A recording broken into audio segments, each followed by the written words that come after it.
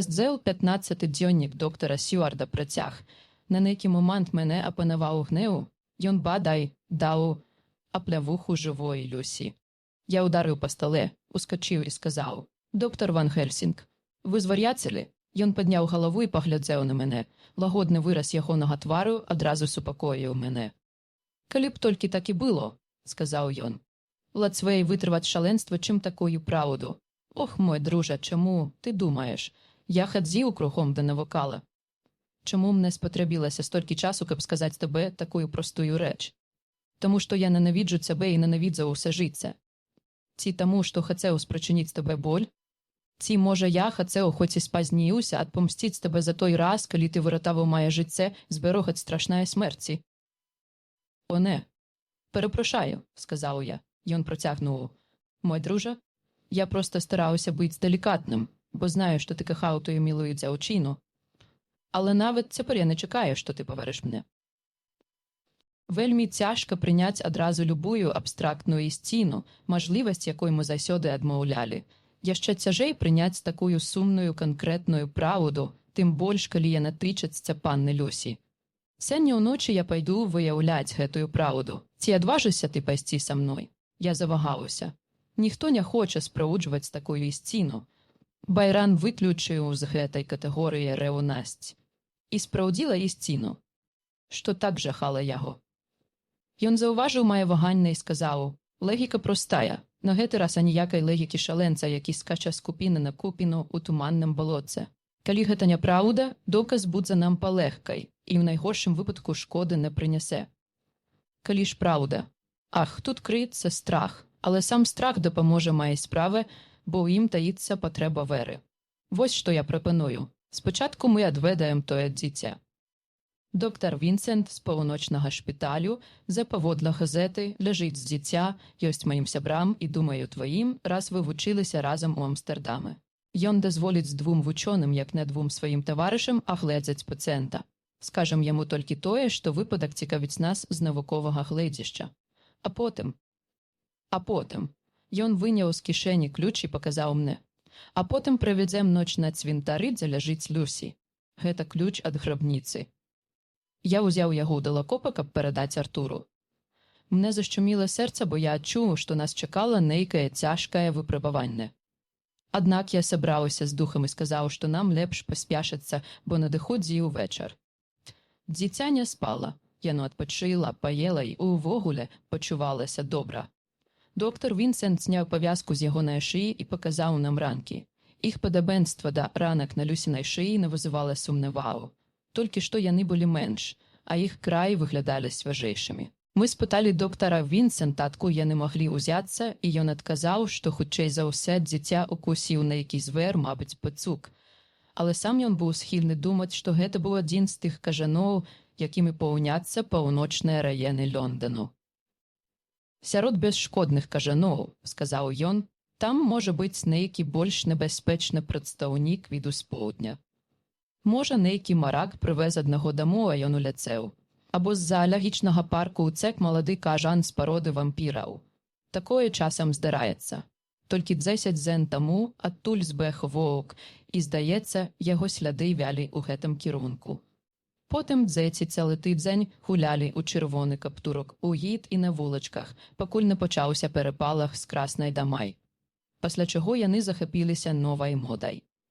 Нават гэтае маленькае дзіцятка прачнулася сёння, ды адразу спытала сястру, ці можна яму пайсці. А калі яна спытала яго куды, ён адказаў, што хацеў пагуляць з краснай дамай. «Спадзяваюся, — сказаў Ван Хельсінг, — што калі вы адправіце дзіця дамоў, вы папярэдзіце ягоных бацькоў, каб за ім пільна сачылі. Гэтая схільнасць да бадзянняў вельмі небяспечная, і калі б дзіця правяло яшчэ адну ноч па-за домам, вынік мог быць фатальным. Мяркую, вы пратрымаеце яго яшчэ колькі дзён. Сама меней тыдзень, та ўжо як рана не загаіцца. Наш візит у шпіталь адняў у нас больш часу, чым мы разлічвалі, і сонце ўжо схавалася, калі мы выйшлі адтуль. Калі Ван Хельсінг заўважыў, як было цемна, ён сказаў: «Не трэба спяшацца, ужо пазней, чым я думаў. Хадзем, знойдзем месца, дзе можна паесці, а потым рушым». Мы павечаралі ў замку Джека Строу у кампаніі невялікай групы рэварыстаў ды іншых вясёлых і гаманкіх наведвальнікаў. Каля 10:00 мы выйшлі з карчмы. Было вельмі цемна і раскіданыя далека адзін ад аднаго ліхтары, толькі ўзмацнялі цемру, калі мы былі па-за радыюсам іх святла. Професор відочна загадзя азначыў дарогу, бо рашуча ішоў наперад. Я ж не ведаў, дзе я й куди йду. Чим далей ми йшли, тим менш людей сустракалі, а у канці, на наше здзіўленне, нават напаткалі патруль коннай паліцыі, які, як звычайна, абыходзіў прадмесце. Урэшце мы дабраліся да муру цвінтара і перабраліся цераз яго ўсярэдзіну. З пэўнай цяжкасцю, бо было зусім цемна, і месца было нам незнаёмае. Мы адшукалі фамільную грабніцу Вестендра. Професор дастаў ключ, адамкнуў рипучыя дзверы, а потым адступіў і ветла, але ніяк несвядома жестам запрасіў мяне ісці першым. У гэтай прапанове у тым, з якой вытласцю ён даў мне перавагу ў тых жахлівых акалічнасцях, была пэўная іронія. Мой кампаньен паспяшаўся за мной і асцярожна прычыніў дзверы. Пасля таго, як упэўніўся, што замок не спружынны і што дзверы не зачыняцца. Інакш мы б аказаліся ў незайздросным становішчы. Затым ён дастаў з торбы пачак запалак і свечку, де запаліў святло. Нават пры дзенным святле грабніца, аздобленая свежымі кветкамі, выглядала досыць змрочна і жудасна. Але цяпер, колькі дзен пасля, калі кветкі завялі і ссохлі, іх белы колер паіржавеў, а зелены парудзеў, калі павукі і жукі зноў запанавалі над месцам, калі цьмяная міхатлівае святло свечкі ўпала на выцвілы ад часу камень, на пакрытую пылам вапну, на іржавае сырое жалеза, на пабляклую латунь і на пацямнелую сярэбраную пласціну, эфект быў яшчэ больш маркотны і мізэрны, чым можна было уявіць. Уся гэта выклікала неадчэпную думку, што памірала не толькі жывое.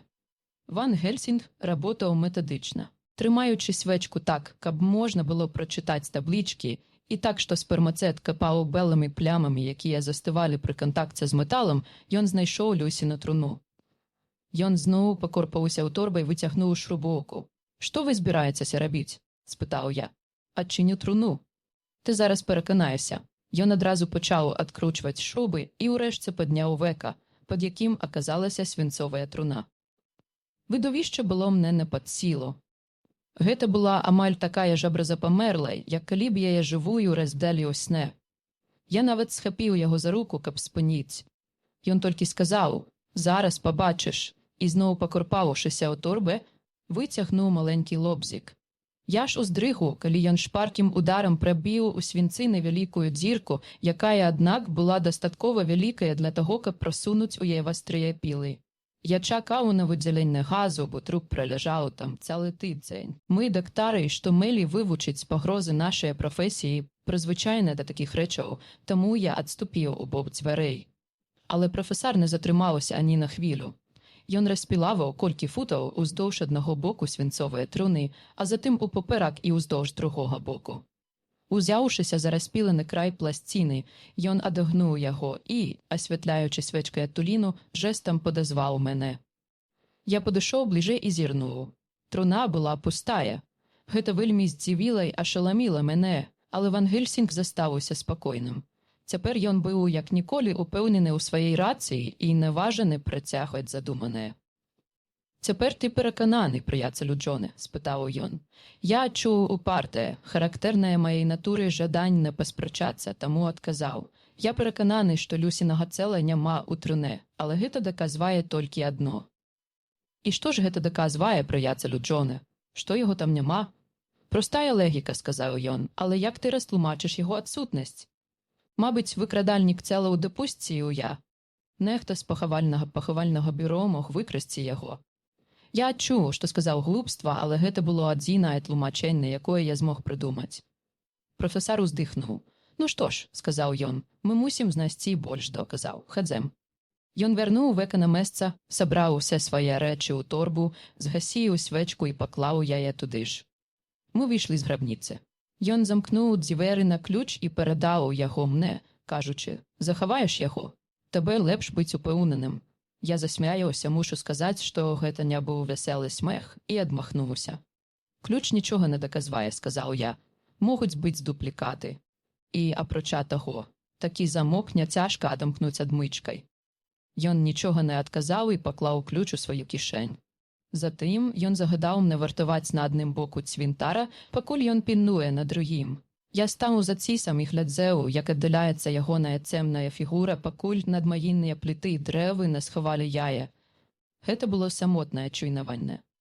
Амаль адразу, як я заняў свае месца, недзе ў далечыні гадзіннік прабіў 12, а неўзабаве надышла першая, а за ей другая гадзіна ночы. Я зяб, нерваваўся і злаваўся на прафесара за тое, што ён узяў мяне з сабой на такую авантуру, ды на сябе за тое, што згадзіўся паехаць з ім. Я быў занадта прымерзлы і сонны, каб засяродзіцца на пільнаванні, але недастаткова сонны, каб не выканаць дадзенага мне даручэння. Таму, беручы ўсе пад увагу, я быў у гнятлівым і маркотным становішчы. Раптам, калі я павярнуўся, мне здалося, што я ўбачыў нейкую белую палоску, якая рухалася паміж двума цемнымі цісамі у самай аддаленай ад грабніцы частцы цвінтара. У той жа момант цемная пастаць рушыла з прафесаравага месца і памчалася ў ейным кірунку. Тады я таксама рушыў туды. Але мне прыйшлося абыходзіць надмагільныя пліты і агароджаныя грабніцы, і я спатыкаўся аб магілы. Неба было зацягнутае хмарамі, а недзе далека пракукарэкаў ранні певень.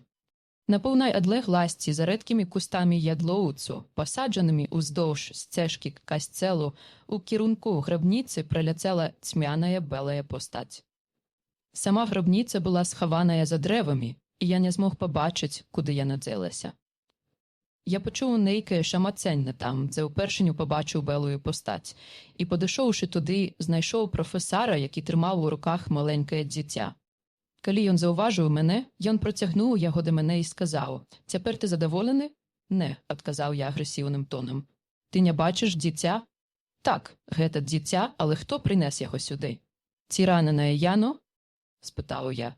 «Паглядзім», – сказаў прафесар, і мы адразу накіраваліся ад выхаду з цвінтара, ён са спячым дзіцем на руках. Калі мы адышлі на пэўную адлегласць, мы ўвайшлі ў купу дрэваў, запалілі запалку і агледзелі дзіцячую шыю. На ім не было ані драпіны, ані раны. «Я быў правы?» – пераможна спытаў я. «Мы паспалі ў самы час», – радасна сказаў прафесар. Нам трэба было вырашыць, што рабіць з дзіцем, і мы параіліся. Калі б мы занеслі яго ў пастарунак, нам бы прыйшлося даць нейкае тлумачэнне нашай начной выправы. Прынамсі, паведаміць, як мы знайшлі дзіця. Таму, урэшце, мы вырашылі, што аднясем яго ў гід, і як пачуем прыбліжэнне паліцыянта, пакінем яго там, дзе ён абавязкова знойдзе дзіця. А потым мы як мага хутчэй вернемся дамоў. Усе прайшло добра. На ўзлеску Гампстэд-гід мы пачулі цяжкія крокі паліцыянта і, паклаўшы дзіця на сцежцы, чакалі, пакуль ён, размахваючы туды і сюды ліхтаром, заўважыць яго. Мы пачулі вокліч здзіўлення і ўжо тады безгучна пакінулі парк. Для гішпанцаў нам удалося злавіць брычку, і мы паехалі дамогу. Не магу заснуць, таму раблю гэты запіс. Але мушу пастарацца паспаць колькі гадзінаў, бо апоўдні прыйдзе Ван Хельсінг. Ён настойвае на яшчэ адной выправе – 27 верасня. Была другая гадзіна, калі нам падвярнулася мажлівасць здзейсніць нашую задуму. Пахаванне, якое пачалося ў поўдзень, нарэшце скончылася, і апошнія удзельнікі ляніва разышліся па дамах. З-за купкі Вольхау мы асцярожна глядзелі, як касцельны вартаўнік замыкае за сабой браму. Мы зналі, што нас ніхто не патрывожыць аж да ранку, хоць прафесар сказаў, што ўсе зойме не больш як гадзіну. Я зноў адчуў жах рэчаіснасці, у параўнанні з якой любая фантазія здавалася надарэчнай. А таксама выразна усвядоміў, што за такія блюзнерскія дзеянні мы рызыкавалі апынуцца перад судом. Апрача таго, я адчуваў, што ва ўсім гэтым не было сэнсу. Ужо само адкрыцця свінцовыя труны, каб паглядзець, ці была жанчына, якая памерла амаль тыдзень таму, папраўдзе мертвая, было чымці абуральным. Але паўторнае адкрыцця магілы, калі мы ўжо пабачылі на ўласныя вочы, што труна была парожняя, здавалася заправудным апагеем глупства. Я, аднак, толькі паціснуў плячыма і не стаў нічога казаць, бо Ван Гельсінг заўсёды рабіў тое, што надумаў, як бы хто не пярэчыў. Ён узяў ключ, адамкнуў грабніцу і зноў пачціва прапусціў мяне наперад. Месце було не такое жудасне, як прошлой ноччю, але все адно виглядало убога при сонячному світле. Ван Гельсінг накерувався до Люсінай трони, я за ім. Ён адагнуў свинцовае века. І я здранцваў ад здзіўлення і жаху. Там ляжала Люсі, якая выглядала акурат як за ноч да пахавання. Яна была, калі гэта мажліве, яшчэ больш асляпляльна пазорная, чым калі колачы дагэтуль. І я не мог паверыць, што яна мертвая. Ёйныя вусны былі чырвоныя, нават больш чырвоныя, чым раней, а ейныя шчокі пакрываў лагодны румянец. «Гэта нейкае шуканства?» – спытаў я. «Цяпер ты пераканаўся?» – спытаў ён у адказ. Затым ён працягнуў руку і рассунуў ейныя вусны, агаліўшы бэлыя зубы, у мяне аж мароз па скуры пайшоў. «Плядзі», – працягнуў ён, «яны нават вастрэйшыя, чым раней». Гэтым і гэтым ён дакрануўся да верхняга ікла і зуба пад ім. Можна укусіць маленькае дзіця. «Цяпер ты верыш мне, прыяцелю Джоне?» І зноў ува мне прачнулася варожае жаданне паспрачацца. Я не мог прызнаць такую ашаламляльную праўду. Таму з упартасцю, дзеля якой мне самому было сорамна, сказаў: «Нехта мог пранесці яе сюды прошлай ноччу». «Няўжо? І хто ж?» «Не ведаю, але нехта гэта зрабіў. Але ж яна памерла тыдзень таму». За гэты час выгляд нябожчыка мяняецца. Я не меў адказу на гэта, таму прамаўчаў. Ван Гельсінг нібыта не заўважыў майго маўчання. Ува ўсякім разе ён не выказаў ані расчаравання, ані трыумфу. Ён пільна ўгледзеўся ў твар мертвай жанчыны, прыпадняў павекі і агледзеў вочы, зноў рассунуў вусны і правярыў зубы. Затым ён павярнуўся да мяне і сказаў: «У гэтым выпадку ёсць тое, што адразнівае яго ад іншых. Нешта накшталт двайнога жыцця. Вампір укусіў яе, калі яна была ў трансе, хадзіла ў сне. Ох, ты спалохаўся. Ты гэтага не ведаеш, прыяцелю Джоне, але даведаешся аба ўсім пазней, і ў трансе яму было лягчэй высмоктваць ейную кроў. У трансе яна памерла, і ў трансе яна ажывае. Вось гэтым яна адразніваецца ад іншых. Звычайна, калі жывы труп спіць дома, тут ён шырокім узмахам рукі абазначыў, што для вампіра ёсць домам. З іхніх твараў відаць, што яны такое. А яна такая мілая, што калі перастае быць жывым трупам, вяртаецца ў небыцце звычайнай смерці. У гэтым стане яна не нясе шкоды, таму мне так цяжка ад таго, што я мушу забіць яе ў сне. У мяне аж кроў пахаладзала ў жылах, і я зразумеў, што пачаў прымаць за праўду тэорыі Ван Гельсінга. Але калі яна была направду мертвая, што жудаснага было ў тым, каб забіць яе? Ён паглядзеў на мяне і заўважыў відочную перамену ў маім твары, бо ледзь не з радасцю спытаў: «Ага, цяпер ты вериш?» Я адказаў: «Не патрабуйце ад мяне усяго адразу. Я гатовы паверыць. Як вы зробіце гэтую крывавую працу? Адрэжу ей галаву, напоўню рот часнаком і уб'ю цела кол». Я ўздрыхнуў пры мыслі аб тым, як ён знявечыць цела жанчыны, которую я кахаў. І ўсе ж пачуцце было не такое моцна, як я разлічваў. Папраўдзе, я пачынаў дрыжаць у прысутнасці гэтага стварэння, гэтага жывога трупа, як яго назваў Ван Гельсінг, якой выклікала ў мяне агіду. Хіба можліва, каб каханне было цалкам суб'ектыўным або цалкам аб'ектыўным? Я чакаў доўгі час, пакуль Ван Гельсінг пачне, але ён стаяў, паглыблена ў думкі. Затым ён з ляскам зашчукнуў сваю торбу і сказаў: «Я падумаў і вырашыў, як лепш зрабіць. Хацеў бы зрабіць тое, што мае быць зроблена зараз жа ў гэтую хвілю.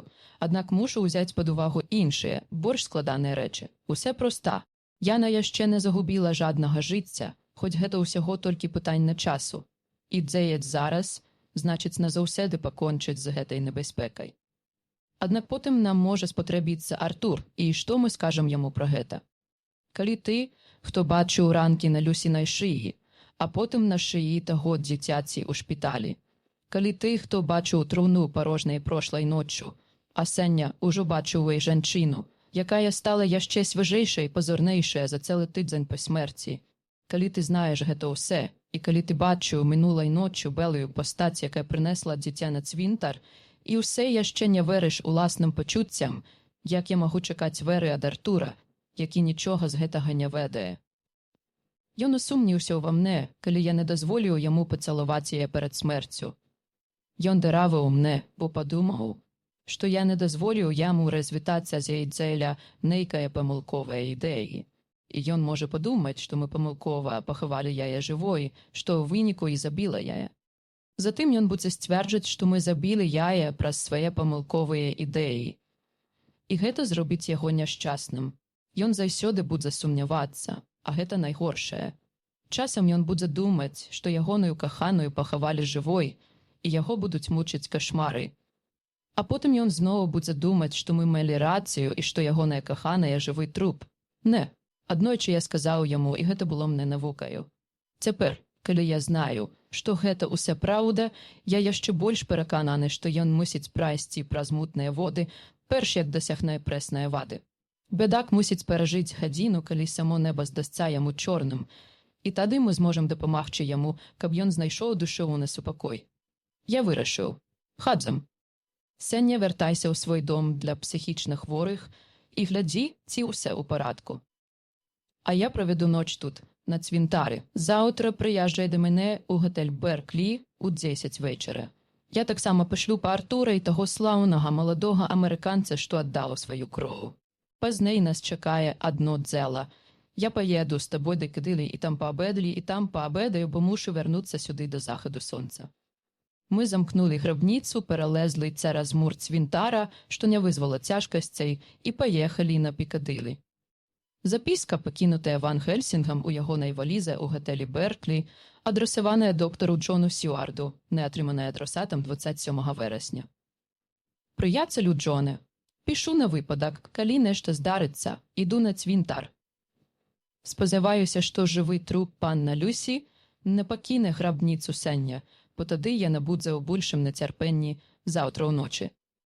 Вазьму рэчы, якія ей не даспадобы, часнок і крыж, і апечатаю дзверы грабніцы. Яна яшчэ недасведчаная, таму праявіць асцярогу. Апрача таго, гэта толькі каб не дазволіць ей выйсці, яны не павінны перашкодзіць ей увайсці. Бо вампір у безнадзейным становішчы можа знайсці лінію найменшага супраціву, чтоб гэта не было. Я буду паблізу ўсю ноч ад захаду сонца да світанку, і нішто не пройдзе міма мяне. За панну Люсі або яе саму я не баюся. А вось той, хто зрабіў яе жывым трупам, ёсць небяспечным, і цяпер мае права шукаць прытулак у ейнай магіле. Ён хітры, судзячы з расказу пана Джонатана і з таго, як ён ашукаў у нас, калі мы змагаліся за Люсіна жыцця і прайгралі.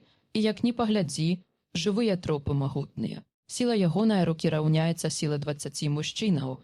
Нават сіла нас 4, хто даў сваю кроў панне Люсі, цяпер належыць яму. Апрача таго, ён можа выклікаць свайго воўка і не ведаю, што яшчэ.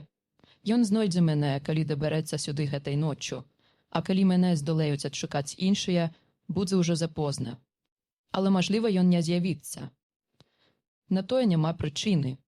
Ён мае больш цікавыя месцы для палявання, чым цвінтар, дзе спіць жывы труп жанчыны і пільнуе адзін стары мужчына. Пішу та на ўсялякі выпадак. Вазьмі дзеннік Гаркера ды іншыя паперы, што ляжаць за гэтай запіскай, прачытай іх, а затым адшукай таго вялікага жывога мэрцвяка, адсячы ягоную галаву, а сэрца спалі або убі ў яго кол, каб свет мог адпачыць ад яго. Калі што бывай. Ван Гельсінг. Дзённік доктара Сюарда 28 верасня. Прошлай ноччу, крыху раней за 10-ю, Артур і Куінсі прыйшлі ў нумар Ван Гельсінга. Ён расказаў пра ўсе, што яму было патрэбна ад нас, звяртаючыся галоўным парадкам да Артура, нібы нашая воля канцэнтравалася ў ім. Ён пачаў, выразіўшы спадзеў, што мы ўсе пойдзем з ім. Бо, сказаў ён, нас чакае паважны абавязак. Вы, пэўна, здзівілася майму лісту. Пытанне было адрасаванае лорду Гдалмінгу. Так, папраўдзе кажучы, ён мяне крыху засмуціў. Апошнім часам на мяне звалілася шмат клопатаў, і я б хацеў абысціся без дадатковых. Але мне таксама стала цікава, што вы мелі на ўвазе. Куінсі і я абмеркавалі гэтае пытанне, але чым больш мы гаварылі, тым больш гублялася, таму магу прызнацца, што не маю жаднага паняцця, пра што гаворка. Я таксама, лаканічна адказаў Квінсі Морис. О, сказаў прафесар, тады вы абодва бліжэй к пачатку, чым наш прыяцель Джон, які мусіць прайсці доўгую дарогу назад, перш як зможа зноў наблізіцца да яго. Было відочна, што ён распазнаў мае вяртанне да былога скептыцызму, хоць я не вымавіў жаднага слова. Затым, павярнуўшыся да Артура і Квінсі, ён сказаў з вялікай паважнасцю: «Мне патрэбны ваш дазвол зрабіць сёння ноччу тое, што я ўважаю неабходным. Знаю, што многа прашу, і калі вы даведаецеся, што я намерваюся зрабіць, толькі тады вы зразумееце, як многа.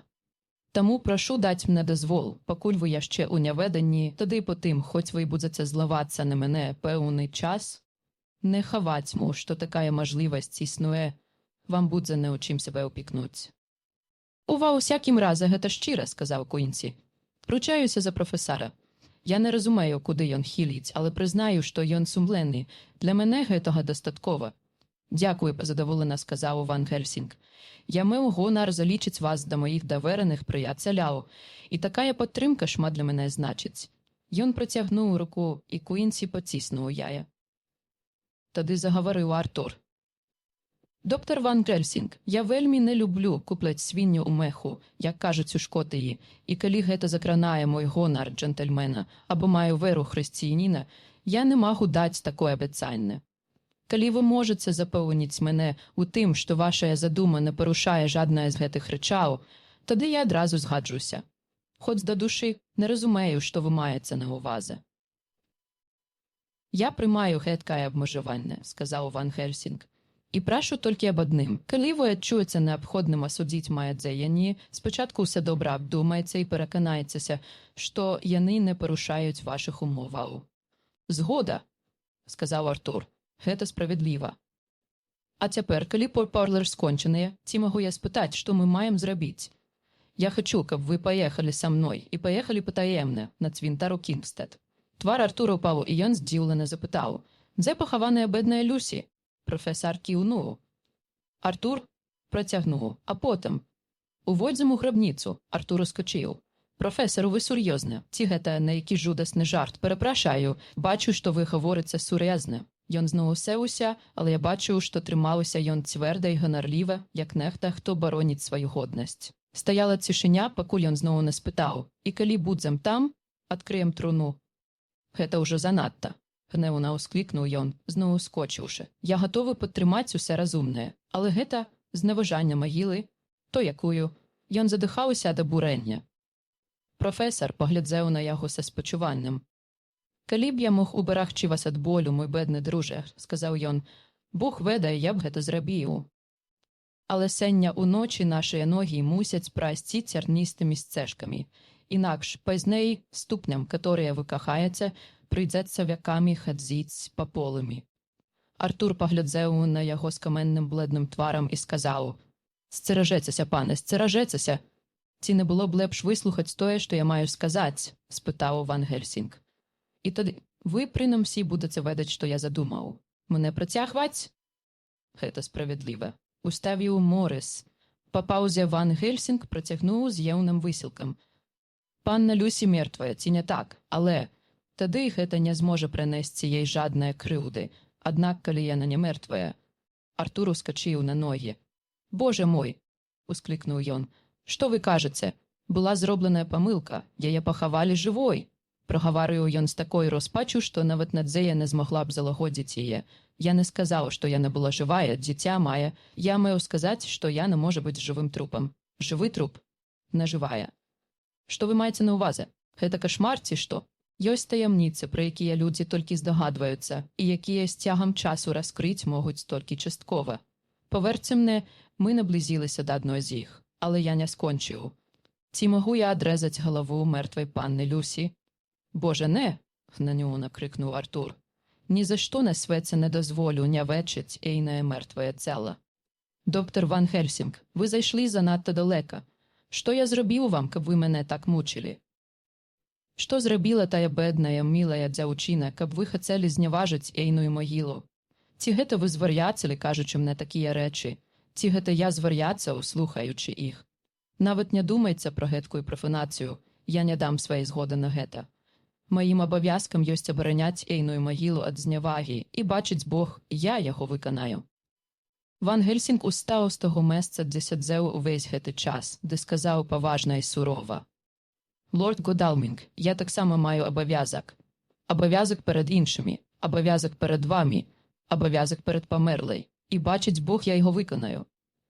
Цяпер я прашу толькі, каб вы пайшлі са мной, каб глядзелі і слухалі.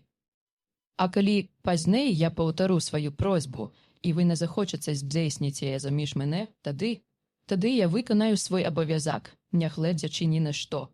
І тады я прыслухаюся да жадання ў вашай светласці і адчытаюся перад вамі ў любым месцы і ў любы час». Ягоны голас задрыжаў, і тады ён працягнуў больш спагадлівым тонам: «Толькі малю вас, не гневайцеся на мяне. За свае доўгае жыцця я зрабіў шмат непрыемных рэчаў, ад якіх часам у мяне сціскалася сэрца, але яшчэ ніколі я не сутыкаўся з такой цяжкай задачай. Паверце мне, калі прыйдзе час, і вы зменіце сваю думку пра мяне, хопіць аднаго позірку, каб сцерці гэтую сумную гадзіну, бо я зраблю ўсе, што ў маіх сілах, каб уберагчы вас ад смутку. Проста падумайце, дзеля чаго я стаў бы абцяжарваць сябе працай і засмучацца?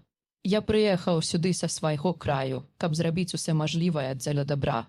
Спачатку, каб дагадзіць майму сябру Джонатану, а потым, каб дапамагчы мілай юнай паненцы, якую я таксама палюбіў. Дзеля яе мне сорамна гэта казаць, але я кажу гэта з зычлівасцю. Я даў тое, што і вы. Кроў з маіх венаў. Хоць я не быў ейным каханкам, як вы, а ўсяго толькі ейным доктарам і сябрам. Я аддаў ёй свае ночы і дні перад смерцю і пасля. І калі мая смерць можа дапамагчы ей нават цяпер, як і на ёсць жывой нябожчыцай, яна забірае мае жыцця. Ён сказаў гэта з такім паважным гонарам, што гэта кранула Артура. Ён узяў руку старога і сказаў надарваным голасам: «Ох, цяжка думаць пра гэта, і я не магу зразумець. Але прынамсі пайду з вамі пачакаю».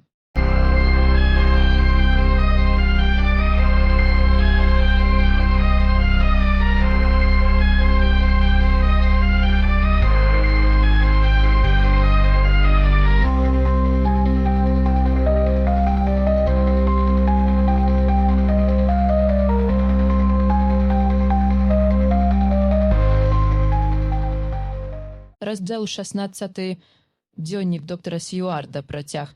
Была без чвэрці 12, калі мы прабраліся на цвінтар цераз нізкі мур. Ноч была цемная, з рэдкімі пробліскамі месячнага святла між проразямі ў цяжкіх аблоках, што імчаліся па небе. Мы неяк несвядома трымаліся блізка адзін да аднаго, і толькі Ван Гельсінг ішоў крыху наперадзе, паказваючы дарогу. Калі мы падышлі да грабніцы, я зірнуў на Артура, бо баяўся, што бліскаць да месца, абцяжаранага смутнымі ўспамінамі, засмуціць яго. Але ён трымаўся добра. Я падумаў, што сама таямніца нашай справы дзейнічала ў нейкай супрацьлегласці ягонаму гору. Прафесар адамкнуў дзверы і, заўважыўшы нашае ваганне, якое вынікала з розных натуральных прычынаў, вырашыў праблему, увайшоўшы першым. Мы ўвайшлі за ім, і ён зачыніў за намі дзверы. Затым ён запаліў цьмяны ліхтар і указаў на трону. Артур нарашуча ступіў да яе, а Ван Гельсінг звярнуўся да мяне: «Учора ты быў тут са мной. Ці было цела панны Люсі ў той труне?» «Было». Прафесар павярнуўся да астатніх, кажучы: «Вы чулі, і мне ўсё яшчэ ніхто не верыць». Ён узяў свой шубакрут і зняў века з труны. Артур сачыў за ім, ён пабляднеў, але маўчаў. Калі века было знята, ён падышоў бліжэй. Ён, пэўна, не знаў, што там была свінцовая труна, ці, ува ўсякім разе, не задумваўся пра гэта. Калі ён убачыў проразі ў свінцы, кроў на міг прыліла да ягонага твару, але хутка да яго вярнулася змярцвелая бледнасць. Ён не вымавіў ані слова. Ван Гельсінг адахнуў свінцовую пласціну, а мы зазірнулі ў сярэдзіну і тут жа адскокнулі. Труна была парожная. Колькі хвіляў мы стаялі ў цішыні. Маўчанне парушыў Куінсі Морыс. «Прафесару, я паручыўся за вас. Мне дастаткова вашага слова. Звычайна я б не запытаўся пра гэта, не зняважыў бы вас сваімі сумневамі. Але гэта таямніца, якая ляжыць па-за паняццямі гонару і знявагі. Гэта вашае дзела. Клянуся вам усім святым для мяне, я не выносіў яе адсюль, а не дакранаўся да яе. Здарылася вось што. 2 ночі таму мой прыяцель Сюарт і я прыйшлі сюды з добрым намерам, паверце мне. Я адкрыў труну, якая тады была запечатаная, і мы знайшлі яе парожня, як цяпер. Затым мы пачакалі і заўважылі, як нешта белае рухалася паміж дрэваў. Наступным днем мы прыйшлі сюды ў дзень, і яна ляжала тут. Ці не так, прыяцелю Джоне? Так. Той ноччу мы паспялі ў самы час. Згубілася яшчэ адно маленькае дзіця, і мы знайшлі яго, дзякуй Богу, жывым і здаровым сярод магілаў. Учора я прыйшоў сюды перад захадам, бо жывыя мэрцвякі могуць рухацца на захадзе. І я прачакаў тут усю ноч, пакуль не ўзышло сонца, але нічога не ўбачыў. Хутчэй за ўсе таму, што я абклаў дзверы часнаком, якія яны не выносяць, ды іншымі рэчамі, якія яны ўнікаюць. Мінулай ноччу грабніцу ніхто не пакідаў, таму сёння перад захадам я забраў часнок і іншыя рэчы. І вось мы знаходзім труну парожняй. Але пачакайма. Дагэтуль тут было шмат дзіўнага. Калі схаваемся звонку і пачакаем, стане яшчэ дзівоснай. Ну, тут ён насунуў на ліхтар цемная авечка. Хадзем на двор. Ён адчыніў дзверы, і мы выйшлі гужам, пасля чаго ён замкнуў іх на ключ. Якім свежым і чистым здавалася начное паветра пасля таго жахлівага склепу. Як прыемна было бачыць аблокі, што імчаліся па небе, і пробліскі месячнага святла паміж імі. Бодай змена радасці і клопата ў чалавечым жыцці. Як цудоўна было дыхаць свежым паветрам, незабруджаным смерцю і гніццем. Як добра было бачыць чырвонае святло ў неба за ўзгоркам і чуць удалечыні прыглушаны шум жыцця вялікага места. Кожны з нас быў па-свойму паважны і стрыманы. Артур маўчаў і, як я бачыў, стараўся зразумець наш план і патаемны сэнс таямніцы. Я быў адносна цярплівы і зноў гатовы адкінуць сумневы і паверыць высновам Ван Хельсінга. Куінсі Морис трымаўся спакойна, як чалавек, які прымае ўсе з халоднай адвагай. Ён не мог закурыць, таму адарваў добры кавалак тытуню і пачаў жаваць яго. Што да Ван Хельсінга, ён быў заняты пэўнымі рэчамі. Спачатку ён дасасва з айторбы нешта, падобнае на тонкія вафлі, раўпліва загорнутыя ў белую сурветку. Затым ён узяў двайную жменю нейкага белаватага рэчыва накшталт цеста ці замазкі. Ён дробна раскрышыў вафлі і змяшаў іх з той масай у руках. Тады ён раскатаў цеста ў вузкія палоскі і пачаў замазваць імі шчыліны вакол уваходу ў грабніцу. Мяне гэта задачыла, таму, як стаяў паблізу, я спытаў, што ён робіць. Артур і Куінсі падышлі бліжэй, бо ім таксама было цікава. Ён адказаў: «Запечатваю грабніцу, каб жывая нябожчыца не могла ўвайсці. І гэтае рэчыва, якое вы запіхваеце туды, гэтаму дапаможа?» – спытаў Куінсі. «Ну і ну. Гэта што, гульня? А няго ж. Што вы выкарыстоўваеце?» На гэты раз пытанне задаў Артур. Пачціва прыпыніўшы капялюш, Ванк адказаў свянцонцую аплатку. Я прывез яе з Амстэрдаму па адпушчэнні грахоў. Ягоны адказ жахнуў нават самых скептычных з нас, і кожны адчуў, што ў такой паважнай справы, якая змусіла прафесара звярнуцца да найсвяцейшых для яго рэчаў, не было месца недаверу. У пачцівым маўчанні мы занялі прызначаныя нам месцы вакол грабніцы, схаваныя ад зроку кожнага, хто мог да яе наблізіцца. Я спачуваў астатнім, асабліва Артуру. Дзякуючы маім ранейшым візітам, я ўжо быў знаёмы з жахам чакання, але нават я, хто яшчэ гадзіну таму не прызнаваў аніякія довады, заняпаў духам. Яшчэ ніколі магілы не выглядалі такімі змярцвела-бледнымі, ніколі ані кіпарысы, ані цісы, ані ядлоўцы не здаваліся такім увасабленым жалобнае панурасці. Ніколі дрэвы не хваляваліся, а трава не шалясцяла так злавесна. Ніколі сукі не рыпалі так таямніча. І ніколі аддаленае выцце сабакаў пасярод ночы не гучала, як гаротнае прадвесце. Наступіў доўгі перыяд цішыні, шчымлівы і пакутлівы, а потым прагучала пранізлівая «с» прафесара. Ён паказаў пальцам, і на цісавай алеі ўдалечыні мы пабачылі белую постаць, цьмяную белую постаць, якая туліла нешта цемнае да грудзей. Постаць спынілася, і на момант прамень месячнага святла упаў праз імклівыя аблокі і з ашаламляльнай выразнасцю асвяціў цемнавалосую жанчыну, апранутую ў магільны саван. Твару відаць не было, бо Яна нахілілася, як цяпер нам удалося пабачыць, над святловаласым дзіцем. Па хвілі раздаўся раптоўны ціхі енк, так енчыць дзіця ў сне або сабака, які ляжыць каля каміна і нешта сніць. Мы сарвалися з месца, але перасцерагальны жест професара, які було відаць з цісу, за яким ён стаяў, асадзіў нас. А потым мы заўважылі, што постаць зноў рушыла ў нашым кірунку. Цяпер яна была досыць блізка, каб мы маглі выразна бачыць яе, тым больш, што месяц усе яшчэ свяціў. Мае сэрца замерла, і я пачуў вухканне Артура, як мы распазналі рысы Люсі Вестендры. Гэта была Люсі, але як яна змянілася. Ёйная чароўнасць пераўтварылася ў цвярдую, бездушную жорсткасць, а ейная нявіннасць у юрлівую распуснасць. Ван Хельсінг выйшаў з-за дрэва, і, зрабіўшы тое ж самае, мы ўсе сталі ў рад перад уваходам у грабніцу. Ван Хельсінг падняў ліхтар і адсунуў вечка. Сканцэнтраванае святло упала на Люсін твар, і мы ўбачылі, што ейныя вусны былі барвовыя ад свежае крыві, якая тонкім струменчыкам сцякала па ейным падбароддзі і запляміла часціню батыставага савана. Мы ўздрыгнулі ад жаху.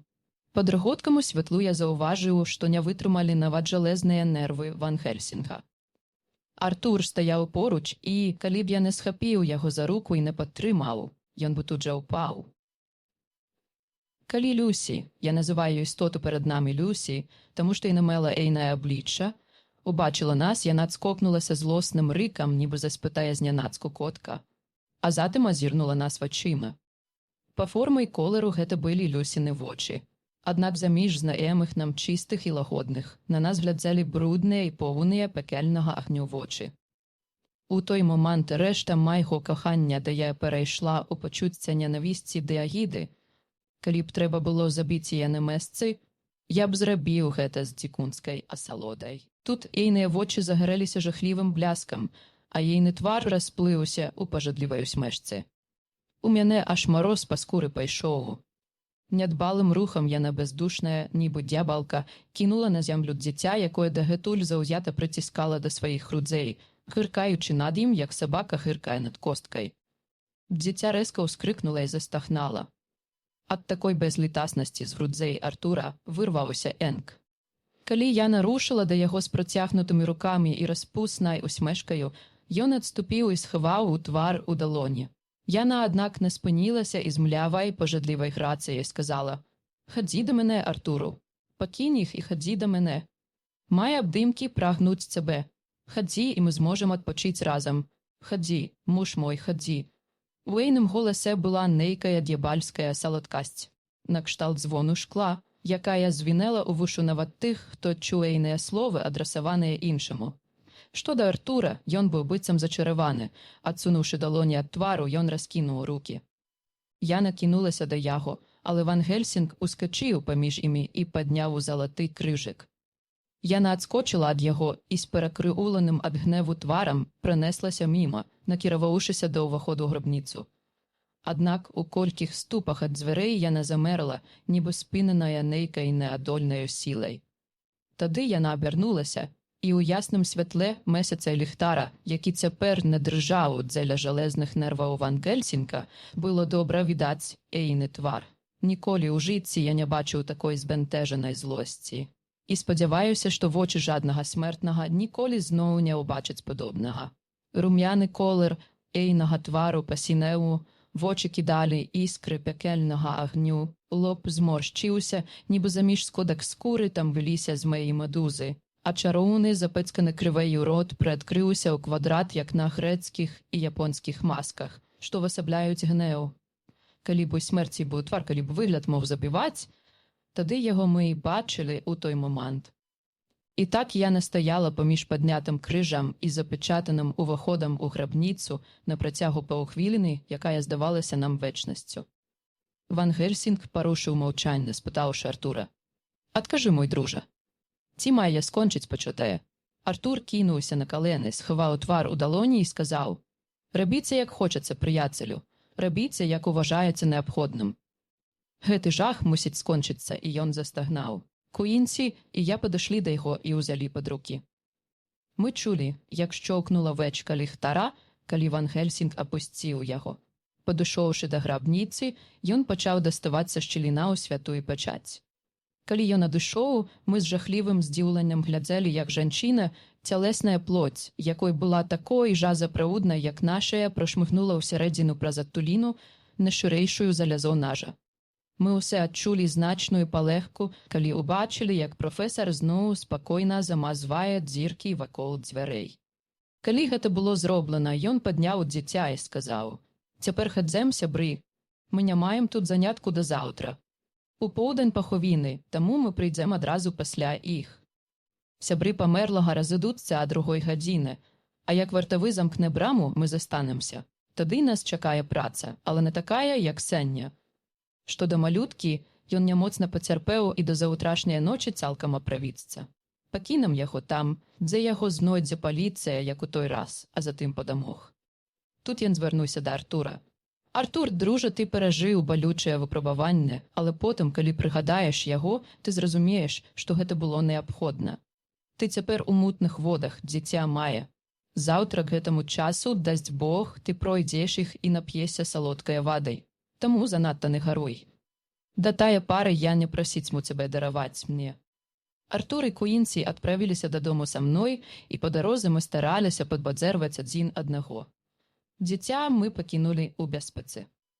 Мы былі змораныя, таму амаль адразу заснулі. 29 верасня ноч. Крыху раней за 12-ю мы, Артур, Куінсі Морис і я, прыехалі па прафесара. Было дзіўна бачыць, што за агульнай згодай мы ўсе апрануліся ў чорнае. Артур, вядома, насіў чорнае, бо быў у глыбокай жалобе, але астатнія зрабілі гэта інстынктыўна. Мы дабраліся да цвінтара Апалова на другую і прагульваліся там. За нас не маглі заўважыць, каб потым, калі далакопы скончаць сваю працу, а касцельны вартаўнік перакананы, што ўсе выйшлі і замкне браму, месца было ў нашым распараджэнні. Ван Гельсінг заміж сваёй маленькай чорнай торбы меў з сабой даўгую скураную, нечым падобную на торбу для крыкету. Яна была відочна цяжкая. Калі мы засталіся адны і пачулі, што на дарозе сціхлі апошнія крокі, мы моўчкі, нібы паводле загаду, пайшлі за прафесарам да грабніцы. Ён адамкнуў дзверы, і мы ўвайшлі, зачыніўшы іх за сабой. Затым ён выняў са сваёй торбы ліхтар, які адразу запаліў, пасля чаго дастаў дзве васковыя свечкі, якія па запальванні прымацаваў, розтапіўшы іх канцы да іншых трунаў, каб пры іх святле можна было працаваць. Калі ён у чарговы раз падняў века люсінай труны, мы ўсе зірнулі. Артур дрыжэў, як асінавы ліст, і ўбачылі, што нябожчыца ляжыць там ва ўсей сваёй смяротнай красе. Але ў маім сэрцы не было любасці, толькі агіда да брыдкай істоты, што прыняла Люсіна аблічча без ейнае душы. Я бачу, што нават твар Артура пасуровеў, пакуль ён глядзеў на яе. Ён тут жа спытаў Ван Гельсінга: «Гэта напраўду Люсіна цела? Ці толькі дэман у ейным абліччы? Гэта ейнае цела і разам з тым не яно. Але пачакайце крыху, і вы пабачыце, якой яна была і ёсць». Нябожчыца ў труне здавалася нейкай кашмарнай версіяй Люсі. Завостраныя зубы, заплямленыя крывею, пажадлівы рот, ад якога аж дрыжыкі прабіралі, юрлівы бездушны выгляд, нібы д'ябальская насмешка з салодкае чысціні Люсі. Ван Гельсінг са сваёй звычайнай метадычнасцю пачаў выкладваць з торбы усялякія рэчы, рыхтуючы іх да ўжывання. Спачатку ён выняў літавальнік і літавальны прыпой, а затым маленькую масляную лямпу, якая, калі ён запаліў яе ў куце грабніцы, выдзяляла газ, што гарэў гарачым блакітным полымем. Потым свае хірургічныя нажы, якія ён паклаў у межах дасягальнасці. І ў канцы круглы драўляны кол, таўшчынаю нет за 2,5 або 3 цалі ды даўжынаю каля 3 ступаў. Адзін канец кала быў загартаваны ў агні і добра завостраны. За ім з'явіўся цяжкі молат, падобны на той, які ў хатняй гаспадарцы ўжываюць для разбівання вугалю. Мяне падрыхтоўка доктара да аперацыі любога роду узбуджае і ажыўляе, але Артура і Куінсі гэтыя рэчы жахнулі. Яны абодва, аднак, трымаліся мужна і захоўвалі маўчанне і спакой. Калі ўсё было гатова, Ван Гельсінг сказаў: «Перш як пачнем, дазвольце сказаць вам нешта. Гэта з ведаў і досведу старажытнага люду, ды ўсіх тых, хто вывучаў жывых нябожчыкаў. Калі яны становяцца такімі, се зминай приходіть проклен неуміручасті. Яны не могуць памерці і мусять з веку у век павялічваць колькасць новых ахвяраў ды памнажаць зло ў свеце. Бо ўсе, хто памірае як іхнія ахвяры, самі становяцца жывымі нябожчыкамі, ды пачынаюць паляваць на свой род. І так кола няспынна пашыраецца, падобна да рабізны на вадзе адкінутага каменя. Артур, прыяцелю, калі б ты ў той раз пацалаваў бедную Люсі перад смерцю. Ці, прыкладам, прошлай ноччу, калі ты раскінуў для яе свае рукі, з часам, па сваёй смерці, ты стаў бы на сферату, як іх завуць ва ўсходняй Еўропе, і ўвесь час параджаў бы больш жывых мэрцвякоў, што так напаўняюць нас жахам. Шлях гэтае няшчаснае мілае кабеты толькі пачаўся. Дзецям, кроў, якіх яна высмактала, яшчэ не стала горш. Але калі я надалей жыцьма як жывая нябожчыца, яны губляць муць усе больш і больш крыві, а пад ейнай уладай яны самі прыходзіць муць да яе, і так яна ссацьме іхнюю кроў сваім грэшным ротам. Аднак, як яна папраўдзе памрэ, тады ўсё скончыцца. Ранкі на шыях знікнуць, і яны вярнуцца да сваіх гульняў, не ведаючы нават, што з імі здарылася. Але яшчэ лепш тое, што калі гэтая жывая нябожчыца папраўдзе спачне, тады душа беднай кабеты, якую мы кахаем, зноў будзе вольнай.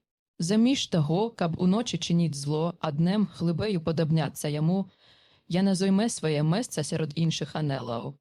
Такім парадкам, прыяцелю, рука, якая нанясе удар, што вызваліць яе, будзе добраславенным для яе. Я гатовы гэта зрабіць. Але хіба сярод нас няма таго, хто мае на гэта большае права? Хіба не будзе у цехай думаць потым у цішыні ночы, калі найдзе сон? Гэта мая рука адправіла яе да зорак. Гэта была рука таго, хто кахаў яе найбольш. Рука, которую яна выбрала б сама, калі б магла выбіраць. Скажыце мне, ці ёсць такі сярод нас? Мы паглядзелі на Артура. Ён, як і мы, заўважыў бясконцую дабрыню гэтае прапановы, што акурат ягоная рука мае вярнуць нам Люсі як святы, а не жудасны ўспамін. Ён ступіў наперад і, хоць ягоныя рукі дрыжэлі, а твар быў белы як снег, мужна сказаў: «Мой шчыры сябра, дзякую вам з глыбіні майго разбітага сэрца.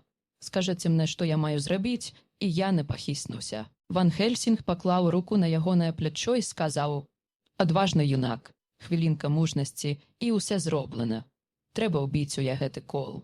Гэта цяжкае выпрабаванне, не хлусіць му, але доўга яна не зойме, і потым ты адчуеш больш радасці, чым болю і гора.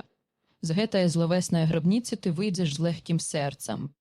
Але ты не мусіш вагацца, як пачнеш. Думай толькі пра тое, што мы, твае адданыя таварышы, знаходзімся побач і молімся за цябе». «Працягвайце», – хрыплым голасам прамовіў Артур. «Кажэце, што я маю рабіць. Вазьмі гэты кол у левую руку так, каб вастрые адцяліла ей у сэрца, а молат у правую.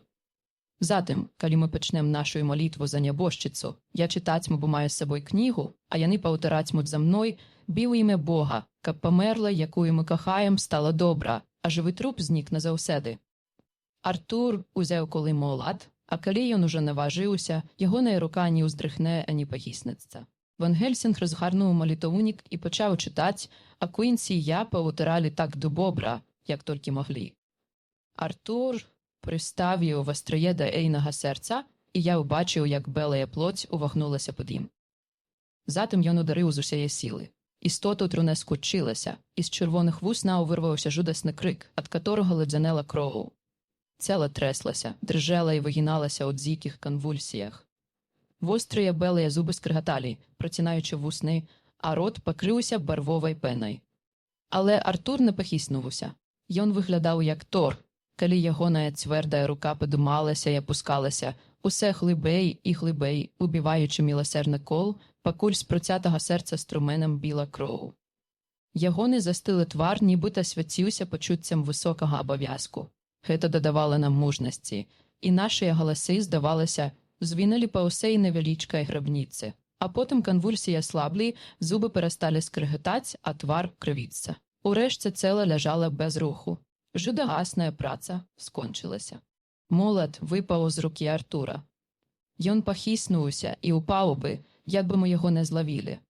З ягонага лба вялікімі кроплямі капаў пот, а ягонае дыханне было перарывістае і цяжкае. Гэта было страшэннае выпрабаванне для яго. І калі б ён не быў змушаны выканаць гэты вышэйшы за ўсякі людскі абавязак, ён бы ніколі не адважыўся на гэта. Колькі хвіляў мы былі так захопленыя ім, што нават назірнулі на труну. Аднак, калі мы гэта зрабілі, між намі прабег здзіўлены шэпт. Мы так пільна ўзіраліся, што Артур, які сядзеў на зямлі, падняўся і падышоў, каб паглядзець. І тады радаснае дзіўнае святло асвяціла ягоны твар, цалкам рассеяўшы былую жахлівую панурасць на ім. У труне больш не ляжала тая брыдкая істота, якая напаўняла нас такім жахам і ненавісцю, што праца па ейным знішчэнні уважалася за прывілей для таго, хто меў на тое найбольшае права. Там ляжала Люсі, якой мы бачылі яе пры жыцці, з тварам непараўнальнай чараўнасці і чысціні. Так, на ей таксама былі сляды клопату, болю і знясілення, але яны былі дарагія нам, бо паказвалі вядомую нам праўду. Усе мы адчулі, што святы супакой, які нібы сонечнае святло ляжаў на ейным змардаваным твары, быў зямным знакам і сімвалам супакою, які меўся панаваць вечна. Ван Гельсінг падышоў да Артура, паклаў руку яму на плячо і сказаў: «А цяпер, прыяцелю Артуру, дарагі хлопча, ці даруеш ты мне?» Па жудасным напружанні наступіла рэакцыя. Ён узяў руку старыка, пацалаваў яе і сказаў: «Дарую, хай Бог блаславіць вас за тое, што вы вярнулі маёй каханай ейную душу, а мне супакой». Ён паклаў свае рукі на плечы прафесара і, прытуліўшы галаву да яго грудзей, нейкі час безгучна плакаў, пакуль мы нерухома стаялі.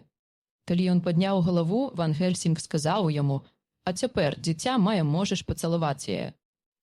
Пацалуй ейныя мертвыя вусны, калі хочаш, як хацела б яна, калі б могла выбіраць. Бо цяпер яна не ёсць вышчаранай ва ўсмешцы д'ябліцай. Яна больш не брыдкая істота, што жыве вечна. Яна больш не д'ябальская жывая нябожчыца. Яна Божая нябожчыца, чыя душа з ім». Артур нахіліўся і пацалаваў яе. А потым мы адправілі яе к інсі грабніцы на двор. Професар і я адпілавалі верх кала, пакінуўшы яго вастрые ў цэле. Затым адрэзалі галаву і напоўнілі рот часнаком. Мы злітавалі свінцовую труну, прашубавалі века і, сабраўшы нашыя рэчы, выйшлі. Калі прафесар замкнуў дзверы, ён аддаў ключ Артуру. Знадворку было свежае паветра, свяціла сонца і спявалі птушкі. Здавалася, нібы ўся прырода настроілася на іншы лад. Усюды была радасць, весяласць і супакой, бо мы самі адчулі палегку і усцешыліся, хоць нашая радасць і была стрыманая. Перш як мы разышліся, Ван Гельсінг сказаў: «Цяпер, сябры, мае першы, самы балючы для нас этап працы зроблены. Але перад намі стаіць больш важная задача – знайсці ініцыятара ўсіх нашых бедаў і знішчыць яго. Я маю інфармацыю, якая дапаможа высачыць яго. Аднак гэта доўгая і цяжкая праца, за якой хаваецца небяспека і боль. Ці не дапаможаце вы мне? Мы навучыліся верыць у самы ці не так? А раз так, ці не наш гэта абавязак? Наш. Ці не паабяцаем мы ісці да самага канца?» Мы па чарзе паціснулі ягоную руку, засведчыўшы абяцанне. Калі мы рушылі, прафесар дадаў: «Праз 2 дні сустрэнемся, а сэмай і павячэраем у прыяцеля Джона. Я запрашу 2 чалавек, якіх вы пакуль не знаеце. І тады я ўсе растлумачу ды раскажу пра нашыя пляны. Прыяцелю Джоне, ты паедаш са мной, бо я шмат аб чым маю параіцца, і ты можаш мне дапамагчы. Сёння ўвечары я еду ў Амстэрдам, але вернуся заўтра ўночы. І тады пачнуцца нашыя вялікія пошукі. Але перш я маю многае расказаць, каб вы ведалі, што рабіць і чаго апасацца. Потым мы зноў паабяцаем адзін аднаму, бо перад намі страшная задача, і як толькі пачнем, мы не мусім адступаць».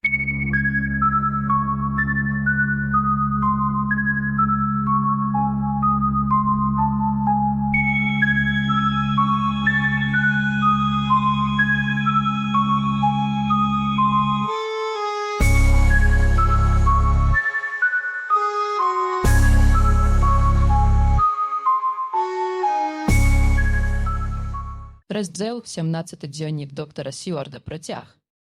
Калі мы прыехалі ў гатэль Берклі, Ван Гельсінга чакала тэлеграма. Прыязджаю цягніком Джонатан Уітбі.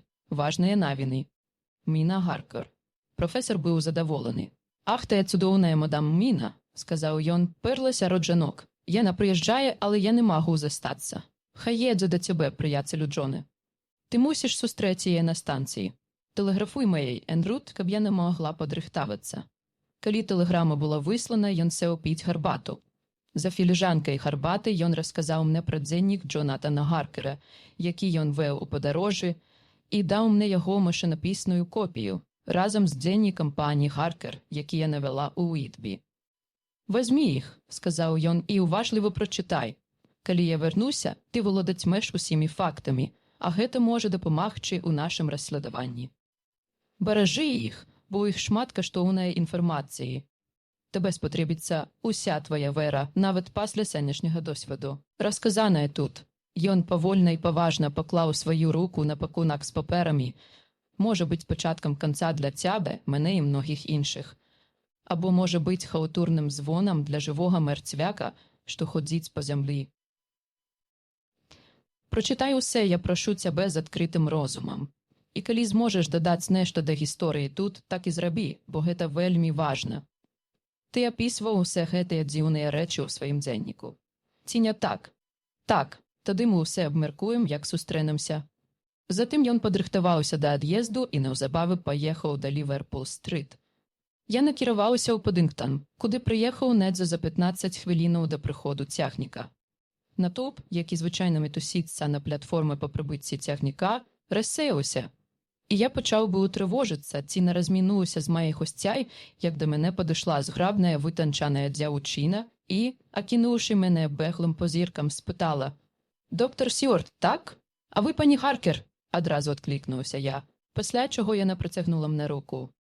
«Я пазнала вас з апісання, бедная, мілая Люсі». Яна раптам змоўкла і пачырванела. Чірвань, якая прыліла да маіх шчокаў, была маўклівым адказам на ейнае замяшанне і ніяк супакоіла нас абаіх.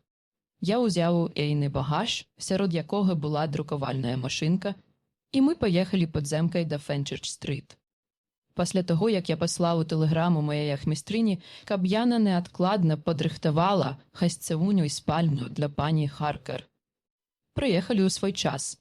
Я наведама знала, што месца было домам для псіхічна хворых, але я заўважыў, што як мы ўвайшлі, яна не змагла стрымаць дрыготку. Яна сказала, што хацела б крыху пазней зайсці да мяне ў кабінет, каб пагаварыць. Таму я тут заканчваю запіс у свой фанаграфічны дзённік, пакуль чакаю на яе.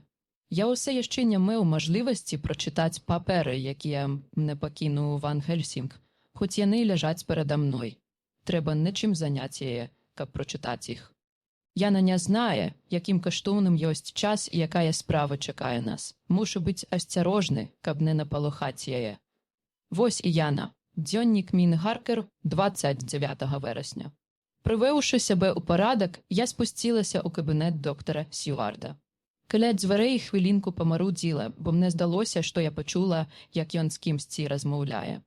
Але, як ён настойваў, каб я паспяшалася, я пагрукала ў дзверы і, пачуўшы: «Уваходзьце», увайшла. На мае вялікае здзіўленне, з ім нікога не было. Ён быў зусім адзін, а на стале насупраць яго стаяла тое, што я адразу пазнала з апісання як фанограф. Я яшчэ ніколі не бачыла яго і вельмі зацікавілася. «Спадзяваюся, я не прымусіла вас чакаць», – сказала я. «Я затрымалася ў дзвярах, бо пачула, як вы размаўляеце, і падумала, што з вамі нехта ёсць». «А», – усміхнуўся ён, – «я проста запісваў свой дзённік. Ваш дзённік». «Це то дала я. Але», – адказаў ён, – «я запісваю яго сюды». Пры гэтых словах ён паклаў сваю руку на фанограф. Гэта распаліла маю цікаўнасць, і я выпаліла: «Ах, гэта нават лепш за стэнаграфію. Ці магу я што-туколечы паслухаць?» «Безумоўна», – з гатоўнасцю адказаў ён і ўстаў, каб уключыць яго, але тут жа спыніўся з заклапочаным выразам на твары. «Рэч у тым», – нахлямяжа пачаў ён, – «што я запісваю на ім толькі свой дзённік, а як ён цалкам, амаль цалкам, пра захворванні маіх пацыентаў, можа быць няемка. Я маю на ўвазе. Ён замаўчаў, і я паспрабавала знайсці выйсце з няемкага становішча. Вы дапамагалі даглядаць мілую Люсі да самага канца. Дазвольце мне паслухаць, як яна памерла. Я буду вельмі удзячная за любую інфармацыю пра яе. Яна была вельмі, вельмі дарагая мне. На мае здзіўленне ён адказаў з выразам жаху на твары. Расказаць вам пра ейную смерць ні за што на свеце. Чаму не? Спитала я, бо мене почало ахапляць нейкае трывожнае, жудаснае прачуванне. Ён зноў спыніўся, і я бачыла, што ён спрабаваў выдумаць нейкае апраўданне. Урэшце ён вымавіў: «Разумееце, я не знаю, як знайсці пэўны ўрывак дзенніка. Нават пакуль ён гаварыў, да яго прыйшло нейкае разуменне, і ён сказаў з несвядомай простадушнасцю іншым тонам ды з наюнасцю дзіцяці: «Гэта праўда. Слова гонару». Я не змогла стрымаць ухмылку, і ягоны твар скрывіўся ў грымасе. «Гэтым разам я прагаварыўся», – сказаў ён. «Але ці знаеце вы, што хоць я і веў гэты дзеннік апошнія колькі месяцаў, мне яшчэ ніколі не прыходзіла ў галаву, як шукаць патрэбным мне ўрывак у выпадку, калі мне захочацца яго паслухаць. К таму часу я ўпэўнілася, што дзеннік доктара, які даглядаў Люсі, можа нешта дадаць да нашых ведаў аб той жудаснай істоце, таму я нахабна сказала: «Тады, доктару Сьюардзе, будзе лепш, калі вы дазволіце мне зрабіць яго копію на машынцы». Ён пабляднеў як смерць і сказаў: «Не, ні за што на свеце не дазволю, каб вы даведаліся пра тую жудасную гісторыю». Значыць, була жудасная гісторыя. Мая інтуіцыя не памылілася. На момант я задумалася, а мае вочы вандравалі па пакоі, несвядома шукаючы нешта, што магло б мне дапамагчы. Урэшце яны спыніліся на вялікім стосе машынапісных папераў на стале. Ягоныя вочы перахапілі мой позірк і паглядзелі ў тым жа кірунку. Калі ён убачыў пакунак, ён зразумеў мой намер. «Вы не знаеце мяне», – сказала я. «Калі вы прачытаеце тыя паперы, мой уласны дзеннік, а таксама дзеннік майго мужа, вы пазнаеце мяне лепей». Я не баялася записваць туды свае патаемныя думкі, але, натуральна, вы не знаеце мяне пакуль, і я не мушу разлічваць на ваш давер. Ён, пэўна, чалавек шляхетнае натуры, бедная Люсі мела рацыю наконт яго. Ён устаў і адчыніў вялікую шуфляду, у якой размяшчаліся ўпарадкаваныя па нумары полыя металічныя цыліндры, пакрытыя цемным воскам, і сказаў: «Вашая праўда. Я не давяраў вам, таму што не знаў вас.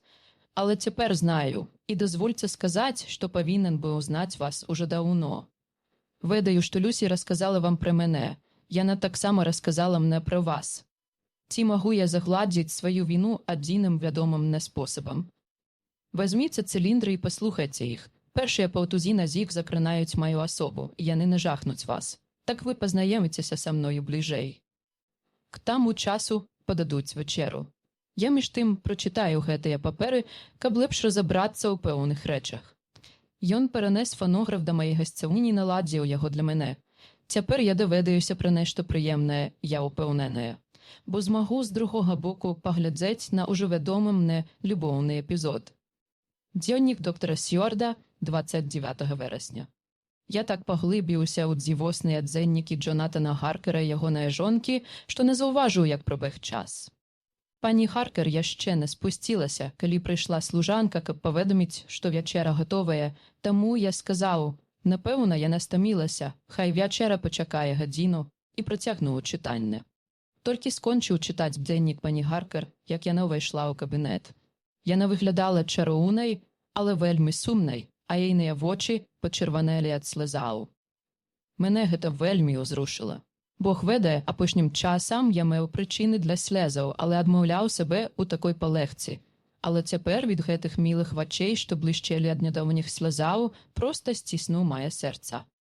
Таму я сказаў, як мага пяшчотны: «Баюся, я засмуціў вас». «Ох, не засмуцілі», – адказала яна, «але мене моцна крануў ваш смутак. Гэта цудоўная машына, але нясцерпна праўдзівая. Яна вельмі выразна перадала мне пакуты вашага сэрца. Нібыта крик душы да усемагутнага Бога. Ніхто не павінен чуць гэта зноў бахыцела быць карыснай. Я перапісала ўсе на машынцы, і цяпер нікому больш не трэба чуць біцца вашага сэрца. Нікому не трэба знаць, і больш ніхто і ніколі не даведаецца пра гэта. ціха сказав я. Я не поклала свою руку на маю і поважно сказала. Але яни мусять доведеться. Мусять. Але чому? Спитав я. Тому що гэта частка жудасної гісторії, частка про смерть бедної милої Люсі, ди про усе, що до яе привело. Тому що перед прийшлим змаганням за визволення землі ад гэтае жахлівае почвари, ми мусім собрати усю інформацію, яка може нам допомагчи. Дякуючи циліндрам, які я вам не дали, я доведалася больш, чим ви думаєте. У ваших записах є шмат інформації, яка проливає світло на гэтую змрочную таємницю. Ви дозволите мне допомагчи вам, правда ж? Я знаю усе до певного моменту, і я вже бачу, хоч послухала ваш дзенник, тільки й до 7 вересня, як ажиттєвілася погибель бедної Люсі. Ми з Джонатаном працювали день і ніч по зустрічі з Ван Хельсінгом. Ён поїхав у Вітбі, каб собрати більш інформації, і завтра уже буде тут, каб допомагчи нам. Поміж нами не повинна бути таємниця. Працюючи разом і з повним довіром, ми повинні будемо міцніші, чим коли нехто з нас буде у неведенні.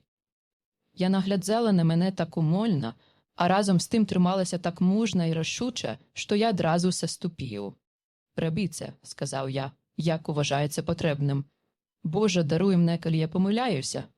Ви доведаєтеся про ще більш жудасні речі. Але коли ви уже пройшли певний шлях до правди про смерть бедної Люсі, знаю, ви не згодитеся зостатися у неведенні. Більш за тоє, тільки конець, саме конець, може дати вам криху супокою. Ходзем повечеряємо. Ми мусимо підтримувати сили одного. Нас чекає жорстке і жахливе випробування. Як повечеряється, доведається, що було далі, і я відкажу на любі ваші питання, коли буде нешто, що ви не зрозуміли, хоч нам присутним там усе було ясно. Дзьонник Міни Гаркер, 29 вересня. По вечері я пішла з доктором Сьордом у його кабінет. Ён принес фонограф з майго покоя, а я узяла мою друкувальну машинку. Ён розмістив мене у вигідному креслі, а фонограф поставив так, каб я могла дотягнутися до його, не устаючи з місця, і показав мені, як спинити його, коли мене спотребиться пауза. Затим ён сів до мене спиною, каб я могла відчувати себе як мога свободний, і почав читати. Я притулила роздвоєні металічні частки до вушей і почала слухати. Коли жудасна історія Люсіної смерті і усе, що було після її, скончилося, я безсильно відкинулася на кресло. На щастя, я не маю схильності до обомлення. Коли доктор Сьюарт убачив мене, ён ускочив з наполоханим вокликом і, поспешно доставши з буфета бутельку, налив мене коньяку, який по кількох хвилях частково вернув мої сили. Моя голова йшла кругом, і коли б скрозь протьму жахау не проник святий променчик світла, що моя милая, любая Люсі нарешті знайшла супокой, не думаю, що я змогла б перенести гэта, не учинивши істерики. Гэта все так дико, таємниче і дзивне, що коли б я не знала про досвід Джонатана у Трансильванії, я б не дала вери. А як мне усе ще було тяжко поверить у усе гэта, я вирішила зайнятися неяким ділом. Я зняла накрилку з моєї друкувальної машинки і сказала доктору Сьорду: «Тепер дозвольте мне усе гэта переписати. Ми мусимо подрихтуватися к приїзду доктора Ван Хельсінга». Я послала телеграму Джонатану, каб попробити у Лондон з Вітбі, ён ехав сюди. У гэтай справи дати вельми важныя, і я думаю, що коли ми подрихтуємо усе наші матеріали і розміркуємо їх у хронологічному порядку, ми уже шмат зробимо. Ви кажете, що лорд Годалмінг і пан Морріс так само приїдуть. Гэта допоможе нам познайомити їх з фактами. Таким порядком ён наставив фонограф на повольну хуткость, і я почала друкувати від початку семого циліндра. Я скористалася калькою і зробила 3 копії дзенника.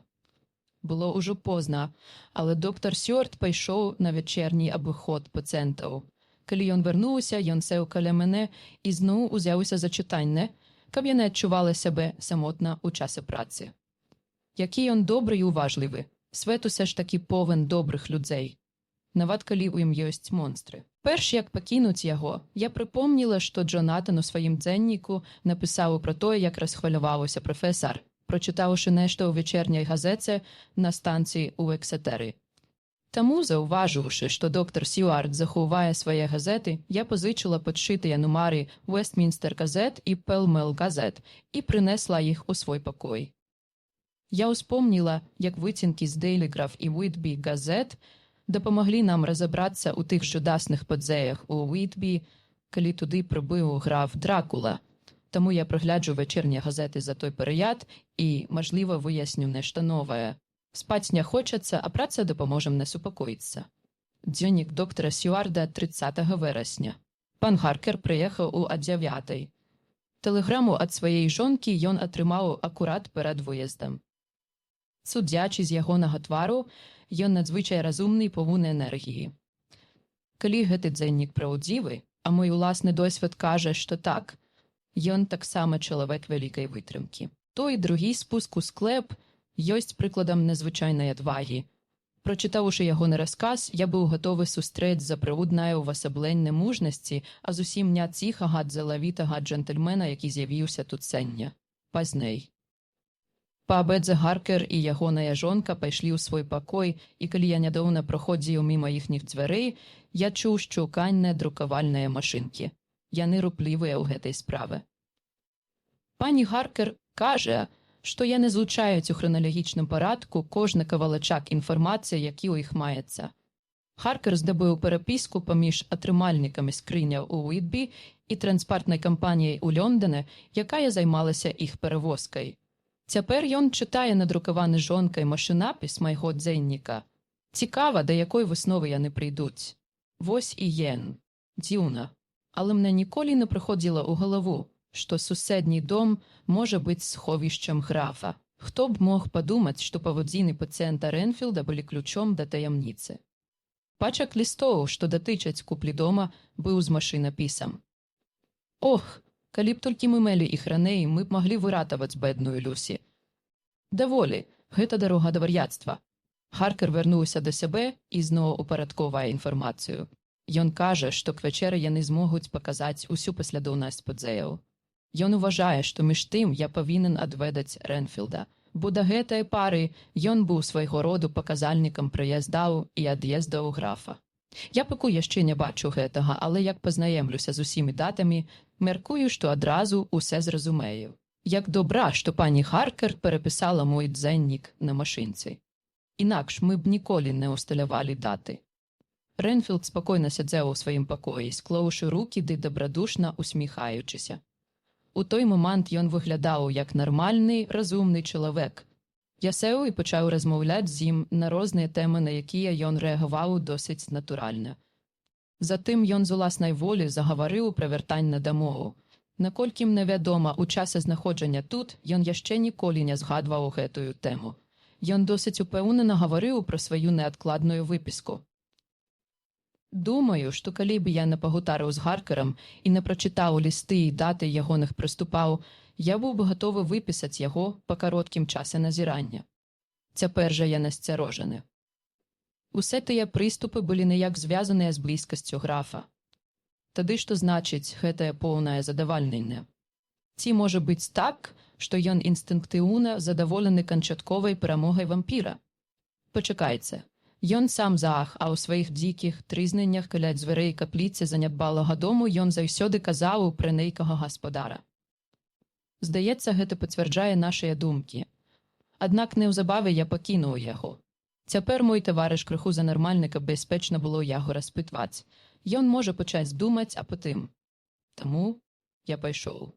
Я не давяраю яго ціхаму стану, таму я параю санітару пільна сачыць за ім і на ўсялякі выпадак мець напагатове утаймавальную кашулю. Дзённік Джонатана Харкера 29 верасня у цягніку да Лондону. Атрымаўшы ветлае паведамленне ад пана Білінтона аб тым, што ён гатовы перадаць мне любую інфармацыю, якой ён валодае, я вырашыў сам паехаць у Whitby і навесці даведкі на месцы. Маёй мэтай было ўстанавіць, дзе ў Лондоне знаходзіўся жудасны груз графа, каб пазней мы маглі ім заняцца. Білінтан-малодшы, слаўны хлопец, сустрэў мяне на станцыі і прывез у дом свайго бацькі, дзе яны запрасілі мяне застацца ў іх начаваць. Ім уласцівая праўдзівая эркшырская гасціннасць. забяспечыць госця ўсім неабходным, дадаць яму свабоду рабіць, што пажадае. Яны зналі, што я заняты і прыехаў ненадоўга, таму пан Балентын падрыхтаваў у сваім офісе ўсе паперы, што тычыліся адпраўкі скрыняў. Я амаль не пабялеў, калі мне на вочы трапіў адзін з лістоў, які я бачыў на стале графа яшчэ перад тым, як даведаўся пра ягоныя д'ябальскія пляны. Усе было грунтоўна абдумана і выконвалася метадычна ды з дакладнасцю. Ён, здавалася, падрыхтаваўся да кожнай перашкоды, якая магла выпадкова паўстаць на шляху здзяйснення ягоных намераў. Ён прадугледзеў усе мажлівыя выпадкі, і дасканалая дакладнасць, з якой былі выкананы ягоныя інструкцыі, была проста лагічным вынікам ягонай дбайнасці. Я ўбачыў накладную і перапісаў яе. 50 скрыняў звычайнай зямлі для эксперыментальных мэтаў. Таксама там была копія ліста Картеру Петерсану да іх адказ. Я зрабіў копіі з абодвух. Гэта была ўся інфармацыя, якой пан Балентын змог падзяліцца са мной. Таму я спусціўся ў порт і пагаварыў з берагавой аховай, мытнікамі і кіраўніком порту. Яны усімелі, што расказаць пра дзіўную гісторыю з водаплавам, які ўжо займаў свае месца ў мясцовай традыцыі. Але ніхто не змог нічога дадаць да простага апісання 50 скрыняў звычайнай зямлі. Тады я сустрэўся з кіраўніком станцыі, які зычліва скантактаваў мяне з людзьмі, якія фактычна атрымалі скрыні. Іх квіток адпавядаў спісу, і ім нічога было дадаць, апрача таго, што скрыні былі вялікія і смертельна цяжкія, і што іх перасоўванне было сухой працай. Адзін з іх выразіў шкадаванне, што з імі не было джентльмена, такога, як вы, пане, каб ацаніць іхнія старанні ў вадкай форме. Другі дапоўніў, што смага ад той працы была такая, што нават пройдзены час не суняў яе цалкам. Безумоўна, перш як адправіцца, я паклапаціўся пра тое, каб ім яшчэ доўгі час не было. На што наракаць? 30 верасня. Кіраўнік станцыі быў настолькі ласкавы, што даў мне рэкамендацыйны ліст да свайго старога сябра, кіраўніка станцыі на Кінгс-Крос, каб потым, калі я прыеду туды ўранні, я мог спытаць яго пра прыбыцце скрыняў. Ён таксама адразу скантактаваў мяне з адпаведнымі працаўнікамі, і я упэўніўся, што іх квіток адпавядае арыгінальнай накладной.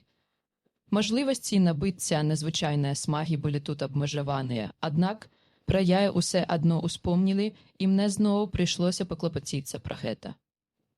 А тут я пайшоў да галоўнага офісу Картера Петерсана, дзе мяне сустрэлі надзвычай ветліва. Яны адшукалі транзакцыю ў бухгалтарскім журнале і спісе карэспандэнцыі, ды адразу пазванілі ў свой офіс на Кінгс-Крос па дадатковую інфармацыю. На шчасце, людзі, якія займаліся грузам, не мелі занятку, і службовец адразу паслаў іх сюды, перадаўшы аднаму з іх накладную і ўсе паперы, звязаныя з дастаўкай скрыняў у Карфакс.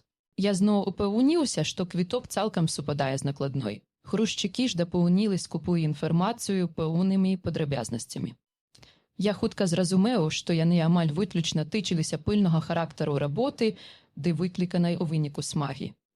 Пазней, калі я пры дапамозе дзяржаўнай валюты даў ім мажлівасць яе суняць, адзін з іх заўважыў: «Той дом, пане, самы дзівакаваты, у якім я толькі быў. Чорт, да ў ім ніхто не жыў гадоў 100. Пылу там было столькі, што на ім можна было спакойна спаць. А месца такое занядбанае, што ў ім можна было адчуць пах часоў старога Єрусаліму. А тая старая капліца – вось дзе запраўдны жах. Я і мой напарнік думалі толькі пра тое, як шпарчэй выбрацца адтуль. Божа, да я б нават за фунт у хвіліну не згадзіўся застацца там па надыходзе цемры. Я мог даць яму веры, бо сам быў у тым доме. Але калі б ён ведаў тое, што ведаю я, мяркую, ён бы павысіў сваю стаўку. У адным я ўпэўнены, усе скрыні, якія прыбылі ў Ітбі-зварны на Деметры, былі дастаўленыя ў старую капліцу ў Карфаксе. Там іх павінна быць 50. Баюся толькі, што колькі з іх з тая пары перавезлі, калі судзіць з дзённіка доктара Сюарда. Паспрабуеш сустрэцца з грузчыкамі, якія забіралі скрыні з Карфаксу, калі на іх напаў Ренфілд. Хіба мы зможам нешта высветліць? Пазней. Мы з Мінай працавалі ўвесь дзень і прывялі б паперы да ладу. Дзённік Міны Гаркер 30 вересня. Я такая радая, што не знаю, куды сябе дзець. Думаю, такая рэакцыя вынікае з неадчэпнага страху за Джонатана. Гэтая жудасная справа і паўторнае адкрыцце старой раны маглі пашкодзіць ягонаму здароўю. Я выпраўляла яго ў Уітбі з мужным тварам, але сама трэслася ад непакою. Намаганне, аднак, пайшло яму на карысць. Ён яшчэ ніколі не быў такі рашучы, дужы і поўны вулканічнай энергіі, як цяпер. Усе, як сказаў дарагі і слаўны прафесар Ван Хельсінг. Ён вельмі мужны і становіцца мацнейшым пад цяжарам, які забіў бы слабейшую натуру. Ён вярнуўся поўны жыцця, надзеі да рашучасці. Мы ўсе ўпарадкавалі к вечару. Я адчуваю сябе надзвычай узбуджана. Думаю, любое стварэнне, за якім ханяюцца так, як за графам, вызывала б спагаду. Гэта акурат яно. Гэтае стварэнне не ёсць ані чалавекам, ані нават звэрам.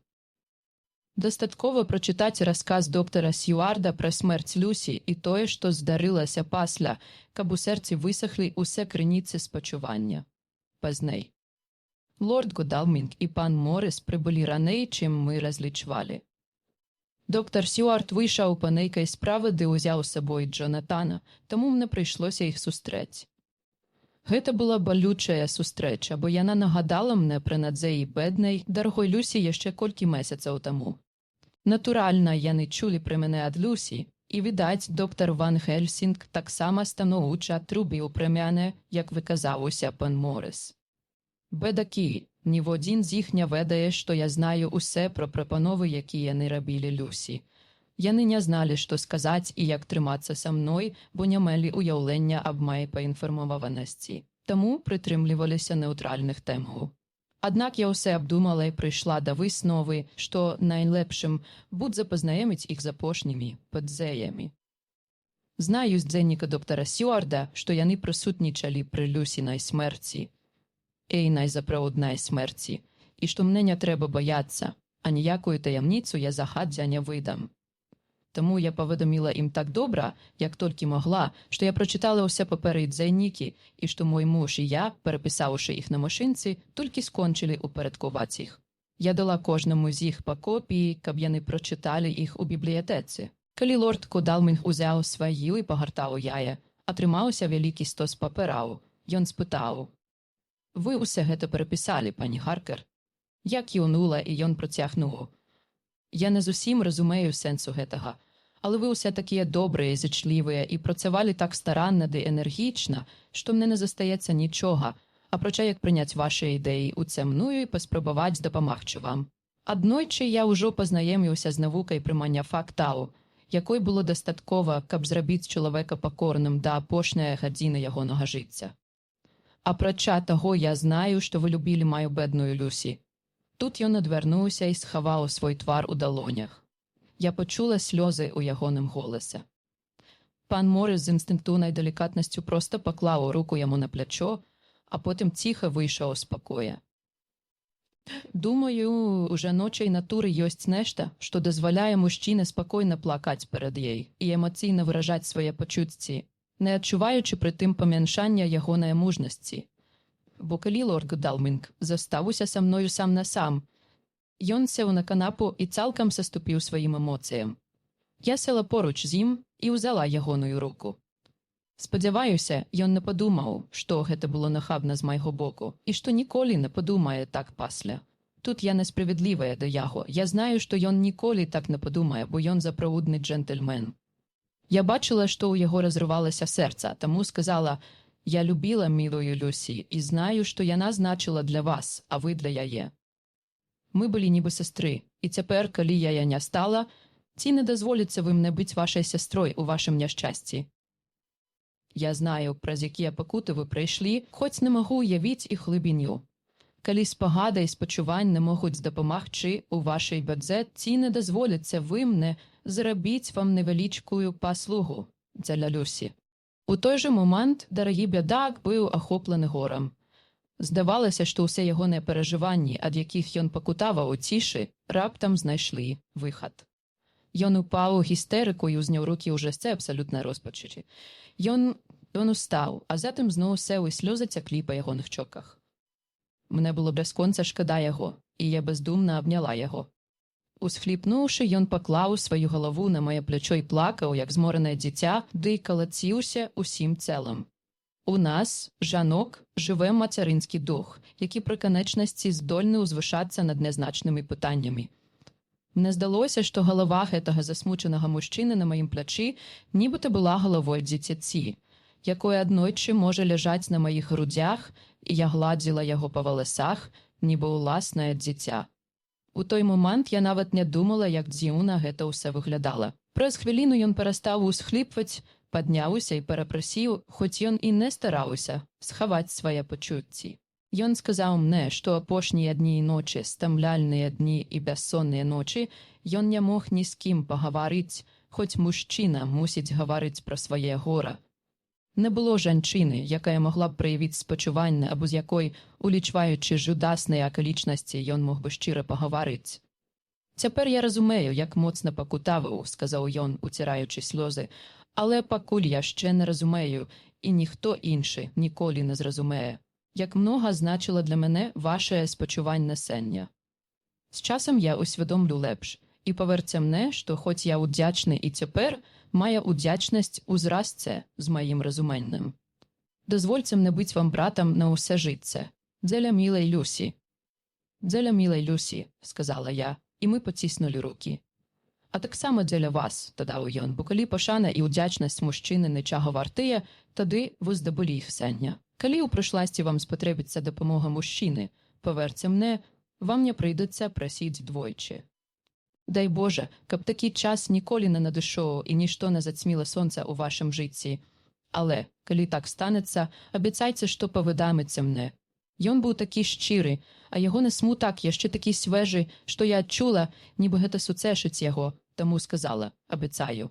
Калі я ішла па калідоры, я ўбачыла пана Морыса, які глядзеў у акно. Ён павярнуўся, як пачуў мае крокі. «Як Арт?» – спытаў ён. Затым, заўважыўшы мае чырвоныя вочы, ён працягнуў. «А бачу, што вы суцяшалі яго. Бэдак, яму гэта патрэбна. Ніхто, акрамя жанчыны, не можа дапамагчы мужчыне, калі ён пакутуе, і ён не меў нікога, каб суцешыць яго. Ён так мужна пераносіў уласнае гора, што мае сэрца аблівалася крывею за яго.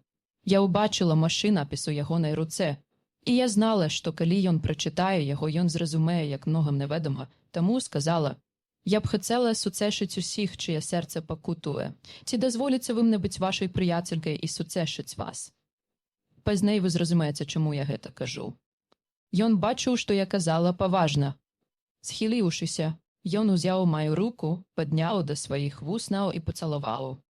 Гэта здалося мне недастатковым суцяшаным для такой мужнай і бескарыслівай душы, таму я імпульсіўна нахілілася і пацалавала яго.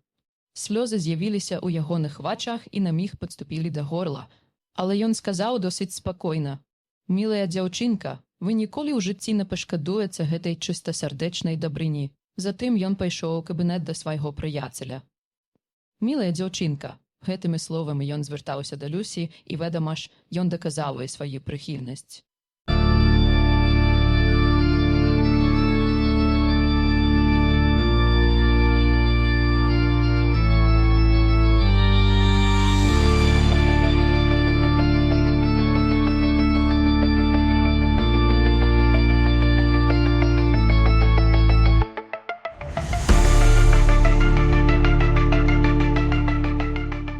Раздзел 18. Дзённік доктара Сьюарда 30 верасня.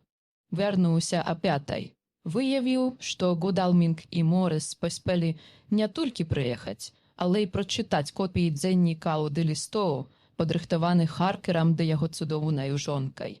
Харкер яшчэ не вярнуўся са сваей паездкі да перавознікаў, пра якіх напісаў доктар Генесі. Пані Харкер падала гарбату, і я магу шчыра сказаць, што ўпершыню з тае пары, як я жыву тут, гэты стары будынак стаў нагадваць дом.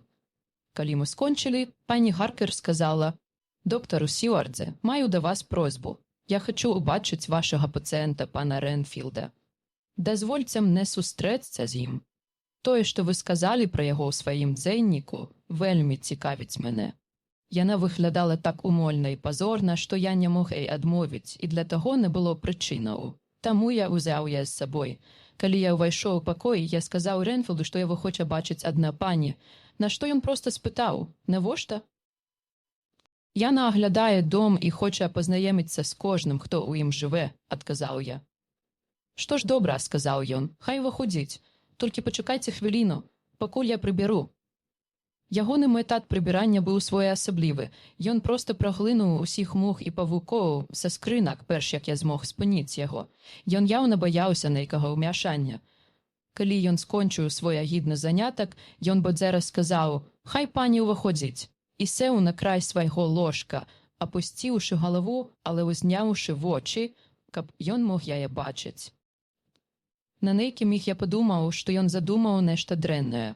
Я ўспомніў, які спакойны ён быў акурат перад тым, як напаў на мяне ў кабінеце і стаў там, дзе мог бы адразу схапіць яго, калі б ён паспрабаваў кінуцца на яе.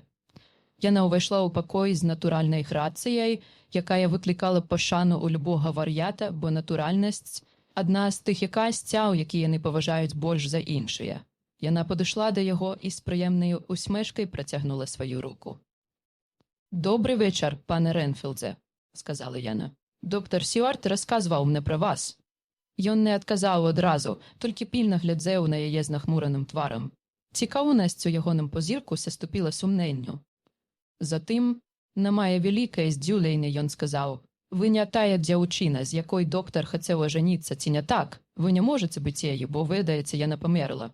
Пані Харкер адказала з мілай усмешкай: «Ох, не. У мяне ёсць муж, з якім я пабралася яшчэ да таго, як пазнаёмілася з доктарам Сюардам. Я пані Харкер. Тады што вы тут робіце? Мы з мужам гасцюем у доктара Сюарда. Тады не затрымлівайцеся». Чаму ж не? Я падумаў, што такая размова можа быць не вельмі прыемна як для пані Харкер, так і для мяне, таму далучыўся. «Адкуль вам ведама, што я хацеў ажаніцца?» Ён на кароткі міг перавёў свае вочы з пані Харкер на мяне і пагардліва адказаў: «Якое дурное пытанне!» «Я не згодная з вамі, пан Рэнфілдзе», тут жа заступілася за мяне пані Харкер. Ветлівасць і павага ў ягоным адказе былі прапарцыянальныя роўню аказанай мне пагарды. «Вы, натуральна, зразумееце, пані Харкер, што калі чалавека так любяць і паважаюць, як нашага гаспадара, тады ўсе пра яго выклікае інтарэс у нашай маленькай суполцы. Доктара Сюарда любяць не толькі хатнія ды яго сябры, але нават яго пацыенты, некаторыя з которых, дзеля разладжанай псіхічнай раўнавагі, маюць схільнасць перакручваць прычыны і высновы. Будучы пацыентам вар'яцкага дому, я мог не заўважыць, што сафістычныя тэндэнцыі некаторых яго пацыентаў схіляюцца да памылак Нонкаўса і Ігнарашо Эленкі. Я аж вылупіў вочы. Вось сядзіць мой улюблены вар'ят, самы выразны прыклад вар'яцтва, з якім я сустракаўся, і размаўляе пра філазофію з манерамі вытанчанага джентльмена. Думаю, што прысутнасць пані Харкер закранула нейкую струну ў ягонай памяці. Калі гэтая новая фаза пачалася спантанна або ў выніку эйнага несвядомага ўплыву, яна мусіць мець нейкі дар або сілу. Мы працягвалі гутарыць нейкі час, і, убачыўшы, што ён быў досыць разважны, яна рызыкнула перад тым запытальна, глянуўшы на мяне, скіраваць размову на ягоную улюбленую тэму.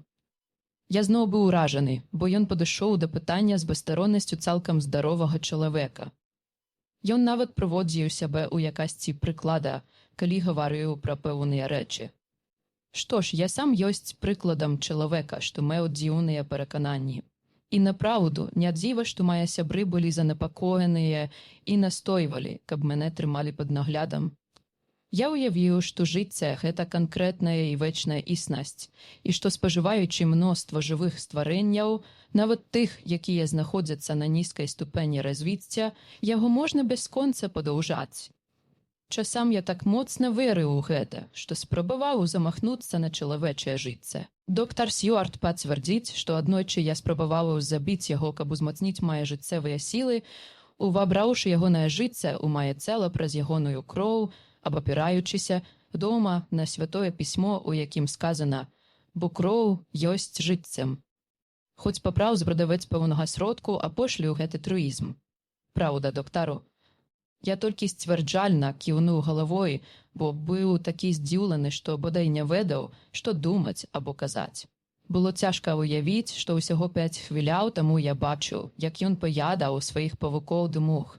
Зірнуўшы на гадзіннік, я зразумеў, што мушу ехаць на станцыю сустракаць Ван Гельсінга.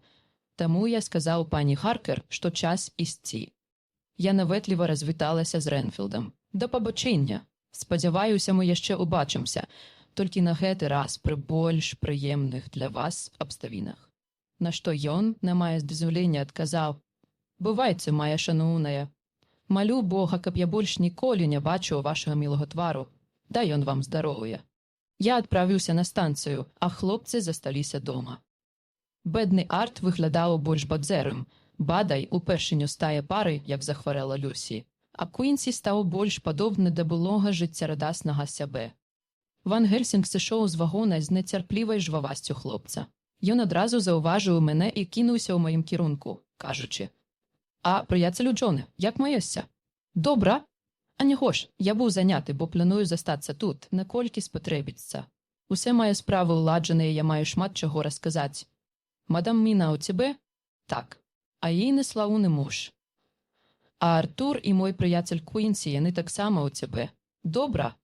Па дарозе дамоў я расказаў яму пра ўсе, што адбылося, як прыдаўся мой дзейнік, дзякуючы прапановы пані Харкер. Тут прафесар перабіў мяне: «А, тая цудоўная мадам Міна.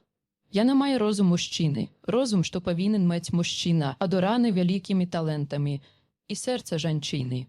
Павер мне, добры Бог стварыў такое выдатнае спалучэнне з пэўнаю мэтай. Прыяцелю Джоне, да гэтай пары тая жанчына дапамагала нам паволі лесу. Пасля сянешняга вечара яна не мусіць мець дачыненняў да такой жудаснай справы. Ёй нельга так рызыкаваць. Мы, мужчыны, наважыліся. Не, мы далі прысягу знішчыць тую пачвару. Гэта не жаночы занятак. Нават я для яе не будзе фізычнай шкоды, ейнае сэрца можа не вытрымаць такіх жахаў. І ў прышласці яна будзе мучыцца. Наявы ад нерваў, а вось не ад кашмараў. І, апроч таго, яна юная жанчына, зусім нядаўна замужам. Яна можа думаць пра іншыя рэчы. Ты кажаш, што яна ўсе перапісала, тады яна мусіць параіцца з намі. Але заўтра яна развітаецца з гэтай працай, і мы дзейнічаць мэм самі. Я ахвоча пагадзіўся з ім, а затым павыдаміў, што мы выявілі ў часе ягонай адсутнасці. Дом, які купіў Дракула, быў суседні з маім. Ён быў здзіўлены і, здавалася, выглядаў вельмі заклапочаным. «Ох, калі б мы толькі зналі пра гэта раней», – сказаў ён. «Тады мы б маглі дабрацца да яго ў свой час і выратаваць бедную Люсі. Аднак няма сэнсу плакаць над разлітым малаком. Не думаць мэм пра гэта, але пойдзем да канца».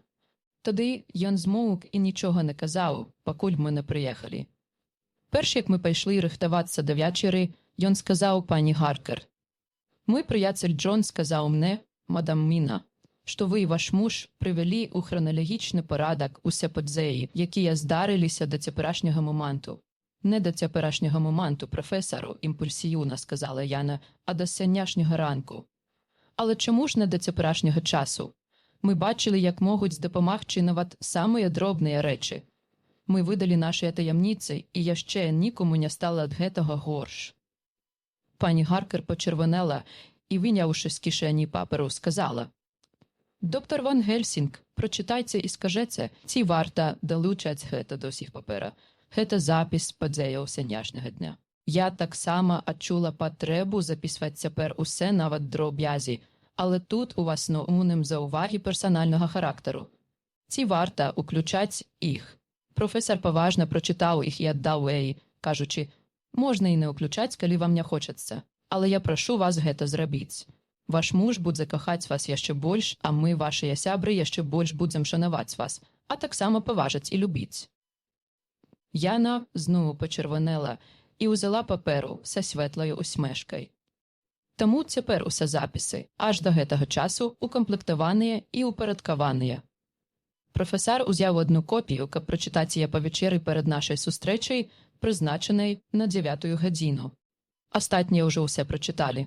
Такім парадкам, калі мы сустрэнемся ў кабінеце, мы будзем знаёмыя з усімі фактамі і зможам падрыхтаваць наш план бітвы з гэтым жахлівым і таямнічым ворагам. Дзённік Міни Харкер, 30 вересня. Калі мы сустрэліся ў кабінеце доктара Сюарда праз 2 гадзіны па вячэры, што была а 6, мы міжвольна стварылі ці то раду, ці то камітэт. Професор Ван Гельсінг заняў галоўнае месца пры стале, куды яго жэстам запрасіў доктар Сюард, калі ён увайшоў у пакой.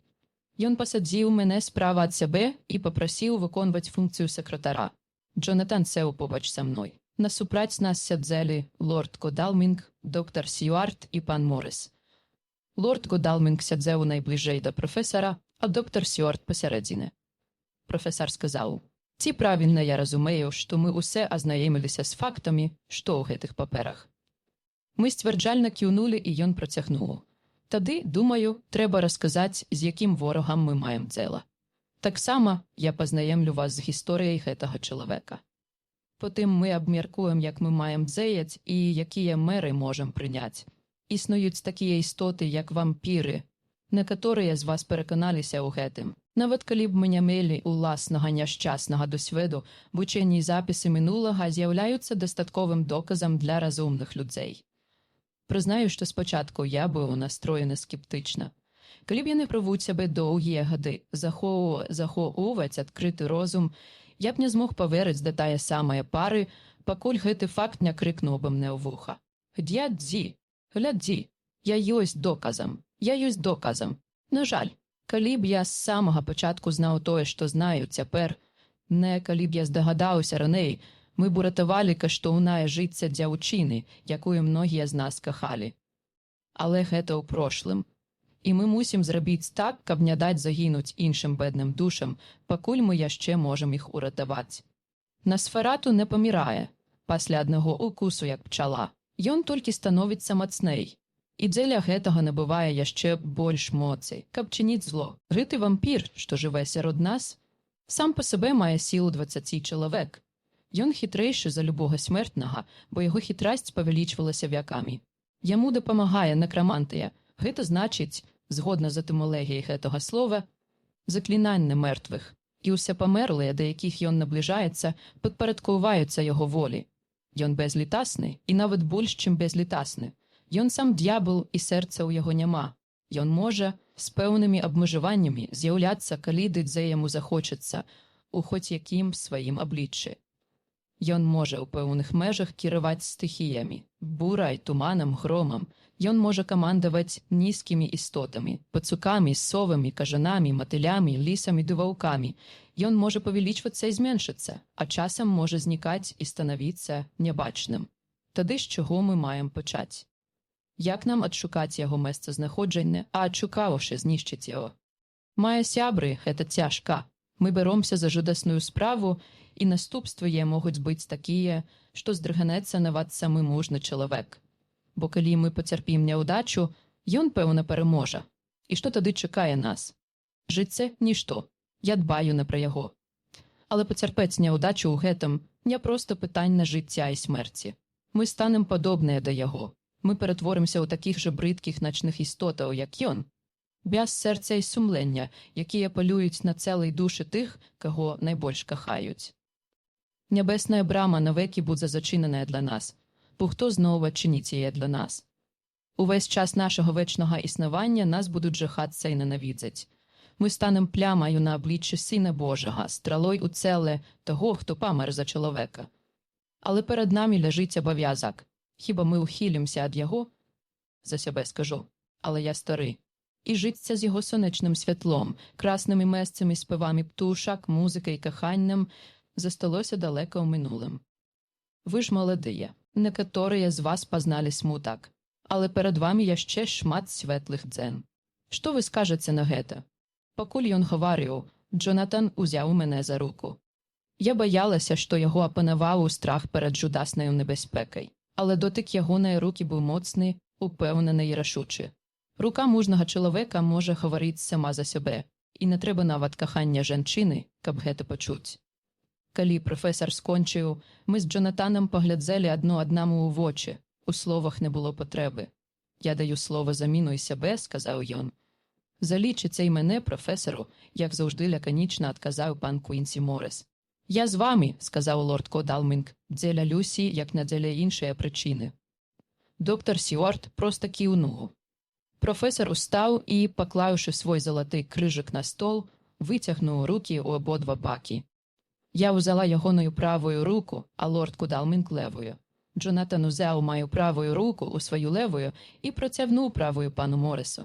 Таким порядком, узявшися усе за руки, ми заключили урочистую умову.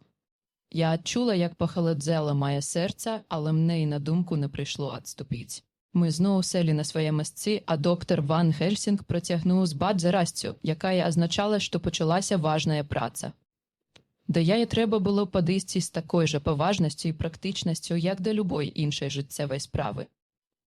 Що ж, ви знаєте, з чим ми мусимо змагатися, але ми не позбавлені емоцій. На нашому баку сила єднання, сила, недоступна вампірському роду. Ми маємо наукові веди, ми можемо вольно дзейничати і думати, а години дня і ночі однолькаво належать нам. Ми вольні користатися нашими здольностями, без обмежування. Ми самоотдані, а наша мета безкорисливая. Гэтага дастаткова. Цяпер паглядзім, наколькі абмежаваныя сілы, што супрацьстаяць нам, і чаго гэтая істота зрабіць не можа. А дакладней разгледзім абмежаванні вампіраў увогуле і гэтага ў асобнасці. Усе, на чым мы можам грунтавацца, гэта традыцыі ды забабоны. На першы погляд гэтага мала, калі гаворка ідзе пра жыцця і смерць, і нават нешта большае за жыцця і смерць. Тым не менш, мы мусім абапірацца на іх, бо, па-першае, не маем іншых сродкаў, а па-другое, урэшце, усе зводзіцца да традыцыяў і забабонаў. Ці не на іх абапіраецца вера іншых, хоць, на жаль, не нас, у вампіраў. Хто з нас яшчэ год таму дапусціў бы такую мажлівасць у нашым навуковым, скептычным, практычным 19 стагоддзі? Мы нават адмаўляліся паверыць у тое, што адбывалася перад нашымі вачыма. Тады прыміце і тое, што вампір і вера у ягоныя абмежаванні ды метады знішчэння у гэтым абапіраецца на тыя ж прынцыпы. Бо дазвольце заўважыць, што ён вядомы ўсюды, дзе былі людзі. У старажытнай Грэцыі, у старажытным Рыме ён працвітаў па ўсёй Нямецчыны, Францыі, Індыі, нават Херсанеса. Ён жыў у Кітаі, такім далекім ад нас, ува ўсіх адносінах, і людзі там дагэтуль баяцца яго. Ён хадзіў сярод ісландскіх берсеркаў, д'ябальскіх гунаў, славянаў, саксонаў, мадзяраў. Так што мы можам дзеяць паводле даных, якія маем, і дазвольце адзначыць, што многія з гэтых хвараванняў пацвярджаюцца нашым уласным няшчасным досведам. Вампір жыве і не можа памерці ад простага цячання часу. Ён працвітае тады, калі можа карміцца крываю жывых. Больш за тое, мы бачылі, што ён можа нават маладзець. Яго жыццевыя здольнасці узмацняюцца і аднаўляюцца, калі ён удосталь наядаецца сваей асаблівай пажывай. Але ён не можа працвітаць без такой дыеты. Ён не ёсць, як іншыя. Нават прыяцель Джонатан, які жыў з ім колькі тыдняў, ніколі не бачыў, каб ён еў, ніколі. Ён не адкідвае цэню і не адлюстроўваецца ў люстры, як зноў заўважыў Джонатан. У ім сіла мноства людзей. Джонатан быў таму сведкам, калі ён зачыніў дзверы перад ваўкамі, а таксама дапамог яму сысці з дыліжанса. Ён сам можа ператварацца ў воўка, як мы знаем з прыбыцця водаплава ў Уітбі, калі ён разарваў сабаку. Ён таксама можа стаць кажаном. Мадам Міна бачыла яго ў акна ў Уітбі. Прыяцель Джон бачыў, як ён адлятаў ад суседняга будынку, а мой прыяцель Куінсі бачыў яго ў акна панны Люсі. Ён рухаецца з туманам, які сам стварае. Гэта засведчыў той шляхетны капітан карабля. Але, як мы знаем, яго адлегласць абмежаваная, і туман можа з'яўляцца толькі вакол яго. Ён перасоўваецца ў промнях месячнага святла, як дробны пыл. Гэта таксама засведчыў Джонатан, калі бачыў тых сястраў у замку. Ён можа зменшацца ў памерах. Мы самі бачылі, як панна Люсі, да таго, як знайшла супакой, праслізнула ў грабніцу скрозь шчыліну шырынею з валасок. Ён можа, аднойчы знайшоўшы спосаб пранікаць адкуль да куды яму захочацца, назважаючы на тое, як шчыльна нешта замкнута ці нават злітавана. Ён можа бачыць у цемры, досыць значнае ўменне ў свеце, напалову схаваным ад святла. Аднак паслухайце, Ён можа рабіць усе гэтыя рэчы, але ён не ёсць вольным. Ён нават большы вязань, чым раб на галеры ці вар'ят у сваёй камеры. Ён не можа пайсці, куды яму захочецца. Хоць ён не ёсць стварэннем прыроды, ён усе ж мусіць падпарадкоўвацца пэўным яе законам. Чаму мы не ведаем? Ён не можа ў першы раз нікуды ўвайсці, пакуль нехта здамачацца назбрусіць яго. Хоць потым ён можа прыходзіць, калі яму ўздумаецца. Ягоная сіла знікае, як ува усякага ліха з надыходам дня. Толькі ў пэўныя часы ён мець неабмежаваную свабоду. Калі ён не знаходзіцца ў месцы, з якім звязаны, ён можа мяняць аблічча толькі апоўдні або акурат у момант усходу ці захаду сонца. Усе гэта мы ведаем з расказаў і доказы таму можам знайсці ў гэтых дакументах.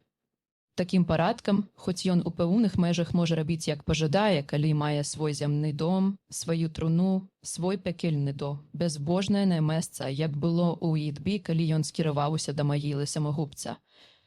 Тым не менш, у другіх выпадках ён можа мяняцца толькі тады, калі надыходзіць час. Таксама кажуць, што ён можа пераходзіць цераз бягучую ваду толькі ў час прыліву або адліву. Апрача таго, ёсць рэчы, здольныя пазбаўляць яго сілы, як, напрыклад, вядомы нам часнок. Што да святых сімбаляў, як мой крыжык, што падтрымлівае нас нават цяпер, для вампіра яны нічога не значаць, але ён трымаецца ад іх далей і ставіцца да іх з маўкліваю пашанай. Ёсць і іншыя рэчы, пра якія я зараз раскажу, бо яны могуць спатрэбіцца ў нашых пошуках. Галінка шыпшыны, пакладзаная на ягоную труну, не дасць яму выбрацца з яе. Свянцоная куля, калі стрэліць у труну, напраўду заб'е яго, як і кол убіты ў сэрца або адрэзаная галава, што прынясе супакой. Мы бачылі гэта на ўласныя вочы. Так, калі мы знойдам жытло таго, хто некалі быў чалавекам, мы зможам прыкаваць яго да труны і знішчыць, прыманіўшы нашыя веды. Але ён кемлівы. Я папрасіў майго прыяцеля Армінія з Будапешцкага універсітэту падрыхтаваць ягоны жыццяпіс. І вось што, паводле ўсіх даступных крыніцаў, яму ўдалося выясніць. Відаць, ён напраўду той самы ваявода Дракула, які праславіў свае імя ў бітве з туркамі за вялікай ракой на мяжы з Турэччынай. Калі так, ён незвычайны чалавек, бо ў той час і шмат вякоў пасля ён быў вядомы як найразумнейшы, найхітрэйшы і найадважнейшы сыноў Залесся.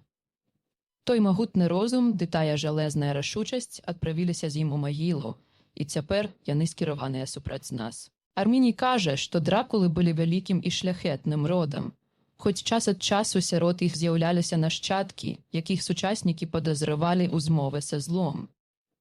Яны вывучалі яго таямніцы ў школе чорнай магіі, што сярод гораў над Германштадтскім возерам, за д'яблу належаў кожны 10-ы вучань.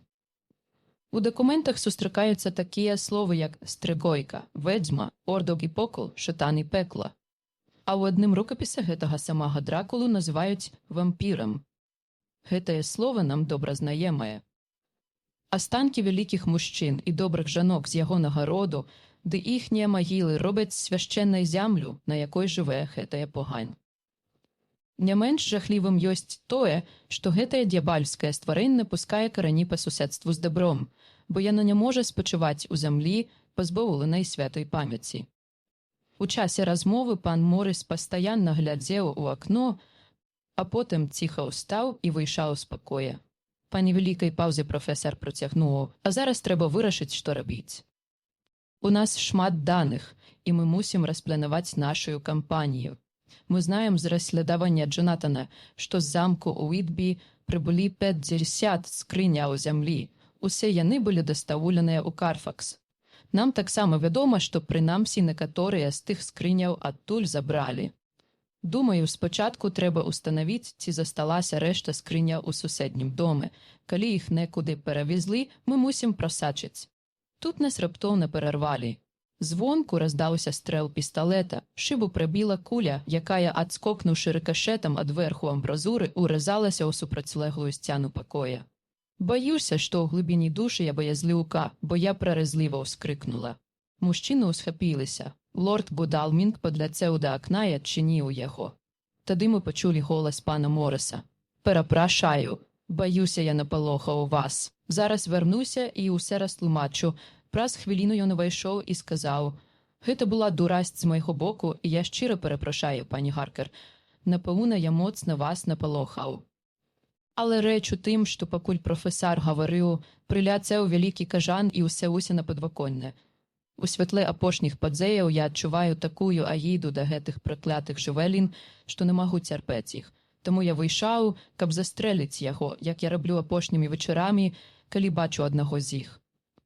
Ты яшчэ смяяўся з мяне дзеля гэтага, Арце. Ты пацэліў у яго? Спытаў доктор Ван Гельсінг. Я знаю, думаю, што не, бо ён уляцеў у лес. Не сказаўшы больш ані слова, ён заняў свае месца, а прафесар пачаў казаць далей. Мы мусім высачыць кожную з тых скрыняў. А калі будзем гатовыя, мы павінны або злавіць і забіць гэтую пачвару ў яго логаве, або, так сказаць, стэрылізаваць зямлю, каб ён больш не мог схавацца ў ей. Тады ў канцы мы зможам знайсці яго ў чалавечым абліччы паміж поўднем і захадам сонца і атакаваць яго, калі ён найслабейшы. А што да вас, мадам Міна, гэтая ноч для вас апошняя ў гэтай справе. Вы надзвычайна дарагая нам, каб так рызыкаваць. Калі мы разыдземся сёння ўночы, вы мусіце больш ні аб чым не распытваць нас. Мы ўсе раскажам вам у свой час.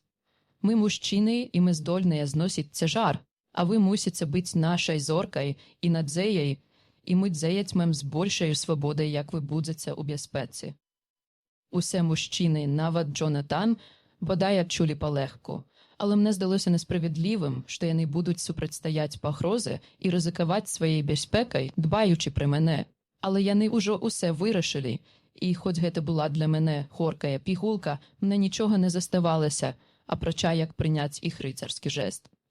Пан Морис завяршыў дыскусію. Каб не губляць час, прапаную огледзець яго дом зараз жа. У гэтай справы час найважнейшы, а нашыя шпаркія дзеянні могуць уратаваць новую ахвяру. Прызнаюся, што мая мужнаць пачала мяне падводзіць, як настаў час дзеяць, але я нічога не сказала, бо больш за ўсе баялася, што, як бы я стала замінаць іхняй працы, яны маглі перастаць уключаць мяне ў любыя нарады. Цяпер яны адправіліся ў Карфакс з намерам прабрацца ў дом. Мне яны па-мужчынскі прапанавалі ісці спаць. Нібыта жанчына можа заснуць, калі тыя, каго яна любіць, у небяспецы. Я лягу і зраблю выгляд, што сплю, каб Джонатан, як вернецца, не хваляваўся яшчэ і пра мяне. Дзённік доктара Сюарда 1 кастрычніка, 4 гадзіна раніцы. Мы якраз збіраліся выходзіць з дому, як не прынеслі пільнае паведамленне ад Ренфілда. Ён пытаўся, ці не магу я убачыць яго зараз жа, бо ён хацеў сказаць мне нешта надзвычайна важнае. Я папрасіў перадаць яму, што зайду раніцай, цяпер я заняты. Санітар дадаў, ён вельмі настойвае, пане, я ніколі не бачыў яго такім нацярплівым. Думаю, што калі вы не прыйдзеце зараз, з ім можа здарыцца адзін з тых гвалтоўных прыступаў. Я знаў, што гэты чалавек не сказаў бы так без пэўнай прычыны, таму адказаў: «Добра, зараз прыйду», і папрасіў іншых пачакаць на мяне колькі хвіляў, бо я мусіў адведаць майго пацыента. «Вазьмі мяне з сабой, прыяцелю Джоне», – сказаў прафесар. «Ягоны выпадак, апісаны ў тваім дзенніку, вельмі цікавіць мяне, і да таго ж ён мае дачыненне да нашай справы. Я б вельмі хацеў убачыць яго, асабліва, калі ягоны розум ва ўзбуджаным стане». «Ці можна ім не пайсці?» – спытаў лорд Годалмінг. «А мне?» – спыталі Квінсі Морис і Харкер. Я кіўнуў, і мы ўсе разам пайшлі па калідоры. Мы знайшлі яго ў стане моцнай узбуджанасці, але нашмат больш разважлівым у маўленні і манерах, чым я калі-колечы бачыў. Ён быў надзвычай самасвядомы, чаго я яшчэ не сустракаў сярод вар'ятаў, і ён уважаў натуральным, што ягоная разважнасць возьме верх над любым здаровым розумам. Мы ўвайшлі ў пакой. Ренфілд папрасіў, каб я неадкладна выпісаў яго і адправіў дамоў. Ён падмацаваў сваю просьбу аргументамі, якія даводзілі ягоную поўную папраўку, і звярнуў увагу на свой здаровы псіхічны стан. «Я апелюю да вашых сяброў», – сказаў ён. «Мажліва, яны не супраць выказацца наконт маёй справы. Дарэчы, вы не прадставілі мяне. Я быў такі ашаломлены. што ў той момант мне не прыйшло ў галаву, як дзіўна было прадстаўляць каму колачы шаленца ў вар'яцкім доме. І апрача таго, у ягоных манерах была годнасць чалавека, які звыкся трымацца з іншымі на роўных, таму я адразу прадставіў іх. Лорд Кудалмінг, професар Ван Гельсінг, пан Квінсі Морріс з Тэксасу, пан Ренфілд. Ён поціснуў руку кожнаму з іх, звяртаючыся да іх па чарзе. Лорд Кудалмінг, я маю гонар быць секундантам вашага бацькі ў ОНКМ. Мне балюча ўсведамляць, судзячы з вашага тытулу, што яго больш няма з намі. Ён быў тым чалавекам, якога любілі і паважалі ўсе, хто быў з ім знаёмы. Я чуў, што ў маладосці ён быў вынаходнікам паленага румавага пуншу, вельмі папулярнага ў ноч дэрбі. Пан Морріс, вам варта ганарыцца вашым вялікім штатам. Яго прыняцце ў склад Злучаных Штатаў – прэцэдэнт, які можа мець важныя наступствы ў прышласці, калі поўнач і тропікі прысягнуць амерыканскаму сцягу. Сіла пагаднення можа аказацца вялізным рухавіком экспансіі, а дактрына Манро застанецца сярод палітычных баек. Як мне выразіць сваю радасць ад сустрэчы з Ван Гельсінгам? Пане, я не перапрашаю за тое, што пакінуў усе формы агульна прынятых прэфіксаў. Калі асобасць здзейсніла рэвалюцыю ў тэрапеўтыцы сваім вынаходствам безупыннай эвалюцыі матэрыі мозгу, традыцыйныя звароты становяцца недарэчнымі, бо яны абмяжоўваюць яго адной катэгорыяй. Вас, джентльменаў, якія па нацыянальнасці, спадчыннасці або валоданні натуральнымі талентамі прызваныя займаць адпаведныя месцы ў гэтым свеце. Я прашу засведчыць той факт, што я настолькі здаровы розумам, наколькі прынамсі бальшыня людзей, якія маюць поўную свабоду. І я ўпэўнены, што вы, доктар Сюарде, гуманіст, доктар-юрыст і навуковец, прызнаеце за свой маральны абавязак адносіцца да мяне як да таго, хто знаходзіцца ў выключных абставінах. Яго апошні зварот быў зроблены з пачцівай упэўненасцю, якая не была пазбаўленая ўласнага шарму. Мы ўсе былі ашаломленыя. Што да мяне, я быў перакананы, нягледзячы на мае выданне ягонага характару і гісторыі, што ён выздаравеў. І я адчуў моцны парыў сказаць яму, што я задаволены яго станам і паклапачуся пра неабходныя фармальнасці для ягонае выпіскі ў ранні. Аднак я вырашыў пачакаць, перш як рабіць такое сур'езнае выказванне, бо здаўна знаў пра раптоўныя змены, да якіх гэты пацыент быў схільны. Таму я задаволіўся агульным сцвярджаннем, што яго стан запраўды хутка паляпшаўся, што я пагавару з ім раніцай і тады пагляджу, што змагу зрабіць для выканання ягонае просьбы. Гэта зусім не задаволіла яго, бо ён хутка сказаў: «Баюся, доктару Сюардзе, што вы не зусім зразумелі мяне. Я жадаю пайсці зараз жа, тут і цяпер, у гэты самы момант, калі можна». Час падганяе, упэўнены, што варта толькі выказаць такому цудоўнаму практыкуючаму лекару, як доктар Сюард, такое простае і ўсё ж вельмі важнае жаданне, каб гарантаваць яго выкананне. Ён пранікліва паглядзеў на мяне і, убачыўшы адмову на маім твары, павярнуўся да іншых, пільна углядаючыся ў іх. Не атрымаўшы задавальняльнага адказу, ён працягнуў: «Няўжо я памыліўся ў сваім дапушчэнні?» «Так, памыліліся», сказаў я шчыра, але ў той самы час, як я адчуў, груба. Па працяглай паўзе ён павольна сказаў: «Тады, мяркую, я мушу выказацца інакш. Дазвольце мне папрасіць вас аб такой саступцы. Міласці, прывілеі, як заўгодна. Я гатовы маліць не ад дзеля асабістых прычынаў, а дзеля дабра іншых. Я не магу даць вам усіх прычынаў, але магу вас запэўніць, што яны добрыя, грунтоўныя і бескарыслівыя і вынікаюць з найвышэйшага пачуцця абавязку. Калі б вы, пане, маглі зазірнуць у маю душу, вы б ухвалілі пачуцці, якія кіруюць мной. Нават больш вы б залічылі мяне да сваіх найлепшых і найадданейшых прыяцеляў». Ён зноў аглядзеў нас праніклівым позіркам. Ува мне расло перакананне, што гэтая раптоўная змена была яшчэ адной формай ці фазай ягонага вар'яцтва. І таму я вырашыў паслухаць яго яшчэ крыху, ведаючы з досведу, што ён, як усе вар'яты, урэшце выдасць сябе. Ван Гельсінг узіраўся ў яго з надзвычайнай напружанасцю. Ягоныя густыя бровы без мала сышліся ад пільнай засяроджанасці яго позірку. Ён звярнуўся да Ренфілда тонам, на які я не звярнуў увагі, тады здзівіўся толькі потым, прыгадаўшы той момант, бо ён звяртаўся да яго як да роўнага. Хіба вы не можаце адкрыць праўдзівую прычыну вашага жадання вызваліцца акурат сёння? Ручаюся, што калі вы пераканаеце нават мяне, незнаемца без прадузятасці і са звычкай трымаць розум адкрытым, доктар Сьюарт на свой страх і рызыку ды пад уласную адказнасць выканае вашую просьбу. Ён засмучана пакруціў галавою з выразам пакутлівага жалю на твары. Професар працягнуў: «Падумайце, пане, вы патрабуеце прывілею, бо імкняцеся зрабіць на нас уражанне цалкам здаровага розумам чалавека. І гэта робіць той, у здаровым стане якога мы маем падставы сумнявацца, бо акурат па гэтай прычыне вас яшчэ не вызвалілі з гэтае медыцынскай установы. Калі вы не дапаможаце нам у нашай спробы абраць наймудрэйшую лінію дзеяння, тады як мы зможам выканаць абавязак, які вы паклалі на нас. Дапамажаце нам.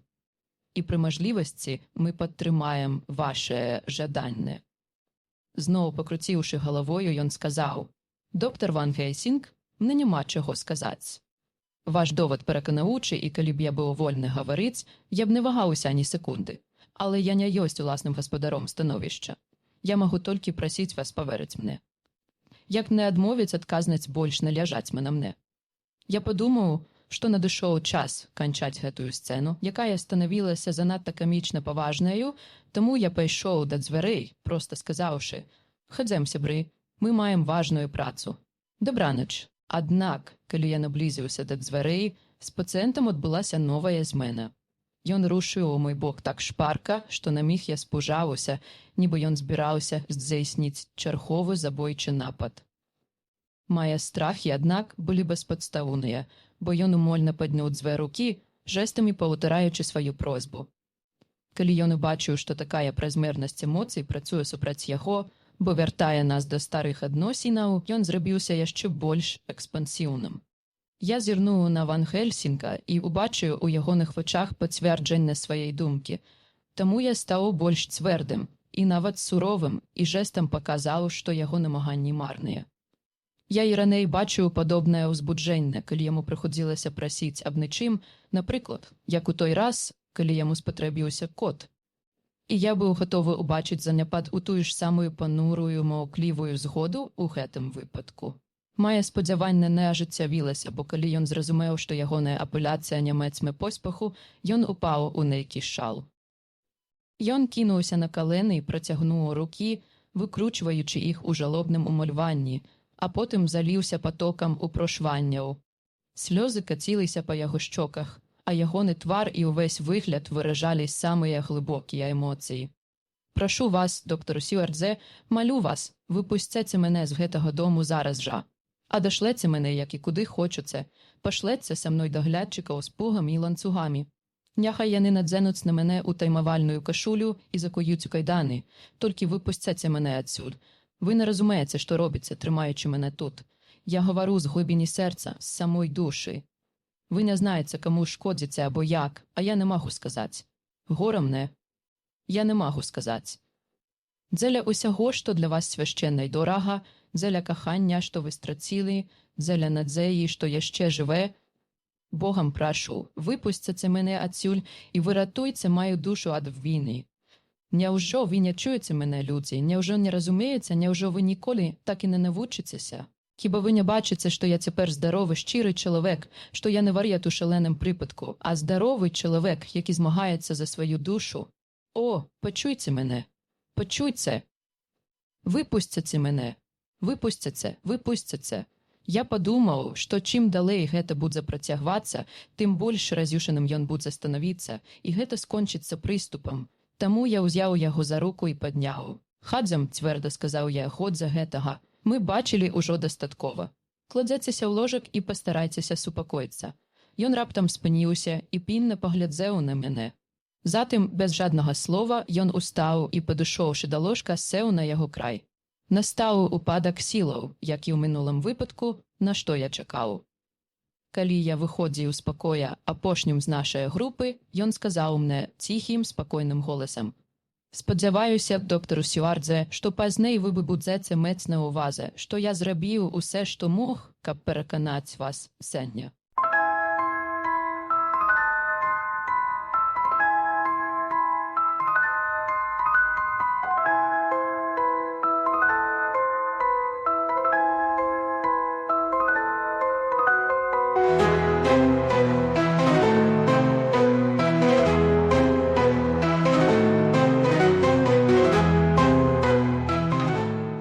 Розділ 19. Дзьонник Джонатана Гаркера 1 кастричника 5 година раніці. Я вирушив на пошуки з легким серцем, бо, здається, я ще ніколи не бачив міну у таким добрим стані. Я вельми задоволений тим, що яна згодилася адести від справи і доверить усю роботу нам, мужчинам. Мне було ніяк жахливо, що яна увогуле удзельничала у такої жудасної справи. Але тепер, коли ейная праця скончена і усе подзеї, дякуючи їй на енергії, розуму і предбачливості, злучане таким порадком, що кожна деталь має сенс. Я не можу відчувати, що ейная роля виконана, і з гэтага часу я не можу доверить остатнє нам. Думаю, ми були криху засмучені сценою з паном Ренфілдом. Коли ми вийшли з його покоя, ми заховували мовчання, покуль не вернулися у кабінет. Затим пан Морес сказав доктору Сюарду: «Слухай, Джек, коли той чоловік не спробував нас ошукати, він є самим здоровим вар'ятом, якого я бачив. Я не упевнений, але міркую, що він мав нейку поважну мету, і коли так з ним обійшлися сурово, не давши йому шансу». Лорд Додалмінг і я мовчали, але доктор Ван Гельсінг додав: «Приятелю Джоне, ти більш ведеш про вар'ята, чим я, і я гэтаму рады, бо баюся, што як бы вырашыць прыйшлося мне, я б звольніў яго перад тым апошнім гістарычным выбухам. Але век жыві, век вучыся. Цяпер мы не мусім рызыкаваць. Усе робіцца да лепшага». Доктор Сюард адказаў ім абодвум неяк задуменна: «Не знаю, але у гэтым я згодны з вамі. Калі б той чалавек быў звычайным вар'ятам, я б рызыкнуў паверыць яму. Але ён неяк зв'язаны з графам, і я баюся зрабіць памилку, потураючи ягоным прихамацям. Я не магу забыцца на тое, як ён амаль з такой же заўзятасцю маліў дастаць яму ката, а потым паспрабаваў разарваць мне горла сваімі зубамі. Апрача таго, ён называў графа уладарам і гаспадарам, і можа ён хоча выбрацца, каб дапамагчы яму нейкім д'явальскім спосабам. Тая жудасная істота мае ў сваім распараджанні ваўкоў, пацукоў і сваіх мэрцвякоў, таму мяркую, што ён не пагрэбуе скарыстацца і вар'ятам, хоць ён напраўду выглядаў шчырым. Спадзяваюся толькі, што мы зрабілі як найлепш. Перад дзікай працай, што чакае нас, такія рэчы могуць засмуціць кожнага». Професор падышоў да яго і, паклаўшы руку яму на плячо, сказаў сваім паважным добрым тонам: «Прыяцелю Джоне, не бойся. Мы стараемся выканаць наш абавязак у вельмі сумнай і жахлівай справы. Мы можам зрабіць толькі тое, што ўважаем найлепшым. На што яшчэ нам спадзявацца, апрача літасці Божай». Лорд Кудалмінг вышмыгнуў на колькі хвіляў, але цяпер вярнуўся. Ён паказаў маленькі сярэбраны свісток і сказаў: «Тое старое месца можа кішэць пацукамі, і калі так, я маю сродак супраць іх». Мінуўшы мо, мы рушылі ў бок дому, намагаючыся атрымацца ў цяні дрэваў, якія адкідвалі на газон, калі свяціў месяц. Калі мы дабраліся да ганка, професар адкрыў сваю торбу і выняў розныя рэчы, якія расклаў на прыступках, раздзяліўшы на 4 часткі, відаць, для кожнага з нас. Затым ён загаварыў: «Мае прыяцелі, мы ўваходзім у небяспечнае месца і маем патрэбу ў зброі. Наш вораг не проста дух. Памятайце, што ён мае сілу 20 чалавек, і што хоць нашыя шыі або трахеі такія ж, як у звычайных людзей, і таму іх можна зламаць або скруціць, яго не перамагчы звычайнаю сілай. Дужэйшы мужчына ці група мужчынаў, якія разам мацнейшыя за яго, могуць на нейкі час стрымаць яго. Але яны не могуць пашкодзіць яму так, як ён нам. Вось чаму мы мусім асцерагацца ягонага дотыку. Трымайце гэта блізу вашага сэрца». Кажучы гэта, ён падняў сярэбраны крыжык і працягнуў яго мне, бо я стаяў найбліжэй. «Надзеньце гэтыя кветкі сабе на шыю». Тут ён уручыў мне вянок завялых кветак часнаку. А для іншых, больш звычайных ворагаў, вазьміце рэвальвер і нож. Таксама вам прыдадуцца гэтыя маленькія электрычныя лямпы, якія вы можаце прымацаваць сабе на грудзі. І ўрэшце тое, што не варта ўважаць за лішняе, гэта быў кавалак свінцонай платкі, якую ён паклаў у куверт і перадаў мне. Кожны быў забяспечаны тым жа самым. «Цяпер», – сказаў ён. «Прыяцелю Джоне, дзе адмычкі? Калі мы зможам адчыніць дзверы, нам не прыйдзецца ўрывацца ў дом праз акно, як тады ў панны Люсі». Доктар Сюарт выпрабаваў адну ці дзве адмычкі. Прыдалася ягоная механічная спраўнасць хірурга. Хутка ён знайшоў тую, што падышла, па колькіх рухах узад і ўперад замок са скрыгатам паддаўся. Мы націснулі на дзверы, заржавелыя завесы зарыпелі, і яны павольна адчыніліся. Гэта вельмі нагадвала апісанае ў дзенніку доктара Сюарда адкрыцця грабніцы панны Вэст-Эндры. Мяркую, што тая ж самая думка прыйшла ў галаву іншым, бо яны адступілі як адзін. Прафесар быў першы, хто рушыў наперад і ўвайшоў у адчыненыя дзверы. «In manus tuas domine», – сказаў ён і перажахнаўся, пераступаючы парог. Мы зачынілі за сабой дзверы, каб свет ад нашых лямпаў не прыцягнуў увагі каго-колечы з боку дарогі. Прафесар рупліва выпрабаваў замок на той выпадак, калі нам спатрэбіцца хутка адамкнуць яго з сярэдзіны і ўцячы. Затым мы ўсе запалілі нашыя лямпы і прыступілі да пошукаў. Святло ад нашых маленькіх лямпачак стварала розныя дзіўныя формы. Калі промні перакрыжоўваліся або на празрыстасць нашых цэлаў адкідвала вялікія цені. Я не мог пазбавіцца ад адчування, што сярод нас быў нехта яшчэ. Мяркую, дзеля панурага асяроддзя ў маю свядомасць уварваліся ўспаміны пра той жахлівы досвед у Трансільваніі. Думаю, гэта было агульнае пачуцце, бо я заўважыў, што іншыя, як і я, працягвалі аглядацца на кожны гук і кожны новы цень. Усе навокал было пакрытае тоўстым слоем пылу. Падлога была пакрытая ім на глыбіню колькіх цаляў, за выняткаў фумецаў завіднеліся свежыя сляды. Трымаючы над імі лямпачку, я заўважыў адбіткі шведскіх цвікаў з вялікай плэшкай. Мяккі слой пылу пакрываў сцэны, а ў кутах было шмат павучыння, на якім збіраўся пыл да тае пары. Пакуль, часткова разрываючыся ад цяжару, яно не пачынала выглядаць, як касматая рыза. На стале ў вестыбюлі ляжаў вялікі звязак ключоў з пажаўцэлымі ад часу ярлыкамі на кожным.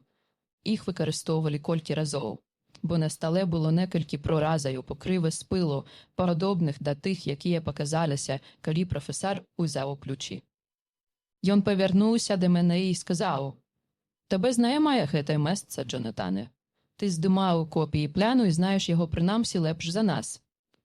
Дзе дарога ў капліцу? Я маю прыкладнае ўяўленне, дзе яна знаходзіцца, хоць у часе папярэдняга візіту не змог увайсці ў яе. Таму я павеў астатніх і па колькіх памылковых паваротах апынуўся насупраць нізкіх, скляпаністых дубовых дзвярэй, абабітых жалезнымі палосамі.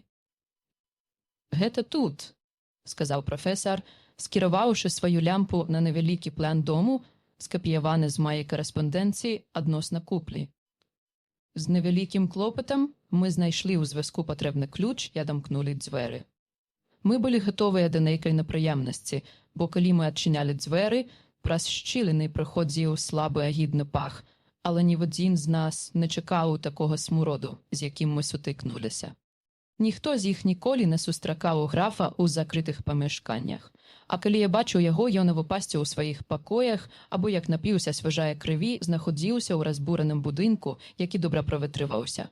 Гэтае памяшканне, аднак, было цэснае і закрытае, а працяглае наўжыванне зрабіла паветра затхлым і смярдзючым. Там стаяў зямны пах, як ад нейкага сухога гніцця. А што да смуроду? Як на яго апісаць? Гэта быў не проста пах смерці, змешаны з вострым і едкім пахам крыві. Здавалася, нібы само гніцце пачало сапсавацца. Фе, я адчуваю млосць ад аднаго ўспаміну. Кожны выдых той пачвары нібыта упіўся ў тое месца і зрабіў яго яшчэ агіднай. У звычайных абставінах такі смурод перашкодзіў бы нашай задумы. А гэта не была звычайная справа, а высокая ды жахлівая мэта, якая стаяла перад намі. дала нам сили, які уздималися над простими фізичними неприємностями. Після міжвольного адскоку, виниклого з першого моташного подиху, ми, як один, узялися за роботу, нібито тоє агідне місце було рожовим садом.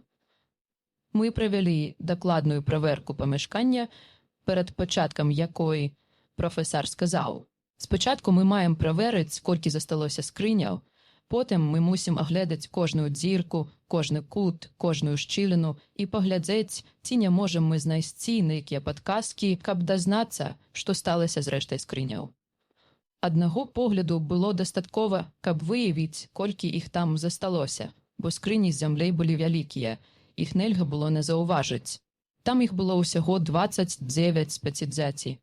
Один раз мене огарнув страх, бо, убачивши, як лорд Годалмінг раптовно повернувся і зірнув за скляпіністі двері у темний проход, я так само поглядзев туди, і на хвилину мене замерло серце. Мені здалося, що я убачив лихий твар графа, риси якого вилучалися недзе у цені. Спинка носа, червоні очі, барвові вусни, смяротна бледність. Гэта працявалася ўсяго хвіліну, бо калі лорд Годалмінг сказаў, я падумаў, што ўбачыў твар, але гэта толькі цені, і вярнуўся да пошукаў, я павярнуў сваю лямпу ў тым кірунку і ступіў у праход. Там нікога не было, і як не було ані кутоў, ані дзвярэй, ані нейкіх адтулінаў, а толькі суцэльныя сцэны, нават яму некуды было схавацца. Я вырашыў, што страх абудзіў маю фантазію, і нічога не сказаў. Па колькі хвілях я ўбачыў, як Морис раптоўна адступіў ад кута, які ён аглядаў. Мы прасачылі за ягонымі рухамі, бо, вядома, сярод нас розрастала нейкая нервовасць, і ўбачылі фасфарычную масу, што мігцела нібы зоркі. Мы інстынктыўна адскокнулі. Памяшканне пачала запаўняцца пацукамі. Хвіліну або дзве мы стаялі напалоханыя, усе апроч лорда Годалмінга, які быў яўна прыгатаваны да такіх абставінаў. Кінуўшы да вялікіх абабітых жалезам дубовых дзвярэй, якія доктар Сюарт апісваў у сваім дзенніку звонку, і якія бачыў я сам, ён павярнуў ключ у замку, адсунуў вялізныя засаўкі і разнасцэжыў дзверы. Затым, выняўшы з кішэні маленькі сярэбраны свісток, ён рэзка і пранізліва свіснуў. Яму адказала браханне сабака ў Недзе за домам доктара Сюарда, і Недзе праз хвіліну з-за рогу выбаглі 3 тэр'еры. Мы міжвольна пасунуліся да дзвярэй, і тады я заўважыў, што пыл тут быў стоптаны. Скрыні, якіх бракавала, вынеслі сюдой. Але нават за гэтую хвілю колькаць пацукоў значна павялічылася. Памяшканне нібыта ў момант запоўнілася імі, а ў святле лямпачак, што асвятлялі іх жвавыя цёмныя тулавы і зіхатлівыя зловесныя вочы, здавалася, нібы зямля была усыпаная святлячкамі. Сабакі прымчаліся, але на парозе раптам спыніліся і загыркалі, а потым адначасна, падняўшы насы, жалобна завылі. Тым часам колькасць пацукоў усе павялічвалася, і нам прыйшлося выйсці. Лорд Годалмінг падняў аднаго сабаку, унес яго ў сярэдзіну і паставіў на падлогу. Як толькі яго лапы дакрануліся зямлі, да яго вярнулася адвага, і ён кінуўся на сваіх прыродных ворагаў.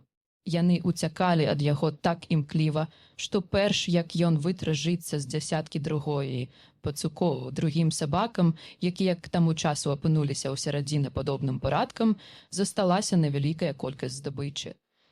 З іх знікненнем нібыта адступіла нейкая ліхая прысутнасць, бо сабакі скакалі і весела брахалі, рэзка кідаючыся на сваіх пераможаных ворагаў, пераварочваючы іх і падкідваючы ў паветра рэзкімі штуршкамі. Мы бодай адчулі, як у нас прознёўся настрой. Ці гэта было ачышчэнне смяротнай атмасферы праз адчыненне каплічных дзвярэй, ці палегка, якую мы адчулі, апынуўшыся звонку, не знаю. Але цень жаху нібыта споўз з нас, як мантыя, і прычына нашага візиту згубіла свае панурае значэнне, хоць мы ні на ету не аслабілі нашыя рашучасці. Мы зачынілі знадворныя дзверы на засаўкі, замкнулі іх і, узяўшы з сабой сабакаў, пачалі абшукваць дом. Мы не знайшлі анічога апрача велічэзнага слою пылу, на якім віднеліся толькі мае уласныя сляды, якія я пакінуў у часе першага візиту. Сабакі ані разу не праявілі знакаў трывогі, і нават калі мы вярнуліся ў капліцу, яны весела бегалі, як быццам палявалі на трусоў у летнім лесе. На ўсходзе ўжо бралася на золак, калі мы выйшлі з будынку. Доктар Ван Хельсінг узяў са звязку ключ ад пярэдніх дзвярэй і замкнуў іх, паклаўшы ключ у сваю кішэню. «Дагэтуль», – сказаў ён, – «нашая ноч была надзвычайна ўдалая. Мы ўніклі шкод, якой я баяўся, і ўстанавілі, колькі скрыняў бракуе. Больш за ўсе мяне цешыць, што наш першы і, мажліва, самы цяжкі і небяспечны крок быў зроблены без нашай мілай мадам Міны. І ані тыя віды, ані гукі, ані жудасныя пахі не патурбуюць яе наяве або ў сне. Таксама мы даведаліся, што жывёлы, якія знаходзяцца пад камандаваннем графа, не падпарадкоўваюцца яго духоўнай сілы. Бо тыя пацукі, што з'явіліся на яго заклік, як і тыя ваўкі, якіх ён выклікаў тады ў замку, хоць яны прыйшлі да яго, яны паразбягаліся ад маленькіх сабакаў майго прыяцеля Артура. Нас чакаюць іншыя задачы, іншыя небяспекі, іншыя страхі. І тая пачвара, ён не выкарыстаў сваю сілу над жывёламі ў першы і апошні раз сцэне. Ён схаваўся ў іншым месцы. Добра, мы атрымалі нагоду аб'явіць шах у гэтай гульні, у которой на карту пастаўленыя чалавечыя душы, а цяпер хадзем дадому. Світанак блізка, і мы маем падставу быць задаволенымі сваёй працай у нашу першую ноч. Можа стацца так, што наперад за нас чакае яшчэ многа начей і дзен, напоўненых рызыкай, але мы мусім працягваць, і мы надтуль перад небяспекай. Калі мы вярнуліся, у дома было ціха, толькі нейкі небарака крычаў у адной з аддаленых палатаў, а з пакоя Ренфілда раздаваўся слабы стогн. Бедны гаротнік, пэўна, мучыў сябе, як і ўсе вар'яты, непатрэбнымі пакутлівымі думкамі. Я на дыбачках увайшоў у пакой. Міна спала і дыхала так ціха, што мне прыйшлося нахіліцца да яе, каб пачуць ейнае дыханне. Яна выглядае больш бледнай, чым звычайна. Спадзяваюся, што вечерняя сустрэча не засмуціла яе. Я напраўду ўдзячны, што яе выключылі з нашай справы і нават нашых нарадаў. Гэта за вялікі цяжар для жанчыны. Спачатку я так не думаў, але цяпер пераканаўся, таму я рады, што ўсе так вырашылася. Пэўныя рэчы маглі б спужаць яе, і ўсе ж утойваць іх ад яе было б нават горш, калі б яна пачала нешта падазраваць. З гэтага часу нашая праца мае быць для яе апячатанай таямніцай. Пакуль, прынамсі, не настане час, калі мы зможам сказаць ёй, што ўсё скончана і што зямля вольная ад той пачвары з пекла. Мяркую, што будзе цяжка пачаць утойваць ад яе рэчы, пасля таго даверу, што быў паміж намі. Але я мушу праявіць цвярдасць, і заўтра я нічога не скажу пра начную выправу і адмоўлюся размаўляць пра тое, што здарылася. Пасплю на канапе, каб не патрывожыць яе. 1 кастрычніка, пазней. Мы, натуральна, праспалі, бо цэлы дзень былі занятыя, а ўночы не адпачылі. Нават Міна мусіла адчуваць стомленасць, бо хоць я праспаў без мала да поўдня, я прачнуўся раней за яе, і мне прыйшлося гукаць 2 або 3 разы, перш як яна адплюшчыла вочы. Яна так моцна спала, што ў першыя колькі хвіляў не пазнала мяне, толькі глядзела на мяне з нейкім бездумным жахам, як нехта, хто абудзіўся ад кашмару. Яна крыху паскардзілася на стому, і я дазволіў яе адпачыць. Цяпер мы знаем, што вывезлі 21 скрыню, і, мажліва, зможам высачыць іх па тых перавозках. Гэта непамерна спрасціць нашу задачу, таму чым хутчэй мы ўправімся, тым лепш. Сёння ж адведаю Томаса Снелінга, дзённік доктара Сьюарда 1 кастрычніка. Быў поўдзень, калі мяне разбудзіў прафесар, увайшоўшы ў мой пакой. Ён быў весялейшы, чым звычайна, і было відочна, што работа мінулай ноччу дапамагла зняць з ягонай душы нейкі цяжар. Пасля размовы пра начную авантуру ён раптам сказаў: «Твой пацыент вельмі цікавіць мяне. Ці магу я адведаць яго з табой сёння? Але, як ты заняты, я магу пайсці адзін, калі можна. Гэта новы досвед для мяне, сустрэць вар'ята, які размаўляе пра філазофію і так грунтоўна разважае. Я меў пільную працу, таму сказаў, што бы рады, калі б ён пайшоў адзін, бо тады яму не прыйдзецца чакаць на мяне. Таму я пазваў санітара і даў яму неабходныя інструкцыі. Перш як прафесар пакінуў пакой, Я перасцярог яго наконт памылковага ўражання ад майго пацыента. Але, адказаў ён, я хачу, каб ён расказаў пра сябе і свае памылковыя погляды што да спажывання жывых істотаў. Ён сказаў: «Мадам Міне, я прачытаў у тваім учорашнім дзенніку, што аднойчы ў гэта верыў». «Чаму ты усміхаешся, прыяцелю Джоне?» «Перапрашаю», – сказаў я, – «але адказ тут». Я паклаў сваю руку на машынапіс.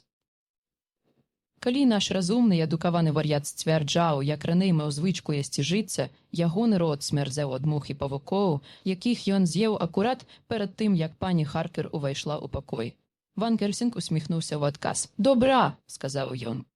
«Ты маеш добрую памяць, прыяцелю Джоне. Я павінен быў памятаць гэта». І ўсе ж гэта няяснасць мыслення і памяці, што робіць псіхічныя хваробы такім захапляльным прадметам вывучэння. Мажліва, я змагу даведацца больш з глупства ў гэтага вар'ята, чым з вучэння ў наймудрэйшых навукоўцаў. Хто ведае, я вярнуўся да працы і неўзабаве скончыў яе. Здавалася, што мінула не так шмат часу, але Ван Гельсінг ужо вярнуўся ў кабінет. «Не перашкаджаю?» – ветліва спытаў ён, стоячы ў дзвярах. «А ні», – адказаў я. «Уваходзьце. Мая праца скончаная, і я свабодны. Цяпер магу пайсці з вамі, калі хочацца». «Няма патрэбы. Я ўбачыў яго». «Ну, баюся, ён вельмі высока ацэньвае мяне». Наша сустрэча была кароткая. Калі я ўвайшоў, ён сядзеў на столку ў сярэдзіне пакоя з локцямі на каленях і выразам панурай незадаволенасці на твары. Я звярнуўся да яго з належнай павагай. Ён не адказаў. «Вы не пазнаяце мяне?» – спытаў я. Ягоны адказ не падбадзерваў. «Я знаю вас досыць добра. Вы стары дурань Ван Гельсінг. Пайшлі б вы прэч са сваімі ідэяцкімі тэорыямі на тэму мозгу. Праклятыя тупагаловыя галянцы». Ані слова больш ён не сказаў, а проста сядзеў у непрымірмай панурасці, такі абыякавы да мяне, нібы мяне нават не было ў пакоі. Так я згубіў свой шанец павучыцца, чаму колячы ў гэтага разумнага вар'ята. Таму пайду і, калі можна, развесялюся ў прыемнай кампаніі тае мілае душы, мадам Міны. Прыяцелю Джоне, мяне крайне цешыць, што яна больш не будзе засмучацца і хвалявацца дзеля нашых жудасных рэчаў. Хоць нам вельмі бракаваць маейнае дапамогі, так найлепш. Я цалкам згодны з вамі, шчыра адказаў я, бо не хацеў, каб ён вагаўся на гэты конт. Пані Харкер лепш не ўцягваць. Гэта дастаткова цяжкая праца нават для нас, людзей бывалых і знаёмых з рознымі сітуацыямі, але ў гэтай справы няма месца жанчыны, і калі б яна і далей брала ў яе удзел, неўзабаве, гэта, пэўна, загубіла б яе. Так Ван Гельсінг пайшоў раіцца з пані Харкер і ейным мужам. Куінсі і Арт паехалі выясняць, дзе могуць знаходзіцца скрыні з зямлей.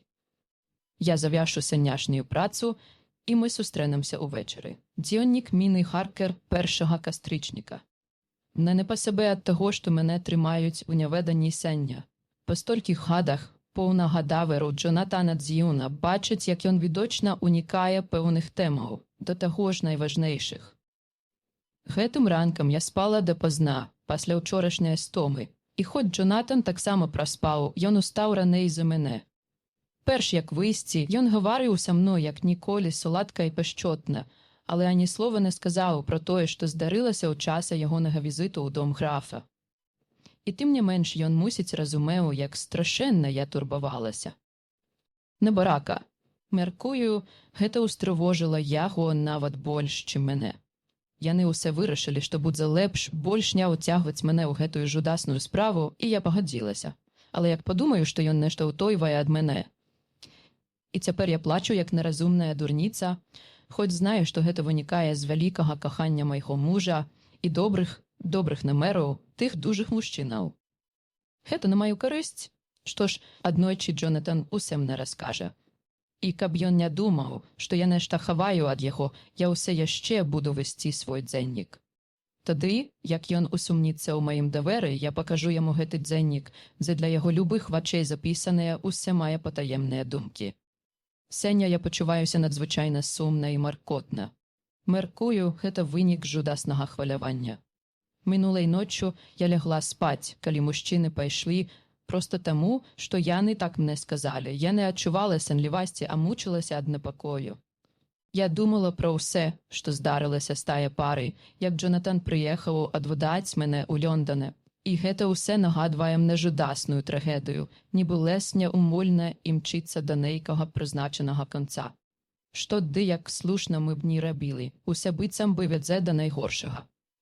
Коли б я не поїхала у Уітбі, можливо, не брака Люсі було б тепер з нами. Я не мала звички наведвать цвинтар, покуль не приїхала я. І коли б яна не побувала там днем со мною, яна б не прийшла туди у сне.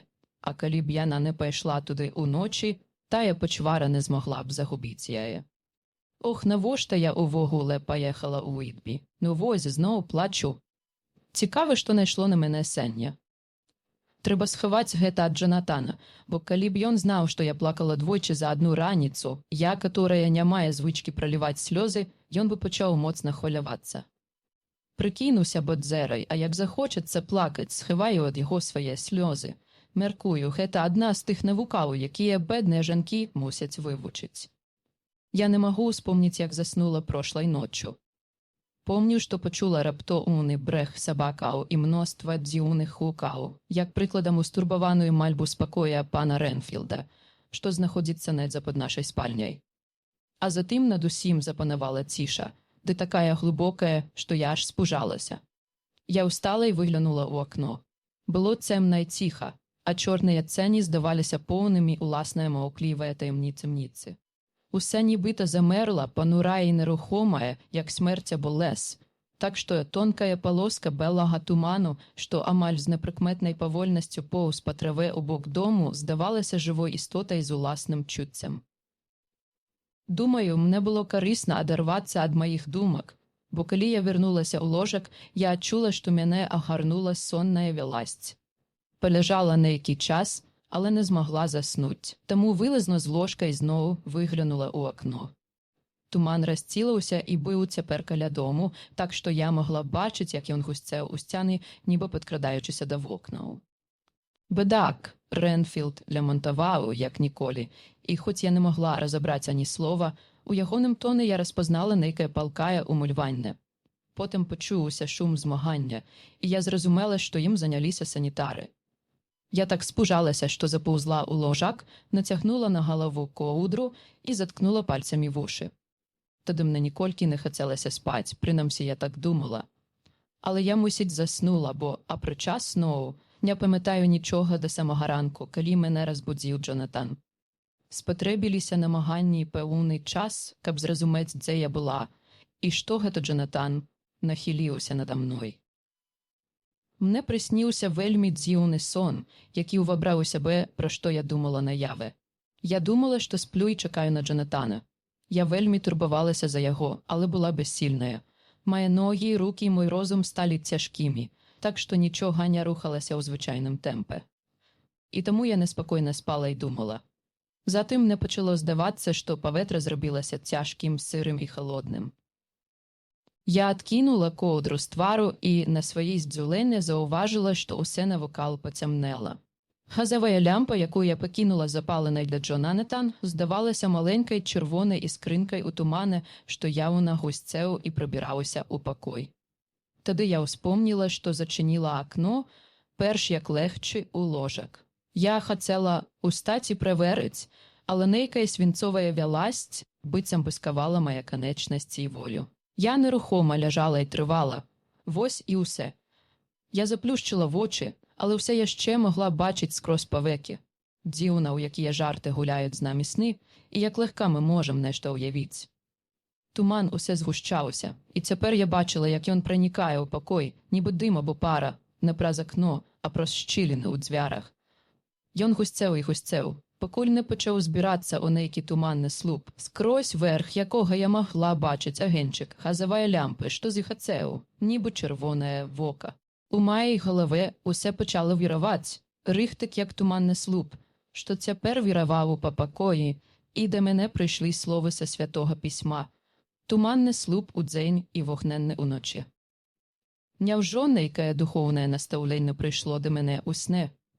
Але слуп складався со словів і про день і ніч, бо огонь був у червоному воку, якое у той момент ще більш зачарувало мене. Потім огонь, раздзяліўся і заблішчэ ўскрозь туман, нібы два чырвоныя вокі, падобныя на тыя, пра якія расказвала Люсі, калі на скале ў часе захаду сонечныя промні адбіліся ў вокнах касцела святой Дзевы Марыі. Раптам мяне працяў страх. Гэтак Джонатан бачыў тых жудасных жанок, што матэрыялізаваліся праз туманны вір у месячным святле, і тут я, мабыць, самлела, бо наступіла непраглядная цемра. У апошнім свядомым высілку мая фантазія паказала мне пасінелы бледны твар, што нахіліўся да мяне з туману. Мушу быць асцярожная з такімі снамі, бо яны могуць пашкодзіць розуму, калі іх будзе зашмат.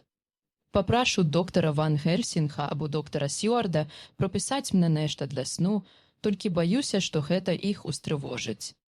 Сёння пастараюся выспацца сама. Як не атрымаецца заўтра, папрашу іх даць мне хляралу. Адна доза мне не пашкодзіць, а паспрыяе добраму начному сну. Мінулая ноч змарыла мяне так, нібыта я зусім не спала 2 кастрычніка 10 гадзіна вечара. Минулай ноччу спала, але нічога не сніла.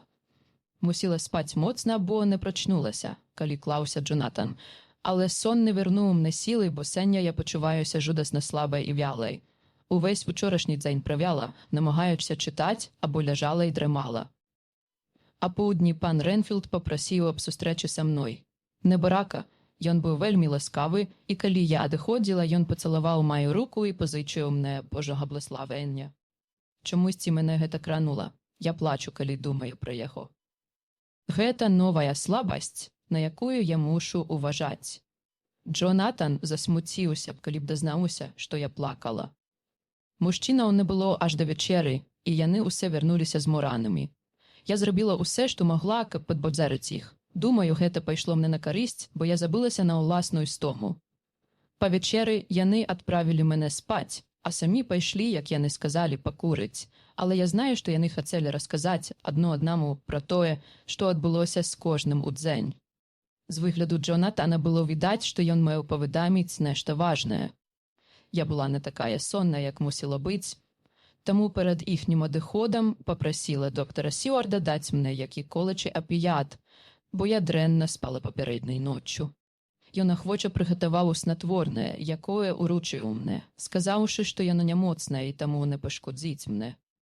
Я прыняла яго і чакаю на сон, які пакуль не надыходзіць. Спадзяваюся, што не памылілася, бо і мяне пачынае апаноўваць сон, з'яўляецца новы страх, што я паступіла неразумна, пазбавіўшыся без сілы абуджэння.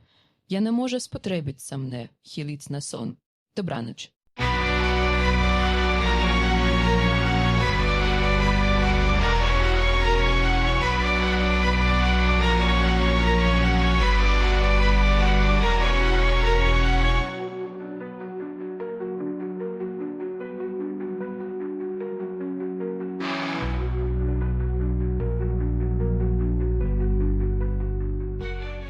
Раздзел 20 дзённік Джонатана Гаркера, 1 кастрычніка, вечар. Я знайшоў Томаса Снелінга ў ягоным доме ў Бетнал-Гріне, але, на жаль, ён быў не ў стане што-колечы прыпомніць. Перспектыва выпіць піва, якую мой прыезд адкрыў перад ім, аказалася за моцнай спакусай, і ён пачаў сваю чаканую п'янку з самага ранку. Аднак ад ягонай жонкі, якая здавалася прыстойнай беднай душой, я даведаўся, што ён быў толькі памагаты Смолета, які ў сваю чаргу і быў адказны перад фірмай. Таму я паехаў у Волворд і знайшоў пана Джозефа Смолета ўдома, у нефармальным адзенні і за познай гарбатай, якую ён піў са спудачка. Ён прыстойны, разумны чалавек, прыклад добрага і надзейнага работніка з галавой на плячах. Ён помніў усе пра выпадак са скрынямі і, выняўшы з нейкай таемнай кішэні ў нагавіцах свой цудоўны нататнік з гіерагліфічнымі запісамі, зробленымі тоўстым алоўкам, назваў іх месца прызначэння. Ён сказаў, што на возе было 6 скрыняў, якія ён забраў з Карфаксу і прывез на Чіксенд-стріт 197, Майл-Енд, Ньютаун, і яшчэ 6, якія ён пакінуў на Джамайка-Лейн, Бермандзі. Калі граф задумаў раскідаць свае жудасныя сховішчы па ўсяму Лондану, тады гэтыя месцы былі абраныя ў якасці перавалачных пунктаў. Сістэматычнасць, з якой гэта было зроблена, навяла мяне на думку, што ён не збіраўся абмяжоўвацца 2 раёнамі Лондану. Цяпер ён замацаваўся на дальнім усходзе паўночнага берагу Тэмзы, на ўсходзе паўдневага берагу і на поўдні. Паўночная і заходняя часткі, пэўна, ніколі не былі па-за ягоным д'ябальскім планам, не кажучы ўжо пра сам Сіці і сэрца моднага Лондану ў паўночна-заходняй і заходняй яго частках. Я спытаў у Смолета, ці не вывазілі з Карфаксу іншыя скрыні. Ён адказаў: «Што ж, пане, вы былі так добры, раней я даў ім паўсуверэна, і я раскажу вам усе, што знаю». Я чуў, як нейкі Блоксем 4 ночі таму ў піўной Заяц і Ганчакі на Пінчер-алей расказваў, што ён і яго напарнік выконвалі незвычайна пыльную работу ў старым доме ў Перфліце. Такая праца трапляецца тут рэдка, і я думаю, што Сэм Блоксем мог бы нешта расказаць вам. Я спытаў, дзе яго можна знайсці, і паабяцаў даць яму яшчэ паўсуверэна, калі ён дастане ягоны адрас. Тады ён праглынуў рэшту гарбаты і ўстаў, сказаўшы, што ён зараз жа пачне пошукі. Каля дзвярэй ён спыніўся і сказаў: «Паслухайце, пане, няма сэнсу затрымліваць вас. Можа, я знайду Сэма адразу, а можа і не. Ува ўсякім разе сёння ён ужо многа не раскажа. Ён дзіўны чалавек, як пачне піць. Калі вы дасце мне куверт з маркай і напішаце на ім ваш адрас, я выясню, дзе яго можна знайсці, і пашлю поштай увечары. Аднак вам лепш не ведацца да яго зранку, інакш вы не заспееце яго, бо Сэм устае рана, нават калі нап'ецца ўночы». Прапанова была слушная, таму адно з яго дзяцей узяло пенс і пабегла за кувертам і аркушам пэры з дазволам пакінуць рэшту сабе. Калі ягоная дачка вярнулася, я надпісаў куверт і наклеіў марку. А калі Смолет зноў сумленна паабяцаў прыслаць мне знойдзены адрас, я адправіўся дамоў. Ува ўсякім разе мы напалі на след. Я сёння стаміўся і хачу спаць. Міна моцна спіць і выглядае крыху забледнай, а па ейных вачах відаць, што яна плакала, небарака. Напэўна, нявыданне мучыць яе, і праз гэта яна яшчэ мацней турбуецца за мяне ды іншых. Але найлепш так, як ёсць. Лепш бачыць яе засмучанай і устурбаванай цяпер, чым з падарванымі нервамі потым. Дактары малі рацыю, настойваючы на тым, каб яна трымалася далей ад гэтае жудаснае справы. Я мушу быць непахісным, бо гэта на мне ляжыць цяжар маўчання. Ніколі і ні ў якім выпадку не загавару з Эй на гэтую тэму. Можа, гэта будзе не такая цяжкая задача, бо яна сама пачала унікаць гэтыя тэмы. І ад таго часу, як мы сказалі ёй пра нашае рашэнне, яна не згадвала ані графа, ані ягоных учынкаў. 2 кастрычніка. Вечар. Даўгі, цяжкі і хвалюючы дзень. Першай поштай атрымаў адрасаваны мной куверт з укладзеным брудным кавалкам паперы, на якім цяслярскім алоўкам было напісана размашыстым почеркам. Сэм Блоксем, Коркранц, 4, Патер Скот Бартель-стрит, Уолорд. Спытайце стража. Атрымаў ліст у ложку і ўстаў, не будзячы міну. Яна выглядала зморанай, бледнай і нездаровай. Я вырашыў не будзіць яе. Як вярнуся з новых пошукаў, адправулю яе ў Эксетер.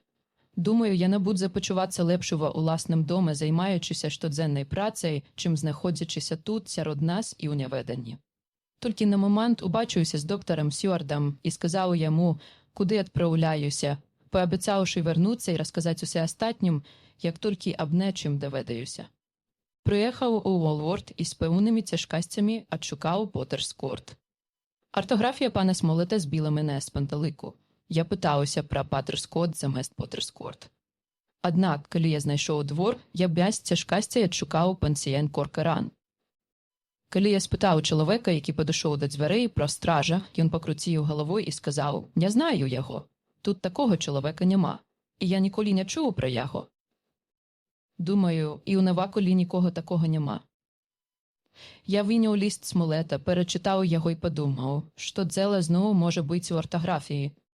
«А вы хто?» – спытаў я. «Я стораж», – адказаў ён. Я адразу зразумеў, што быў на правільным шляху. За паўкроны веды стоража аказаліся ў маім распараджанні, і я дазнаўся, што пан Блоксем, які адсыпаўся ў Коркаране, пасля выпітага напярэдадні піва, а 5 раніцай вырушыў на працу ў Поплар. Ён не змог паведаміць, дзе дакладна знаходзілася месца працы, але цьмя напомніў, што гэта быў нейкі новы таварны склад. З гэтай сціплай інфармацыяй я адправіўся ў Поплар. Толькі а 12 гадзіны я раздабыў здавальняючую падказку, што да адпаведнага будынку, і было гэта ў кавярні, дзе абедалі колькі работнікаў. Адзін з іх сказаў, што на Крос-Енджел-стрыт будуюць новы халодны склад. Гэта адпавядала апісанню стоража, таму я адразу паехаў туды. Гутарка з панурым вартаўнікам і яшчэ больш панурым загадчыкам, якога я ўлагодзіў адпаведнай монетай, навяла мяне на след Блоксема. Па яго паслалі, калі я зрабіў намінак, што гатовы заплаціць загадчыку ягоны дзенны заробак за прывілей задаць яму колькі пытанняў, якія тычыліся асабістай справы. Блоксем быў досыць разумны, хоць грубы ў маўленні і манерах. Калі я паабяцаў заплаціць яму за інфармацыю і даў яму задатак, ён расказаў, што здзейсніў 2 паездкі паміж Карфаксам і домам на Пікадылі і перавез 9 вялікіх скрыняў, вельмі цяжкіх, з дапамогай нанятай ім падводы. Я спытаў у яго, ці не мог бы ён сказаць мне нумар дому на Пікадылі, на што ён адказаў: «Я забыў нумар, пане, але ён знаходзіўся ўсяго за колькі дамоў ад нядаўна пабудаванага вялікага белага касцела або нечага падобнага». Дом таксама быў стары і пыльны, хоць яго не параўнаць з тым, адкуль мы забіралі тыя чортавы скрыні. Як вы трапілі ў гэтыя дамы, калі яны парожнія? У Перфліце ў доме мяне сустрэў стары. Ён дапамагаў мне грузіць скрыні на фурманку. Чорт мене дзяры, гэта быў найдужэйшы чалавек, якога я калі-кольвек сустракаў. Хоць ён быў стары, з сівымі вусамі ды такі худы, што бадай не адкідаў цэню. Як гэтыя словы усхвалявалі мяне. Ён падняў свой край скрыні, нібы там быў фунт чаю, а я соп і цяжка дыхаў, падымаючы свой, хоць сам не ёсць мокрай курыцай. «А як вы трапілі ў дом на Пікадылі?» – спытаў я. Ён таксама там быў. Мабыць, адразу выправіўся і дабраўся туды раней за мяне, бо калі я пазваніў, ён адчыніў дзверы і дапамог мне занесці скрыні ў пярэдні пакой. «Усе 9?» – спытаў я. «Але 5 у першую паездку і 4 ў другую». Гэта была чартоўскі цяжкая праца, і я дрэнна памятаю, як дабраўся дадому. Я перарваў яго. Скрыні пакінулі ў пярэднім пакоі. Але ён быў вялікі і больш у ім нічога не было. Я паспрабаваў выведаць дадатковыя падрабязнасці. А ніякага ключа ў вас не было. А ні. Стары джентльмен сам адчыняў дзверы і зноў зачыняў, як я ад'язджаў. Не памятаю, як было ў апошні раз, але гэта дзеля піва. І вы не можаце прыгадаць нумар дому? Не, пане. Але вы без цяжкасцей знойдзеце яго. Ён высокі, з каменным фасадам са скляпаннем і вялікімі прыступкамі, што вядуць да дзвярэй. Я добра памятаю тыя сходы, бо па іх я цягаў скрыні разам з 3 бадзягамі, што хацелі зарабіць па мадзяку. Стары джентльмен даў ім па шылінгу, і, убачыўшы, колькі яны атрымалі, яны захацелі больш. Але ён узяў аднаго з іх за плячо, нібыта збіраўся скінуць яго са сходаў, і тады яны пайшлі, лаючыся па дарозе. Я падумаў, што з гэтага апісання змагу адшукаць дом, таму, заплаціўшы майму таварышу за інфармацыю, паехаў на Пікадылі. Да мяне дайшло новае непрыемнае усведамленне. Было відочна, што граф сам мог упраўляцца з землянымі скрынямі. Калі так, нельга губляць час, бо цяпер, як ён размеркаваў пэўную колькасць скрыняў, ён можа незаўважна скончыць справу ў любы момант. На пляцы Пікадылі я адпусціў кэб і пайшоў на загад. Мінуўшы Юніер-Канстытушанал, я натрапіў на дом, апісаны Блоксемам, і пераканаўся, што гэта яшчэ адно логава Дракулы. Дом выглядаў так, нібы ў ім даўно ніхто не жыў. Вокны былі пакрытыя пылам, а аканіцы зачыненыя. Фасад пачарнеў ад часу, а з жалезных частак будынку амаль цалкам адлушчылася фарба. Было відочна, што яшчэ нядаўна на бальконе вісела вялікая дошка, аб'ява аб продажы. Яе, аднак, груба адарвалі, бо засталіся толькі вертыкальныя часткі, на якіх яна трымалася. За бальконнымі парэнчамі я ўбачыў колькі незамацаваных дошак, неапрацаваныя краі которых выглядалі белымі. Я б шмат даў, каб убачыць дошку непашкоджанай, бо яна, мажліва, дапамагла б мне ўстанавіць уласніка дому. Я прыгадаў мой досвед даследавання і куплю дому ў Карфаксе і падумаў, што калі б я змог адшукаць былога ўласніка, я б выявіў, як атрымаць доступ у дом. Пакуль што на Пікадылі рабіць было больш нечага, таму я абышоў дом з тылу, каб паглядзець, ці не даведаюся, пра што колачы тут. Там былі стайні, яны працавалі, бо амаль усе дамы на Пікадылі былі заселеныя. Я спытаў у аднаго ці двух конюхаў ды падручных, ці не маглі яны расказаць мне, што колечы пра парожні дом. Адзін з іх чуў, што яго нядаўна купілі, але не змог назваць былога ўласніка. Аднак ён сказаў мне, што яшчэ нядаўна там вісела аб'ява «Продаецца», і што, мабыць, агенты Мітчел, Сыны энд Кензі змогуць мне нешта расказаць, бо калі ён правільна памятае, ён бачыў назву гэтай фірмы на дошцы. Я не хацеў выглядаць занадта зацікаўленым, каб мой суразмоўца не здагадаўся, наколькі гэта важна для мяне, таму, падзякаваўшы яму ў звычайнай манеры, пайшоў далей. Пачало змяркацца, набліжалася асенняя ноч, таму я не хацеў губляць часу. Знайшоўшы адрас фірмы Мітчел, Сыны энд Кензі ў адраснай кнізе ў Берклі, я хутка апынуўся ў іх офісе на Секвіль-стріт. Джентльмен, які прыняў мяне, быў вельмі ветлівы, але немногослоўны. Сказаўшы, што дом на Пікадылі, які ён назваў рэзідэнцыяй Прададзены, ён палічыў тэму вычарпанай. Калі я спытаўся, хто яго купіў, ён шырока расплюшчыў вочы і па кароткай паўзе адказаў: «Ён прададзены, пане». «Перапрашаю», не менш ветліва сказаў я, але я маю пэўную прычыну, з якой хацеў бы даведацца, хто яго купіў. Ён зрабіў даўжэйшую паўзу і яшчэ вышэй падняў бровы. «Ён прададзены, пане», паўтарыў ён свой лаканічны адказ. «Упэўнены», сказаў я, «вы не будзеце супраць паведаміць мне гэтую інфармацыю». «Але ж я супраць», адказаў ён. «Справы кліентаў захоўваюцца ў надзейных руках Мітчел, Сыны энд Кензі». Гэта бесспрэчна быў педант чыстае вады, і не было сэнсу спрачацца з ім.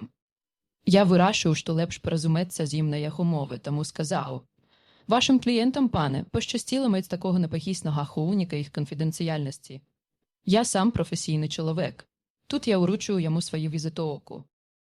У гэтым выпадку мной кіруе нецікавунасць. Я дзею ад імя лорда Дагудалмінга, які хацеў бы даведацца пра мае масці, якая, наколькі яму вядома, нядаўна прадавалася». Гэтыя словы мянялі справу.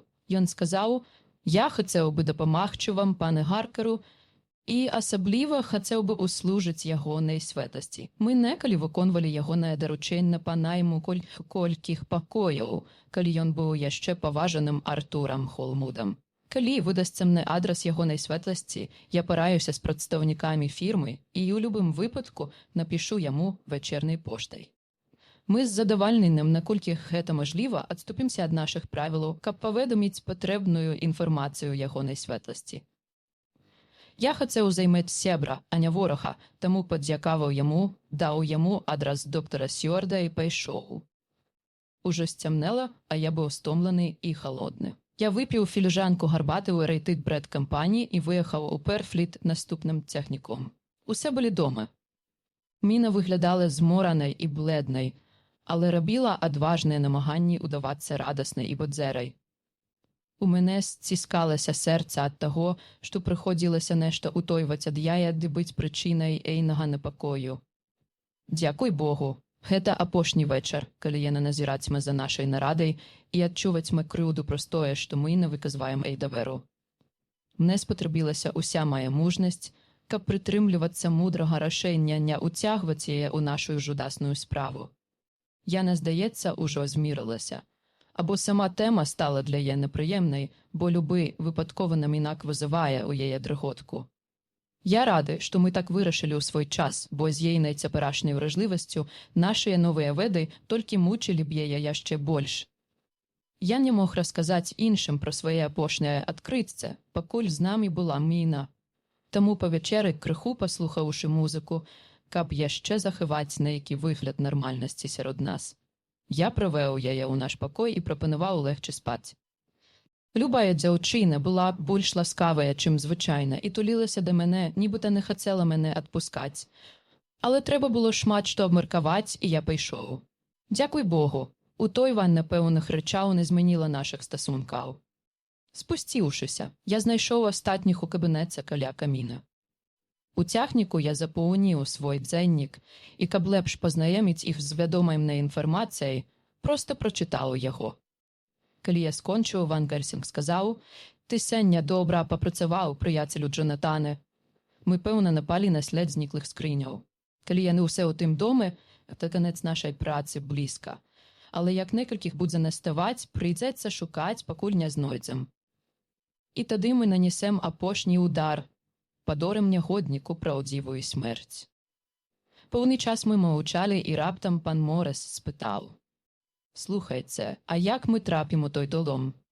«Як мы трапілі ўпершы», хутка адазваўся лорд Годалмінг. «Але шерце, тут іншая справа.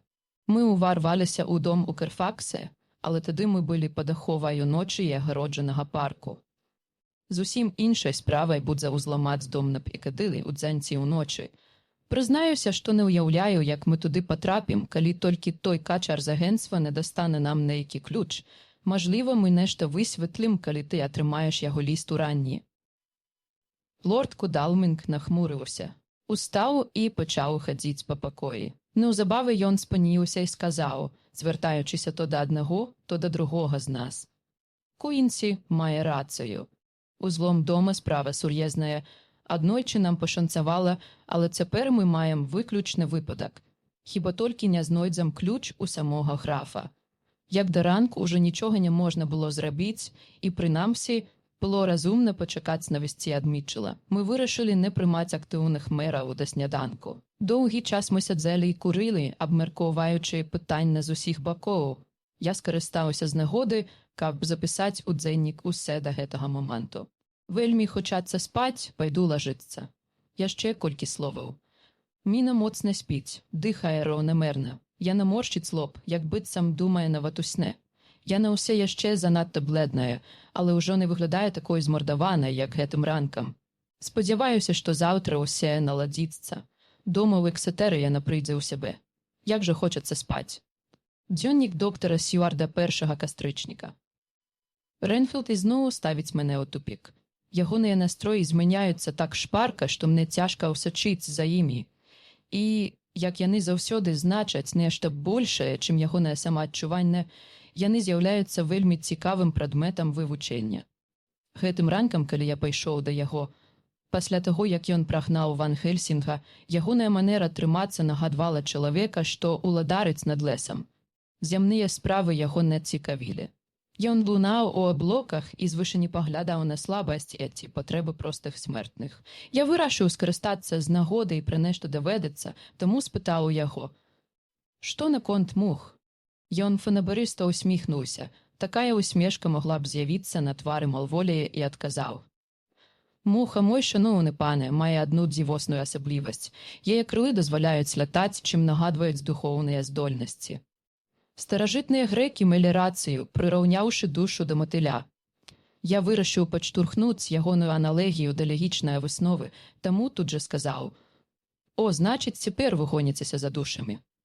Ягонае шаленства ўзяло верх над розумам, і на ягоным твары з'явіўся збянтэжаны выраз. Пакруціўшы галавою з рашучасцю, якую я рэдка назіраў у ім, ён сказаў: «Ох, не, мне не патрэбныя душы. Жыццё – гэта ўсе, чаго я патрабую». Тут ягоны твар праясніўся. Хоць цяперашнім часам я досыць абыякавы да яго. Жыццё ў парадку, я маю ўсе неабходнае. Вы мусіце знайсці сабе новага пацыента, доктару, калі хочацца вывучыць Зафа Гау. Прета крыху збянтэжыла мяне, таму я працягнуў распытваць яго. Тады вы распараджаецеся жыццам, вы ёсць Богам. Я ўважаю? Ён усміхнуўся з невымоўным пачуццем перавагі. О не, не хачу прысвойваць сабе атрыбутаў боства. Я нават не зацікаўлены ў яго духоўных дзеяннях. Мая інтэлектуальная пазіцыя, што да чыста зямных дзел у пэўнай ступені нагадвае пазіцыю Эноха. Я разгубіўся. У той момант я не змог убачыць сувязі, таму прыйшлося задаць яму простае пытанне, хоць я адчуваў, што такім парадкам прыніжаў сябе ў вачах вар'ята. І чаму Эноха? Таму, што ён хадзіў з Богам. Я ўсе яшчэ не бачыў падабенства, але не хацеў прызнавацца ў тым. Таму я вярнуўся да ранейшыя тэмы. Дык вы не дбаеце пра жыцця і не цікавіцеся душамі. Чаму не? Я наўмысна задаў пытанне хутка і нават сурова, каб вывесці яго з раўнавагі.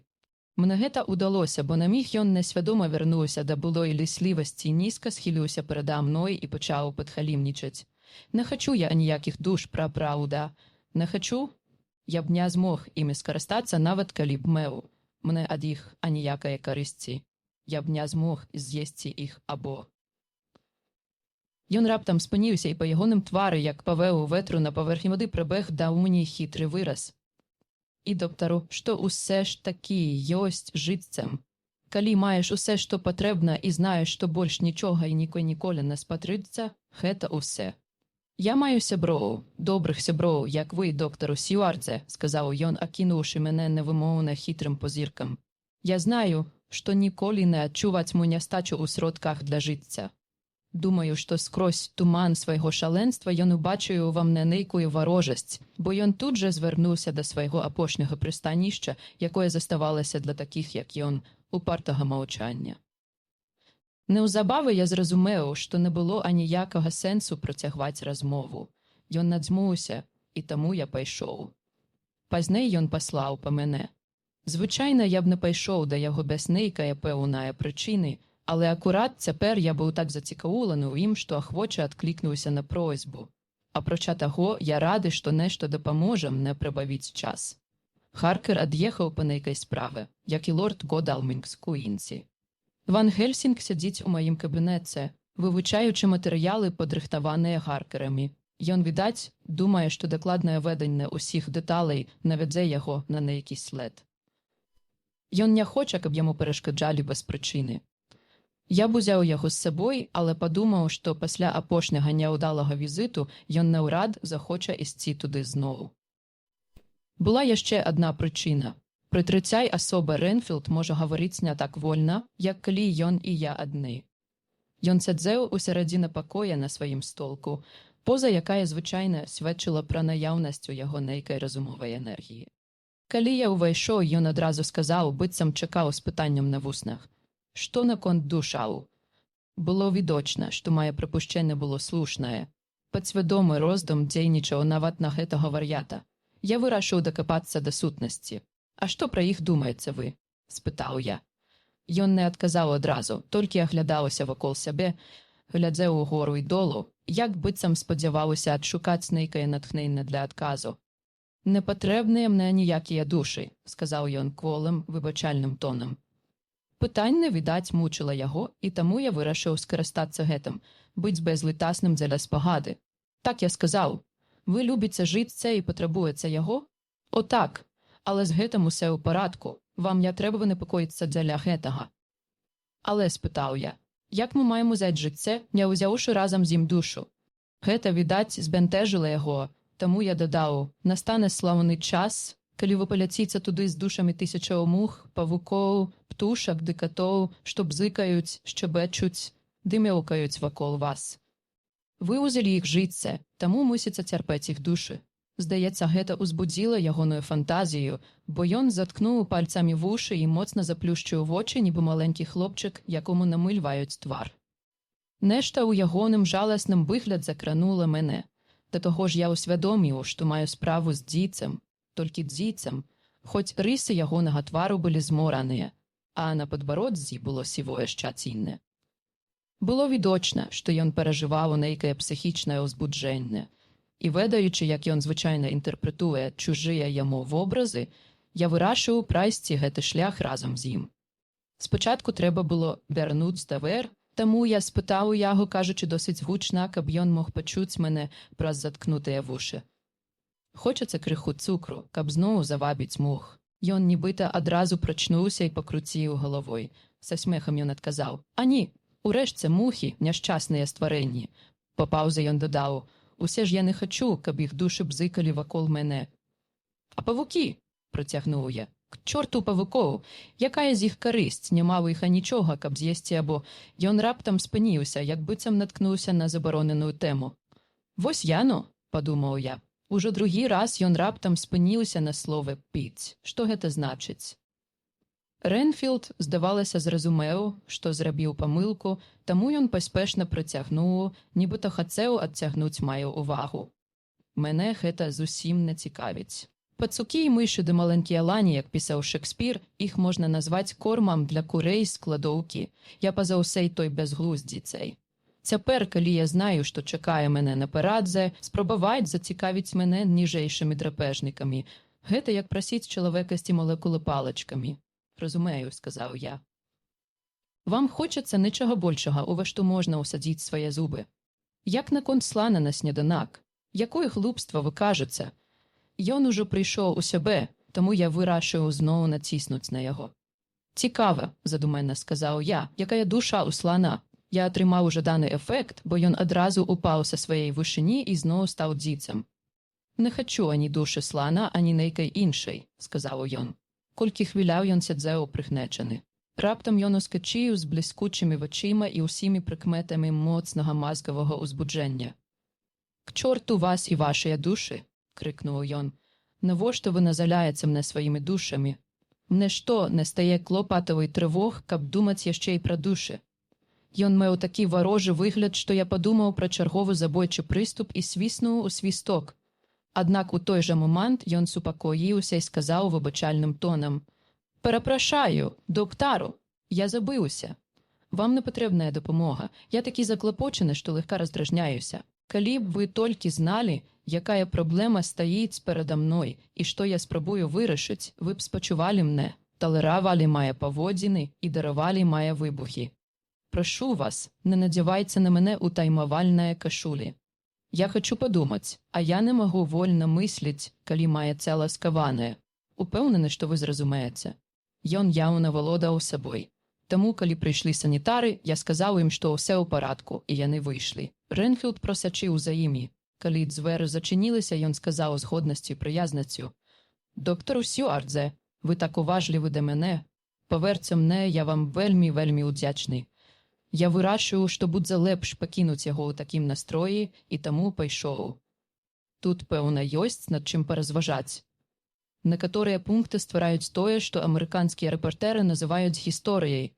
Толькі трэба прывесці іх у адпаведную паслядоўнасць. Вось яны, я згадваю піцце, баіцца думкі быць абцяжараным якой колечы душой. Не баіцца прагі жыцця ў прышласці, грэбуе ўсімі ніжэйшымі формамі жыцця, хоць баіцца, што іх душы будуць яго праследаваць. Усе гэтыя рэчы ўказваюць на адно. Ён упэўнены, што здабудзе нейкае вышэйшае жыццё. Ён баіцца наступства цяжару душы, значыць, гаворка пра чалавечае жыццё. А упэўнены ён таму? Літасцівы Божа. Яго адведаў граф і рыхтуецца нейкі новы жудасны плян. Пазней. Па абыходзе я пайшоў да Ван Хельсінга і расказаў яму пра свае падузранні. Ён адразу пасуровыў і па хвілі разважанняў папрасіў мяне адвесці яго да Рэнфілда.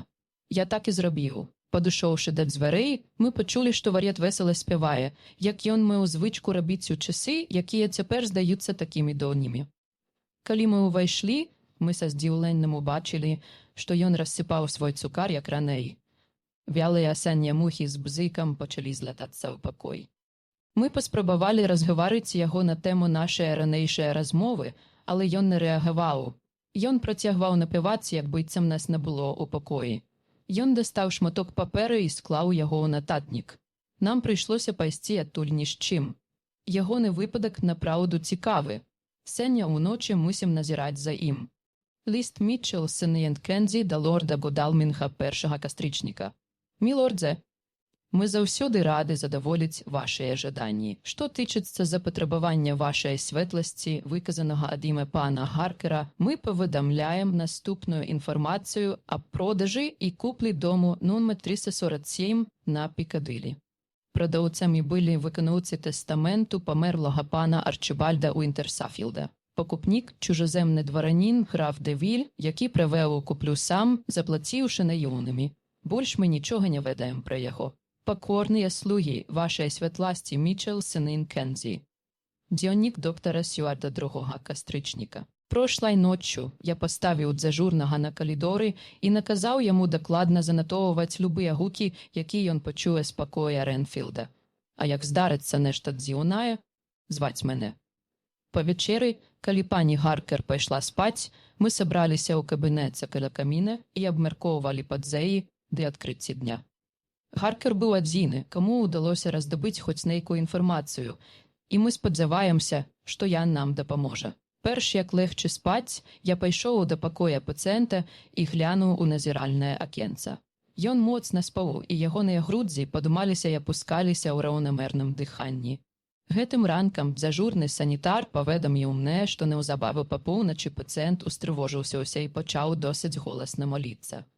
Я спытаў, ці гэта ўсё. Ён адказаў, што больш нічога не чуў.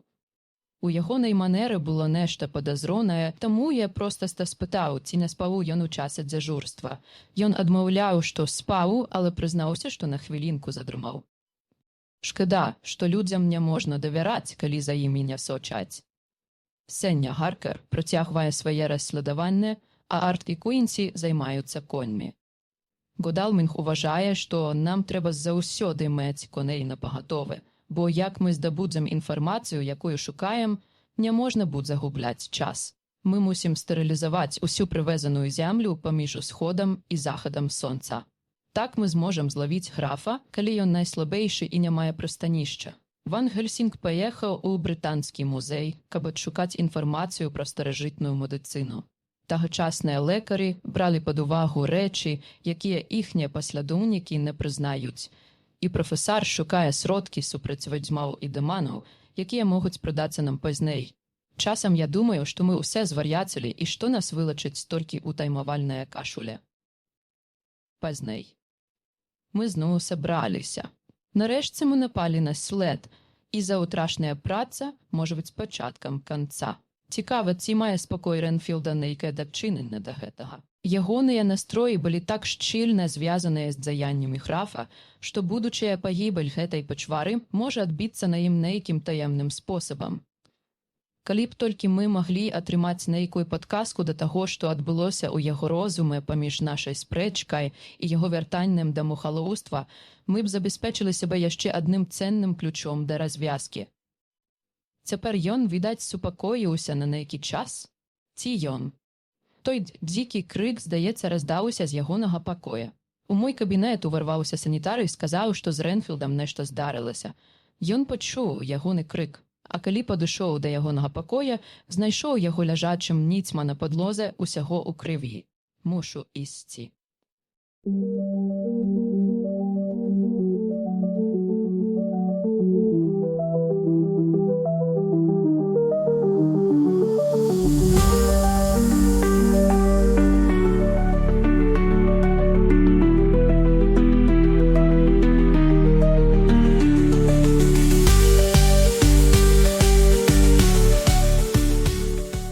Раздзел 21, дзённік доктара Сюарда 3 кастрычніка.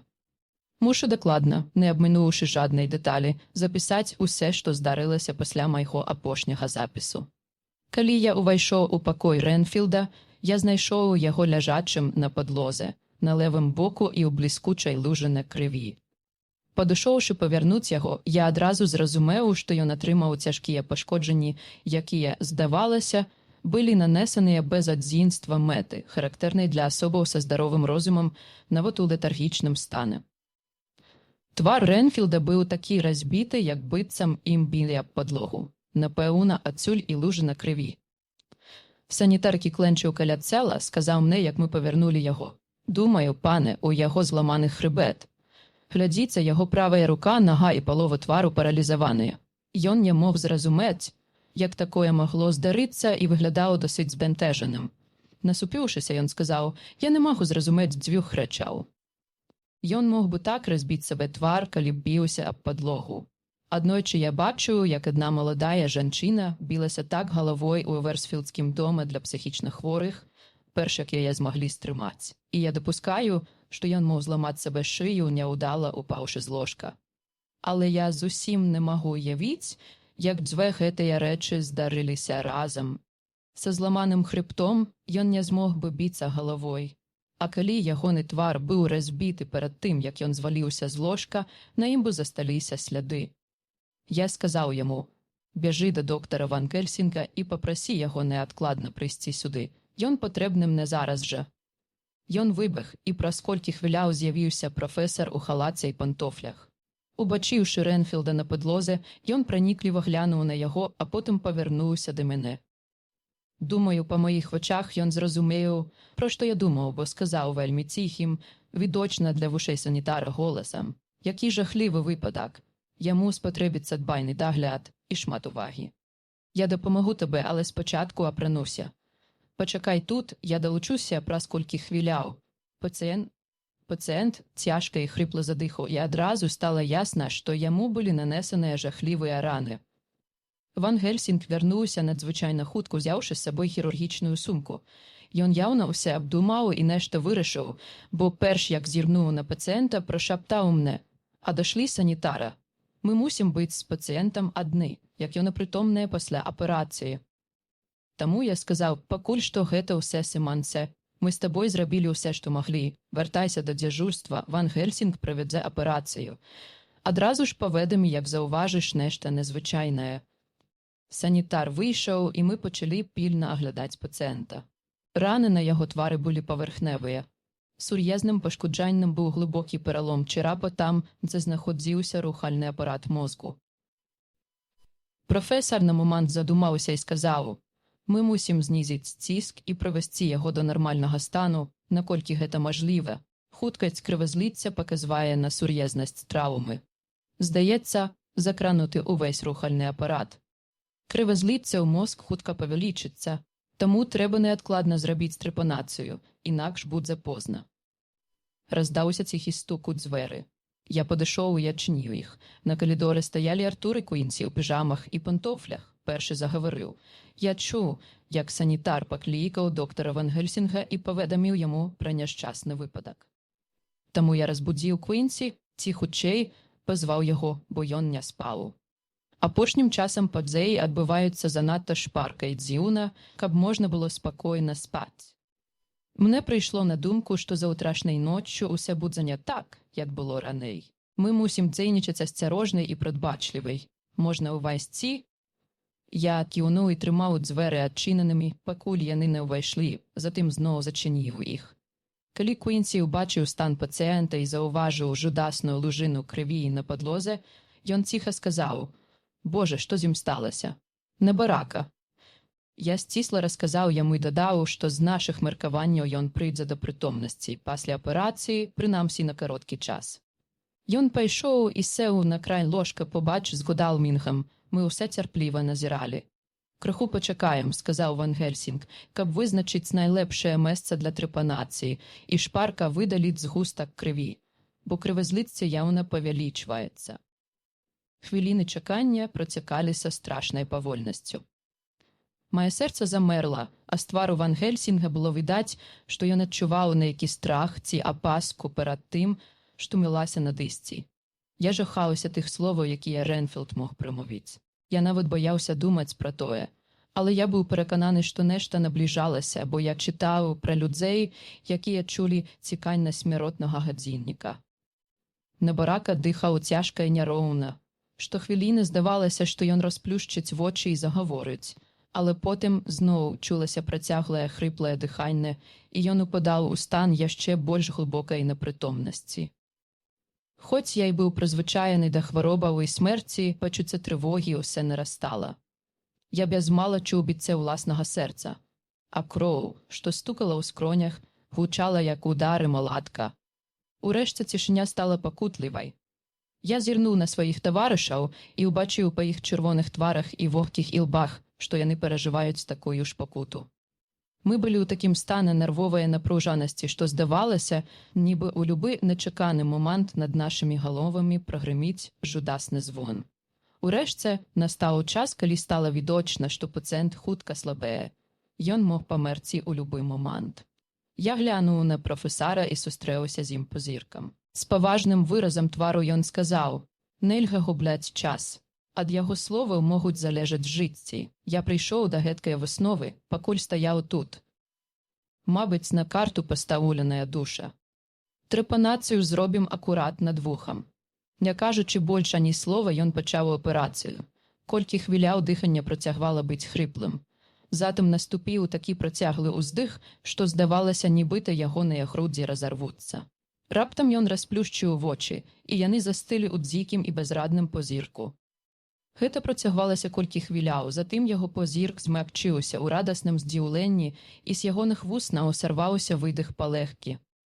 Ён зрабіў сутаргавы рух і сказаў: «Я буду спакойны, доктару. Скажыце ім зняць утаймавальную кашулю. Я бачыў жахлівы сон, і ён так знясіліў мяне, што я не магу варухнуцца. Што з маім тварам? Адчуваю, нібы ён распух і жудасна пече». Ён паспрабаваў павярнуць галаву, але нават ад аднаго высілку яго вочы зноў сталі шклянымі, таму я асцярожна развярнуў яе. Тады Ван Гельсінг сказаў ціхім паважным тонам: «Раскажыце нам пра ваш сон, пане Ренфілдзе». Пачуўшы голас прафесара, яго знявечаны твар напоўніўся радасцю, і ён сказаў: «Доктар Ван Гельсінг, як добра, што вы тут. Дайце мне вады, мае вусны высахлі, і я паспрабую расказаць вам. Мне снілася». Тут ён замоўк, быццам быць непрытомнеў. Я ціха гукнуў Куінсі: «Каньяк у маім кабінеце шпарчэй».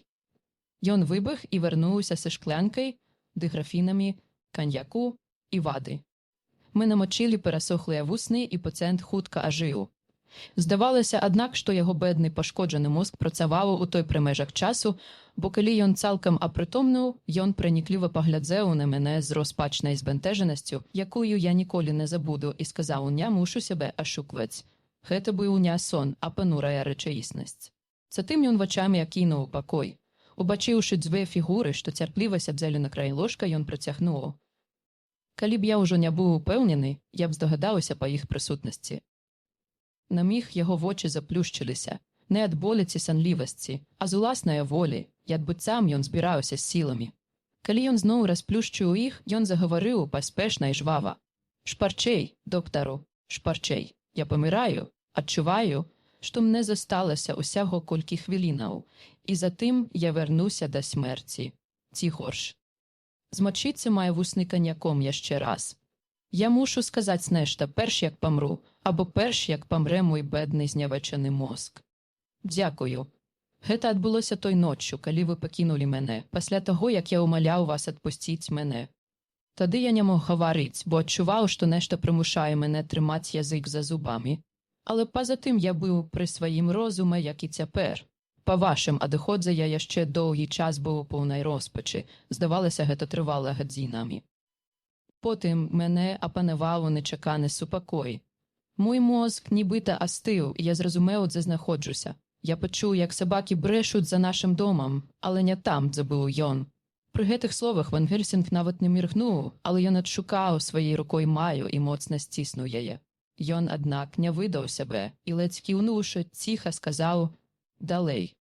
Ренфілд працягнуў: «Ён падышоў да вакна ў туман, як я ці рэдка бачыў яго раней.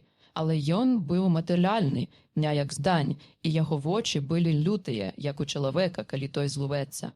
Ён смяяўся сваім чырвоным ротам, вострыя белыя зубы блішчалі ў месячным святле, калі ён павярнуўся, каб паглядзець на паласу дрэваў, дзе брехалі сабакі. Спачатку я не запрасіў яго ў сярэдзіну, хоць знаў, што ён гэтага прагне, як прагнуў увесь час. Затым ён пачаў абяцаць мне розныя рэчы, але не словамі. Професар. А як? Прымушаючы іх адбывацца, акурат як раней пасылаў мне ў дзень мух, вялікіх і тлустых са сталева-сапфіравымі крыламі, а ўночы вялікіх матылеў з чэрапамі касцямі на спінах. Ван Гельсінг кіўнуў яму і міжвольна прышаваў мне: «А керонтія айтетропос, сямейства бражнікаў, што вы завяце мертвою галавой».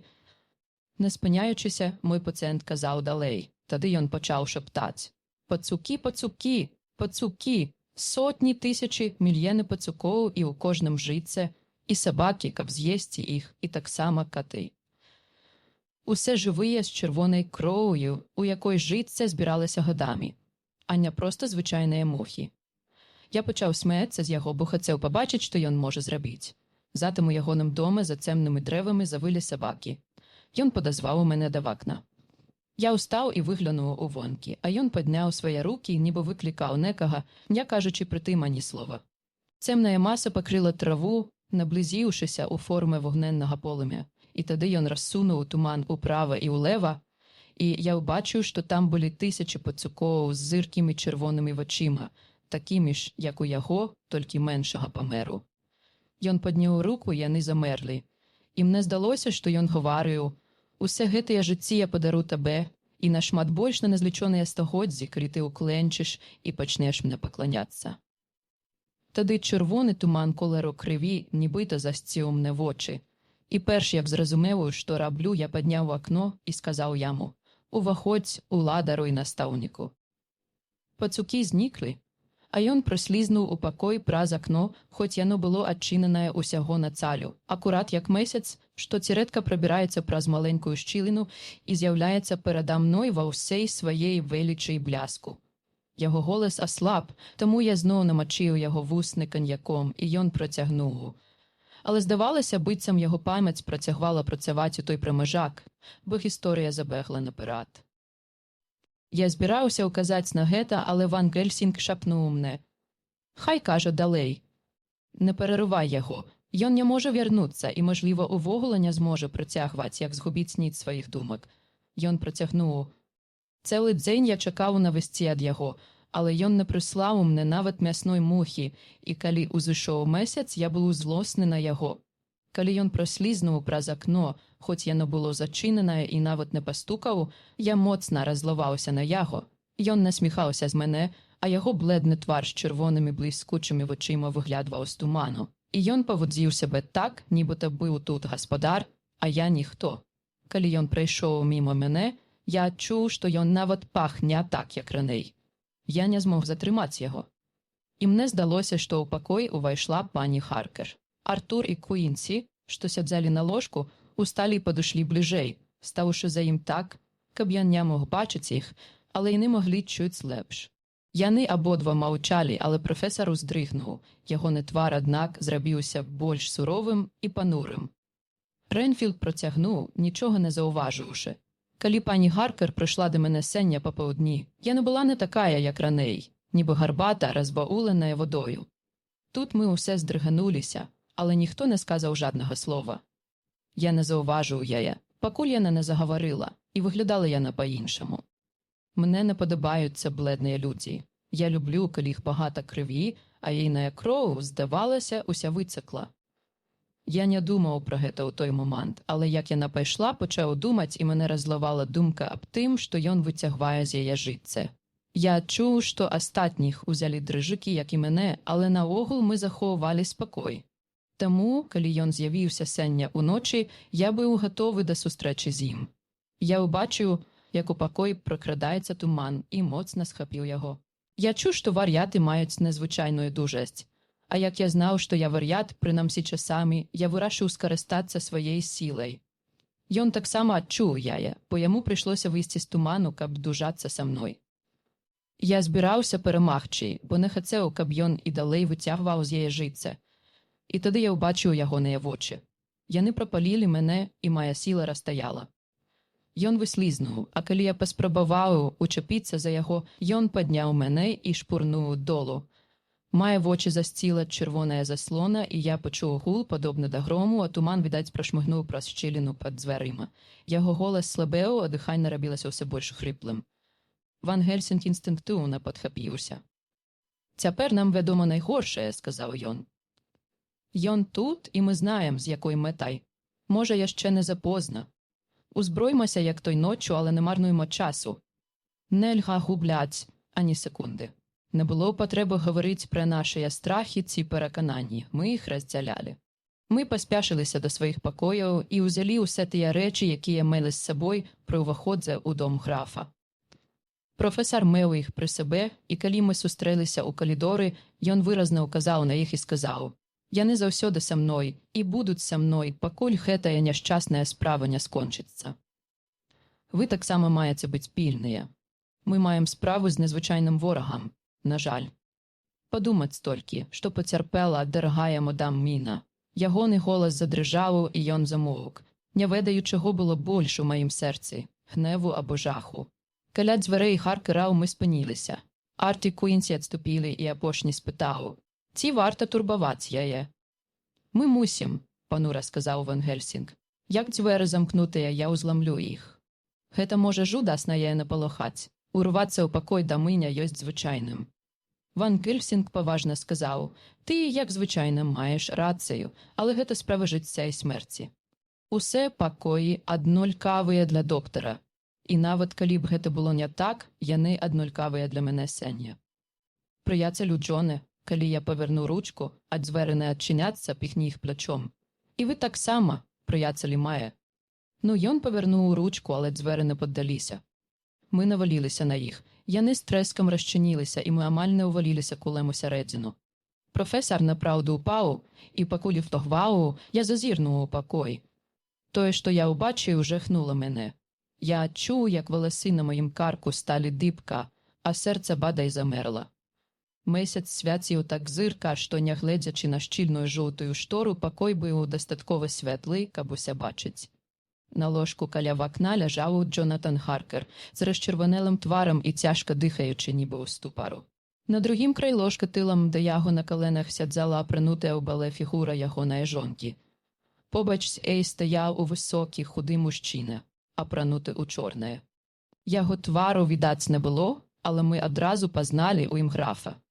Сваёй левай рукой ён трымаў абедзве рукі пані Харкер, цалкам выцягнуўшы іх. Яго правая рука трымала яе за карак, прыціскаючы ейны твар да яго грудзей.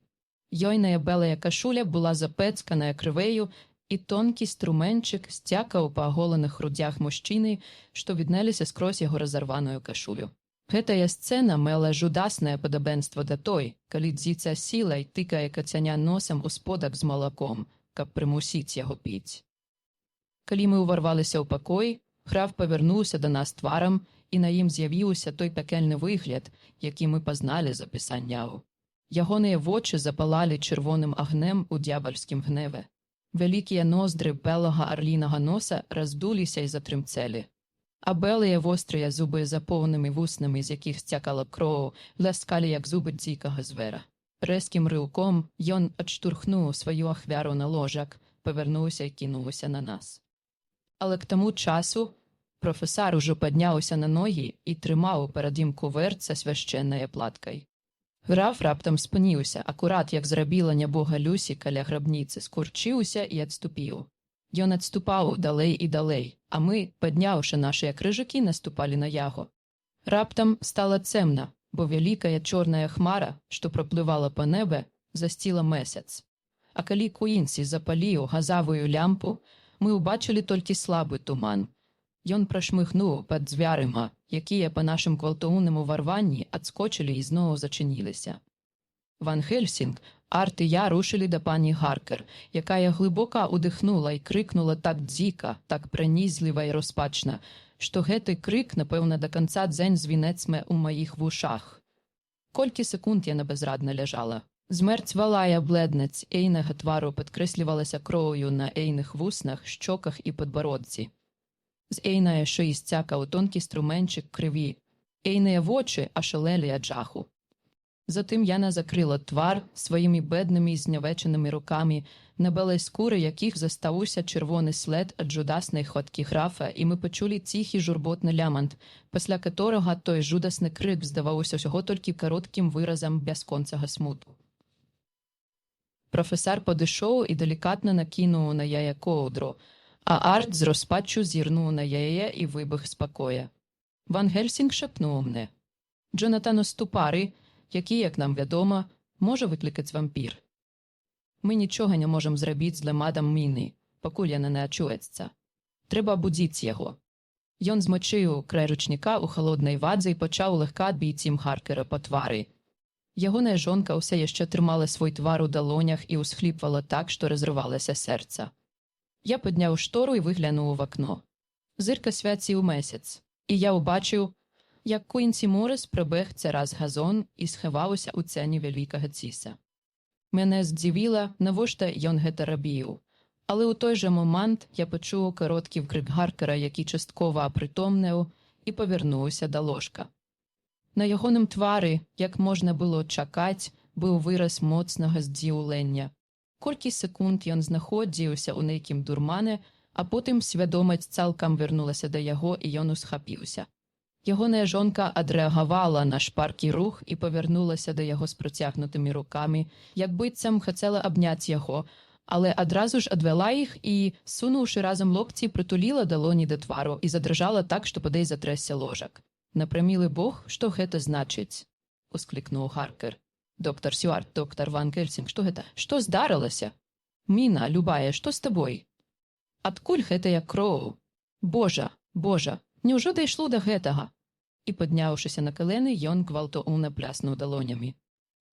Міласцівы Божа, дапамажы нам, дапамажы ей, о, дапамажы ей. Шпаркім рухам Эй саскочыў з ложка і пачаў апранацца, уся ягоная мужнасць адклікнулася на патрэбу на адкладнай дзейнасці. Што здарылася? Раскажыце мне ўсе. Доктор Ван Гельсінг, знаю, вы любіце міну. Дык зрабіце штуколачы, каб выратаваць яе. Гэта яшчэ не магло зайсці задалека. Пільнуйце яе, пакуль я шукаю яго. Да ягонай жонкі дайшло, што яму пагражае пэўная небяспека. Адразу забыўшыся на ўласнае гора, яна ўхапілася за яго і закрычала: «Не, Джонатане, ты не мусіш пакідаць мяне. Бог ведае, я ўжо дастаткова нацярпелася сянешнай ноччу, каб яшчэ і перажываць, што ён цябе пакалечыць. Ты мусіш застацца са мной, з прыяцелямі, якія пільнаваць цябе». Ёйны выраз твару зрабіўся ўтрапаным. Ён саступіў Эй, і, усадзіўшы яго на край ложка, яна моцна прытулілася да яго. Ван Гельсінг і я паспрабавалі супакоіць іх абаіх. Прафесар падняў свой маленькі залаты крыжык і сказаў з незвычайным спакоем: «Не бойцеся, моя дарагая, мы тут, і пакуль я побач з вамі, ніякае ліха не зможа да вас наблизіцца. Цяпер вы ў бяспецы, і мы мусім супакоіцца, параіцца, што рабіць далей». Яна дрыжала і маўчала, прытуліўшыся галавой да грудзей свайго мужа. Калі яна падняла яе, ягоная белая кашуля была заплямленая крывэю ў тых месцах, да якіх дакрануліся Эйныя вусны і куды упалі каплі з раны на Эйнай шыі. Як толькі яна заўважыла гэта, яна адсунулася з ціхім лямантам і прашаптала скрозь задушлівыя ўсхліпванні: «Нячыстая, нячыстая! Я не мушу больш дакранацца да яго або цалаваць яго. Цяпер яго найгоршы вораг, якога ён мае ўсе падставы баяцца». На гэта ён рашуча адказаў: «Глупства, Міна, не прыкра чуць такія словы. Я не хачу чуць такое пра цябе, і я не слухацьму такога ад цябе. Няхай Бог асудзіць мяне па заслугах і пакарае, калі па маім учынку або волі нешта стане паміж намі». Ён прыцягнуў свае рукі і прытуліў яе да сваіх грудзей, і нейкі час яна плакала ў яго абдымках. Ён глядзеў на нас вільготнымі ад слязаў вачыма. Ягоныя ноздры дрыжалі, а ягоны рот быў цвёрды, як сталь. Неўзабаве ейныя ўсхліпванні сцішыліся. І тады ён сказаў мне з удаваным спакоем, што, як я адчуў, патрабавала ад яго вялікіх высілкаў. «А цяпер, доктару Сюардзе, расказвайце. Сутнасць я ведаю. Раскажыце падрабязнасці». Я дакладна расказаў яму пра ўсе, што здарылася, і ён слухаў з уяўнай абыякавасцю. Але ягоныя ноздры торгаліся, а вочы палалі, калі я расказваў, як бязлітасныя рукі графа трымалі ягоную жонку ў той жудаснай позе, прыціскаючы яе ротам да адкрытай раны на яго грудзях.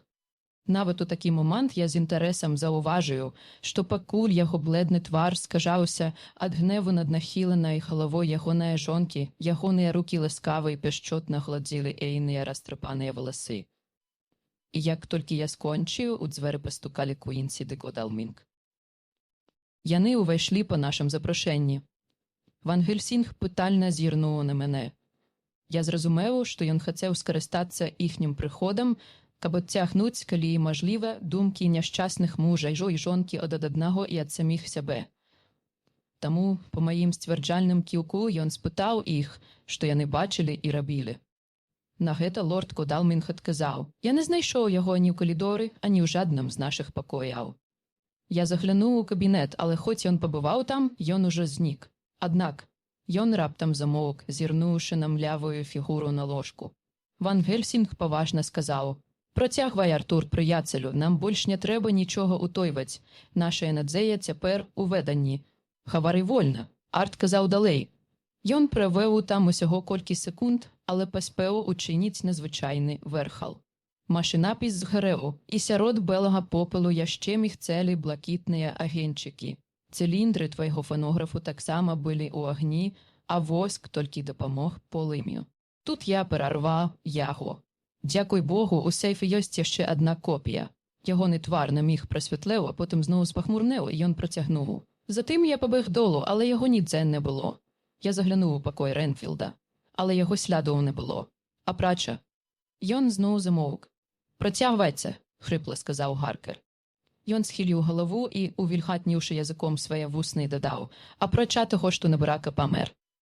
Пані Гаркер підняла голову. Поглядзевши на нас, яна урочисто сказала: «На усе воля Божия». Я не мог позбавитися відчування, що Арт нешто утойває. Але, розуміючи, що на то і є причина, я нічого не сказав. Ван Гельсінг звернувся до Морриса.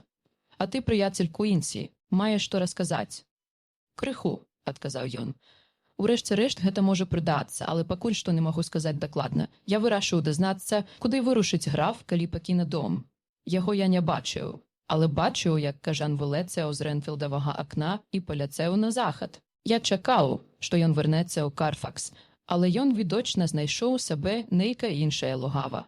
Сення Йон уже не вернеться, бо небо червоне на усходзе і світанак близько. Завтра ми мусим діяти». Апошнє слово Йон процедив скрозь зуби. На хвилину ці дзве запанувала ціша, і мне здавалося, що я мог чуть збитися наших серців. Затим Ван Гельсінг, вельми ласково поклавши руку на голову пані Гаркер, сказав: «А тепер, мадам Міна, бедная, дорогая, милая мадам Міна, докладно розкажете нам, що здарилося. Бачить Бог, я не хочу засмучати вас, але необхідно, щоб ми знали усе. Тепер ми мусим діяти так шпарко і рішуче, як ніколи дагетуль. Наближається дзень, коли усе гэта скончиться, а пакуль што ми маємо можливість вивчити науку». Бедная милая пані задрижала, і я зауважив напруженість ейних нервів, як яна притискала мужа ближей до себе і схиляла голову усе ніжей і ніжей на ягоних грудях. Потім яна ганарливо підняла голову і протягнула руку Ван Гельсінгу, який узяв її, почтиво поцілував, де моцно стиснув. Привівши у порядок свої думки, яна почала: «Я прийняла снотворне, якое ви були так ласкаві дать мне, але довгий час яно не дзеяла. Сон усе не йшов, і міріяди жудасних фантазіїв почали віритися у моїй голові. Усе зв'язане зі смертю і вампірами, з кривею, болем і горем. Йойний муж міжвольно застагнав.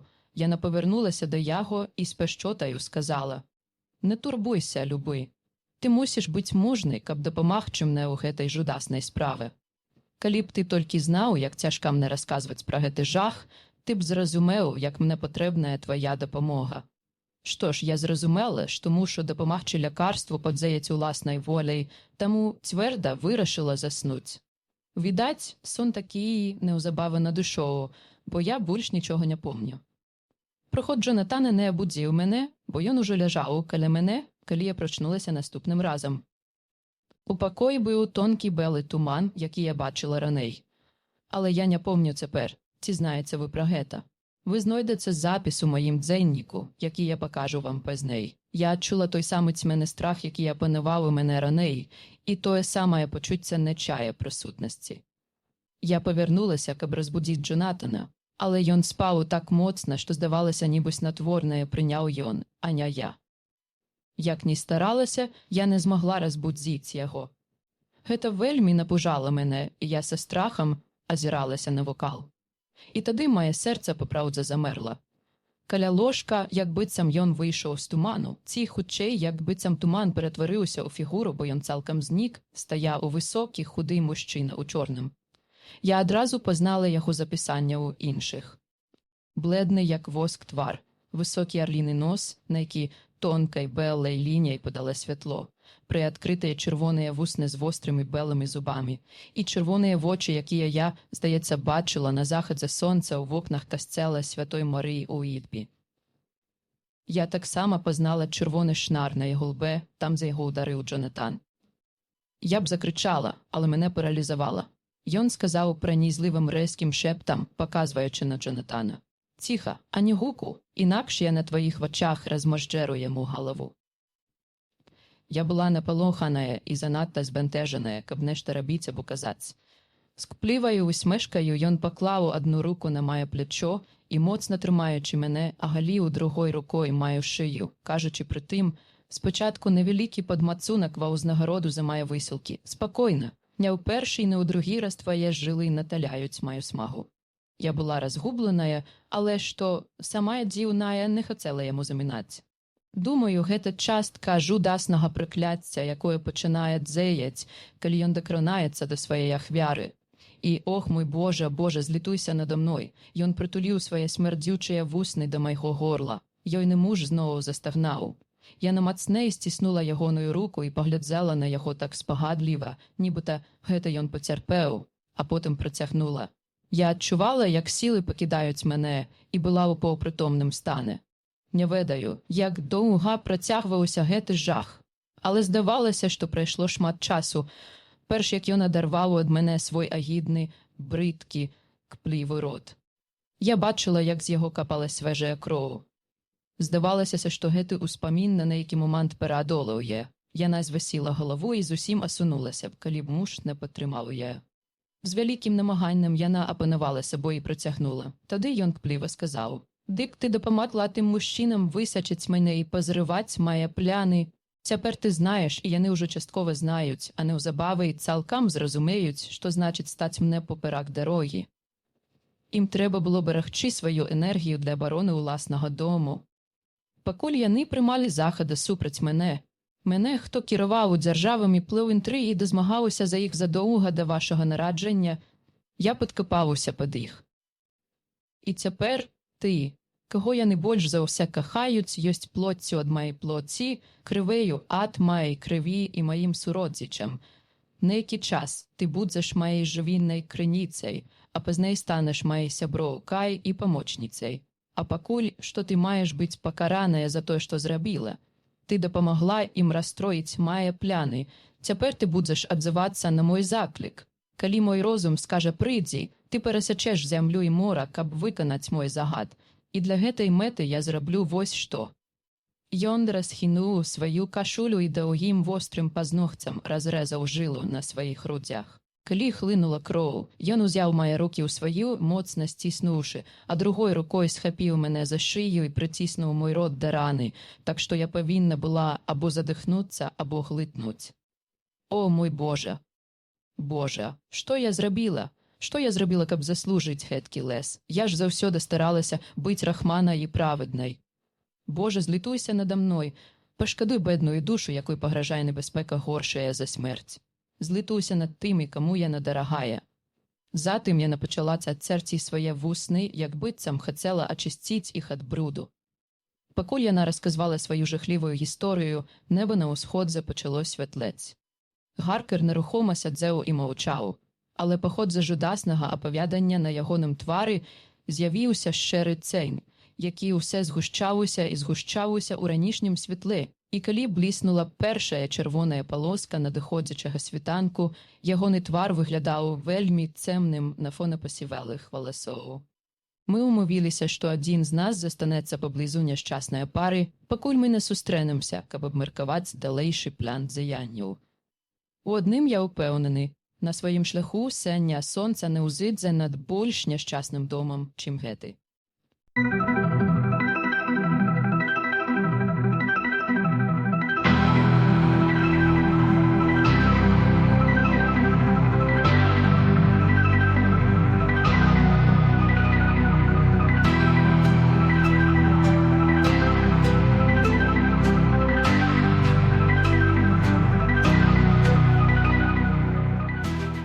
Раздзел 20, другі дзённік Джонатана Гаркера 3 кастрычніка. Пішу дзённік, бо мушу нешта рабіць, каб не звар'яцець. Цяпер 6 і праз паўгадзіны мы маем сустрэцца ў кабінеце і што колечы з'есці. Доктар Ван Хельсінг і доктар Сюарт уважаюць, што калі мы не падсілкуемся, мы не зможам зрабіць усе мажлівае. А Бог ведае, што ўсе мажлівае спатрэбіцца ад нас сёння. Мушу пісаць кожную вольную хвіліну, бо не асмельваюся дазволіць сабе думаць. Усе важнае ды нязначнае трэба занатаваць.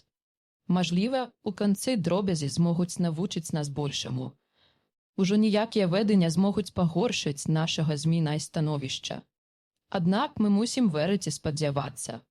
Толькі што бедная Міна сказала мне, пакуль слезы ліліся па ейных мілых шчоках, што ў няшчасцях выпрабоўваецца нашая вера, што мы мусім працягваць верыць і што Бог дапамагаць нам да канца. До конца. Боже мой, якого конца? До працы. До працы. Калі доктор Ван Хельсінг і доктор Сюарт вернуліся ад набракі Ренфілда, мы ўзяліся абмяркоўваць, што мае быць зроблена. Спачатку доктор Сюарт расказаў нам, што калі ён і доктор Ван Хельсінг спусціліся ў пакой ніжэй, яны знайшлі Ренфілда на падлозе. Яго твар быў разбіты, а шыя зламаная. Доктор Сюарт спытаў санітара, што дзяжурыў на калідоры, ці чуў ён штуколачы. Ён сказаў, што сядзеў, потым прызнаўся, што дрэмаў, калі пачуў гучныя галасы ў пакоі, і тады Ренфілд голасна выкрыкнуў «Божа, Божа, Божа!». Затым раздаўся гук падзання. Увайшоўшы ў пакой, ён знайшоў Ренфілда на падлозе, тварам долу, акурат як пазней яго пабачылі дактары. Ван Хельсінг спытаў, ці чуў ён галасы або голас, і санітар не змог дакладна адказаць. Спачатку яму здалося, што іх было два, але, як у пакоі нікога не было, мусіў быў толькі адзін. Аднак ён мог паклясці, што слова Бог вымавіў пацыент. Калі мы засталіся адны, доктор Сюарт сказаў, што не хацеў углыбляцца ў гэтую справу. Трэба было улічваць пытанне следства, а напішы ён праўду, усе адно ніхто б не паверыў. Такім парадкам ён вырашыў, што на падставе сведчання санітара зможа напісаць пасведчанне аб смерці, у якім сцвярджаецца, што смерць наступіла з прычыны няшчаснага выпадку пры падзанні з ложка. Калі следчы запатрабуе афіцыйнага расследавання, яно непазбежна прывядзе да таго ж самага заключэння. Калі пачалі абмяркоўваць, якім павінен быць наш наступны крок, першым дзелам мы вырашылі, што міну трэба цалкам увесці ў давер і нічога ад яе не утойваць. Яна прызнала мудрасць гэткага рашэння, аднак было балюча бачыць яе такой мужнай і разам з тым такой засмучанай і поўнай роспачы. «Не мусіць быць аніякіх таямніцаў», – сказала яна. «На жаль, апошнім часам іх было зашмат. І, апрача таго, нічога ў свеце не можа прынесці мне больш, чым я ўжо перанесла, чым я пераношу цяпер. Усе, што можа здарыцца, будзе для мяне крыніцай новай надзеі або адвагі». Пакуль яна гаварыла, Ван Хельсінг пільна глядзеў на яе, а потым раптоўна, але ціха спытаў: «Але ж, дарагая мадам Міна, хіба вы не баіцеся? Не за сябе, а за іншых, пасля таго, што з вамі здарылася». Ёйны твар застыў, але ейныя вочы заблішчэлі ад данасцю мучаніцы. Яна адказала: «Не, бо я прыняла рашэнне». «Якое?» – далікатна спытаў ён, пакуль мы моўчкі сядзелі без руху, бо кожны з нас меў цьмянае ўяўленне пра тое, што яна мела на ўвазе. Яна адказала з такой непасрэднай шчырасцю, нібыта проста канстатавала факт. Калі я заўважу, а я пільна сачыць му за гэтым, які колачы знак, што я шкоджу таму, каго люблю, я памру. Няўжо вы заб'яце сябе, ён хрыплым голасам. Але я б зрабіла гэта, калі б не было сябра, які б любіў мяне, які б пазбавіў мяне болю і такога розпачнага выпрабавання. І я нашматзначна зірнула на Ван Хельсінга. Ён устаў, падышоў да яе і паклаў руку на ейную галаву, паважна сказаўшы: «Дзіця мае, такі сябар у вас ёсць. Я б дапамог вам нават у гэтую хвілю, калі б так было найлепш. Не, калі б так было бяспечней. Але, дзіця мае». На момант здалося, што яго душылі слёзы, і ком падступіў да ягонага горла. Аднак ён стрымаўся і працягнуў: «Тут ёсць тыя, хто стане паміж вамі і смерцю. Вы не мусіце паміраць. Вы не мусіце паміраць ад рукі каго колачы, а тым больш ад рукі уласнай. Пакуль той, хто зганьбіў вашае салодкае жыццё, напраўду не памер, вы не мусіце паміраць. Бо інакш вашая смерць зробіць вас такой, як ён сам, жывым мертвяком. Не, вы мусіце жыць. Вы мусіце змагацца ды імкнуцца жыць. Нават як смерць здаецца вам невымоўным дарам. Вы мусіце змагацца з самой смерцю, прыйдзе яна ў часе гора ці радасці, удзень ці ўночы, як вы будзеце ў бяспецы ці небяспецы. Дзеля вашай жывой душы я заклінаю вас не паміраць і нават не думаць пра смерць, пакуль са злом не будзе скончана». Небарака збялела, як смерць, і задрыжала, як плывун перад прылівам. Мы маўчалі, бо не маглі нічога зрабіць. Урэшце яна супакоілася і, павярнуўшыся да яго, чароўна, але разам з тым вельмі журботна, сказала, працягваючы сваю руку: «Абяцаю, мой дарагі дружа, што калі Бог дазволіць мне жыць, Я буду імкнуцца рабіць так, як вы кажаце.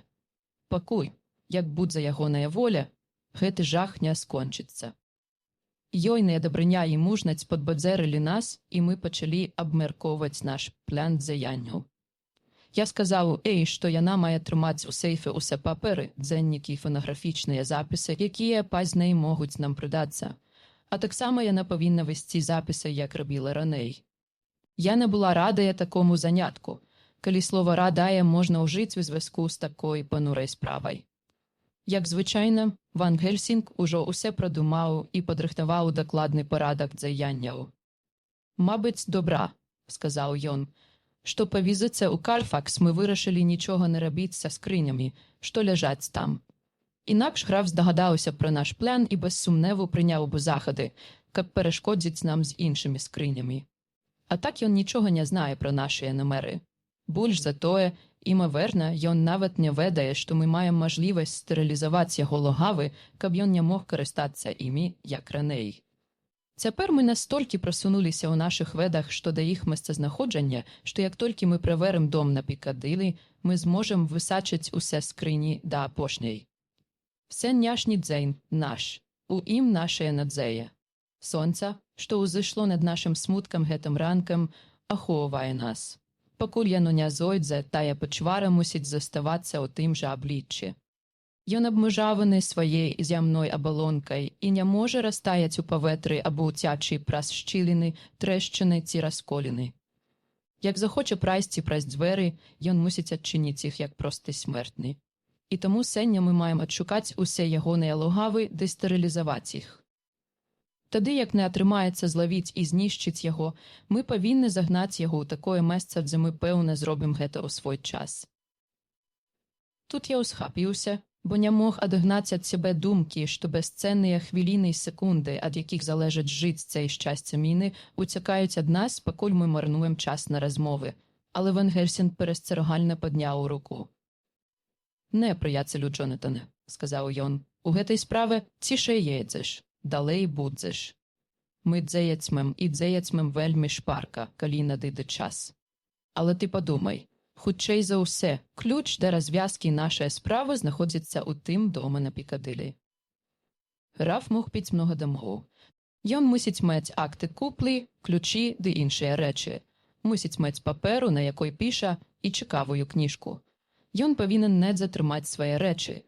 Дык чаму б не ў такім месцы, дзе ён можа прыходзіць і выходзіць праз парадныя дзверы або чорны ход у любы момант, і дзеля вялікага вулічнага руху яго ніхто не заўважыць. Паедзем туды і абшукаем той дом.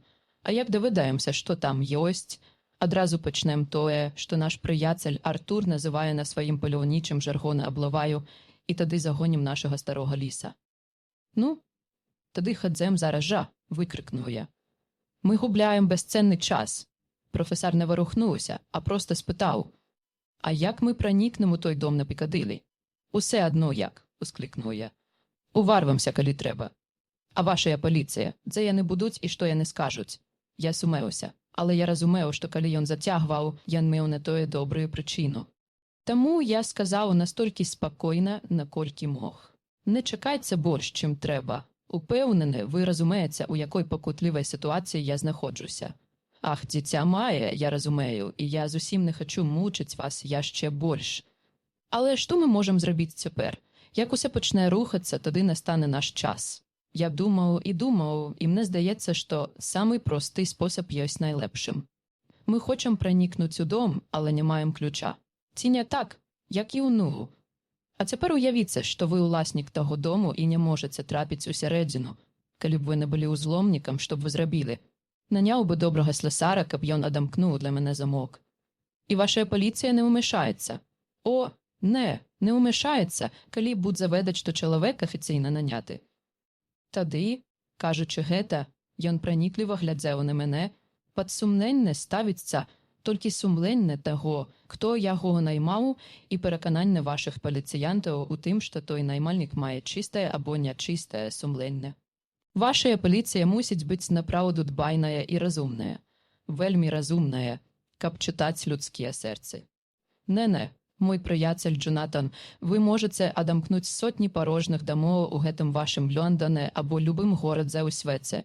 І як вы зробіце гэта правільна і ў адпаведны час, ніхто вам не перашкодзіць.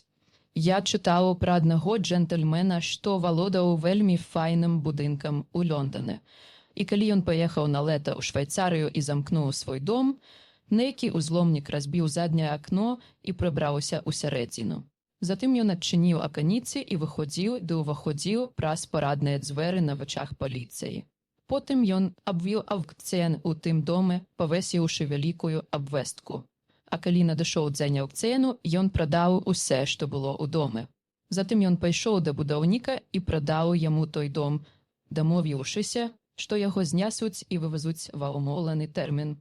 І вашая паліцыя ды ўлада дапамагалі яму усімі сіламі. А калі той уласнік вярнуўся з вакацыяў у Швейцарыі, ён знайшоў толькі пустую яму там, дзе раней стаяў яго дом. Усе было зроблена энрэгле, і мы таксама дзейнічацьмем энрэгле.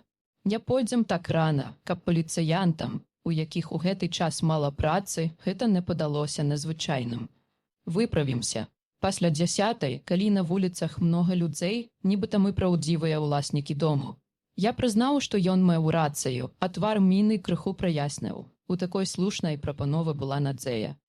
Ван Гельсінг працягнуў. Калі апынемся ў сярэдзіне, зможам знайсці больш падказак. Ува ўсякім разе нехта з нас можа застацца там, пакуль астатнія шукаюць скрыні ў іншых месцах. Бермондзе і Майл-Эндзе. Лорд Годалмінг устаў. «Тут я магу дапамагчы», – сказаў ён. «Патэлеграфую маім людзям, каб яны трымалі напагатове коней і экіпажы». «Паслухай, прыяцелю», – сказаў Морыс, – «гэта цудоўная ідэя. Мець усе напагатове на выпадак, як нам спатрэбіцца ехаць конна. Але хіба ты не думаеш, што адзін з тваіх модных экіпажаў з геральдычнымі арнаментамі прыцягне замнога ўвагі на глухіх дарогах у Удворту ці Майл-Энду? Думаю, лепш наняць кэбы, калі мы паедзем на поўдзень ці ўсход, ды і нават пакінуць іх недзе паблізу ад патрэбнага нам месца». «Прыяцель Куінсі мае рацыю», – сказаў прафесар. «Нас чакае складаная праца і лепш не прыцягваць да сябе лішняй увагі. Цікаўнасць міны да нашай справы расла, і я быў рады бачыць, што гэта дапамагала ёй на нейкі час забыцца на жудасны начны досвед. Яна была вельмі, вельмі бледная, амаль змярцвелая, ды такая худая, што ейныя вусны адсунуліся, агаліўшы ейныя зубы так, што яны бодай выдаваліся. Я не сказаў ёй пра гэта, каб не засмуціць яе. Але ў мяне кроў застыла ў жылах ад думкі пра тое, што здарылася з беднай Люсі, калі граф высмактаў ейную кроў. Пакуль што ейныя зубы не зрабіліся вострымі, але прайшло яшчэ няшмат часу, таму было чаго апасацца.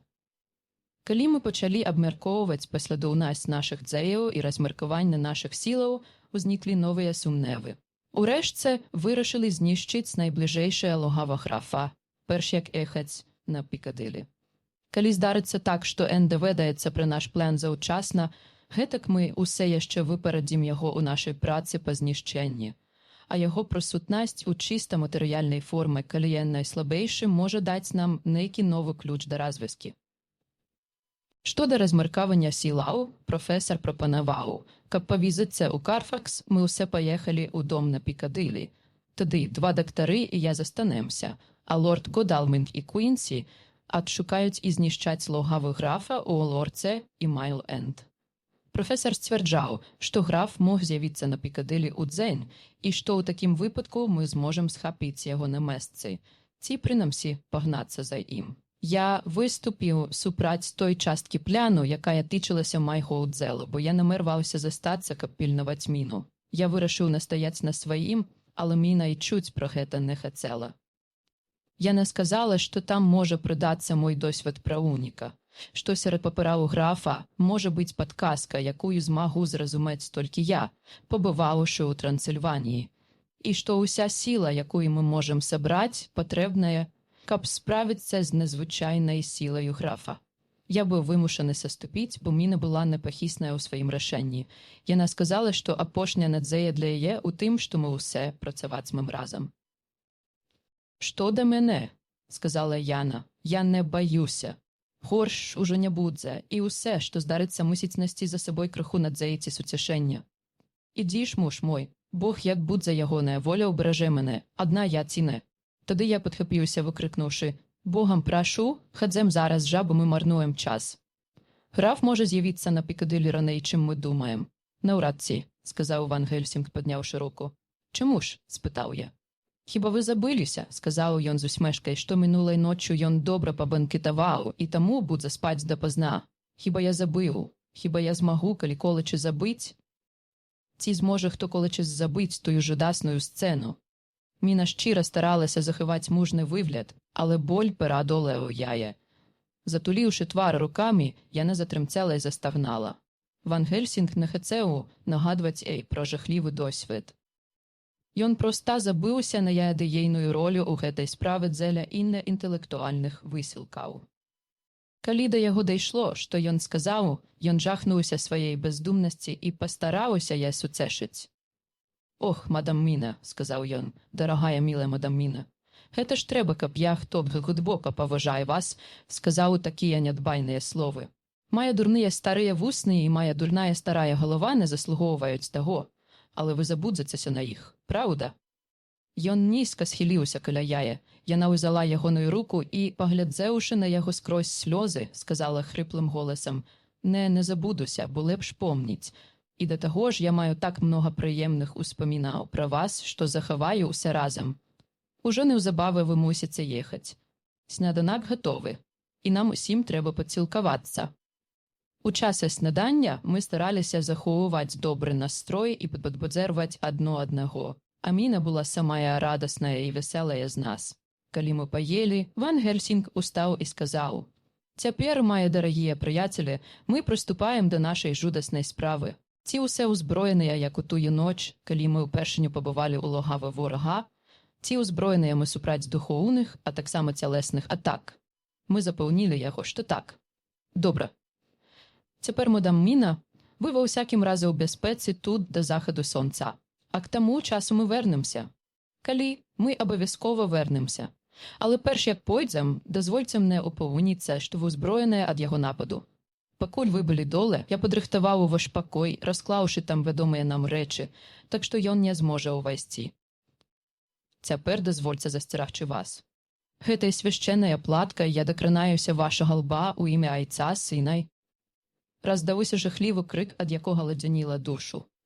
Калі ён прыклаў платку да лба Міны, яна паліла яго, увялася ў плоць, як быццам гэта быў кавалак распаленага да бяла металу. Розум мае бедачкі падказаў ёй значэнне гэтай акалічнасці так шпарка, як ейныя нервы зрэагавалі на боль. І гэта так ахапіла яе, што яна дала выйсце сваёй узрушанасці праз той жудасны крык. Але словы хутка прыйшлі да яе. Рэха крыку яшчэ не перастала звінаць у паветры, калі наступіла рэакцыя, і яна апусцілася на калені ў роспачы прыніжэння.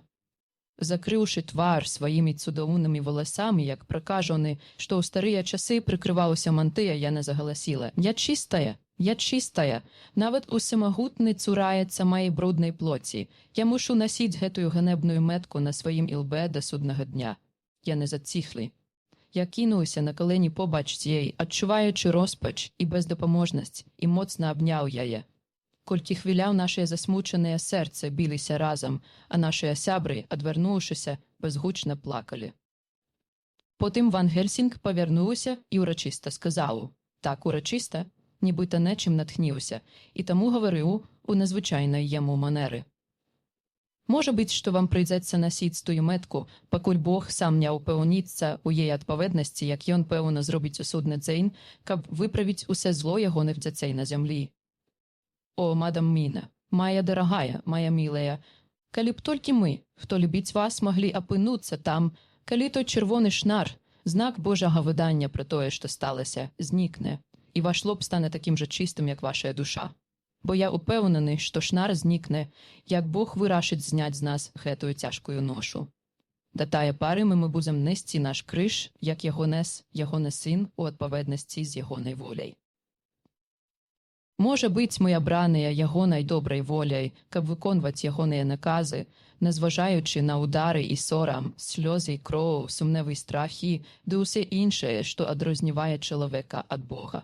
У ягоных словах была надзея і суцяшэнне, і яны прызывалі да ціхмянасці. Мы з Мінай адчулі гэта, і кожны з нас адначасна узяў руку старога і пацалаваў яе. Затым без жаднага слова мы ўсе ўкленчылі і, трымаючыся за рукі, пакляліся ў адданасці адно аднаму.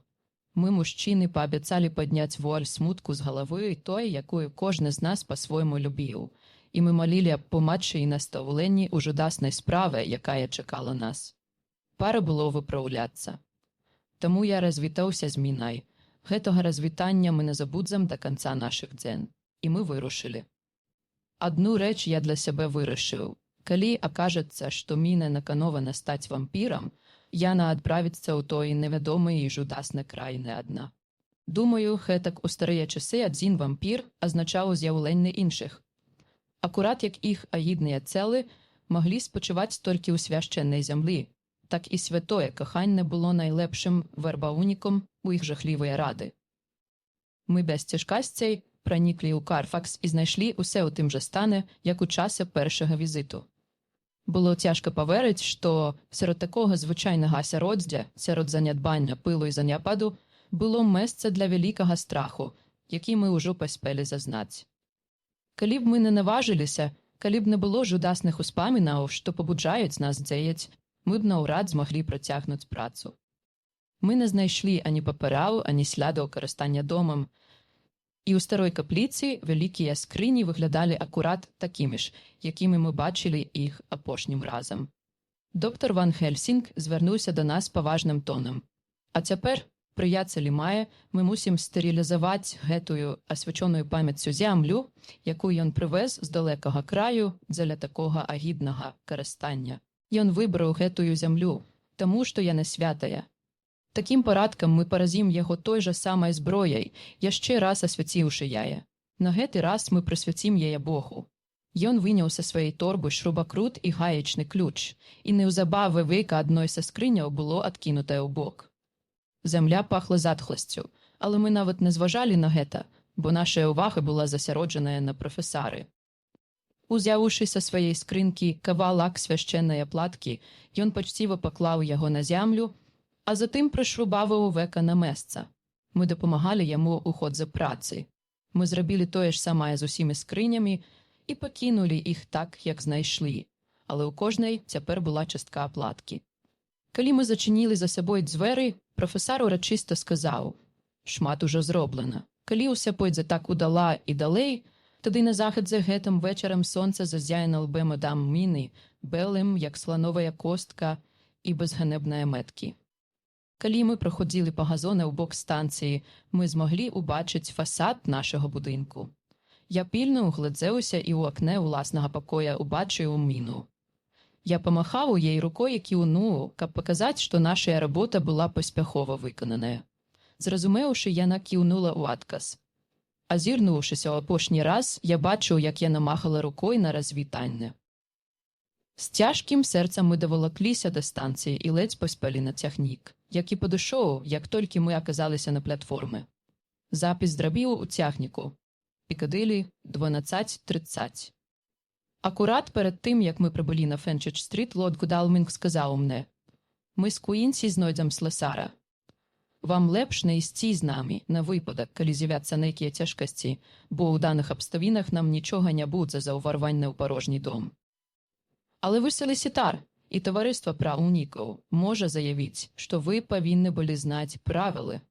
Я запярэчыў, выразіўшы гатоўнасць раздзяліць любую небяспеку, нават пляму на маёй рэпутацыі, але ён працягнуў: «Апрача таго, мы прыцягнем не так многа ўвагі, калі нас будзе менш.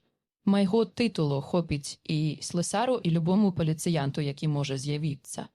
Лепш ідзеце з Джекам і прафесарам і заставайцеся ў Брін-парку, у такім месцы, дзе відаць дом, а як убачыце, што дзверы адчыненыя і слесар пайшоў, прыходзьце. Мы будзем чакаць на вас і пусцім вас у дом». «Слушны плян», сказаў Ван Хельсінг, і на тым мы скончылі. Годалминг и Моррис отдыхали у одним кебе, а ми поїхали за ими у другим. На рагу Арлінгтон-стрит ми вийшли і пішли у Грін-парк. Моє серце забилося, коли я убачив будинок, з яким було зв'язано стільки наших надзеїв. Ён стаяў, пануры і маўклівы ў сваім закінутым стане сярод больш жывых і ахайных суседзяў. Мы селі на лаўку, з якой было добра відаць дом, і закурылі цыгары, каб не прыцягваць шмат увагі. Час чакання цягнуўся страшэнна павольна. Урэшце пад'ехаў чатырохколавы экіпаж, і з яго няспешна выйшлі лорд Годалминг і Моррис, а з козлоў спусціўся каржакаваты мужчына з плецаным кашом на прылады. Моррис заплаціў рамізніку, і той прыпадняў капялюш ды паехаў. Падняўшыся па сходах, лорд Годалминг паказаў, што трэба зрабіць. Слесар няспешна зняў пінжак і павесіў яго на адзін са шпенаў на парэнчах, сказаўшы нешта паліцыянту, што якраз праходзіў міма. Паліцыянт сцвярджальна кіўнуў, а слесар, апусціўшыся на калені, прысунуў да сябе кош. Пакапаўшыся ў ім, ён выняў набор інструментаў і акуратна расклаў іх каля сябе. Затым ён устаў, зазірнуў у замочную шчыліну, дзмухнуў яе і, звярнуўшыся да сваіх наймальнікаў, зрабіў нейкую заўвагу. Лорд Годалминг усміхнуўся, а слесар узяў вялікі звязак ключоў. Выбраўшы адзін з іх, ён пачаў выпрабоўваць замок. Крыху пакруціўшы ім, ён паспрабаваў другі, а потым трэці. Раптам дзверы адчыніліся ад легкага штуршка, і яны ўтраіх увайшлі ў вестыбюль. Мы нерухома сядзелі, ды цярпліва чакалі і ўрэшце ўбачылі, як рабочы выходзіць са сваім кашом. Ён прытрымаў каленамі прачыненыя дзверы, прыладжваючы ключ да замка. Затым ён уручыў яго лорду Годалмингу, які выняў свой партманет і нешта даў яму. Мужчына прыпадняў свой капялюш, забраў свой кош, апрануў пінжак і пайшоў. Ніхто не звярнуў на гэтую аперацыю аніякай увагі. Калі слесар адышоў на добрую адлегласць, мы перасеклі вуліцу і пагрукалі ў дзверы. Я і адразу адчыніў Куінсі Моррис, побач з якім стаяў лорд Годалминг і курыў цыгару. «Тут жудасны смурод», – сказаў ён, як мы ўвайшлі. Пахла напраўду жудасна, як у старой капліцы ў Карфаксе. І наш папярэдні досвед падказваў, што граф карыстаўся гэтым месцам досыць вольна. Мы прыняліся абшукваць дом, трымаючыся разам на выпадак нападу, бо зналі, што маем справу з моцным і хітрым ворагам, і пакуль што не ведалі, знаходзіўся там граф ці не.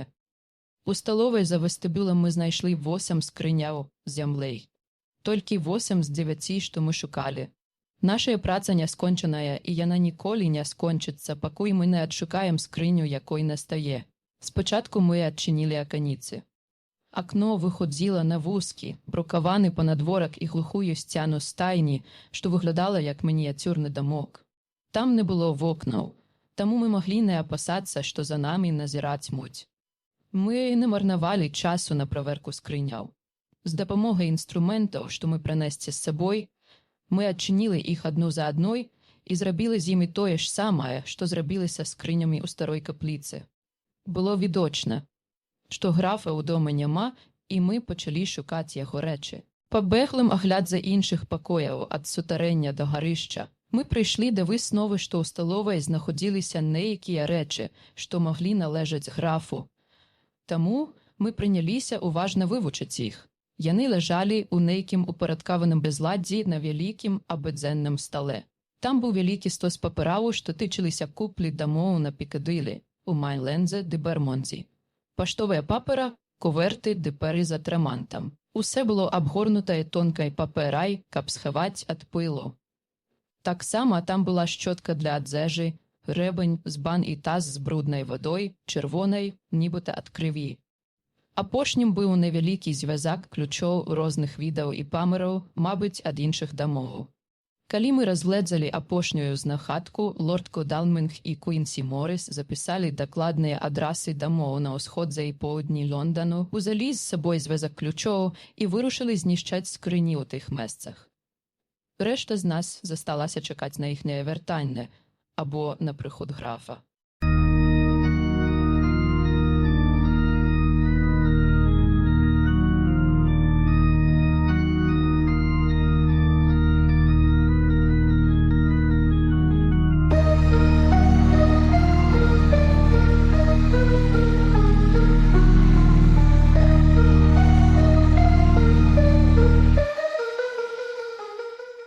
Раздзел 23 дзённік доктара Сьюарда 3 кастрычніка.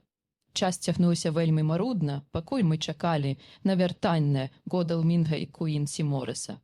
Прафесар стараўся падтрымліваць наш розум актыўным, безупынна выкарыстоўваючы яго. Я зразумеў ягоны дабрачынны намер, убачыўшы беглыя позіркі, якія ён зрэдку кідаў на Гаркера. Небарака быў так ахоплены горам, што на яго было страшна глядзець. Яшчэ учора ўвечары ён быў адкрыты, шчаслівы чалавек са здаровым, маладжавым тварам, поўным жвавасці і з цемна-бурымі валасамі.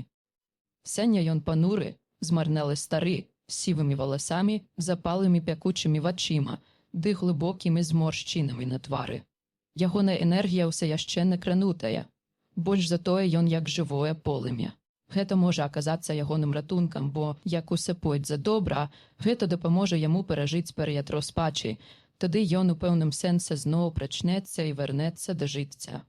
Небарака. Я ўважаў маю уласную бяду за досыць страшную, але ягоная. Прафесар усе добра разумеў і рабіў усе мажлівае, каб заняць ягоны розум. Тое, што ён казаў, у тых умовах выклікала захапляючую цікаўнасць. Прыгадваю ягоныя словы так добра, як магу. З тае пары, як усе дакументы, што тычацца той пачвары, трапілі ў мае рукі, я не адзін раз старанна іх вывучаў, і чым больш я гэта рабіў, тым больш пераконваўся, што яго проста неабходна знішчыць. У тых паперах ёсць доказы яго развіцця, рэшце не толькі ягоная моц, але і ягоныя веды аб уласных мажлівасцях. Як я даведаўся з даследаванняў майго прыяцеля Армінія з Будапешту, пры жыцці ён быў надзвычайным чалавекам. Жаўнер, дзяржаўны муж і альхімік, у яго час альхімія лічылася найвышэйшай ступенню навуковых ведаў. Ён меў магутны розум на параўнальную эрудыцыю сэрца, што не ведала ані страху, ані пакутаў сумлення. Ён нават хадзіў у Шаламанс, школу чарнакніжнікаў, і ў тыя часы не было такой галіны ведаў, якую б ён не вывучаў. Што ж, яго разумовыя здольнасці перажылі фізычную смерць, а вось яго памяць, здаецца, пацярпела. Пэўныя часткі ягонага розуму былі і ёсць на стадыі развіцця дзіцяці, але ён сталее, і што было дзіцячым, цяпер ёсць дарослым. Ён эксперыментуе і робіць гэта паспяхова. І калі б мы не перашкодзілі яму, ён бы стаў, яшчэ можа стаць, як мы пацярпім няўдачу, стваральнікам новага віду стварэнняў, дарога якіх мае весці праз смерць, а не жыцця. Гаркер застагнаў і сказаў, і гэта ўсе направлена супраць маёй каханай, але як ён эксперыментуе. Гэтыя веды могуць дапамагчы нам перамагчы яго. Па сваім прыбыцці ён увесь час выпрабоўваў сваю сілу, павольна, але упэўнены. Яго вялікі дзіцячы розум працуе.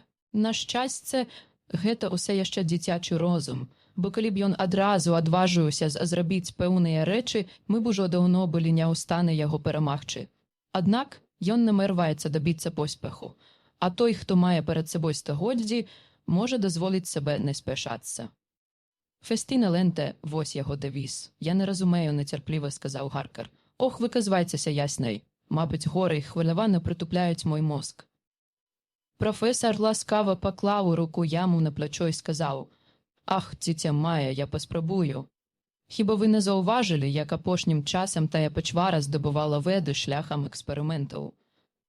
Як ён выкарыстаў пацыента заафага, каб прабрацца ў дом прыяцеля Джона? Бо наш вампір, хоць і можа прыходзіць калі які яму заманецца, але ў першы раз ён мусіць быць запрошаны ў сярэдзіну жыхаром дому.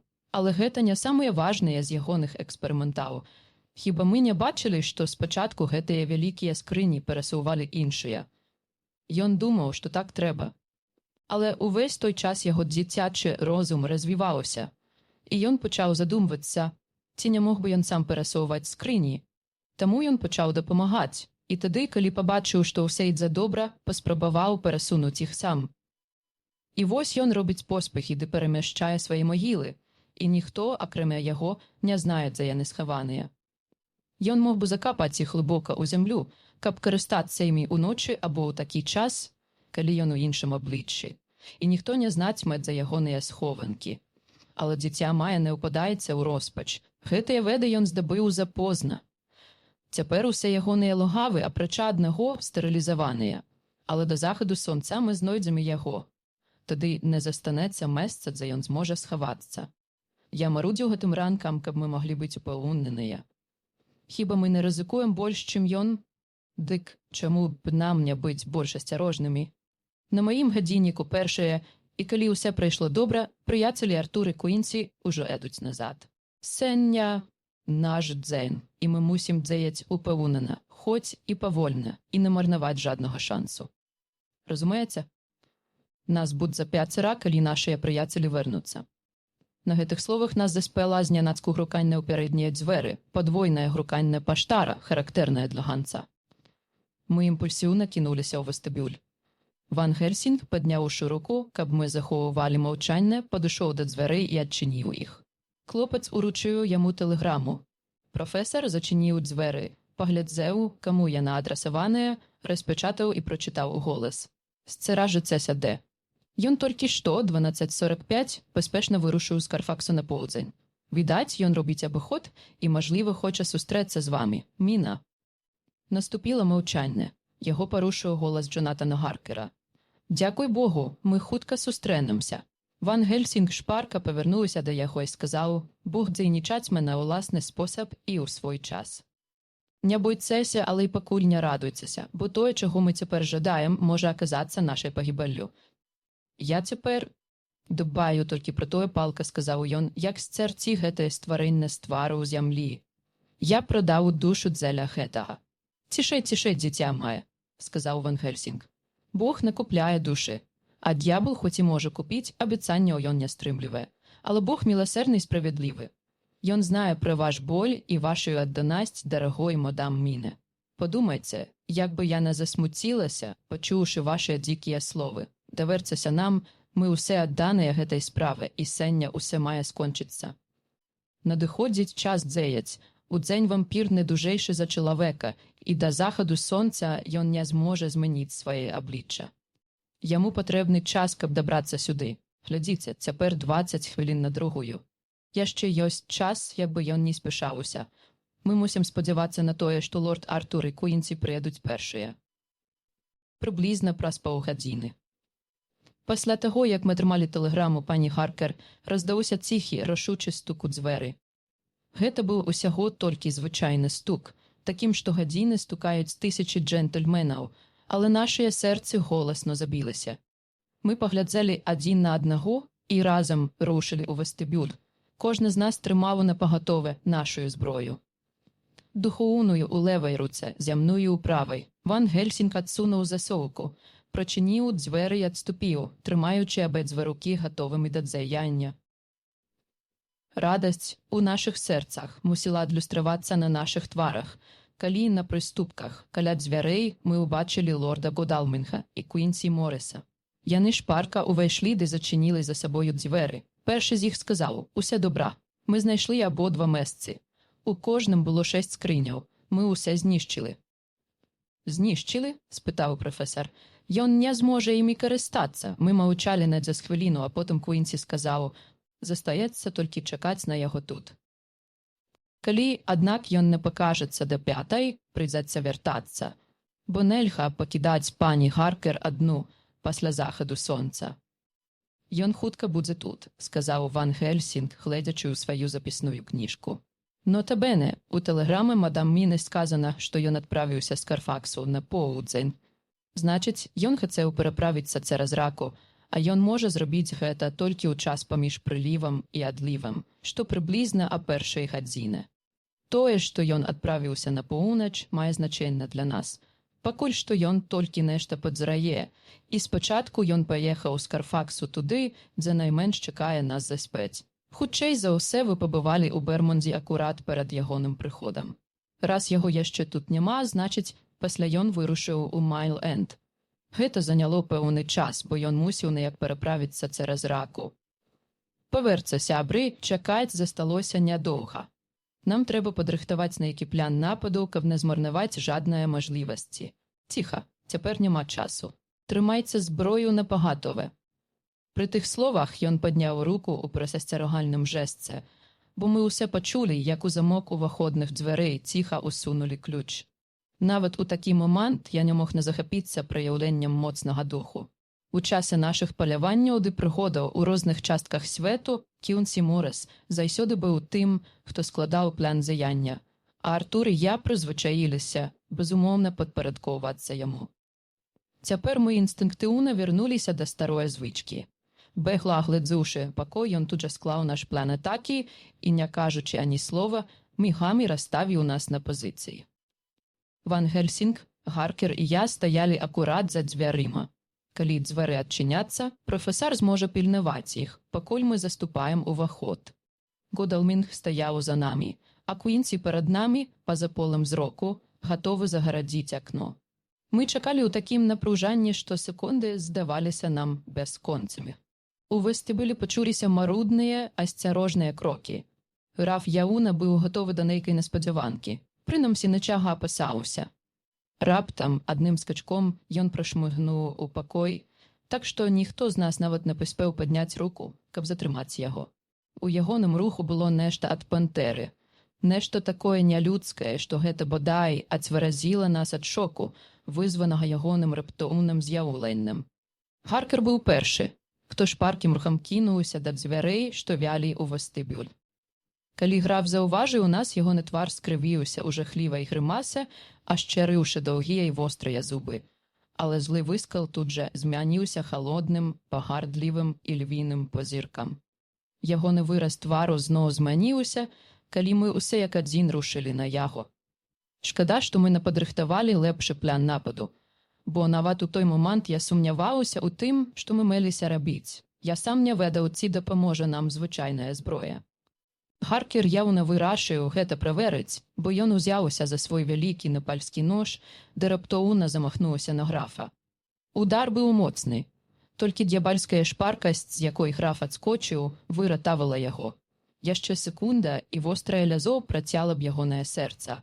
А так вастрые нажа разрэзала толькі ягоны сурдут, зрабіўшы шырокую дзірку, адкуль выпаў пачак банкнотаў і пасыпаліся залатыя манеты. Твар графа скрывіўся ў такім раз'ятраным выразе, што на момант я спужаўся за Гаркера, хоць бачыў, як ён узнес свой грозны нож для чарговага удару. Я інстынктыўна рушыў наперад, трымаючы ў левай руцэ крыжык і аплатку. Я адчуў, як па маёй руцэ прабегла магутная сіла. Астатнія падсвядома зрабілі тое ж самае, і я не здзівіўся, убачыўшы, як пачвара скорчылася і адступіла. Немажліва апісаць таго выразу ненавісці, гневу і д'ябальскай лютасці, што з'явіўся на твары графа. Вясковы колер ягонага твару зрабіўся зеленавата-жоўтым, вочы запалалі, а чырвоны шнар на лбе вылучаўся на бледнай скуры, як пульсуючая рана. У наступны міг ён звілістым нырком праслізнуў пад рукой Гаркера, перш як той змог нанесці удар, і, схапіўшы з падлогі жменю грошай, прымчаўся цераз пакой і кінуўся ў акно. Разам з браздатым і бляскам разбітае шыбы ён упаў на брукаваны панадворак. Скрозь трэск шкла я пачуў, як колькі суверэнаў са звонам упалі на брукаванку. Мы падбеглі да акна і ўбачылі, як ён, не пацярпеўшы аніякай шкоды, ускачыў на ногі. Перасекшы панадворак, ён расчыніў дзверы стайні. Тады ён павярнуўся да нас і сказаў: «Думаеце, што загналі мяне ў кут? Вы з вашымі бледнымі тварамі, як чарада бараноў перад разніком. Вы яшчэ пашкадуеце кожны з вас. Вы думаеце, што пакінулі мяне без месца для адпачыну. Але ёсць яшчэ. Мая помста толькі пачынаецца. Я расцягну яе на стагоддзі, час на маім баку. Жанкі, которых вы кахаеце, ужо мае, і праз іх вы ды іншыя таксама будзяце маімі, стварэннямі, што выконваюць мае наказы, і шакаламі, што забяспечваюць мяне кормам». Вось, пагардліва усміхнуўшыся, ён хутка знік за дзвярыма, і мы пачулі скрыгат заржавелыя засаўкі, калі ён зачыніў іх за сабой. Дзверы на другім боку будынку адчыніліся і зачыніліся. Мы зразумелі, што гнацца за ім праз стайні бессэнсоўна, і рушылі ў вестыбюль. Першым загаварыў прафесар. Мы шмат даведаліся. Нягледзячы на яго мужныя словы, ён баіцца нас. Ён баіцца часу, баіцца нястачы. Інакш навошта ён так спяшаўся? Сам тон выдае яго, або мае вушы мяне падманваюць. Навошта падбіраць тыя грошы? Хутчэй за ім. Уявіце, што палюецца на дзікага звера. А што да мяне, я пераканаюся, каб тут не засталося анічога з таго, што можа яму прыдацца, як ён надумае вярнуцца. Ён паклаў рэшту грошай у кішэню, узяў пачак дакументаў, а астатнія рэчы кінуў у камін, які падпаліў запалкай. Годалмінг і Морис памчаліся на панадворак, а Гаркер спусціўся з акна следам за графам. Ён, аднак, запер дзверы стайні на засаўку, і к таму часу, як яны ўзламалі іх, ад яго не засталося ані следу. Ван Гельсінг і я паспрабавалі разведаць за домам, але стайні былі апусцелыя, і ніхто яго не бачыў. Было позна па паўдні, і да захаду сонца заставалася не так шмат часу. Прыйшлося прызнаць, што нашая справа прайграная. З цяжкімі сэрцамі мы пагадзіліся з прафесарам, калі ён сказаў: «Вяртаймася да мадам Бэйт беднай, дарагой мадам Міны. На даны момант мы зрабілі ўсе, што маглі, а там мы, прынамсі, зможам абараніць яе. Але не трэба ўпадаць у роспач. Засталася толькі адна скрыня, і мы мусім паспрабаваць адшукаць яе. Калі трымаецца, усе яшчэ можа скончыцца добра». Я бачыў, што ён гаварыў так мужна, як мог, каб падбадзярыць Гаркера. Небарака быў зусім разбіты. Час ад часу з яго вырываўся ціхі стогн, які ён быў не ў стане стрымаць. Ён думаў пра сваю жонку. Са смутнымі сэрцамі мы вярнуліся да мяне. Пані Гаркер чакала на нас з бадзярым выглядам, што рабіла гонар ейнай мужнасці і безкарыслівасці. Убачыўшы нашыя твары, яна збалела як смерць. На секунду ці дзве яна заплюшчыла вочы, як быццам моўчкі малілася, а потым бадзяра сказала: «Не ведаю, як вам усім аддзячыць. О, мой каханы!» І яна ўзяла ў далоні пасівелую галаву свайго мужа і пацалавала. «Усе будзе добра, любы. Бог убереже нас, калі на тое будзе ягоная воля». Небарака застагнаў. У яго вялікім няшчасці не было месца словам. Мы наяк механічна сялі вечераць разам, і, думаю, гэта крыху падбадзярыла нас. Можліва, дапамагло звычайнае спажыванне ежы. Мы былі галодныя, бо ніхто з нас анічога не еў са сняданку, або пачуцця супольнасці. Ува ўсякім разу мы адчувалі сябе менш няшчаснымі і глядзелі ў заўтрашні дзень з пэўнай надзеяй. Верныя нашаму абяцанню, мы расказалі пані Гаркер усе, што здарылася. І хоць часам яна бялела, як снег, калі небяспека пагражала ейнаму мужу, і чырванела, калі гаворка ішла пра праяўленне ягонай адданасці, слухала яна мужна і спакойна. Калі мы дайшлі да часткі, і Гаркер неразважліва кінуўся на графа, яна прытулілася да рукі мужа і моцна трымала яе, як быццам гэта магло усцерагчы яго ад можлівай шкоды. Аднак яна нічога не сказала, пакуль расказ не скончыўся. Потым, не выпускаючы мужавай рукі, яна ўстала і загаварыла. О, калі б я мог апісаць тую сцэну. Тая мілая, дарагая, добрая кабета ва ўсей асляпляльнай красе сваей маладасці і жывасці, з чырвоным шнарам на лбе, пра які яна не магла забыць, і пра позірку, на якім мы скрыгаталі зубамі, памятаючы адкуль як ён з'явіўся. Ейная пяшчотная дабрыня на фоне нашай панурай ненавісці, ейная чулая вера на фоне нашых страхаў і сумненняў. І мы зналі, што яна з усей сваей дабрынай, чысцінай і адданасцю была выгнанніцай Божай. «Джоанатане», – сказала яна, і гэтае слово прагучала на іных вуснах, як музыка, поўная кахання і пяшчоты. «Джонатане, любы, і вы мае шчырыя, адданыя сябры. Я хачу, каб вы памяталі пра нешта ў гэты жахлівы час. Я знаю, што вы мусіце змагацца, што вы мусіце знішчыць яго, як вы знішчылі фальшывую Люсі, каб запраўдная Люсі могла жыць пасмяротным жыццем. Але гэта не адзела ненавісці. Тая бедная душа, што стала прычынай усіх нашых няшчасцяў, вартая найвялікшага жалю. Толькі падумайце, як ён абрадуецца, калі ягоная горшая частка будзе знішчаная, каб ягоная лепшая частка могла дасягнуць духоўнай неўміручасці. Вы мусіце злітавацца над ім, хоць гэта не можа стрымаць вас ад ягонага знішчэння. Пры гэтых словах твар ейнага мужа пацямнеў і напружыўся. Ён інстынктыўна сціснуў руку сваей жонкі так, што суставы ягоных пальцаў пабялелі. Яна не зморшчылася ад болю, а толькі паглядзела на яго умольнымі вачыма. Калі яна скончыла гаварыць, ён ускачыў, дазмала вырваўшы сваю руку з ейнага поціску і сказаў: «Дай Бог, каб ён папаўся мне ў рукі. Я пакончу з ягоным зямным жыццем і дасягну нашай мэты. Калі б я мог адправіць ягоную душу навекі ў пекла, я пахвоча зрабіў і гэта.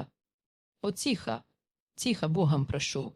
Не говори таких речаў, Джонатане. Муж мой, ты мяне пужаеш. Проста падумай, мой любы, я думала пра гэта цэлы дзень, што, мажліва, аднойчы. І я патрабаваць-му такой спагады, і што нехта іншы, як цяпер вы, хто мае такую ж прычыну для гневу, адмовіць мне ў літасці. Ох, муж мой, калі б было мажліва, я б не казала табе гэтага, але я малю, каб Бог прыняў твае жорсткія словы за лямант чулага чалавека, прыгнечанага горам. О Божа, няхай гэтыя бедныя сівыя валасы будуць доказам перажытых пакутаў таго, хто за ўсе свае жыцця не зрабіў анічога злога і на каго звалілася столькі гора. Мы ўсе заліліся слезамі. Стрымацца было немажліва, і мы плакалі, не хаваючыся. Яна таксама заплакала, убачыўшы, што ейныя словы падзеялі. Ёйны муж кінуўся на калені побач з ей і абняў яе, схаваўшы твар у складках ейнае сукенкі. Ван Гельсінг кіўнуў нам, і мы цішком вышмыхнулі з пакоя, пакінуўшы два замілаваныя сэрцы сам на сам з Богам. Перш як яны пайшлі спаць, прафесар засцярог іхні пакой ад уварвання вампіра ды запэўніў пані Харкер, што яна можа спакойна адпачываць. Яна намагалася пераканаць сябе ў гэтым і, відочна дзеля мужа, старалася здавацца задаволенай. Гэта быў мужны высілак, і, думаю, ейныя намаганні былі ўзнагароджаныя. Ван Гельсінг даў ім званок, у які яны мелі пазваніць у выпадку пэўнае канечнасці. Калі яны пайшлі, Куінсі, Гудалмінг і я умовіліся чуваць усю ноч па чарзе і сцерагчы бедную, прыгнечаную горам кабету. Першым меў вартаваць Куінсі, таму мы пастараліся легчы спаць як мага хутчэй. Гудалмінг ужо спіць, бо заступае на варту пасля Куінсі. Цяпер, калі моя праца скончаная, я таксама буду лажыцца. Дзённік Джонатана Гаркера 3-4 кастрычніка апоўначы. Я думаў, што ўчорашні дзень ніколі не скончыцца. Я прагнуў сну ў нейкай сляпой веры, што па абуджэнні нешта змяніцца і што любая змена цяпер мусіць быць да лепшага. Перш як разысціся, мы абмяркоўвалі наш наступны крок, але без результату. Мы ведалі, што засталася адна скрыня з зямлей, але толькі граф знае, дзе яна знаходзіцца. Калі ён вырашыць схавацца, мы будем шукаць яго гадамі. А тым часам... Пры адной думцы не становіцца страшна. Я баюся думаць про гэта нават цяпер. Знаю адно, калі на свеце існуе жанчына, што ёсць прыкладам дасканаласці, дык гэта мая бедная, несправядліва зганьбаваная жонка. Я кахаю е ў 1000 разоў больш за ейную учорашнюю літаць. Літасць, пры якой мая ўласная ненавісць да той пачвары выглядае нікчэмнай. Вядома, Бог не дазволіць, каб свет збеднеў ад страты такога стварэння. Для мяне ёсць надзея. Нас нясе на скалы і вора наш адзіны якар. Дзякуй Богу, міна спіць і спіць спакойна без сноў. Баюся уявіць, якія маглі быць ейныя сны на фоне такіх жудасных успамінаў. Я не бачу яе такой спакойнай ад захаду сонца. Тады на нейкі міг на ейным твары з'явіўся такі выраз супакою, як быццам па сакавіцкіх павевах надышла вясна. У той момант я падумаў, што гэта была лагодная чырвань захаду сонца, але цяпер я думаю, што ў тым было больш глыбокае значэнне. Сам я не сплю, хоць і змарыўся, смяротна змарыўся. Аднак мушу паспрабаваць заснуць, бо трэба думаць пра заўтра, і для мяне не будзе адпачынку, пакуль. Пазней. Мусіць, я засну, бо мяне разбудзіла міна, якая сядзела ў ложку з напалоханым выразам твару. Я добра бачу, бо мы не гасілі святло. У перасцерагальным жасце яна закрыла рукою мой рот і прашептала мне в вуха: «Ціха! У калідоры нехта Я безгучна устаў, падышоў да дзвярэй і асцярожна адчыніў іх. Там, расцягнуўшыся на матрацы, ляжаў пан Морес, які зусім не спаў. Ён падняў руку, прызываючы да цішыні, і прашептаў: «Ціха, вяртайцеся ў ложак, усе добра. Мы па чарзе будзем вартаваць усю ноч». Мы вырашылі не рызыкаваць. Ягоныя выгляд і жэст не дапускалі пярычанняў, таму я вярнуўся і расказаў пра гэта міне. Яна ўздыхнула, і цень усмешкі пракраўся на ейны бедны, бледны твар, калі яна абняла мяне і ціха сказала: «Ох, дзякуй Богу за добрых, адважных мужчын». Уздихнувши, яна опусцілася на ложак і заснула. Я запісваю гэта, бо спаць не хочацца, хоць трэба зноў пастарацца заснуць. 4 кастрычніка, раніца. Уночы Міна яшчэ раз абудзіла мяне. Гэтым разам мы добра выспаліся. Шырасць надыходнага світанку абрысавала вокны ў вострыя простакутнікі, а полымя ў газавай лямпы выглядала як крапінка, а не дыск святла. Яна наспех сказала мне: «Ідзі пазаві прафесара. Хачу ўбачыць яго зараз жа». «Навошта?» – спытаў я. «Ёсць ідэя. Думаю, яна прыйшла ўночы і выспала без майго выдання. Ён мусіць загіпнатызаваць мяне да ўсходу сонца, і тады я змагу нешта расказаць». «Паспяшайся, даражанькі». Засталося няшмат часу. Я падышоў да дзвярэй. Доктар Сьюарт ляжаў на матрацы. Убачыўшы мяне, ён ускачыў на ногі. «Нешта сталася?» – устрывожана спытаў ён. «Не», – адказаў я, але Міна хоча неадкладна ўбачыцца з доктарам Ван Гельсінгам. «Я схаджу па яго», – сказаў ён і пабег да пакоя прафесара. Праз 2 ці 3 хвіліны Ван Гельсінг быў у нашым пакоі ў сваім халаце, а пан Морис і лорд Кодалмінг распытвалі доктара Сьюарда ў дзвярах. Калі прафесар убачыў Міну, усмешка, запраўдная усмешка заняла месца трывогі на ягоным твары. Ён пацер свае рукі і сказаў: «Ох, моя дарагая мадам Міна, якая змена! Глядзіце, прыяцелю Джонатане, нашая дарагая мадам Міна, такая, як была, вярнулася да нас». Затым, павярнуўшыся да яе, ён бадзяра сказаў: «І што я маю зрабіць для вас? Вы б не паклікалі мяне ў такі час без пэўнай прычыны». «Я хачу, каб вы загіпнатызавалі мяне», – сказала яна. «Зрабіце гэта да ўсходу сонца, бо я адчуваю, што тады змагу гаварыць вольна». «Спяшайцеся, засталося мала часу». Ён жэстам запрасіў яе сесці ў ложку. Утарапіўшыся ў яе позіркам, ён пачаў перасоўваць пайрукі, рухаючыся ад макушкі долу. Міна пільна ўзіралася ў яго колькі хвіляў, на працягу якіх маё сэрца моцна калацілася, бо я адчуваў набліжэнне нейкага пералому. Паступова ейныя вочы заплюшчыліся, і яна сядзела цалкам нерухома. Толькі ледзь заўважнае ўздыманне паданне грудзей сведчыла аб тым, што яна жывая. Прафесар зрабіў яшчэ колькі рухаў рукамі, затым спыніўся і заўважыў, што ягоны лоб пакрыўся вялікімі кроплямі поту. Міна расплюшчыла вочы, але яна здавалася зусім іншаю жанчынай. Яна глядзела некуды ўдалечыню, а ейны голас гучаў сумна і летуцэнна, што было для мяне нязвычным.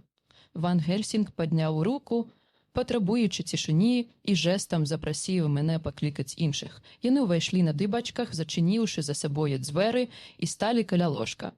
Міна, здавалася, не заўважала іх. Маўчанне парушыў прафесар, сказаўшы ціхім голасам, каб не перарваць ход ейных думак: «Дзе вы?» Адказ прагучаў безудзельным тонам: «Не знаю». Сон не мае месца, якое можа назваць сваім. Колькі хвіляў трывала маўчанне. Міна нерухома сядзела, а прафесар стаяў, утарапіўшыся ў яе. Мы ж ледзь асмеліся дыхаць. У пакоі пасвятлела. Не спускаючы вачэй з твару Міны, доктар Ван Гельсінг рухам папрасіў мяне падняць штору. Ужо бралася на дзень. На даляглядзе з'явілася чырвоная палоска, і ружовае святло рассеялася па пакоі. У той жа міг прафесар загаварыў зноў: «Дзе вы цяпер?» Адказ прагучаў тым жа летуцэнным тонам, але так, нібыта яна хацела нешта інтэрпрэтаваць. Такі голас у яе я чуў, калі яна чытала свае стэнаграфаваныя нататкі. Не знаю. Гэта ўсё незнаёма мне. Што вы бачыце? Нічога. Вакол цемна. Што вы чуеце? Я адчуў напружанне ў цярплівым голасе прафесара. Пляск вады, яна булькае паблізу, уздымаецца на вялікія хвалі. Я чую іх звонку. Значыць, вы на водаплаве. Мы ўсе зірнулі адзін на аднаго, спужаўшыся нашыя здагадкі. Адказ быў шпаркі: «О так! Што яшчэ вы чуеце? Тупат людзей над галавой, рыпанне ланцугоў і грукат якара. Што вы робіце?» Ляжу нерухома, ох, так нерухома, нібы смерць. Голас заціх, перайшоўшы ў глыбокае дыханне, як у сне. Вочы зноў заплюшчыліся. К таму часу сонца ўзышло, і наступіў дзень. Доктар Ван Гельсінг узяў Міну за плечі і далікатна апусціў ейную галаву на падушку. Колькі хвіляў яна ляжала, нібы дзіця ў сне, а потым глыбока ўздыхнула, прачнулася і здзівілася, убачыўшы нас усіх вакол яе. «Я гаварыла ў сне?» – толькі спытала яна. Здавалося, аднак, што яна разумела сітуацыю без словаў, хоць ей хацелася даведацца, што яна сказала. Прафесар паўтарыў размову, і яна вымавіла: «Нельга марнаваць ані секунды, мажліва, яшчэ не запозна». Пан Морис і лорд Кедалмін рушили до дверей, але професор гукнув ім спокійним голосом: «Почекайте, приятелі. Той водоплав, де б ён не быў, знімаўся з якора, пакуль яна гаварыла. У гэты момант у вашым вялізным ланданскім порце шмат водоплаваў уздымаюцца з якора. Каторы з іх мы шукаем? Дзякуй Богу, мы зноў маем падказку, хоць куды яна можа нас прывесці, нам невядома. Мы былі сляпыя. Сляпыя на людскі лад, бо калі мы аглядваемся назад, мы бачым тое, што не маглі пабачыць раней. Разумееце? Цяпер мы знаем, што было на думцы ў графа, калі ён падбіраў тыя грошы, хоць яму пагражаў нож Джанатана, якога нават ён спужаўся. Ён вырашыў уцячы. Чуце, уцячы. Ён зразумеў, што з адной скрыняй групай мужчынаў, што гуняцца за ім, як сабакі за лісам, у Лондоне яму не месца. Таму ён узяў сваю апошнюю скрыню з зямлей на борт вадаплава і пакінуў край. Ён думае уцячы, але не, мы рушым за ім. А ту, як сказаў бы прыяцель Артур, апрануўшы свой чырвоны сурдут. Наш стары ліс хітры, ох, вельмі хітры, і мы мусім загнаць яго хітрасцю. Я таксама хітры і хутка здагадаюся, што ён задумаў. Тым часам мы можам спакойна адпачываць, бо паміж намі вада, якую ён не захоча праходзіць, а калі захоча, дык не зможа, пакуль вада плаўная прыстане да берагу, і тады толькі ў час прыліву або адліву. Бачыце, сонце толькі ўзышло, і ўвесь дзень да захаду сонца належыць нам. Прымем ванну, апранемся і паснадаем. Нам гэта неабходна, і мы можам ісці спакойна, бо ён ужо не на той жа зямлі, што і мы. Міна умольна паглядзела на яго і спытала: «Але навошта гнацца за ім, калі ён уцек далека ад нас?» Ён узяў ейную руку, пагладзіў і адказаў: «Пакуль што ні аб чым не пытайце мяне. Калі мы паснадаем, я адкажу на ўсе пытанні». Больш ён нічога не сказаў, і мы разышліся, каб апрануцца. Па сняданку Міна паўтарыла свае пытанні. Ён хвіліну паважна глядзеў на яе, а тады сказаў засмучаным голасам: «Таму што, мая дарагая, мілая мадам Міна, якраз цяпер мы мусім адшукаць яго, нават калі нам прыйдецца гнацца за ім у пекла». Яна збялела і спытала ціхім голасам: «Чаму?» «Таму што, паважна сказаў ён можа жыць вякамі, а вы толькі смертная жанчына. Цяпер мы маем баяцца часу, з тае пары, як ён пакінуў метку на вашай шыі». Я паспеў падхапіць яе акурат у той момант, як яна ўпала, страціўшы прытомнасць.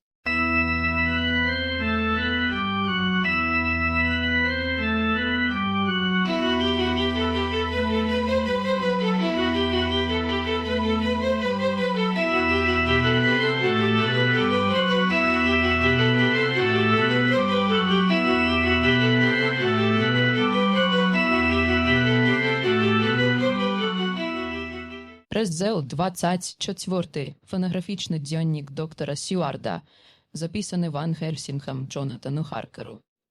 Заставайцеся з вашай дарагой мадам Мінай. Мы адправімся на пошукі, калі іх можна так назваць, бо мы шукаем толькі пацвярджання таго, што ўжо ведаем. А вы заставайцеся і паклапаціцеся пра яе. Гэта ваш найсвяцейшы абавязак і найлепшае, што вы можаце зрабіць. Сёння ён тут не з'явіцца. Дазвольце расказаць вам тое, што я ўжо паведаміў астатнім. Наш вораг уцек, ён вяртаецца ў свой замак у Трансільванію. Я ў гэтым упэўнены так, як быццам вялікая вогненная рука напісала гэта на сцяне. Ён быў падрыхтаваны да гэта, і тая апошняя скрыня ляжала недзе, гатовая да пагрузкі на вадаплаў. Дзеля гэтага ён узяў грошы. Дзеля гэтага ён так спяшаўся ў канцы, каб мы не схапілі яго перад захадам сонца. Гэта была ягоная апошняя надзея. Хоць, апрача таго, ён спадзяваўся, што зможа схавацца ў грабніцы, якую, як ён думаў, бедная панна Люсі, будучы такой, як ён, адчыніць для яго. Але ўжо не было часу. Пацярпеўшы няўдачу, ён звярнуўся да апошняга паратунку, свайго апошняга зямнога прыстанішча.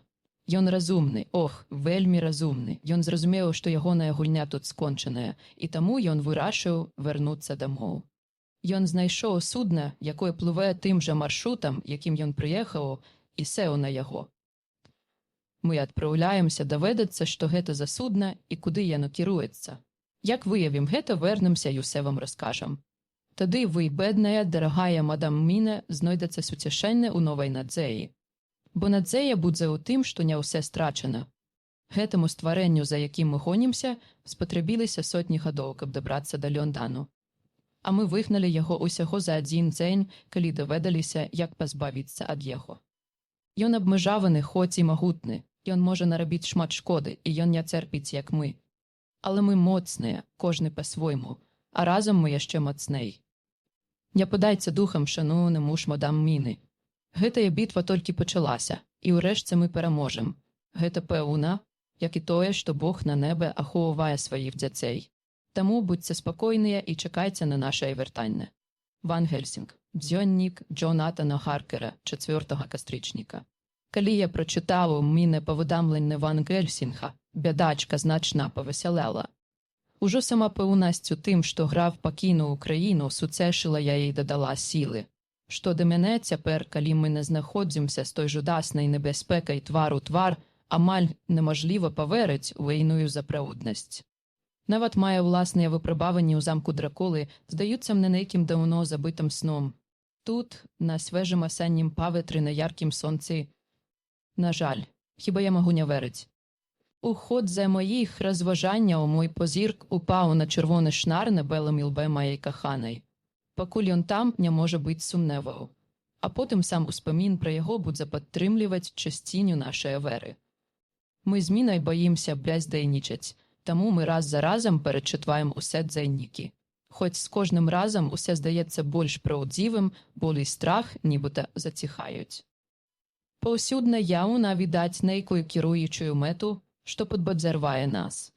Міна кажа, што, мабыць, мы ёсць прыладамі дабра. Можа быць, паспрабую думаць, як яна. Мы яшчэ не гаварылі адно з адным пра прышласць. Лепш пачакаць, пакуль прафесар і іншыя не вернуцца з пошукаў. Я думаў, што Дзейн ніколі зноў не пабяжыць для мяне з такой хуткасцю. Ужо 3 гадзіна. Дзённік Міны Харкер, 5 кастрычніка, 5 гадзіна вечара. На нарадзе прысутнічалі професор Ван Гельсінг, лорд Годалмінг, доктор Сьюарт, пан Куінсі Морріс, Джонатан Харкер, Міна Харкер. Доктор Ван Гельсінг падрабязна апісаў, якія крокі былі зробленыя цягам дня, каб выявіць, на якім судна ды ў якім кірунку це граф Дракула. Я знаў, што ён хоча вярнуцца ў Трансільванію, таму я быў упэўнены, што ён паплыве цераз вусце Дунаю, або прынамсі цераз Чорнае мора, бо тым шляхам ён прыбыў сюды. Перад намі было змрочнае няведанне. І так з цяжкім сэрцам мы пачалі шукаць, якія вадаплавы адправіліся ў Чорнае мора прошлым вечарам. Ён быў на парусным судне, бо мадам Міна расказвала, як паднімалі ветразі. Яны не настолькі важныя, каб трапіць у спіс адпраўлення вадаплаваў у «Таймс», таму з парады лорда Годалмінга мы пайшлі да канторы Ллойд, займаюцца запісы пра ўсе вадаплавы, якімі б маленькімі яны не былі. Там мы даведаліся, што толькі адно судна ўзяло курс на Чорнае мора, царыца Кацярына. Яна адправілася ад Дулітаўскага прычалу ў Варну і адтуль у іншыя порты ў гору па Дунаю. «Так», – сказаў я, – «гэта судна, на якім знаходзіцца граф». Мы рушылі да Дулітаўскага прычалу і знайшлі там чалавека ў драўлянай канторы, такой маленькай, што чалавек выглядаў больш за яе. Ад яго мы даведаліся пра адплыцце царыцы Кацярыны. Ён шмат лаяўся, прытым у яго быў чырвоны твар і гучны голас, але хлопец ён усе адно добры. А калі Куінсі даў яму нешта са свае кішэні, і ён скруціў гэта і паклаў у маленькую торбачку, якую схаваў глыбока пад вопраткай, ён стаў яшчэ лепшым хлопцам і нашым пакорным слугой. Ён пайшоў з намі і распытваў многіх людзей, грубых і запальчывых. Яны таксама добрыя хлопцы, калі задаволіць іхнюю прагу. Яны шмат лаяліся і гаварылі розныя рэчы, якія я не зразумеў, хоць і здагадваўся, што яны мелі на ўвазе. Тым не менш, яны расказалі нам усе, што мы хацелі знаць. Ад іх мы даведаліся, што ўчора папаўдні каля 5 гадзіны прыйшоў чалавек, які вельмі спяшаўся. Высокі мужчына, худы і бледны, з доўгім носам, вельмі белымі зубамі ды вачамі, што нібыта палалі. Апрануты ён быў ува ўсё чорнае, за выняткам саламянага капелюша, які не пасаваў ані яму, ані часу. Ён раскідваў грашыма, каб хутчэй даведацца, якое судна адпраўляецца ў Чорнае море і куды кіруецца. Яго правялі да канторы, а потым да судна, але ён не падняўся на борт, а затрымаўся на березе каля трапа і папросіў, каб да яго выйшаў капітан. Капітан прыйшоў, як давыдаўся, што яму добра заплацяць. І хоць спачатку ён страшна лаяўся, ён пагадзіўся з умовамі. Тады худы мужчына пайшоў, і нехта сказаў яму, за можна наняць коня і воз. Ён пайшоў туды і хутка вярнуўся, сам кіруючы возам, на якім знаходзілася вялікая скрыня. Ён сам выгрузіў яе, хоць спатрабілася колькі чалавек, каб перанесці яе на судна. Ён доўга тлумачыў капітану, як ідзе размясціць ягоную скрыню, але капітану гэта не спадабалася, і ён праклінаў яго на розных мовах, а потым сказаў, што як ён хоча, дык можа сам падняцца і паглядзець, дзе павінна стаяць ягоная скрыня. Але ён адмовіўся, сказаў, што прыйдзе пазней, бо мае яшчэ шмат справаў.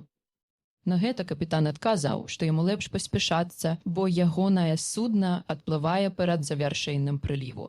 Тады худы мужчына усміхнуўся і сказаў, што, натуральна, ён мусіць адплываць тады, калі захоча, але ён будзе здзіўлены, калі гэта адбудзецца так хутка.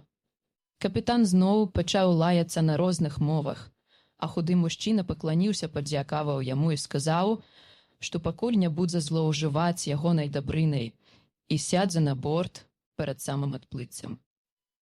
Урэшце капітан пачырванеў яшчэ больш і на іншых мовах заявіў, што не жадае мець на сваім чортавым судне аніякіх чортавых французаў. Тады той мужчына спытаў, дзе паблізу ёсць крама, у якой можна купіць блянкі, і адышоў. Ніхто не знаў, куды ён пайшоў, і нікога гэта не цікавіла, бо хапала іншых дзел. А неўзабаве усім стала відочна, што царыца Кацярына не адправіцца ў назначаны час. Рэдкі туман пачаў напаўзаць з ракі, ён усе згушчаўся, пакуль урэшце густы вэлюм не ахутаў судна і усе навокал.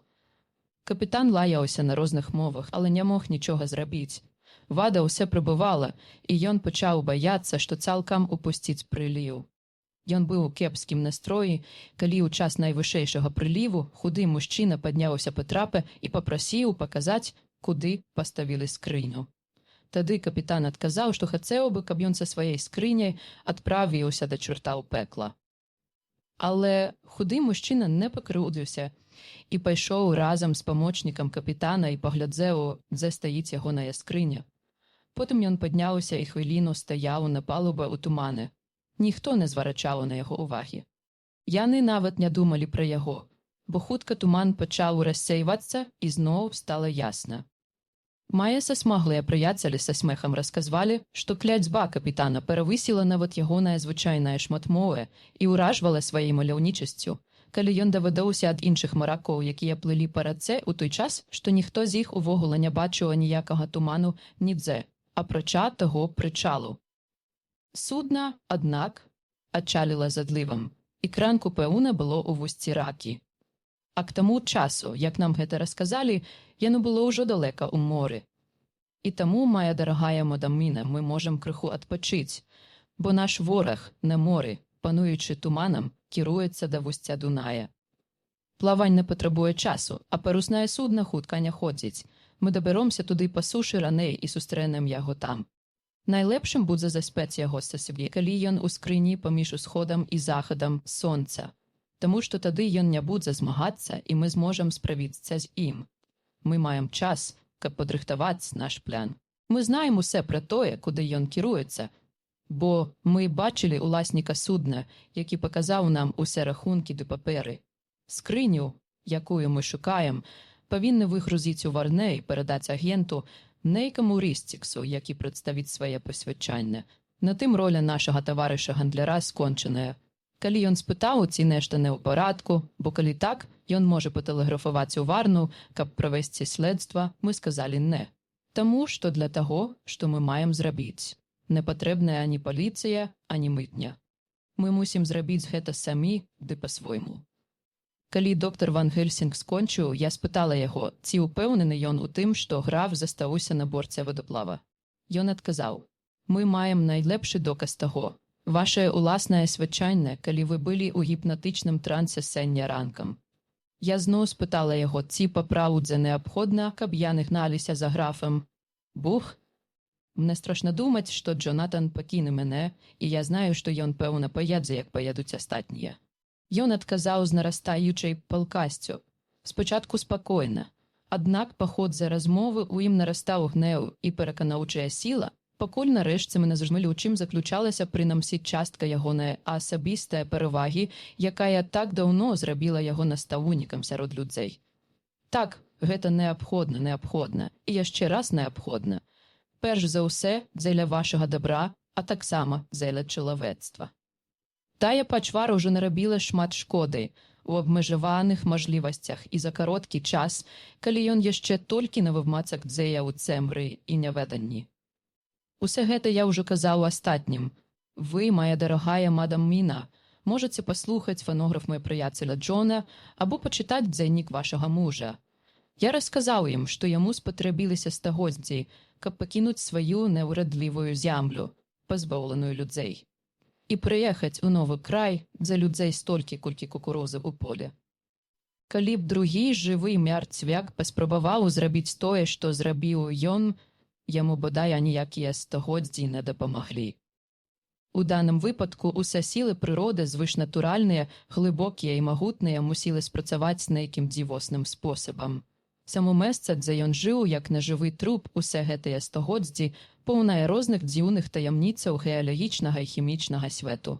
Там ёсць глыбокія пячоры і расколіны, якія вядуць немаведама куды. Там ёсць вулканы, з некаторых адтулін усе яшчэ выцякаюць воды з дзіўнымі уласцівасцямі ды газы, што могуць забіць або ажывіць. Без сумневу, ёсць нешта магнітнае або электрычнае ў некаторых з тых спалучэнняў містычных сілаў, што дзейнічаюць на фізычнае жыццё дзіўным спосабам. Так і ён ад пачатку меў надзвычайныя якасці. У цяжкія, ваяўнічыя часы ён праславіўся тым, што толькі ён меў такую жалезную вытрымку, востры розум і адважны дух. Пэўныя жыццевыя сілы развіліся ў ім да крайняй мяжы, і разам з ягоным цэлам развіваўся ягоны розум. Усе гэта без д'ябальскай дапамогі, якую ён, пэўна, атрымлівае, бо яно мусіла служыць сілам, якія паходзяць з дабра і сімвалізуюць яго. І цяпер ён з'явіўся перад намі. Ён заразіў вас, ох, выбачце мне, моя дарагая, што я мушу казаць такое, але гэта дзеля вашага добра. Ён заразіў вас так хітра, што нават калі ён не зробіць гэтага яшчэ раз, вам застаецца толькі жыць. Пражыць доўгае, чароўнае жыццё. А ў свой час смерць, што паволі Божа накакаваная усім людзям, зробіць вас падобнай да яго. Гэтага нельга дапусціць. Мы пакляліся, што гэтага не будзе. Такім парадкам мы выконваем волю Божую, каб свет і людзі, за якіх памер ягоны сын, не былі адданыя пачварам, само існаванне которых зневажае яго. Ён ужо дазволіў нам выратаваць адну душу, і мы, нібы крыжаносцы, адпраўляемся, каб уратаваць іншыя. Як і яны, мы пойдзем на ўсход, а калі загінам, дык за святую справу. Ён спыніўся, я спытала, але хіба граф не прыме адпор разважліва?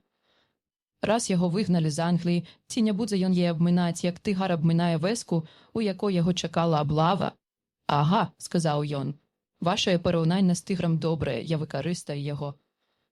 Ваш людаед, як у Індыі называюць тыгра, які аднойчы пакаштаваў чалавечай крыві, больш не дбае пра іншую здабычу, толькі безупынна кружляе, пакуль зноў не нападзе на чалавека.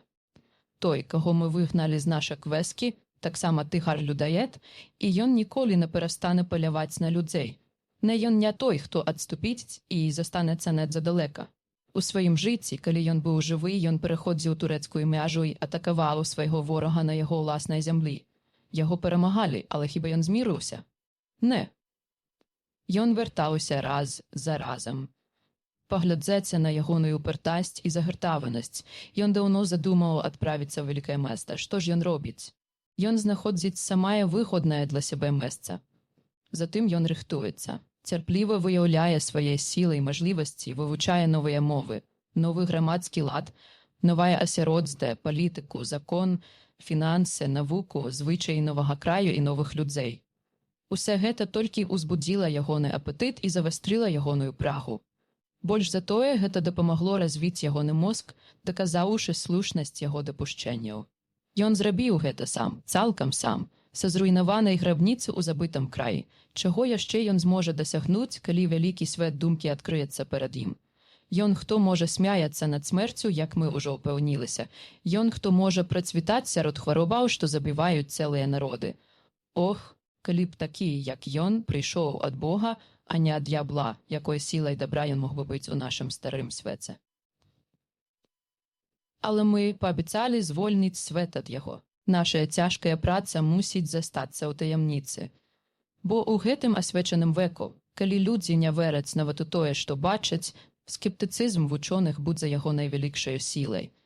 Ён адразу стане яго браней і зброяй, якая знішчыць нас, ягоных ворагаў, што рызыкуюць сваімі душамі дзеля бяспей той, которую мы любім, дзеля дабра чалавецтва і дзеля славы Божай. Пасля агульнай дыскусіі было вырашана, што сёння нічога дакладнага вызначана не будзе, што мы павінны пераспаць з гэтымі фактамі ды паспрабаваць нешта разважыць. Заўтра за сняданкам мы зноў маем сустрэцца, абмяняцца высновамі і саставіць план дзеянняў. Я адчуваю цудоўны супакой сёння. Як быццам я звольнілася ад нейкай неадчэпнай прысутнасці. Мажліва, не скончыла думку, не змогла, бо пабачыла ў люстры чырвоную мэтку на сваім ілбе і зразумела, што ўсё яшчэ нячыстае. Дзённік доктара Сьюарда 5 кастрычніка. Усталі мы рана, і я думаю, што сон добра падзеяў на кожнага з нас. Калі мы сустрэліся з раннім сняданкам, агульнай бадзарасці было до больш, чым мы спадзяваліся, калі колачы адчуць знову. Здольнасць чалавечай натуры хутка перамагаць прыгнены настрой на праўду уражвае. Варта толькі прыбраць перашкоду, і да нас адразу вяртаюцца надзея і радасць. Не раз. Пакуль мы сядзелі вакол стала, я расплюшчваў вочы ад здзіўлення, ці не былі апошнія дні і сном. Аднак чырвоная пляма лба пані Харкер вярнула мяне да рэчаіснасці. Нават цяпер, калі я разважаю над тым, што здарылася, мне цяжка усведамляць, што прычына нашых бедаў усе яшчэ існуе. Нават пані Харкер, здаецца, часам забываецца на сваё няшчасце, і толькі час ад часу, калі нешта прыпамінае, думае пра свой страшны шнар. Праз паўгадзіны мы маем сустрэцца тут, у маім кабінеце, і саставіць наш план дзеянняў. Я бачу толькі адну непасрэдную цяжкасць, якую разумею інстынктыўна. Мы ўсе павінны гаварыць шчыра. І ўсе ж я баюся, што з нейкай таемнай прычыны язык беднай пані Харкер звязаны. Я знаю, што яна зрабіла ўласныя высновы і магу толькі здагадвацца, якія яны бліскучыя і праўдзівыя, але яна не захоча ці не зможа іх выказаць. Я сказаў пра гэта Ван Гельсінгу, і мы маем абмеркаваць гэта, як застанемся адны. Мяркую, што тая жудасная атрута, якая трапіла ў ейныя вены, пачынае дзеяць. Граф меў уласную мэту, калі даў ёй тое, што Ван Гельсінг назваў вампірскім хрышчэннем крыві. Што ж, можа існаваць атрута, якая ўтвараецца з добрых рэчаў. У эпоху, калі ўзнікненне трупных атрутных рэчываў застаецца таямніцай, няма чаму здзіўляцца. Знаю адно, калі мой інстынкт, што да маўчання бедная пані Харкер не падманвае мяне, тады перад намі жудасная перашкода. Невядомая небяспека. Тая сіла, што вымушае яе маўчаць, можа змусіць яе гаварыць. Не асмельваюся думаць далей, бо нават у думках не хачу зневажыць тую выдатную кабету. Ван Гельсінг прыйдзе ў мой кабінет крыху раней за астатніх. Паспрабую пагаварыць з ім на гэтую тэму. Пазней. Прыйшоў прафесар, і мы абмеркавалі стан справаў. Я бачу, што ён меў на думцы нешта, што хацеў сказаць, але вагаўся паднімаць пытанне. Ён яшчэ крыху паабыходзіў тэму, а потым раптам сказаў: «Прыяцелю Джоне, ёсць нешта, што мы з табой мусім абмеркаваць самі, прынамсі спачатку. Пазней нам мусіць прыйдзецца пасвяціць у гэта астатніх». Ён спыніўся, і таму я чакаў, а потым працягнуў: «Мадам Міна, нашая бедная, мілая мадам Міна змяняецца». Па мне прабегла халодная дрыготка, бо гэта пацвярджала мае найгоршыя страхі. Ван Гельсінг казаў далей: Улічваючи сумны досвед панны Люсі, гэтым разам мы мусім быць абачлівыя, перш як справы зойдуць занадта далека. Праўда, нашая задача цяпер больш складаная, чым калі-колечы. Кожная гадзіна страшэнна важная.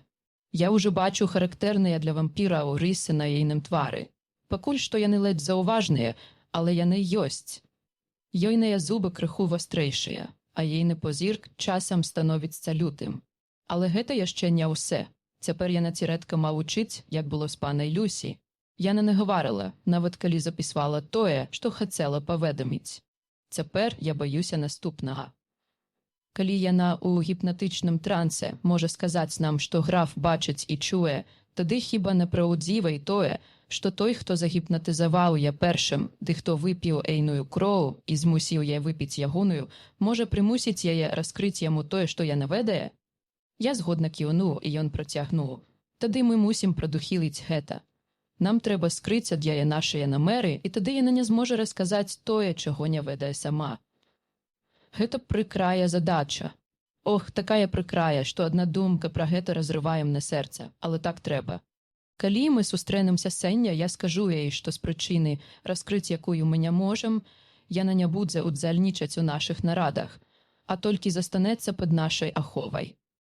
Ён выцер свой лоб, што густа абліўся потам пры думцы аб тым, які боль яму прыйдзецца прычыніць беднай душы, якая ўжо так пакутуе. Я знаў, што для яго будзе пэўным суцяшэннем, калі я скажу яму, што таксама прыйшоў да гэткае ж высновы. Ува ўсякім разе гэта пазбавіць яго балючых сумневаў. Я сказаў яму аб тым, і эфект аказаўся такім, як я разлічваў. Засталося нядоўга да нашага агульнага збору. Ван Гельсінг пайшоў, каб падрыхтавацца да сустрэчы ды сваёй непрыемнай ролі ў ёй. Думаю, што папраўдзе ён проста хоча памаліцца ў самоце, пазней. У самым пачатку нашай сустрэчы мы з Ван Гельсінгам адчулі вялікую палегку. Пані Харкер папрасіла свайго мужа перадаць, што не далучыцца да нас.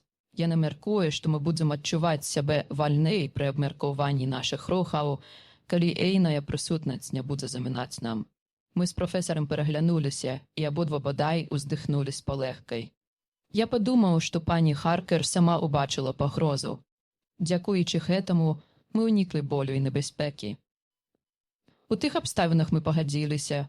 Адказам на запытальны позірк быў палец на вуснах. Захаваць нашыя падазранні ў таямніцы, пакуль мы зноў не параімся. Мы адразу прыступілі да пляну нашай кампаніі. Спачатку Ван Гельсінг сцісла выклаў перад намі факты. Царыца Кацярына выйшла з Тэмзы учора ўранні. На самай вялікай хуткасці ей спатрэбіцца прынамсі 3 тыдні, каб дабрацца да Варны. Але мы можам дабрацца туды па сушы за 3 дні. Калі мы аднімем 2 дні, ведаючы, што граф можа маніпуляваць надвор'ем, а таксама цэлы дзень і ноч на мажлівыя затрымкі, што могуць здарыцца з намі ў падарожжы, мы маем у запасе прыкладна 2 тыдні. Такім парадкам для большай надзейнасці мы мусім выехаць не пазней за 17 кастрычніка. Тады мы ў любым выпадку апынемся ў Варне за дзень да прыбыцця судна і зможам падрыхтавацца. Вядома, мы ўсе мусім узброіцца. Узброіцца супраць зла як духоўнага, так і фізічнага. Тут Куінсі Моріс дадаў: «Я так разумею, што граф з краіны ваўкоў, і, мажліва, ён дабярэцца туды раней за нас. Я прапаную дадаць Уінчестэры да нашага ўзбраення. Уінчестэр можа выручыць у такіх сітуацыях. Арце, ты памятаеш, як у Табольску за намі гналася зграя ваўкоў? Што б мы тады надалі за вінтоўку?» «Добра», – сказаў прафесар. «Возьмем і Уінчестэры. Галава Куінсі заўсёды на месцы, асабліва калі гаворка ідзе пра паляванне. Тут рабіць нам больш нічага. І я думаю, раз ніхто з нас не знаем з Варнай, чаму б не адправіцца туды раней? Усе адно зачакаць тут або там. Сёння і заўтра мы падрыхтуемся, і тады, як усе будзе добра, мы ў 4 выправімся ў нашае падарожжа». «У 4?» – спытаў Харкер, кідаючы на нас дапытлівыя позіркі. «Ведама», – шпарка адказаў прафесар. «Вы мусіце застацца і паклапаціцца пра вашу чароўную жонку». Харкер хвіліну памаўчаў, а потым сказаў глухім голасам: «Пагаворым пра гэта ўранні. Я хачу параіцца з Мінай. Я падумаў, што настаў час Ван Гельсінгу паперадзіць Харкера, каб ён не раскрываў жонцы нашыя пляны, але ён не звярнуў увагі. Я выразна паглядзеў на яго і кашлянуў. Заміж адказу ён прыклаў палец да вуснаў і адвярнуўся. Дзённік Джонатана Харкера 5 кастрычніка папаўдні. Пэўны час па нашай сустрэчы гэтым ранкам я не мог сабрацца з думкамі. Новае развіцця падзеяў прывяло мяне ў стан збентыжанасці, што пазбавіла мяне здольнасці актыўна разважаць. Рашэнне Міны не прымаць аніякага ўдзелу ў нарадзе прымусіла мяне задумацца. Я не меў мажлівасці абмеркаваць з ёй гэтую сітуацыю, таму магу толькі здагадвацца. Цяпер, як ніколі далека ад развязкі. Тое, як астатнія прынялі гэта, таксама збянтэжыла мяне. Апошні раз, калі мы размаўлялі на гэтую тэму, мы пагадзіліся, што між намі больш не мусіць быць таямніцаў. Цяпер Міна спіць, ціха і спакойна, як маленькае дзіця. Ёйныя вусны выхнутыя, а ейны твар ззяе шчасцем. Дзякуй Богу, такія хвіліны яшчэ існуюць. Пазней. Як гэта ўсё дзіўна. Я сядзеў, назіраючы за шчаслівым сном Міны, і сам адчуў сябе шчаслівым, наколькі гэта мажліва. Надыходзіў вечар, сонца садзілася, і зямля пакрывалася ценямі, а цішыня ў пакоі станавілася ўсё больш панурай. Раптам Міна расплюшчыла вочы, пяшчотна паглядзала на мяне і сказала: «Джонатане, дай мне слова гонару, што выканаеш маю просьбу. Паабяцай мне перад Богам і не парушай абяцання, нават калі я буду ўмаляць цябе на каленях, заліваючыся горкімі слязямі. Хутчэй паабяцай мне зараз жа». «Міна», – сказаў я не магу адразу даць такое абяцанне. Можа, я не маю права на гэта. Але ж, любы мой, сказала Яна з такой духоўнаю сілай, што ейныя вочы заззялі, нібы палярныя зоркі, я жадаю гэтага. І гэта не дзеля мяне. Ты можаш спытаць доктара Ван Гельсінга, ці маю я рацыю. Калі ён не пагадзіцца, ты можаш рабіць, як пажадаеш. Больш за тое, калі вы ўсе так вырашыце, ты будзеш вызваланы ад абяцання. «Абяцаю», – сказаў я, і на міг яна выглядала надзвычайна шчаслівай. Хоць не можна казаць пра шчасце, пакуль на ейным ілбе застаецца чырвоны шнар. Яна сказала: «Паабяцай мне, што ты нічога не раскажаш мне пра пляны, складзаныя для кампаніі супраць графа. Ані слова, ані заключення, ані намінку, да таго часу, пакуль гэта не знікне». І яна паважна паказала на шнар. Я бачыў, што яна кажа шчыра і ўрачыста сказаў: «Абяцаю». І, сказаўшы гэта, я адчуў, што ў той жа момант між намі вырасла сцяна. Пазней поўнач. Міна была радасна і бадзерая ўвесь вечар. Настолькі, што астатнія падбадзерыліся, нібыта яна заразіла іх сваёй весяласцю. У выніку нават я адчуў, нібы панурая заслона, што прыгнятала нас, крыху паднялася. Мы разышліся рана. Міна спіць, як маленькае дзіця. Добра, што яна здольная спаць сярод гэтага кашмару. Дзякуй Богу за гэта, бо ў сне яна, прынамсі, можа забыцца на свае клопаты. Можа, ейны прыклад падзее на мене, як ейная весяласць сення ўвечары. Паспрабую заснуць, хай мне нічога не сніцца, 6 кастрычніка раніца, чарговая неспадзяванка. Міна разбудзіла мяне рана, прыблізна ў той жа час, што і ўчора, і папрасіла пазваць доктара Ван Гельсінга. Я падумаў, што гаворка зноў ідзе пра гіпноз, і без жадных пытанняў пайшоў па прафесара. Ён відочна чакаў падобнага запрашання, бо быў ужо апрануты. Яго дзверы былі прачыненыя, так што ён мог чуць, як адчыніліся дзверы ў наш пакой. Ён адразу пайшоў. Увайшоўшы ў пакой, ён спытаў у Міну, ці трэба зваць астатніх. «Не», – проста адказала яна, – «няма патрэбы. Вы можаце самі расказаць ім усе пазней. Я мушу ехаць з вамі». Доктар Ван Гельсінг быў такі ж заспеты і знянацку, як і я. Па невялікай паўзе ён спытаў: «Навошта? Вы мусіце аць мяне з сабой. Мне бяспечна і з вамі, і вам таксама».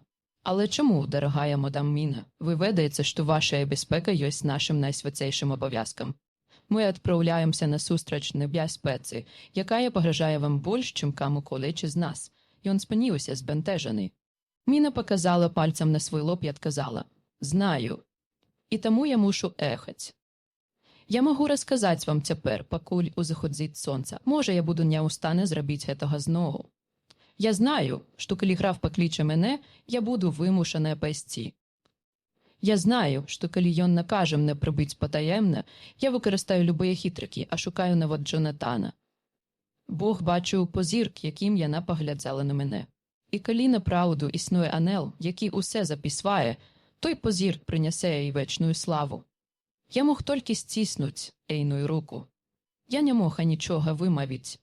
Мае ўзрушэнне было завялікім, каб знайсці суцяшэнне нават у слезах. Яна процягнула. Вы мужныя і моцныя. Вашая моц у кулькасці, бо вы можаце вытрымаць тое, што зламала б стойкасць аднаго чалавека, калі б ён сцерог мяне сам. Апрача таго, я магу аказацца карыснай, таму што вы можаце загіпнатызаваць мяне, каб даведацца пра тое, чаго нават я сама не ведаю. Доктар Ван Гельсінг сказаў вельмі паважна. Мадам Міна, вы, як заўсёды, разважылі моўна. Вы паедзеце з намі, і разам мы дасягнем нашае мэты. Працяглае маўчанне Міны па словах Ван Гельсінга змусіла мяне паглядзець на яе. Яна адкінулася на падушку і заснула. Яна не прачнулася нават тады, калі я падняў штору, і сонечнае святло заліло пакой. Ван Гельсінг рухам рукі запрасіў мяне ісці з ім. Мы пайшлі ў ягоны пакой, і праз хвіліну да нас далучылася лорд Кодалмінг, доктар Сівард і пан Морис. Ён перадаў ім, што сказала Міна, і дадаў: «Уранні мы вырушым у Варну. Цяпер нам трэба зважыць на новы фактар, мадам Міну. Але ж ейная душа шчырая. Гэта была пакута для яе, расказаць нам так многа, але гэта правільна, і мы своечасова папярэджаныя. Нельга упускаць ані шансу. У Варна мы мусім быць гатовыя адзеяць у той жа міг, як прыбудзе тое судна». «Што дакладна мы маем зрабіць?» – лякані спытаў пан Морис. Професар памаўчаў, а потым адказаў: «Спачатку паднімемся на борт. Затым, як знойдзем скрыню, пакладзем на яе галінку шыпшыны. Трэба прымацаваць яе, бо пакуль яна там, ён не зможа з яе выбраццца. Ёсць, прынамсі, такі забабон. А забабонам мы мусім верыць у першую чаргу. Такой была людская вера на пачатку, і яны ўсе яшчэ маюць свае карані ў веры. Затым, пры першай мажлівасці, як паблізу нікога не будзе, мы адкрыем скрыню і ўсе будзе добра». «Я не буду чакаць зручнае нагоды», – сказаў Морис. «Як толькі ўбачу скрыню, я адкрыю яе і заб'ю пачвару, і хай хоць 1000 людзей бачаць гэта і мяне самога знішчаць у наступны момант». Я інстынктыўна сцісну яго руку. Яна была цвярдая, як сталь. Думаю, ён зразумеў мой позірк. Спадзяваюся, што зразумеў. «Слаўны хлопец», – сказаў доктар Ван Гельсінг. «Адважны хлопец». Куінсі, запраўдны мужчына, блаславі яго Бог за гэта. Дзіця мае паверца, ніхто з нас не адступіць і не будзе марудзіць ад страху. Я кажу толькі тое, што мы можам, што мы мусім зрабіць. Рознае можа здарыцца, а як і чым усе скончыцца, пакуль што сказаць немажліва. Мы ўзброімся, і калі надыдзе час, пусцім у ход усе нашыя высілкі. Давайце сёння прывядзем у парадак усе нашыя справы. Упарадкуйма усе, што тычыцца дарагіх нам людзей і тых, хто ад нас залежыць. Бо ніхто з нас не можа сказаць, які будзе канец. Мае справы ўжо ўладкаваныя, і як на больш нічага рабіць, я займуся падрыхтоўкай да падарожжа. Набуду квіткі і ўсе неабходнае. Абмяркоўваць больш было нічага, і мы разышліся. Зараз упарадкую усе мае зямныя справы, каб быць гатовым да таго, што можа наступіць. Пазней. Усе зроблена, тэстамент напісаны і ўсе ўладкавана. Міна, калі яна выжыве, мае адзіная спадчыніца. Як станецца інакш, усе атрымаюць тыя, хто так добра ставіўся да нас. Блізіцца захад. Про гэта сведчыць непакой Міны. Упэўнены, яна думае пра нешта, што выявіцца з захадам сонца.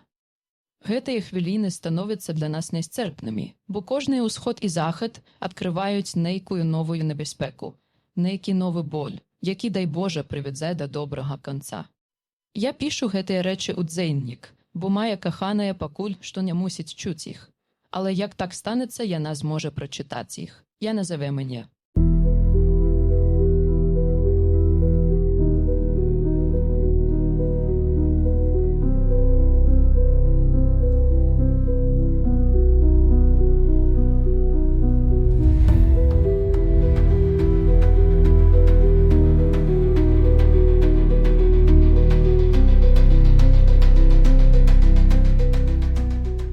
Розділ 25 дзённік доктора Сюарда 11 кастрычніка. Вечар. Джонатан Харкер попросив мене гэта занатаваць, бо ён хоча захаваць дакладны запіс, але, з ягоных словаў, ён не ў стане справіцца з заданнем. Думаю, ніхто з нас не здзівіўся, калі нас запрасілі сустрэцца з пані Харкер незадоўга перад захадам сонца. Мы зразумелі, што апошнім часам усход і захад з'яўляюцца для яму мантамі асаблівыя свабоды, калі ейная былая натура можа праяўляцца па-за кантролем сілы, што падпарадковае яе, стрымлівае і падбухторвае да дзеянняў. Гэты настрой або стан пачынаецца прыкладна за паўгадзіну перад усходам або захадам і працягваецца, пакуль сонца не паднімацца высока, або пакуль аблокі яшчэ палаюць у промнях, што струменяць за гарызонту. Спачатку наступае свайго роду негатыўны стан, як быццам паслабілі нейкія аковы, а потым шпарка надыходзіць поўная свабода. Змена, аднак, надыходзіць досыць хутка, і ей папярэднічае перыяд перасцерагальнага маўчання. Сёння, калі мы сустрэліся, яна была яшчэ часткова напружаная, і ў ёй можна было заўважыць прыкметы ўнутранага змагання. Гэта каштавала ёй моцных высілкаў. Аднак праз колькі хвіляў яна ўжо цалкам валодала сабой. Тады, рухам рукі, запрасіўшы мужа сесці побач з ёй на канапе, дзе яна паўляжала, яна папрасіла астатніх паднесці крэсла бліжэй да яе. Узяўшы руку мужа ў далоні, яна пачала: «Мы ўсе тут разам, вольныя, мажліва, у апошні раз. Знаю, любы, знаю, ты будзеш са мною да канца». Яна сказала гэтыя словы мужу, які, як мы заўважылі, моцна сціснуў ейную руку. Уранні мы адпраўляемся выконваць наш абавязак, і толькі адзін Бог ведае, што нас чакае. Вы будзеце так ласкавы, што візьмеце мяне з сабой. Знаю, вы зробіце ўсе, што адважныя сумленныя мужчыны могуць зрабіць дзеля беднае слабой жанчыны, душа которой, мажліва, загубленая, яшчэ не, але ува ўсякім разе знаходзіцца ў небяспецы. Але вы мусіце памятаць, што я не такая, як вы. У маёй крыві, у маёй душы атрута, якая можа загубіць мяне. Якая пэўна загубіць мяне, калі не знойдзецца нейкі ратунак. О, прыяцелі мае, вы, як і я, добра ведаеце, што мая душа пастаўленая на карту, і хоць я знаю, што для мяне існуе толькі адзін выхад, ані вы, ані я не мусім яго абраць. Яна ўмольна паглядзела на кожнага з нас, пачуўшы і завяршыўшы сваім мужам. «Які выхад?» – спытаў Ван Хельсінг хрыплым голасам. «Які выхад мы не павінны, не можам абраць? Такі, пры якім я магу памерці зараз жа, або ад уласнае рукі, або ад рукі каго-колачы іншага, перш як вызваліцца яшчэ большае зло. Я знаю, і вы знаеце, што ў выпадку маёй смерці вы б змаглі выратаваць маю несмяротную душу, як вы зрабілі гэта з душою маёй беднай Люсі. Калі б смерць або страх смерці былі адзінаю перашкодай, я б не завагалася памерці тут, у гэты момант, сярод сяброў, што любяць мяне. Але смерць – гэта не ўсе. Я не веру, што ў выпадку, калі перад намі ёсць надзея, і калі мы маем выканаць горкі абавязак, Бог хацеў бы маёй смерці. Таму я адмаўляюся ад пэўнасці вечнага супакою і ўваходжу ў цемру, дзе можа хавацца найбольшае зло, што змяшчае ў сабе свет або пекла. Мы ўсе маўчалі, бо падсвядома разумелі, што гэта была толькі прэлюдыя. Твары іншых былі застылыя, а твар Харкера стаў попельна-бледны. Мабыць, ён раней за нас дагадаўся, што набліжалася. Яна працягвала. Гэта тое, што я магу унесці ў сукупную спадчыну. Я не мог не звярнуць увагу на дзіўнасць юрыдычнай фразай, якую яна выкарыстала ў такіх абставінах ды з такой паважнасцю. «Што дасць кожны з вас? Вашыя жыцці знаю», – шпарка сказала яна, «але гэта проста для адважных мужчын. Вашыя жыцці належаць Богу, і вы можаце вярнуць іх яму. Але што вы дасце мне?» Яна зноў акінула нас пытальным позіркам, але гэтым разам не стала глядзець на мужа. «Куінсі, подай, зразумеў», ён кіўнуў, і ейны твар зазяў. «Тады я проста скажу вам, што мне трэба, бо ў гэтай справы між намі не павінна быць аніякіх надагаворак. Вы мусіце паабяцаць мне усе як адзін, нават ты, мой каханы муж, што, калі настане такі час, вы заб'яце мяне». «Які час?» Голас належаў Куінсі, але ён быў ціхі ды нацягнуты. Калі вы будете перакананыя ў тым, што я так змянілася, што мне лепш памерці, чымся жыць. Тады, калі мае цела будзе мертвае, вы без затрымкі ўб'яце ў мяне колы і адрежаце галаву, або зробіце ўсе іншае, што можа спатрэбіцца, каб даць мне супакой. Куінсі быў першы, хто ўстаў пасля паўзы. Ён уклэнчыў перад ёй і, узяўшы ейную руку ў сваю, урачыста сказаў: «Я ўсяго толькі просты чалавек, які сваім жыццем, мажліва, не заслужыў такі гонар, але я прысягаю вам на ўсім, што для мяне свята й дорага. Калі такі час настане, я не адмоўлюся ад абавязку, які вы паклалі на нас. І я таксама абяцаю вам, што я ва ўсім пераканаюся, бо як толькі ў мяне ўзнікнуць сумневы, я зразумею, што той час надышоў». Мой шчыры сябар было адзінае, што яна змогла вымавіць скрозь слёзы, і, нахіліўшыся, яна пацалавала ягоную руку. «Я таксама прысягаю, мая дарагая мадам Міна», – сказаў Ван Гельсінг. «І я», – сказаў лорд Годалмінг, і кожны з іх па чарзе уклэнчыў перад ёй, каб даць прысягу. Я зрабіў тое ж самае. Затым ейны муж паглядзеў на яе змучанымі вачыма і спытаў: «Ох, жонка мая, хіба я таксама павінен даць такое абяцанне?» «Ты таксама, мой даражэнькі», – сказала яна з бязмежною спагадай у голасе і вачах. «Ты не павінен адмаўляцца.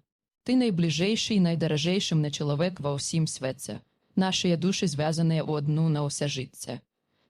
Помні, любы, былі часы, калі адважныя мужчыны забівалі сваіх жанок, каб яны не патрапілі ў рукі ворага. Іх рукі не пахіснуліся, тым больш, што тыя, каго яны кахалі, самі умалялі забіць іх. Гэта абавязак мужчын перад тымі, каго яны кахаюць у часы цяжкіх выпрабаванняў.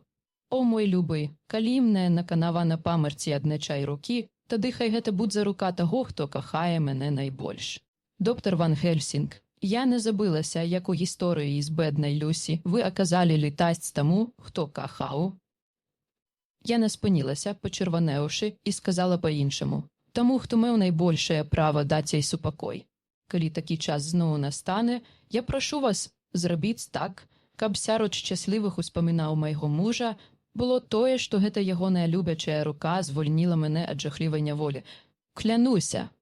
Раздаўся гучны голас прафесара. Пані Гаркер усміхнулася, папраўдзе усміхнулася, з уздыхам палегкі апусцілася на падушкі і сказала: «А цяпер папярэджанне, на якое вы ніколі не мусіце забывацца.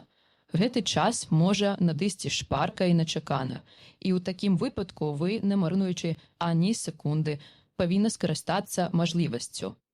У гэткі час я магу быць не, калі ён настане, я ўжо буду ў змове з вашым ворагам. Яшчэ адна просьба», – сказала Яна вельмі паважна.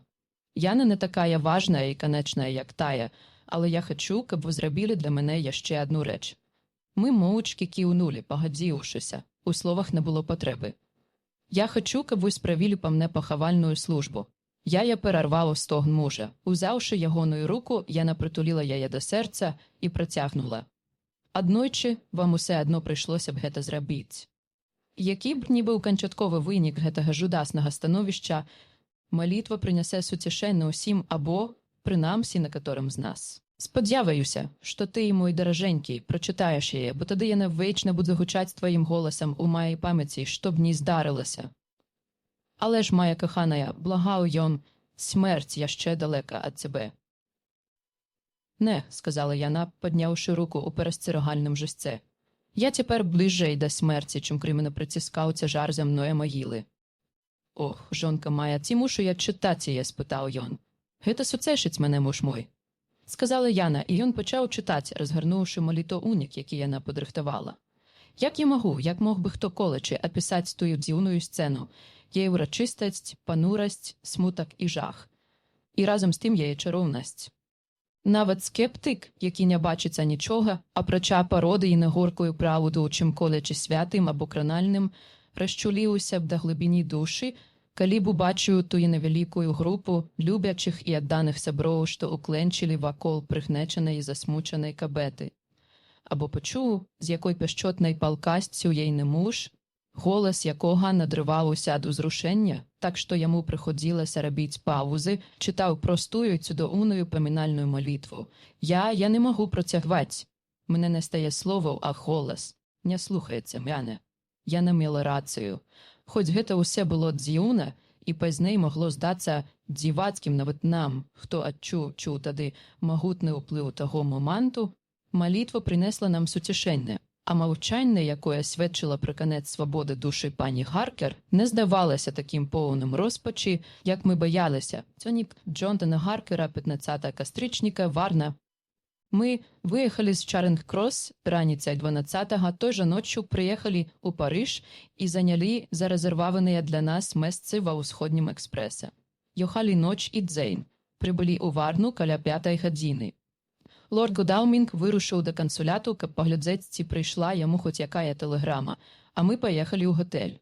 У дарозе, мажліва, былі здарэнні, вартыя згадвання, але я прагнуў хутчэй дабрацца да месца і не зварачаў на іх увагі. Пакуль царыца Кацярына не прыйдзе ў порт, нічога на ўсім белым свеце мяне не зацікавіць.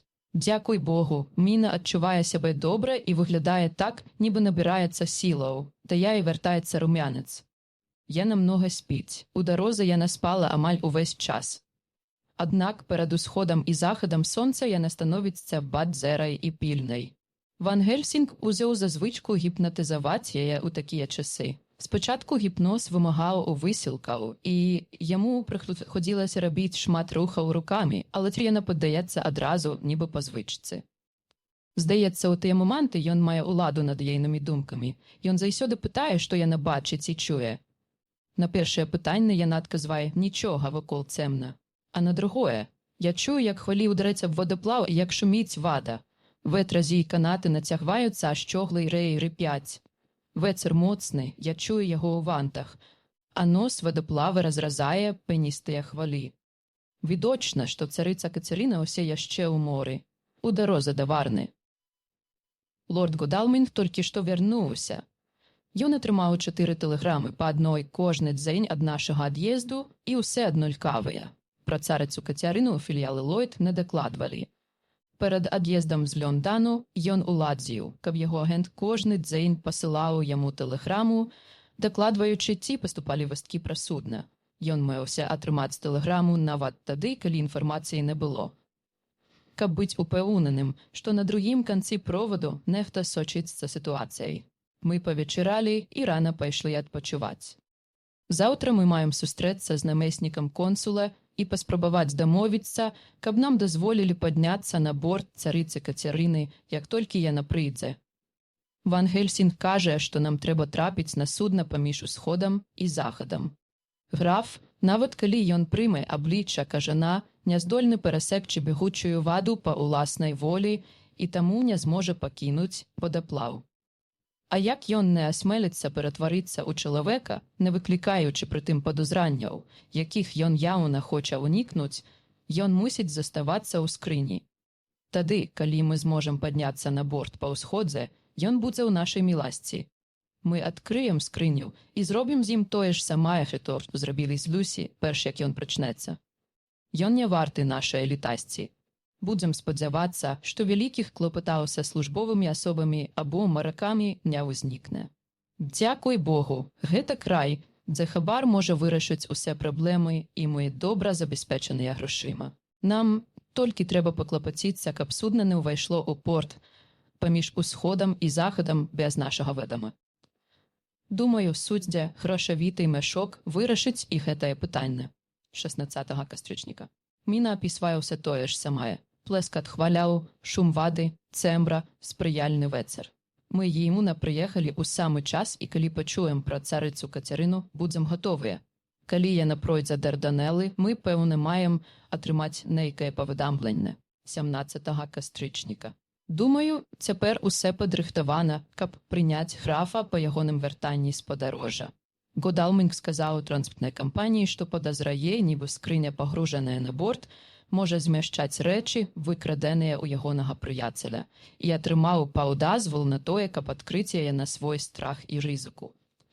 Уласнік перадаў яму паперу, у якой наказаў капітану даць яму поўную свабоду дзеянняў на борце судна, а таксама падобнае ўпаўнаважанне да ягонага агента ў Варне. Мы сустрэліся з агентам, які быў вельмі ўражаны зучлівым стаўленнем Годалмінга да яго, і мы перакананыя, што ён зробіць усе мажлівае, каб дапамагчы нам. Мы ўжо ўмовіліся, што рабіць у выпадку, калі мы адкрыем скрыню. Калі граф будзе там, Ван Гельсінг і Сюарт адразу адсякуць яму галаву і ўб'юць кол у сэрца.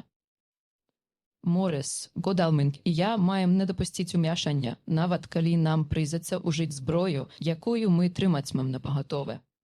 Прафесар кажа, што калі мы зможам прыняць такія захады, цела графа хутка рассыплецца ў пыл. У такім выпадку супраць нас не будзе доказаў, калі ўзнікне нейкае падозранне ў забойстве.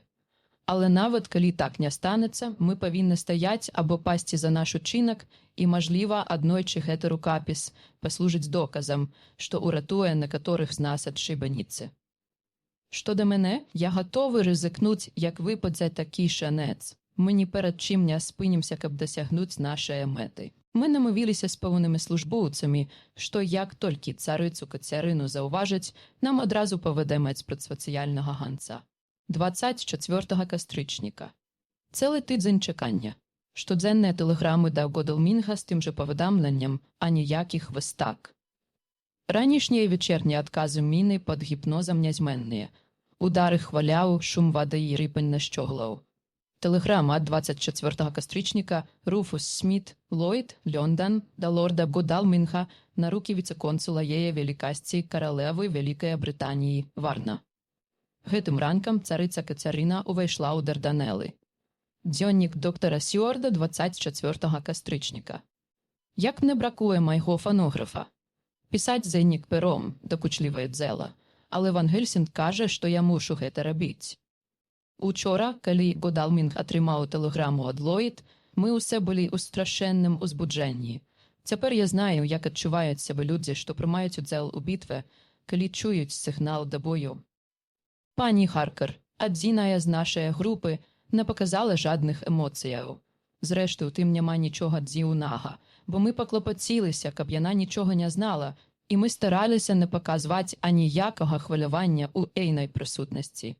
Упэўнены, што раней яна б заўважыла, як бы мы не стараліся гэта схаваць, але яна вельмі змянілася за апошнія 3 тыдні. Вяласць усе больш авалодвае ей. І хоць яна выглядае дужа і здаровай, і да яе вяртаецца румянец, Ван Гельсінг і я незадаволеныя. Мы часта гаворым пра яе, аднак нічога не кажам іншым. Калі б Харкер ведаў пра нашыя падозранні, гэта разбіла б на бараку сэрца і, пэўна, папсавала б нервы. Ван Гельсінг кажа, што вельмі пільна аглядае ейныя зубы, калі яна пад гіпнозам. Ён сцвярджае, што пакуль яны не пачнуць завастрацца, актыўная небяспекі, што да змены гой няма. Калі гэтая змена надыдзе, будзе неабходна прыняць меры. Мы абодва ведаем, якімі мусяць быць тыя меры, хоць мы не закранаем гэтую тэму ў размовах. Ніводзін з нас не ўхіліцца ад абавязку, хоць сама думка аб гэтым жыхае. Эўтаназія – цудоўнае і заспакойлівае слова. Я ўдзячны таму, хто яго прыдумаў. Дарога з Дарданелаў сюды, пры той хуткасці, з якой царыца Кацярына ішла з Лёндану, зойме ўсяго каля 24 гадзінаў. Значыць, яна мае прыбыць надзе ўранні. А так як яна ніяк не можа прыйсці раней, мы збіраемся рана легчы спаць. Устанем а першай гадзіны, каб быць напагатове. 25 кастрычніка поўдень. А ніякіх вестак аб прыбыцці судна. Сёння ранкам у стане гіпнозу пані Харкер расказвала ўсё тое ж, таму мы можам атрымаць вестку ў любы момант. Мы ўсе ў ліхаманкавым узбуджэнні, акрамя Харкера, які застаецца спакойным.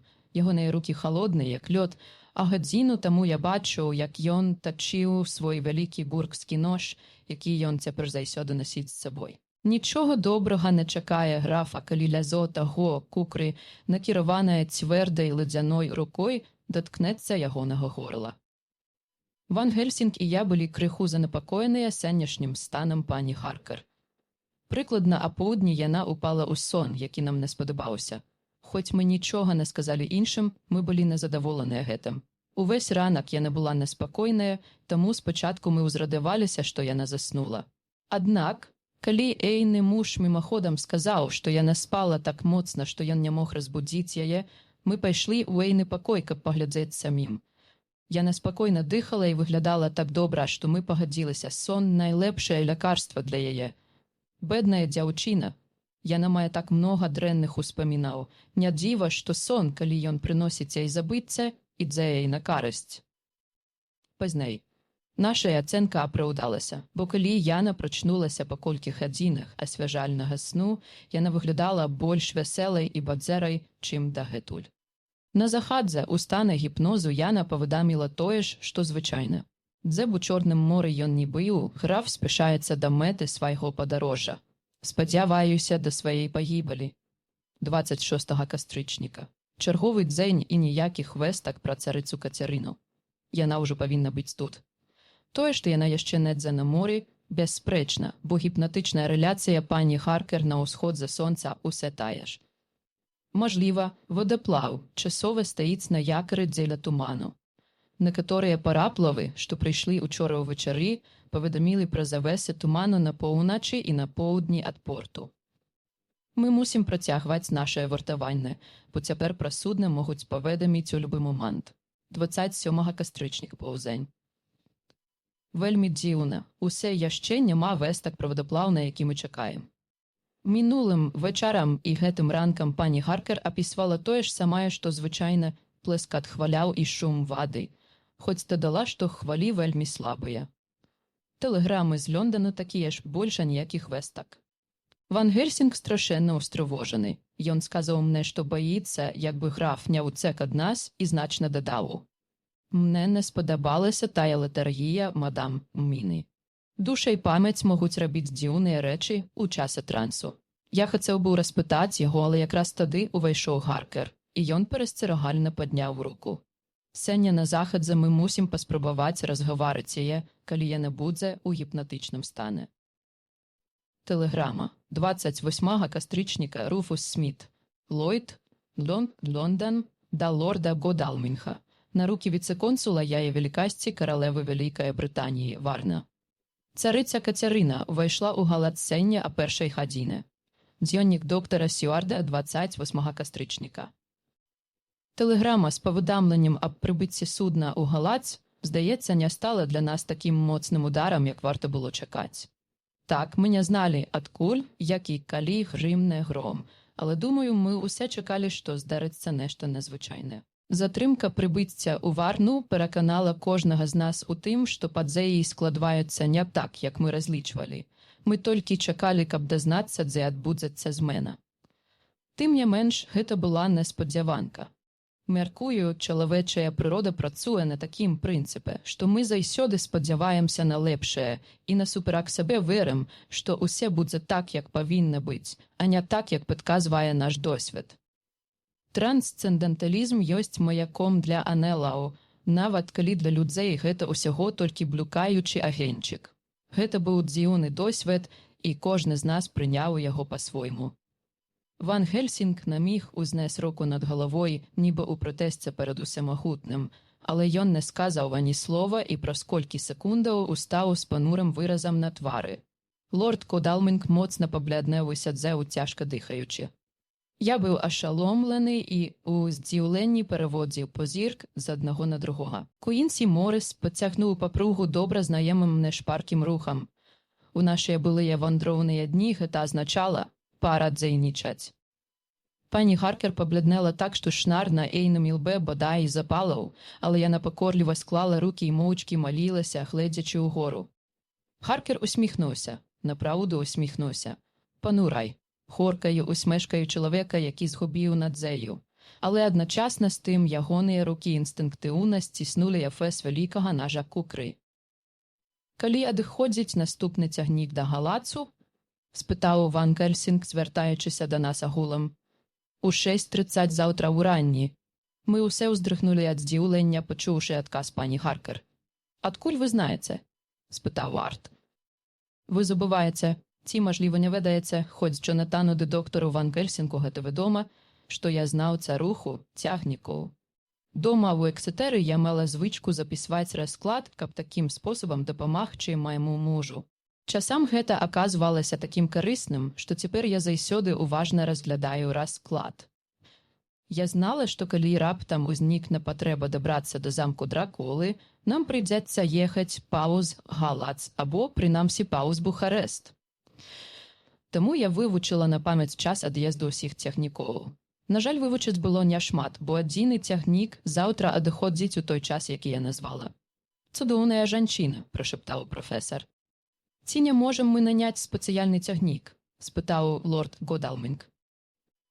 Ван Гельсінг пакруціў галавой. «Баюся, што не. Гэты край моцна адрозніваецца ад вашага або майго. Нават калі б нам гэта ўдалося, хутчэй за ўсё ён прыбыў бы пазней за звычайны. Апрача таго, мы маем падрыхтавацца і падумаць. Вось што мы зробім. Ты, прыяцель Артур, адпраўляйся на станцыю, набудзь квіткі ды ўладзь, каб усе было гатова для нашага адпраўлення заўтра ўранні. Ты, прыяцель Джонатан, адпраўляйся да суднавога агента і вазьмі ў яго лісты да агента ў Галацыі з дазволам абшукаць судна. Ты, Морис Куінсі, сустрэнься з віцэ-консулам і заручыся дапамогаю ягонага калегі ў Галацыі. Джон застанецца з мадам Мінай і мной, і мы параімся. На гэта можа спатрэбіцца час, і вы можаце спазніцца. Але гэта не важна, бо калі сонца сядзе, я буду тут з мадам Мінай, каб распытаць яе». «А я?» – радасна сказала пані Гаркер, нагадваючы старую сябе ўпершыню за столькі дзен, «пастараюся усяляк вам дапамагчы. Буду разважаць і запісваць для вас, як рабіла раней. З мене нібыта спадае цяжар, і я адчуваю сябе свабоднай, чым раней». Твары трох маладых мужчынаў праясніліся ў той момант, як яны зразумелі значэнне ейных словаў. Але Ван Гельсінг і я, павярнуўшыся адзін да аднаго, пераглянуліся панурымі і трывожнымі позіркамі. Аднак мы нічога не сказалі. Калі астатнія адправіліся выконваць свае заданні, Ван Гельсінг папрасіў пані Харкер дастаць копію дзеннікаў і знайсці частку нататніка Гаркера пра яго знаходжанне ў замку. Яна выйшла. Калі дзверы зачыніліся, ён сказаў мне: «Мы думаем аб адным. Гавары, ёсць пэўная змена. Надзея пужае мене, бо яна можа нас ашукаць». «Акурат так. Ведаеш, навошта я папрасіў яе прынесці машынапіс?» «Не», – сказаў я. «Хіба толькі, каб пагаварыць са мною сам на сам. Часткова ты маеш рацыю, прыяцелю Джоне, але толькі часткова. Я хачу сказаць табе нешта. І ох, мой друже, я вельмі, страшэнна рызыкую, але я думаю, што так правільна». У той момант, як мадам Міна сказала тыя словы, што захапілі нашу увагу, да мяне прыйшло натхненне. У часе трансу 3 дні таму граф паслоў дае свой дух, каб прачытаць ейныя думкі. Або, хутчэй, ён забраў яе да сваей скрыні на вадаплаве, бо ейны дух свабодны на ўсходзе і захадзе сонца. Тады ён даведаўся, што мы тут, бо яна вядзе вольнае жыццё, бачыць вачыма і чуе вушамі, і можа расказаць больш, чым ён зачынены ў сваёй скрыні труне. Цяпер ён прыкладае ўсе намаганні, каб уцячы ад нас. Пакуль што яна яму не патрэбная. Дзякуючы сваім вялікім ведам, ён упэўнены, што яна прыйдзе на ягоны заклік. Але ён адрэзаў яе, адлучыў ад сваёй улады, каб яна не прыйшла да яго. Ах, тут я маю надзею, што наш людскі розум, які так доўга заставаўся чалавечым і не згубіў Божыя ласкі, акажацца магутнай за ягоны дзіцячы розум, які вякамі ляжаў у магіле, ды яшчэ не развіўся да нашага роўню. Ідзе мадам Міна, а ні слова пра ейны транс. Яна нічога пра яго не знае, а калі даведаецца, гэта ашаламіць яе ды прывядзе ў роспач. А якраз цяпер нам патрэбная ўся ейная надзея, уся ейная мужнасць, і асабліва ейны надзвычайны розум, які вымуштраваны нібы мужчынскі, але належыць чароўнай кабеце і мае адмысловую сілу, якую їй даў граф і цалкам адняць не можа, хоць ён думае інакш. Ціха, я гаварыцьму, а ты слухай. Ох, Джоне, прыяцелю, мы ў цяжкім становішчы. Я яшчэ ніколі так не баяўся. Мы можам спадзявацца толькі на добрага Бога. Маўчы, вось і яна. Я думаў, што прафесар не вытрымае і ўпадзе ў гістэрыку, акурат як тады, калі памерла Люсі, але вялікім высілкам ён авалодаў сабой і быў у поўнай нервовай ураўнаважанасці, калі пані Харкер протупала ў пакой, радасная, шчаслівая, нібыта за работай забылася на свае горы. Увайшоўшы, яна перадала Ван Гельсінгу колькі машынапісных аркушаў. Ён пачаў паважна праглядваць іх, і ягоны твар праясняўся ў ходзе чытання.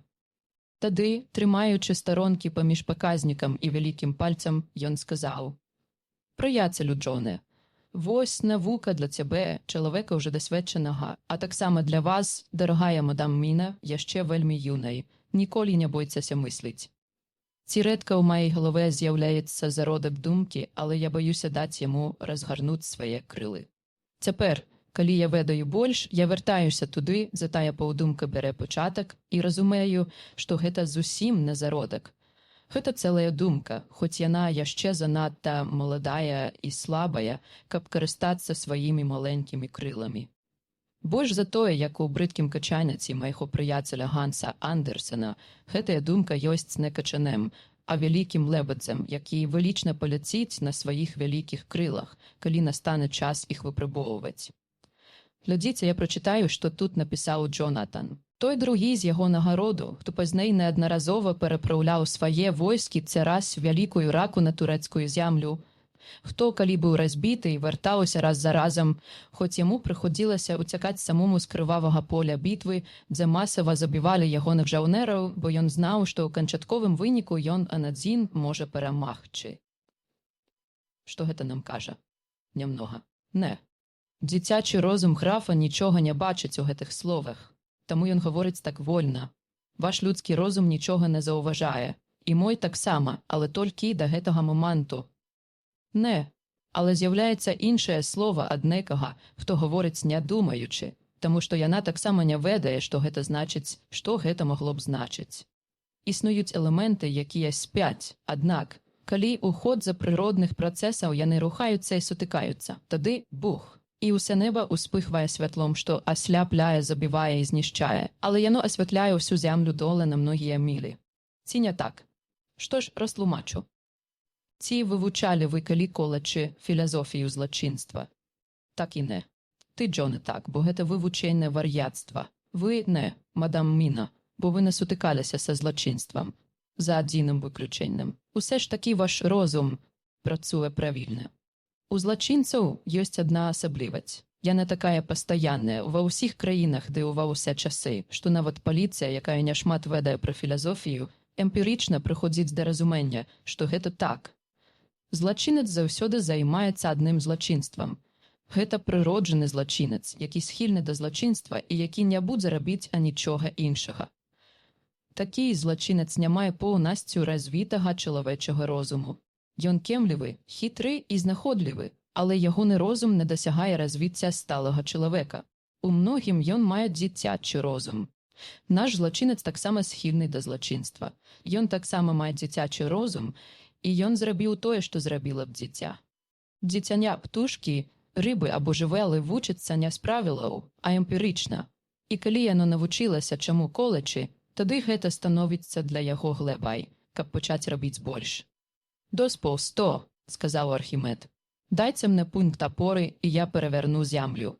Зрабіць аднойчы значыць здабыць пункт апоры, пры дапамозе якой дзіцячы розум сталее. І пакуль ён не мае мэты зрабіць больш, ён працягвае зноў і зноў рабіць тое ж самае, акурат як рабіў дагэтуль. «Ох, мая дарагая, бачу, што вашыя вочы шырока расплюшчаныя і што ўспышка святла паказала вам усю глыбіню».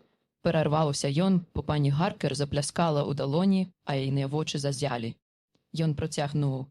«Цяпер вы гаварыце.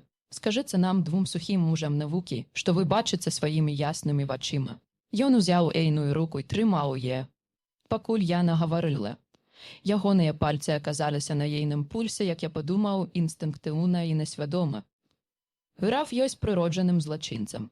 Нордау і Ламброза так бы яго і класіфікавалі. Як усякі злачынец, ён мае недасканалы розум. Таму ў цяжкім становішчы ён шукае выйсця ў звычцы. Ягонае прошлае ёсць ключом. І адна старонка ягонага мінулага, пра якое мы знаем, і тое з ягоных уласных вуснаў, паказвае, што аднойчы, апынуўшыся ў сітуацыі, якую пан Морыс назваў бы пасткай, ён вярнуўся ў свой родны край з зямлі, якую спрабаваў заваяваць і ад таго часу, не адмаўляючыся ад сваёй мэты, рыхтаваўся да новае спробы. Ён зноў адправіўся туды, гэтым разам лепш падрыхтаваны і перамог.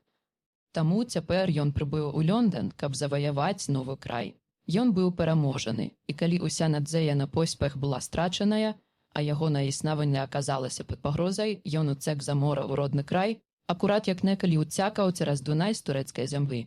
Добра, добра. Ох, вы такая разумная жанчына, з энтузіязмам усклікнуў Ван Хельсінг і, нахіліўшыся, пацалаваў ейную руку. Праз імгненне ён сказаў мне так спакойна, як быццам мы праводзілі кансультацыю ў пакоі лякарні. Усяго толькі 72. І пры такой узбуджанасці ёсць надзея. Зноў павярнуўшыся да ён сказаў з нацярпеннем: але ж працягвайце, далей, вы можаце сказаць больш. Не бойцеся, Джон і я ведаем. Прынамсі, я ведаю. І скажу вам, ці маеце вы рацыю. Гаварыце без страху. Я паспрабую, але прашу дараваць мне, калі гэта прагучыць эгаістычна. Але, не бойцеся, вы мусіце быць эгаісткай, бо якраз про вас мы думаем. Раз ён злачынец, ён себялюбны, і раз ягоны розум не сталы, а ягоныя ўчынкі вынікаюць з эгаізму, ён абмяжоўваецца адною мэтай. І ён беслітасны ў дасягненні гэтае мэты. Як раней ён уцек за Дунай, кінуўшы свае войскі на здабычу ворага, так і цяпер ён засяроджаны толькі на сваёй бяспецы, абыякавы да ўсяго іншага. Таму ягоны ўласны эгаізм да пэўнай ступені вызваліў маю душу ад ягонай жахлівай улады, якую ён здабыў нада мной той жудаснай ноччу. Я адчула гэта. Ох, напраўду адчула. Дзякуй Богу за ягоную вялікую міласэрнасць. Мая душа свабоднейшая, чым была з тая жахлівай гадзіны. Мне толькі надае спакою думка, што ў трансе або сне ён можа выкарыстаць мае веды ў сваіх мэтах. Прафесар устаў. Ён ужо зрабіў гэта, і тым самым затрымаў нас тут у Варне, пакуль водаплаў, на якім ён знаходзіўся, ахутаны туманам спяшаўся да галацу, дзе ён без сумневу падрыхтаваў пляну цякаў. Але ягоны дзіцячы розум не бачыць так далека. І можа стацца так, што тое, што ліхадзей уважае за карыснае для сябе, стане ягонаю згубай. Паляўнічы трапляе ва ўласную пастку, як кажа вялікі псальмапісар. Пакуль ён думае, што заблытаў свае сляды і выперадзіў нас на шмат гадзінаў, яго дзіцячы розум будзе нашэптваць яму, каб ён спаў. Таксама ён думае, што раз ён адучыў сябе ад чытання вашых думах, вы не можаце нічога вывадаць пра яго.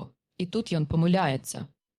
Тое жудаснае хрышчэнне крывею дазваляе вашаму духу прыходзіць да яго, як вы ўжо рабілі ў часы вашай свабоды, калі ўзыходзіць і заходзіць сонца. У гэтыя моманты вы робіце гэта па маёй волі, а не па ягонай. І гэтая сіла для вашага дабра ды дабра іншых, бо вы здабылі яе, пацярпеўшы ад ягоных рук. Цяпер яна яшчэ больш каштоўная тым, што ён не ведае пра яе, бо дзеля ўласнай бяспекі ён нават адмовіўся ад мажлівасці даведацца, дзе мы знаходзімся. Мы, аднак, не эгаістычныя і верым, што Бог з намі ў гэтыя змрочныя гадзіны. Мы пойдзем за графам, і мы не адступімся, нават перад небяспекай стаць такімі, як ён. Прыяцелю Джоне гэта была добрая размова, і яна вельмі дапамагла нам просунуцца наперад. Ты мусіш усе запісаць, каб даць прачытаць астатнім, калі яны вярнуцца. Тады яны ведацьмуць столькі ж, колькі ведаем мы.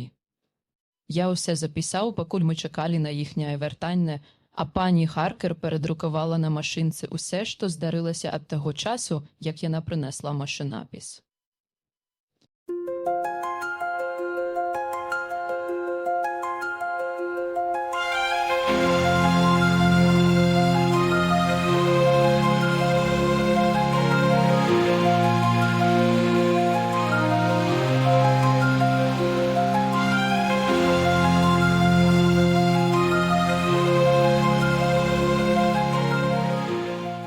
Раздзел 26 дзённік доктара Сьюарда 29 кастрычніка.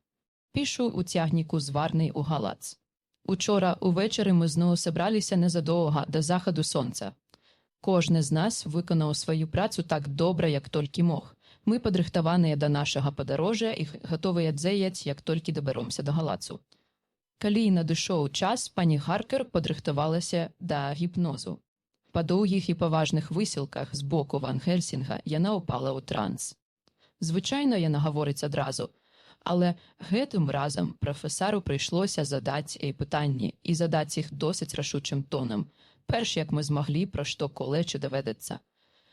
Урэшце яна адказала: «Нічога не бачу, мы не рухаемся, пляску хваляў няма, толькі раўнамернае цурчанне вады. Я чую мужчинські галаси, близько й далека. Рокат і ріп веслаува у ключинах. Не застрельнули з гармати, реха здається далеким. Над головою тупат ног, волокуть канати до ланцюги. Що гета? Проблиск світла, адчуваю подих ветру. Тут я спинилася. Яна імпульсивно устала з канапи, на якій лежала, і підняла обидві руки долонями угору, ніби подимала на який тяжар. Ван Гельсінг і я зірнули один на одного з розуменням. Куінсі криху приподняв брови і засяроджено глядзеў на яе, а Гаркер інстинктивно стиснув ефес свайго кукры. Наступило процягле мовчання. Ми розуміли, що час, коли я не можу говорити, минає, але ми відчували, що не було сенсу нешта казати. Раптом я насела і, розплющивши в очі, солодко сказала: «Ці не жадається філіжанку гарбати. Ви, певно, вельми стомилися. Ми хотіли її щасливить і тому погодилися». Коли я не пішла, Ван Гельсінг сказав: «Бачиться, приятелі, йон близько до землі, йон покинув свою скриню. Але йому ще треба трапити на берег. Уночі йон може недзе сховатися. Але як його не перенесуть на берег, або як водоплав не доткнеться його, йон не може досягнути землі. У таким випадку йон може, коли гэта буде уночі, змінити свій вигляд і переляцець або вискочить на берег, як йон зробив у Уітбі. Але коли дзень настане перш, чим йон трапить на берег, хіба тільки його не перенесуть, йон не зможе утячи. А коли його й будуть переносити, митники можуть перевірити, що зміщається у скрині. Таким порядком, коли йон не вибереться на берег сення уночі або перед світанком, цілий дзень буде страчено для його. Ми ще можемо прибити у час. Коли йон не утече уночі, ми заспіємо його у дзень. Йон буде у скрині і окажеться на нашій ласці, бо йон не осмелиться показатися у своїм чоловічим вигляді. Больш не було про що говорити, тому ми терпливо чекали світанку. Тоді ми б могли довідатися більше від пані Гаркер. Рано уранні ми, у непокої затаївши дихання, чекали на ейну гіпнотичну реляцію. Гіпноз зайняв навіть більш часу, чим минулим разом. І коли я упала у транс, до повного усходу сонця заставалося так мало, що ми почали трацити надзею. Ван Гельсінг, здавалося, прикладав усе своє намагання. Урешті яна підпорядкувалася його найволі і сказала: «Вокол темно. Чую плескот води на одним ровні со мною, де нейкає трощання. Хіба дерева об дерева». Яна замовкла, і з-за горизонту виглянуло червоне сонце. «Ми мусимо чекати до вечора». І ось ми їдемо галат, згораючи від нетерпення. Ми повинні прибити поміж 2-ю і 3-ю годиною вранні, але уже у Бухаресті ми спазняємося на 3 години. Тому, хутчей за все, ми доберемося туди уже по усході сонця. Таким порядком нас чекають ще 2 гіпнотичні реляції від пані Гаркер. Одна з їх, або обидві, можуть пролити більше на той, що відбувається. Пізней. Сонце зайшло. На щастя, захід прийшовся на той час, коли нічого не відтягувало нашої уваги. Бо коли б він відбувся, покуль ми були на станції, ми б не змогли забезпечити необхідних тишині і одособленості. Пані Гаркер піддалася гіпнозу з ще меншою охотою, чим гэтым ранком.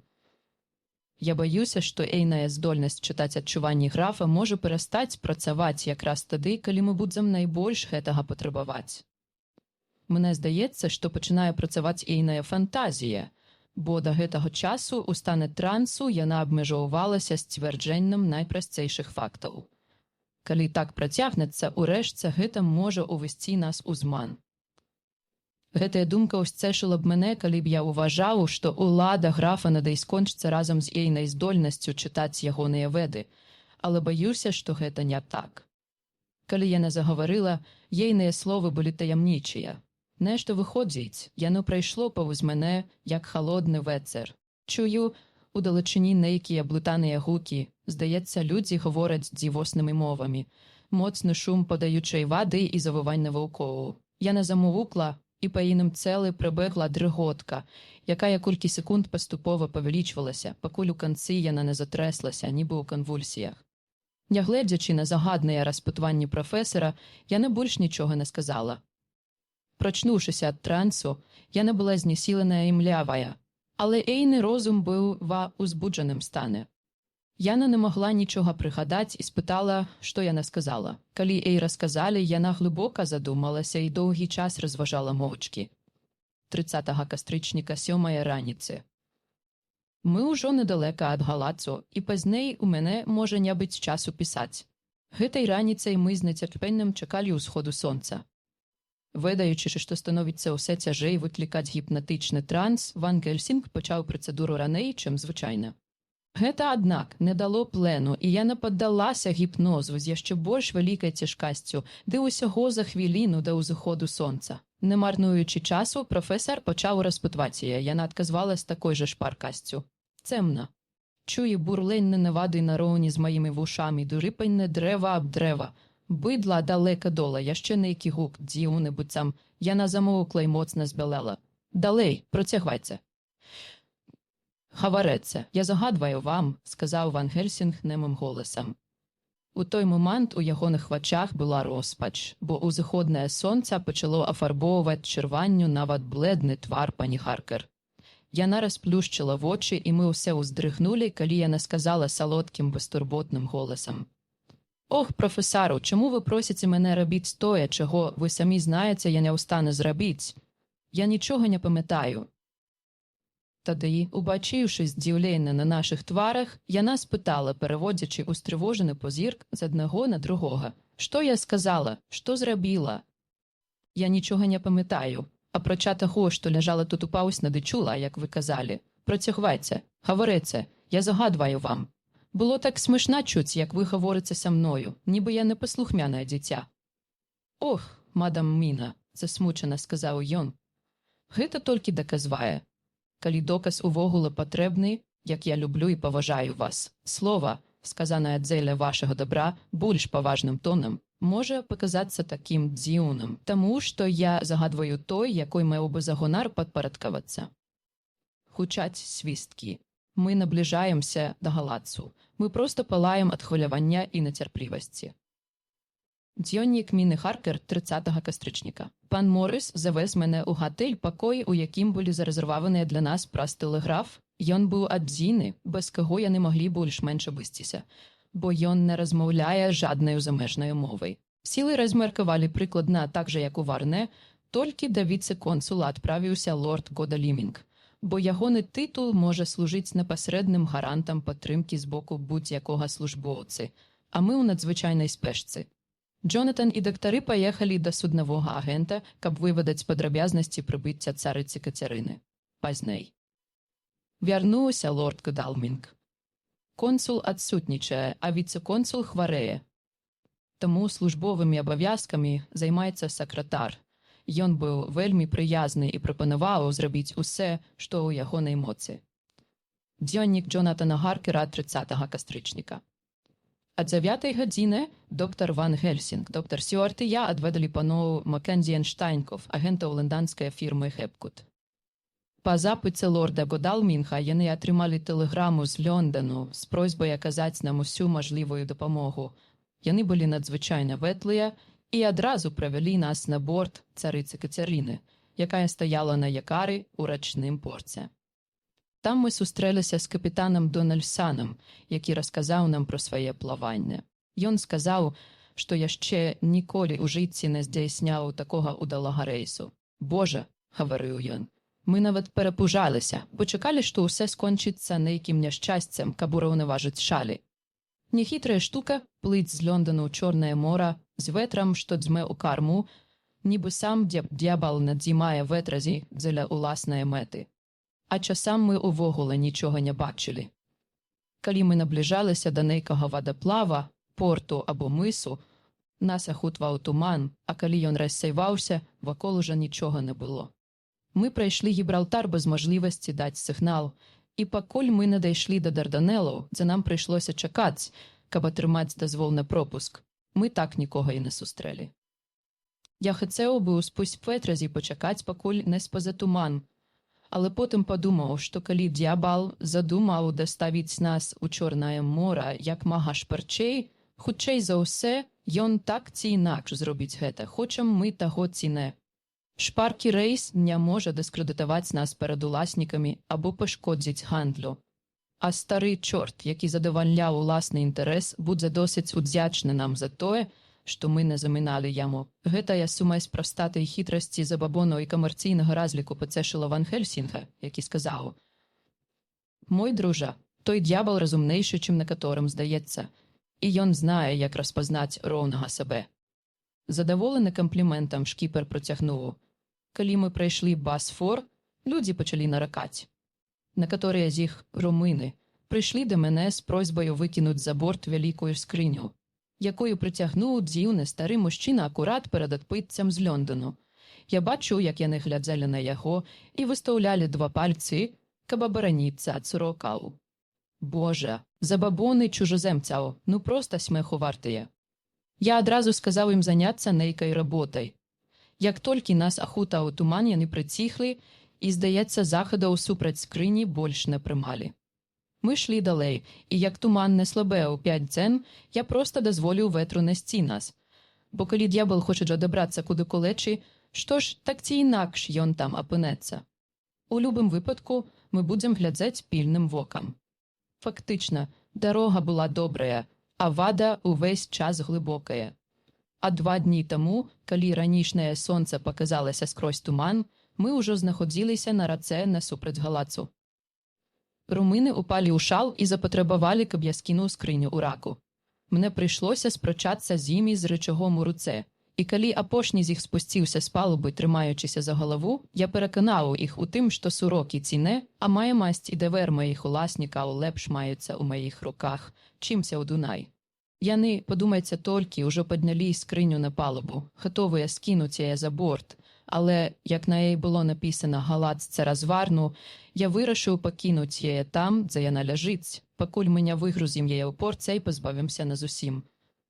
У той дзень работы было няшмат, і мы былі вымушаныя ўсю ноч стаяць на якары. Але ўранні, прыкладна за гадзіну да ўсходу сонца, на борт падняўся чалавек з пісьмовым распараджаннем з Англіі на атрыманне скрыні, адрасаванай нейкаму графу Дракулу. Скрыня, натуральна, была да ягоных паслугаў.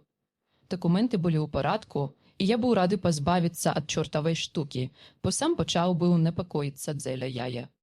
Калі ў д'ябла і быў нейкі багаж на борце судна, гэта мусіла быць тая скрыня. Як звалі чалавека, які забраў яе? Спытаў доктар Ван Гельсінг са стрыманай нецярплівасцю. «Зараз скажу», – адказаў ён і спусціўся ў каюту. Вярнуўшыся, ён паказаў нам квіток з подпісам «Імануэл Гілдешайм» і адрасам «Бюргенштрасе». Гэта было ўсе, што знаў капітан, таму мы падзякавалі яму і пайшлі. Мы знайшлі Гілдешайма ў ягонай канторы. Гэта быў габрэй, які бадай сышоў са сцэны тэатру Адельфі, з вялікім гарбатым носам і ў фэсцы. Крыху патаргаваўшыся, ён расказаў нам усе, што знаў. Інфармацыя аказалася простай, але досыць важнай. Ён атрымаў ліст ад пана де Вілля з Лондану з просьбай забраць, калі мажліва, да ўсходу сонца, каб унікнуць мытнага кантролю, скрыню, якая прыбывае ў галац на царыцы Кацярыны. Скрыню ён меўся перадаць некаму Петру Скінскаму, который веў справы са славакамі, якія займаліся сплавам грузаў па рацэ. За гэтую работу яму заплацілі ангельскімі банкнотамі, якія былі абмененыя на золата ў Дунайскім міжнародным банку. Калі Скінскі прыйшоў да яго, ён узяў у яго на вадаплаў і перадаў яму скрыню, каб сэканоміць грошы на перавозцы. Гэта ўсе, што ён знаў. Тады мы адправіліся на пошукі Скінскага, але не змаглі знайсці яго. Адзін з ягоных суседзяў, які, здаецца, не адчуваў да яго асаблівай любасці, сказаў, што ён пайшоў з дому 2 дні таму, а куды ніхто не ведаў. Гэта пацвярдзіў уласнік дому, які праз ганца атрымаў ключ разам з належнай арэнднай платай у ангельскай валюце. Гэта адбылося паміж 10 і 11 гадзінамі учора ўвечары. Мы зноў аказаліся ў тупіку. Пакуль мы размаўлялі, падбег нейкі чалавек і, задыхаючыся, паведаміў, што на цвінтары пры касцеле святога Петра знайшлі цела Скінскага, і што ягонае горла было разарванае, бадай нейкім дзікім зверам. Тыя, з кім мы гаварылі, пабеглі, каб паглядзець на жахлівае відовішча, а жанкі крычалі: «Гэта работа славака!» Мы паспяшаліся знікнуць з поля зроку, каб нас не ўцягнулі ў аферу і не затрымалі. Дорогою домов ми не змогли прийти до певної виснови. Ми були переконані, що скриню некуди везуть по вадзе, а куди ми ще тільки мали вияснити. З тяжким серцем ми вернулися у готель. Та міни. Собравшися разом, ми переїлися, чи варто знову посвячати міну увагу все деталі. Ситуація край неблагая, а так, принамсі, ёсць на які шанець, хоч і зв'язане з певною ризикою. Я був звольнений від дазаного ей обіцяння. Дзьонник Міни Харкер, 30-го кастричника, вечір. Яни вернулися такі стомлені, змордовані і пригнечені, що перш як нешто робити, їм треба було криху відпочити. Тому я пропонувала їм прилегчі на півгодини, покуль я передруковую усе, що відбулося до гэтага моменту. Я вельми удячна чоловіку, який винайшов подорожну друкувальну машинку, і пану Морису, який роздобив її для мене. Я б відчувала себе досить безнадійно, коли б не прийшлося писати пером. Усе зроблено. Бедний, дорогий Джонатан, кольки ён мусив натерпеться. Ён без силів лежить на канапі і ледь здихає. Ягоні брови насупилися, а твар скривився від болю небарака. Може, ён так засяроджено думає над чимсі, що увесь ягоний твар зморщився. Ох, коли б я тільки могла йому неяк допомогти. Зроблю, що у моїй моці. По моїй просьбі доктор Ван Гельсінг дав мені усе папери, які я ще не бачила. Покуль яны адпачываюць, я уважна прочитаю іх і, мабыць, прыйду да нейкай высновы. Паспрабую ўзяць прыклад з прафесара і абдумаю ўсе факты без прадузятасці. Думаю, што дзякуючы Божаму правіду я зрабіла адкрыцця. Трэба ўзяць мапы ды прагледзець іх. Цяпер я перакананая ў сваёй рацыі. Мае заключэнне гатовае. Сабяру ўсіх і прачытаю. Хай яны абмяркуюць яго. Трэба быць дакладнымі на ўліку кожная хвіліна. Заключэнне Міни Харкер, долученая до інага дзенніка. Праблема.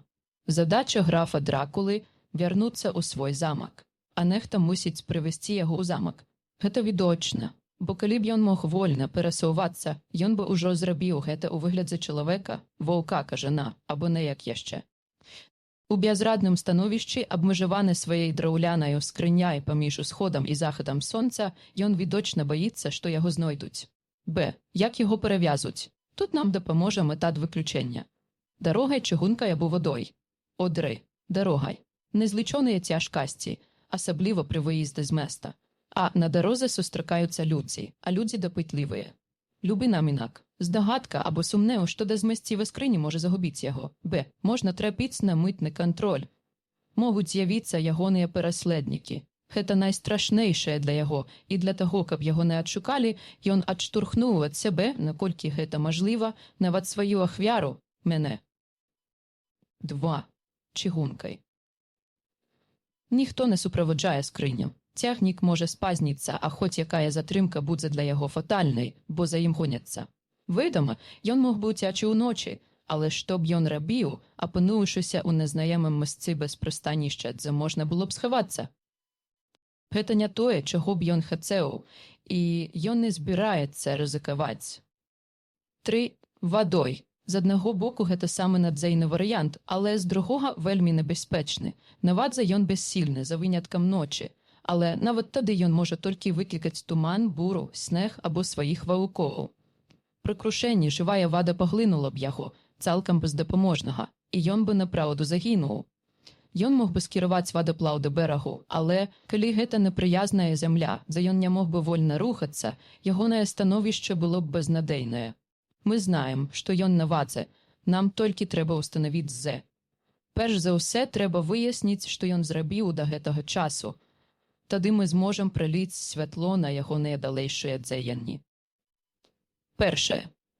Трэба разабрацца, што ён рабіў у Лондоне для выканання часткі свайго агульнага пляну дзеяў, калі яго падганяў час і яму прыйшлося падрыхтаваць уцекі так добра, як ён мог. Другое. Трэба зразумець, сыходзячы з вядомых нам фактаў, што ён зрабіў тут. Што да першага, ён відочна намерваўся прыбыць у Галац і паслаў рахунак у Варну, каб ашукаць нас у выпадку, калі мы ўстановім, якім спосабам ён пакінуў Англію. Тады ягонай адзінай мэтай былі ўцекі. Доказам таму сведчыць ліст да Імануэля Гілдешайма з даручэннем забраць скрыню перад усходам сонца. Яшчэ ёсць інструкцыя для Петра Скінскага. Тут мы можам толькі здагадвацца, але Скінскі мусіў атрымаць нейкі ліст або паведамленне, раз ён прыйшоў да Гілдышайма. Мы знаем, што дагэтуль ягоныя пляны выконваліся паспяхова. Царыца Кацярына надзвычайна шпарка здзяйсніла рэйс. Так шпарка, што ў капітана Дональдсана гэта выклікала падазранні. Але ягоная забабоннасць, спалучаная з хітрасцю, сыграла графу на руку, і ён са спрыяльным ветрам плыў скрозь туманы, пакуль не прыбыў у сляпую галац. Мэры графа былі ўдалыя. Гілдышэм прыняў скрыню і перадаў яе Скінскаму. Скінскі забраў яе, тут след абрываецца. Мы знаем толькі тое, што скрыня недзе на вадзе рухаецца наперад. Мытнага кантролю, калі ён быў, удалося ўнікнуць. Цяпер мы падыходзім да таго, што граф мусіў зрабіць па высадцы на бераг у галацы. Скрыню Скінскаму перададалі да ўсходуса. На ўсходзе граф мог з'явіцца ў сваім праўдзівым выглядзе.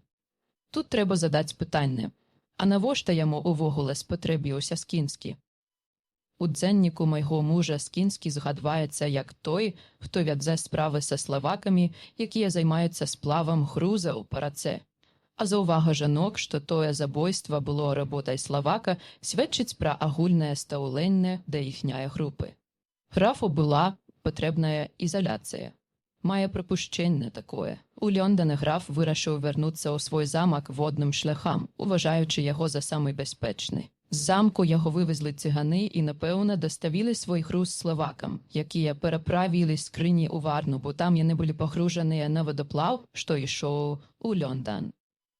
Значыць, граф знаў, каму даручыць такое заданне. Калі скрыня была на сушы, перад усходам або па захадзе ён выйшаў з яе, сустрэўся са Скінскім і растлумачыў яму, як арганізаваць перавоз скрыні ў гару па рацэ. Калі гэта было зроблена, ён пераканаўся, што ўсё падрыхтавана, ён замэў свае сляды, прынамсі ён так думаў, забіўшы пасрэдніка. Я вывучыла мапу і выявіла, што найбольш выгодная для славака ўрака гэта пруд або серед. Я прачытала, што ў трансе чула мыканне кароваў, шум вады на роўні маіх вушэй ды скрып дрэва. Значыць, граф у сваей скрыні быў на рацэ ў адкрытым човне, які гоняць весламі або бусакамі, бо берагі блізка, і човен плыве супраць цячэння. Такіх гукаў бы не было, калі б ён плыў з цячэннем. Ведама, гэта можа быць ані серед, ані пруд, але мы можам даследаваць далей. З гэтых двух пруд лягчэйшы для навігацыі, але ў серед, каля фунду, упадае бістрыца, якая бяжыць вакол цясніны Борга. Утвараючы петлю, яна праходзіць вельмі блізка ад замку Дракулы. Дзённік Міны Гаркер. Процяг. Калі я скончыла чытаць, Джонатан абняў мяне і пацалаваў. Астатнія паціскалі мне рукі, а доктор Ван Гельсінг сказаў: «Нашая дарагая мадам Міна зноў ёсць нашай настаўніцай.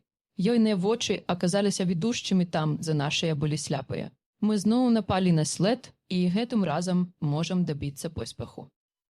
Наш вораг цяпер бяссільны, і калі мы заспеем яго ў дзень, на вадзе нашая праца будзе скончаная. Ён мае перавагу, але спяшацца не ў моцы, бо не можа пакінуць скрыню, каб тыя, хто яго перавозяць, нічога не западозрылі. Калі ў іх узнікнуць падозранні, яго адразу скінуць у раку, дзе ён загіне. Ён гэта ведае і са скрыні не выйдзе. Цяпер, панове, пачнем нашу ваенную нараду, бо неабходна зараз жа вырашыць, што кожны з нас павінен рабіць. Я раздабуду пераплавы і паплыву за ім, сказаў лорд Годалминг. А я коней, каб ехаць берагам на выпадак, калі ён надумае высадзіцца, сказаў пан Морис. Добра, згадзіўся прафесар. Абедзве задумы слушныя, але нікому з вас нельга дзейнічаць самому. Каб пераадолець сілу, патрэбная сіла. Славак дужы, грубы і носіць з сабой прымітыўную зброю.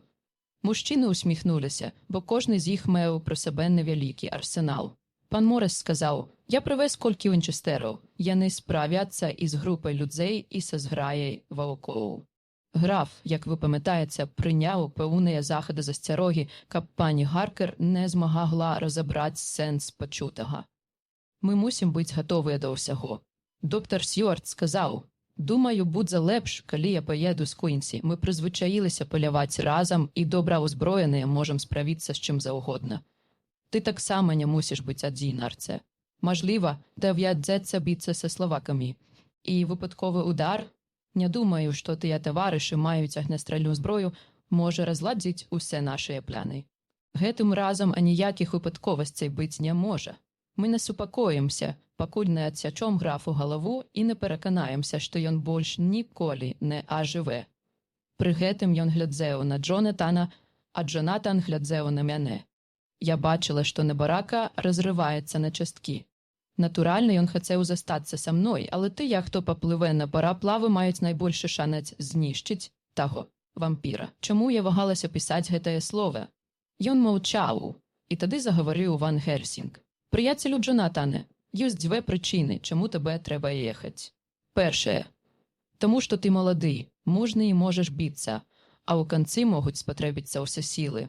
Другая. Таму, што ты маеш права знішчыць таго, хто прынес табе столькі гора. Не бойся за мадам Міну, яна будзе пад маёй апекай. Я стары. Мае ногі ўжо не бегаюць так шпарка, як раней, і я не прызвычайны да такое доўгае язды, пагоні або змагання са смяротнай зброяй у руках. Але я магу быць карысны, магу змагацца іншымі спосабамі. І я магу памерці пры канечнасці, як і вы маладзейшыя за мяне. Цяпер раскажу, што я хацеў бы зрабіць.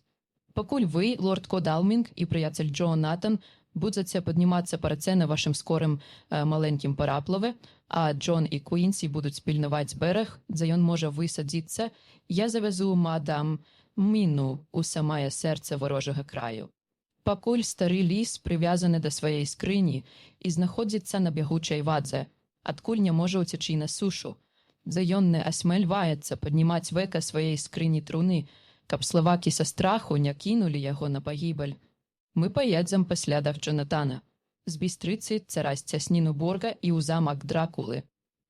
Тут нам, пэўна, дапаможа гіпнатычная сіла мадам Міны, і мы адшукаем дарогу, невядомую іншым, па першым усходзе сонца, калі апынемся блізка ад ракавога месца. Трэба шмат чаго зрабіць і асвяціць іншыя месцы, каб назаўсёды знішчыць тое змаінае гняздо.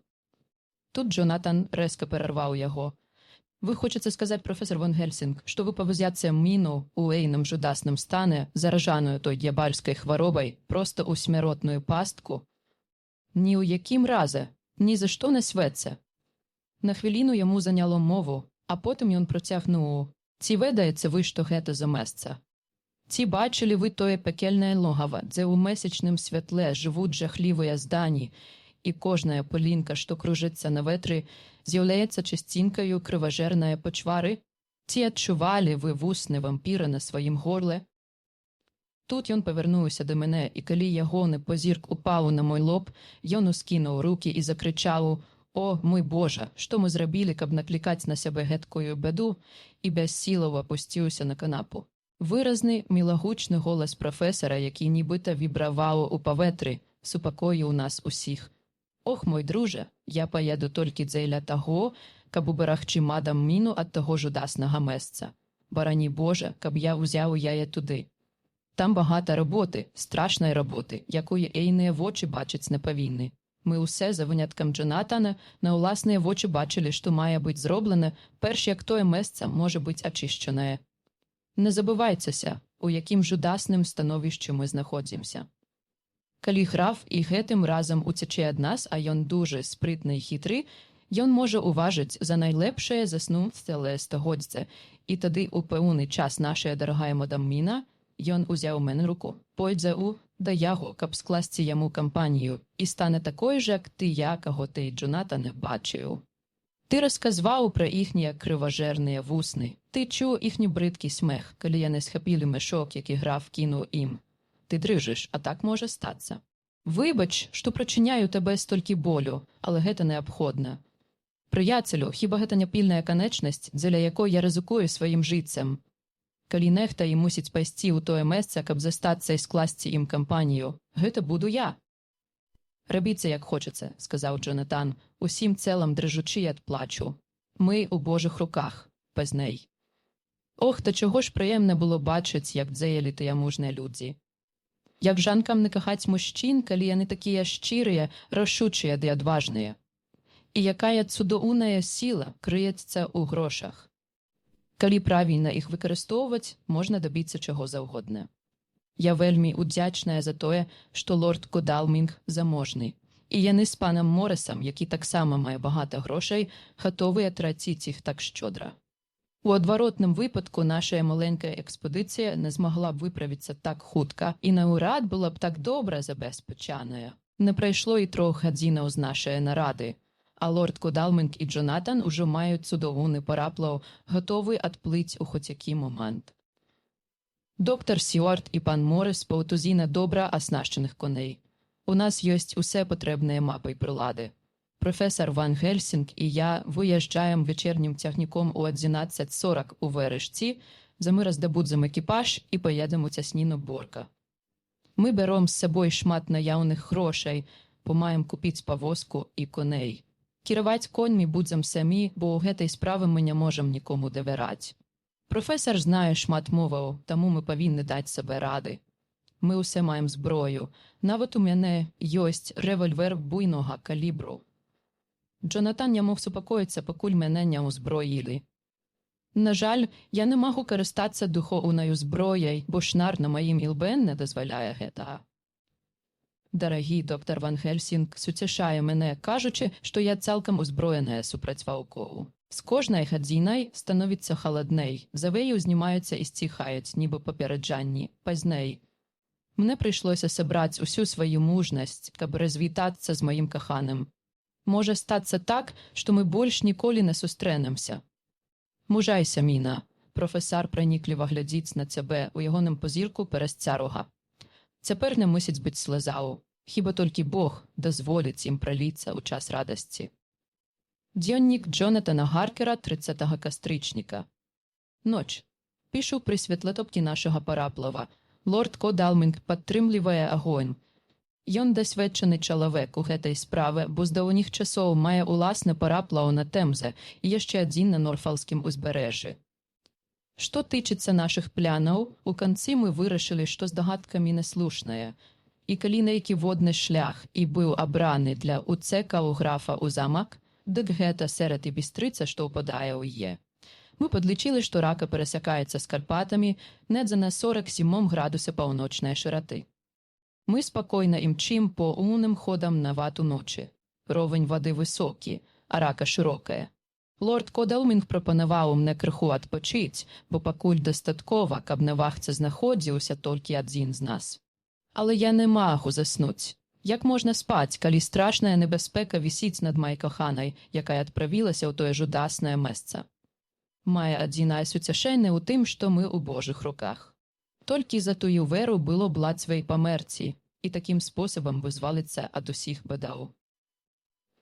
Пан Морис і доктар Сюарт вырушылі ў свае доўгае падарожжа раней за нас.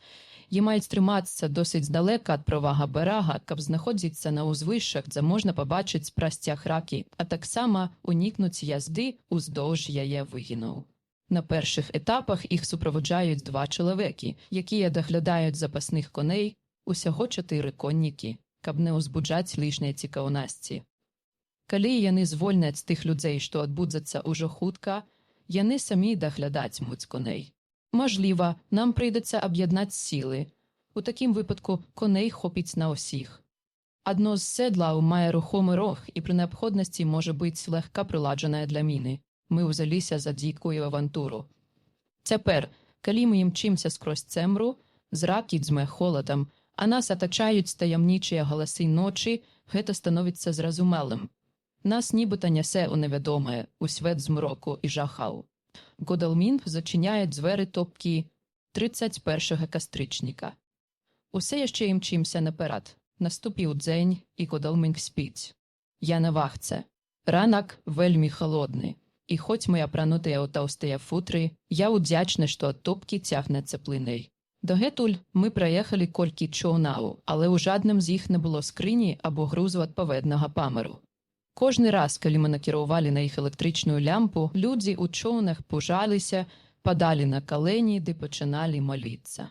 1 лістапада вечар. Цэлы дзень аніякіх навінаў. Мы не знайшлі нічога, што нагадвала б прадмет нашых пошукаў. Мы ўжо ўвайшлі ў Бістрыцу, І калі наше припущення помилкове, усе пропало. Ми нагнали і проверили кожний човен, великий і маленький. Сення уранні одна команда прийняла нас за державну лодку і поставилася до нас відповідно. Ми вирішили скористатися гетем. У фунду, за Бістрицею подає всеред, ми набули румунський стяг, який тепер демонстративно розвивається над нашим переплавом. Хитрость удалася. З того часу на кожному човне до нас ставилися з повагою і охоче відказували на наші питання. Некоторые словаки розказували, що мимо їх пропливав великий човен, який мчався з надзвичайною шпаркостю дзеля двойної команди на борце. Гэта було до їхнього прибиття у фунду, тому яны не могли сказати, ці повернув ён у Бістрицю, ці поплив далей посередце. У фунду ми про такий човен не чули. Напевно, ён прийшов там уночі. Я вельми сонний. Можливо, холод починає дзеяць на мене, а організм мусить часом відпочивати. Годалмінт настойває на тим, каб нести вахту першим. Няхай Бог благословить його за ягоную добриню да бедної дорогої міни і мене. 2 листопада раніця. Ужо були дзень. Мой добрий товариш не став будзіць мене. Ён каже, што гэта быў бы грэх, бо я так спакойна спаў, забыўшыся на свае клопаты. Гэта вельмі эгоістычна з майго боку, праспаць так доўга і дазволіць яму вартаваць усю ноч. Але ён меў рацыю. Гэтым ранкам я іншы чалавек, і пакуль я сяджу тут і назіраю за тым, як ён спіць, я магу рабіць усе неабходнае, сачыць за рухавіком, стырнаваць і насці вахту. Я адчуваю, што сіла ды энергія вяртаюцца да мяне. Цікава, дзе цяпер Міна і Ван Гельсінг? Яны павінны былі прыбыць у Вэрэшці ў сераду каля поўдня. Ім спатрэбіўся пэўны час, каб набыць павозку і коней. Таму, калі яны вырушылі ды ехалі шпарка, яны цяпер маюць быць у цясніны Борга. Няхай Бог накіроўвае і дапамагае ім. Баюся падумаць, што можа здарыцца. Калі б мы толькі маглі плыць шпарчэй. Але гэта немажліва, бо рухавікі працуюць на поўную моц. Цікава, як ідуць справы у доктара Сьюарда і пана Морриса.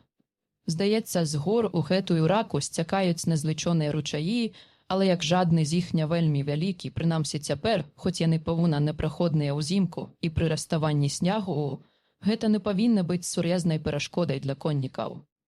Спадзяваюся, мы сустрэнем іх перш, як дабяромся да Стразбы, бо калі к таму часу мы надагонім графа, трэба будзе параіцца, што рабіць далей.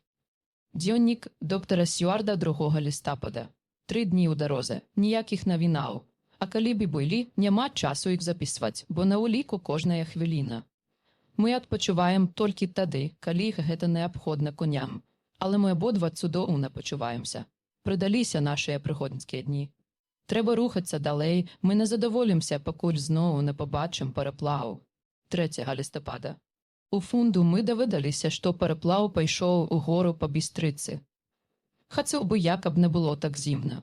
Здаецца, пойдзе снег, а моцны снегапад можа затрымаць нас. У такім выпадку трэба будзе раздабыць сані і працягваць падарожжа на расійскі ўзор 4 лістапада. Сёння даведаліся, што параплаў затрымаўся дзеля здарэння на парогах ракі.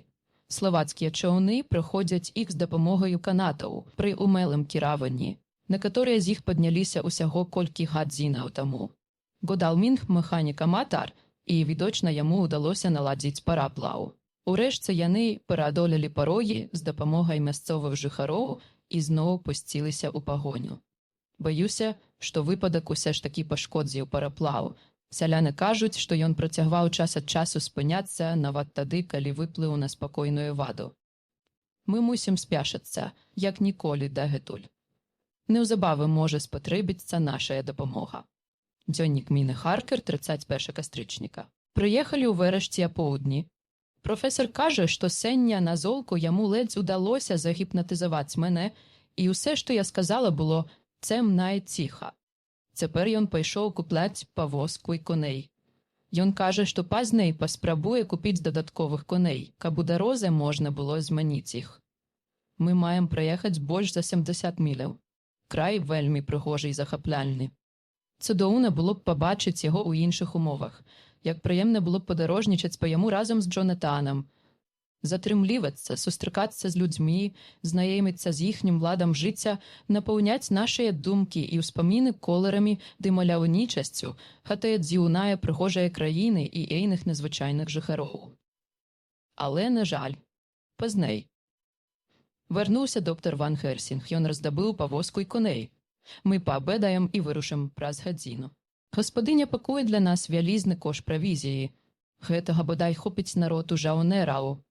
Професор ухваляе яе шэпчам нешта, можа мінуць тыдзень, перш як мы зноў зможам дастаць нешта ядомае.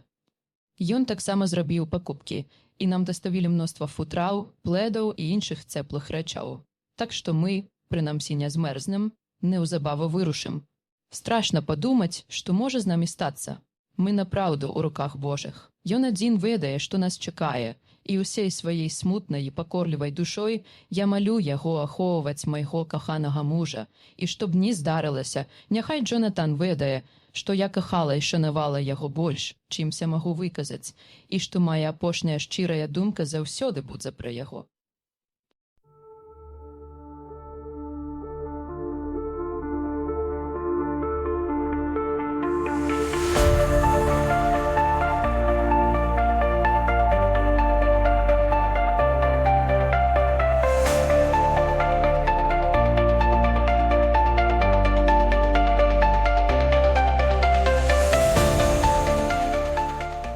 Раздзел 27, дзённік Міны Харкер, 1 лістапада. Цэлы дзень ехалі і досыць шпарка. Відаць, коні разумеюць, што з імі добра абыходзяцца, і таму ахвоча нясуцца наўскач.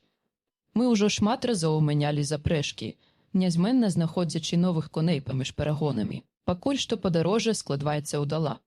Доктар Ван Хельсінг лаканічны. Ён кажа сялянам, што спяшаецца ў бістрыцу і шчодра плаціць ім за замену коней. Мы жывімся грачым супам, кавай або гарбатай і едзам далей. Гэта цудоўны край, поўны хараства рознага гатунку. Людзі тут мужныя, дужыя, простыя і, здаецца, маюць шмат добрых якасцяў. Яны вельмі, вельмі забабонныя. У першым доме, дзе мы спыніліся, жанчына, якая абслугоўвала нас, убачыла шнар на маім ілбе, перажагналася і выставіла 2 пальцы ў мой бок, каб усцерагчыся ад ліхога вока. Яны нават паклалі дадатковую порцыю часнаку ў нашу ежу, а я цярпець не магу часнок. З таго часу я паклапацілася, каб на мне заўсёды быў капялюш або вуаль, і такім парадкам унікла лішніх падазранняў. Ёдзем мы шпарка ды без возніка, які мог бы разносіць плеткі, так што мы бодай апераджаем чуткі пра сябе. Але, напэўна, страх перад лихім вокам будзе гнацца за намі усю дарогу. Професар выглядае нястомным. За цэлы дзень ён не адпачыў ані разу, хоць мяне змусіў добра выспацца. На захадзе ён загіпнатызаваў мяне і кажа, што я паведаміла тое ж самае. Цембра, цурчанне вады і скрып дрэва. Такім парадкам наш вораг усе яшчэ на рацэ. Баюся думаць пра Джонатана, але з нейкай прычыны не адчуваю страху ані за яго, ані за сябе. Я пішу гэта ў хатце фармера, пакуль мы чакаем на коней. Доктар Ван Хельсінг спіць. Небарака. Ён выглядае вельмі змораным, старым і сівым, але ягоныя вусны цвёрда сціснутыя, нават у сне ён настроены рашуча. Калі будзем у дарозе, я паспрабую прымусіць яго адпачыць, пакуль сама кірую коньмі.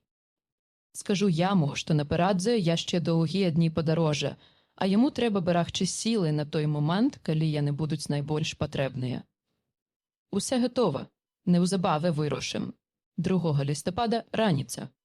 Мне ўдалося пераканаць яго, і мы ўсю ноч кіравалі коньмі па чарзе. Цяпер ужо дзень, пагодны, хоць і зімны.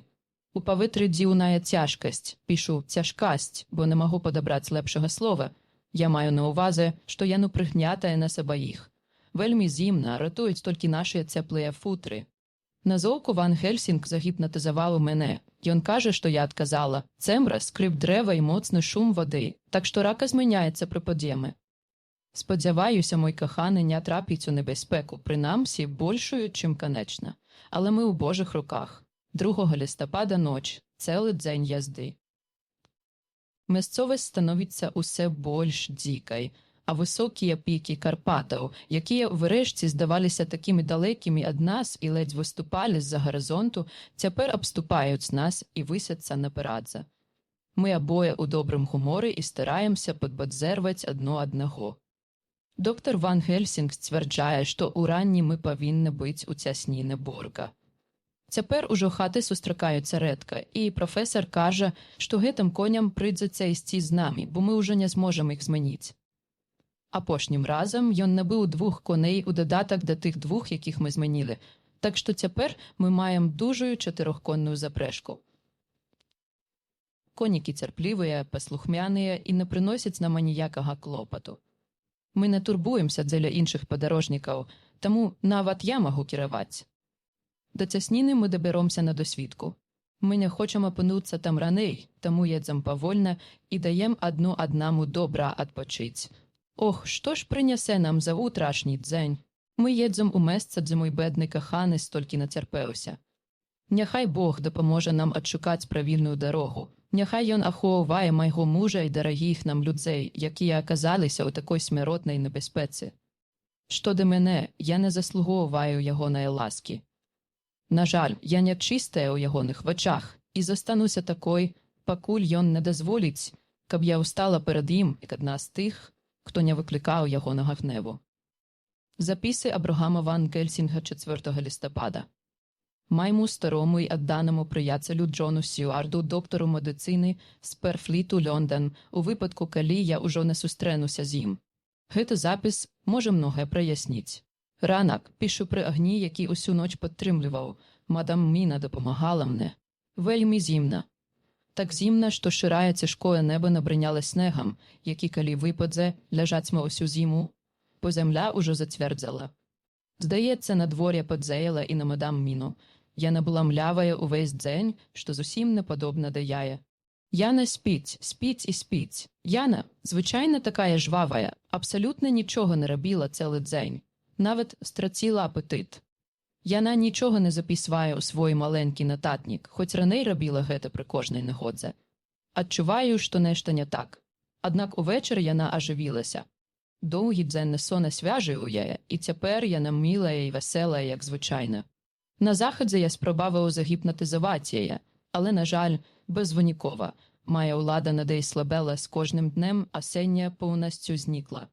Што ж, на ўсе воля Божая. Што б там ні сталася, дуды б гэта не прывяло. Цяпер перайдам да фактаў. Раз мадам Міна не вядзе свае стэнаграфічныя запісы, гэта прыйдзецца рабіць мне ў сваёй нахлямяжай старамоднай манеры, каб жадны дзень не застаўся незафіксаваны. Мы дабраліся да цясніны Борга ўчора ўранні акурат па ўсходзе сонца. Калі я ўбачыў першыя знакі світанку, я падрыхтаваўся да сеансу гіпнозу. Мы спынілі павозку і сышлі, каб нам нічога не замінала. Я зрабіў ложак з футрау, і мадам Міна лягла і з яшчэ большай цяжкасцю паддалася гіпнатычнаму сну, які доўжыўся зусім кароткі час. Як і раней, яна адказала цэмбра і цурчання вады. Потым яна прачнулася, вясэлая і радасная. Мы рушылі далей і неўзабаве апынуліся ў цясніны. Тут яна ўся запалала энтузіязмам. Нібыта аказалася пад уладам нейкая новая сілы, паказала на дарогу і сказала «Сюды». «Адкуль вы знаеце?» – спытаў я. «Знаю», – адказала яна і дадала па невялікай паўзе. «Хіба мой Джонатан не прыязджаў тут і не апісаў свае падарожжа?» Спачатку гэта здалося мне дзіўным, але неўзабаве я заўважыў, што такая бочная дарога тут толькі адна. Ёй карыстаюцца, але мала, і яна вельмі адрозніваецца ад шырокай і езджанай дарогі з Букавіна ў Бістрыц. Мы паехалі гэтай дарогай, і калі мы натыкаемся на іншыя, мы не заўсёды былі ўпэўненыя, што гэта ўвогуле дарогі, бо яны былі занядбаныя і пакрытыя свежым снегам. Толькі коні знаюць, куды ісці. Я адпускаю лейцы, і яны цярпліва ідуць наперад. Час ад часу мы сустракаем месцы, якія Джонатан апісваў у сваім цудоўным дзенніку. Мы едзем доўгія гадзіны. Спачатку я прапанаваў мадам Міна адпачыць, і ей удалося заснуць. Яна спіць увесь час. Урэшце я пачынаю непакоіцца і спрабую яе разбудзіць, але як бы я ні стараўся, мне гэта не ўдаецца, і яна працягвае спаць. Я не хачу рабіць гэта занадта гвалтоўна, каб не нашкодзіць ёй, бо знаю, што яна шмат нацярпелася, і часам сон ёсць для яе выратаваннем. Думаю, я сам задрамаў, бо раптам адчуў пачуцця віны. Я быццам зрабіў нешта не тое. Я схаменуўся і зразумеў, што сяджу з лайцамі ў руках, а нашыя конікі бягуць трушком, як рынэй. Я гляджу на мадам Міну, яна ўсе яшчэ спіць. Блізіцца захад, і сонечнае святло залівае снег вялікім залацістым потокам, а мы адкідваем даўгі цень на стромкі схіл гары. Мы процягваем падумацца ўгору, і усе навокал такое дзікае і скалістае, нібы гэта канец свету. Тады я буджу мадам Міну. Гэтым разам яна прачынаецца амаль адразу, і тады я спрабую увесці яе ў гіпнатычны транс. Але яна не паддаецца. Я працягваў рабіць захады. Пакуль мы не апынуліся ў цемры, аглядзеўшыся, я ўбачыў, што сонца зайшло. Мадам Міна смяецца. Я паварочваюся і гляджу на яе. Яна не выглядала так добра з тае ночі, як мы ўпершыню ўвайшлі ў дом графа ў Карфаксе. Я здзіўлены і адчуваю сябе неспакойна. Але яна такая радасная, ласкавая і уважлівая да мяне, што я забываюся на ўсе страхі. Я распальваю агонь. Мы ўзялі з сабой запас дроваў, і яна гатуе вечару. Пакуль я выпрагаю коней і прывязваю іх ва ўкрытым месцы, каб накарміць. Калі я вяртаюся да агню, вечара ўжо гатовая. Я хачу падаць яе ежу, але яна усміхае, скаецца і кажа, што ўжо паела, была такая галодная, што не стала чакаць на мяне.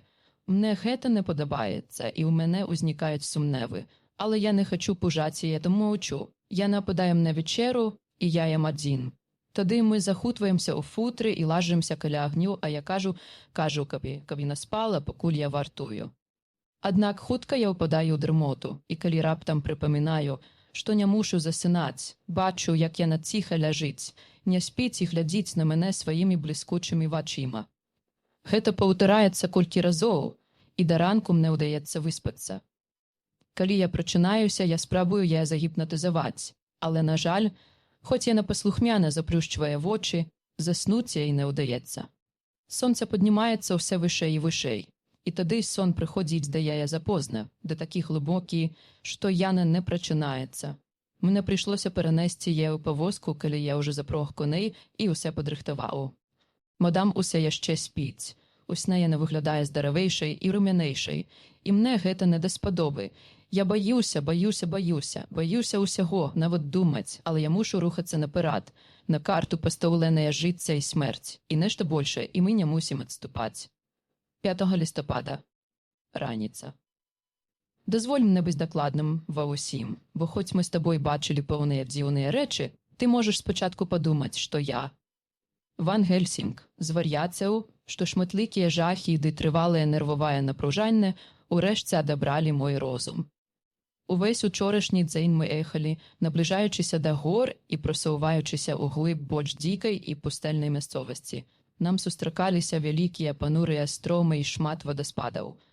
Здаецца, прырода некалі зладзіла тут свой карнавал. Мадам Міна ўсе спала і спала, і хоць я паспеў прагаладацца і паесці, я не змог разбудзіць яе, нават каб накарміць.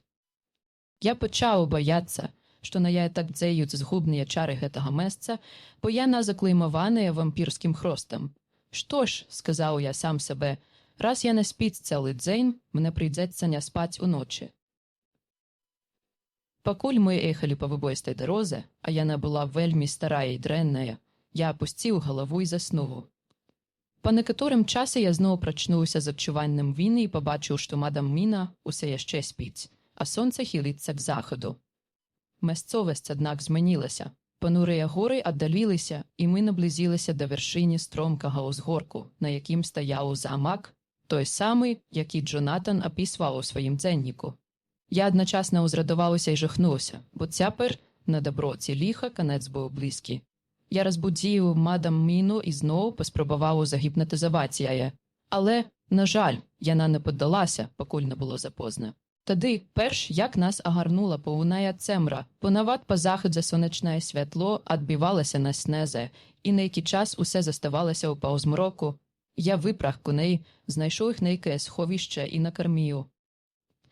Потым я развеў агонь і усадзіў каля яго мадам Міну, цяпер ужо бадзярую і надзвычайна чароўную. Я приготував вечерю, але яна не захотіла їсти, просто сказала, що не голодна. Я не настойвав, бо розумів, що справа гэта марная, але сам паеў, бо мусів набратися силу дзеля нас усіх. Потім, опасаючися того, що могло здаритися, я нарисував великий круг вакол месца, де сядзела мадам Міна, і посипав його дробно розкришеною платкою, каб усе було під доброю ховай. Увесь гэты час яна сядзела ціха і нерухома, як неживая, і усе бляднела і бляднела, пакуль не стала білейшая за снег. Аднак, калі я падышоў бліжэй, яна прытулілася да мяне, і я адчуў, што бедная душа дрыжыць усім целам. Калі яна крыху супакоілася, я сказаў: «Хадзяцца да агню», бо хацеў праверыць, што яна была ў стане зрабіць. Яна пакорна ўстала, але зрабіўшы крок, спынілася і стаяла, як прыбітая. «Чаму вы не ідзеце?» – спытаў я. Яна пакруціла галавой і вярнулася на сваё месца. Тады, паглядзеўшы на мяне шырока расплюшчанымі вачыма чалавека, які абудзіўся ад сну, яна проста сказала: «Не магу», і замоўкла. Я ўзрадаваўся, бо знаў, што тое, чаго не можа яна, не могуць і тыя, каго мы баяліся. Хоць для ейнага цела могла існаваць небяспека, ейная душа была пад аховай.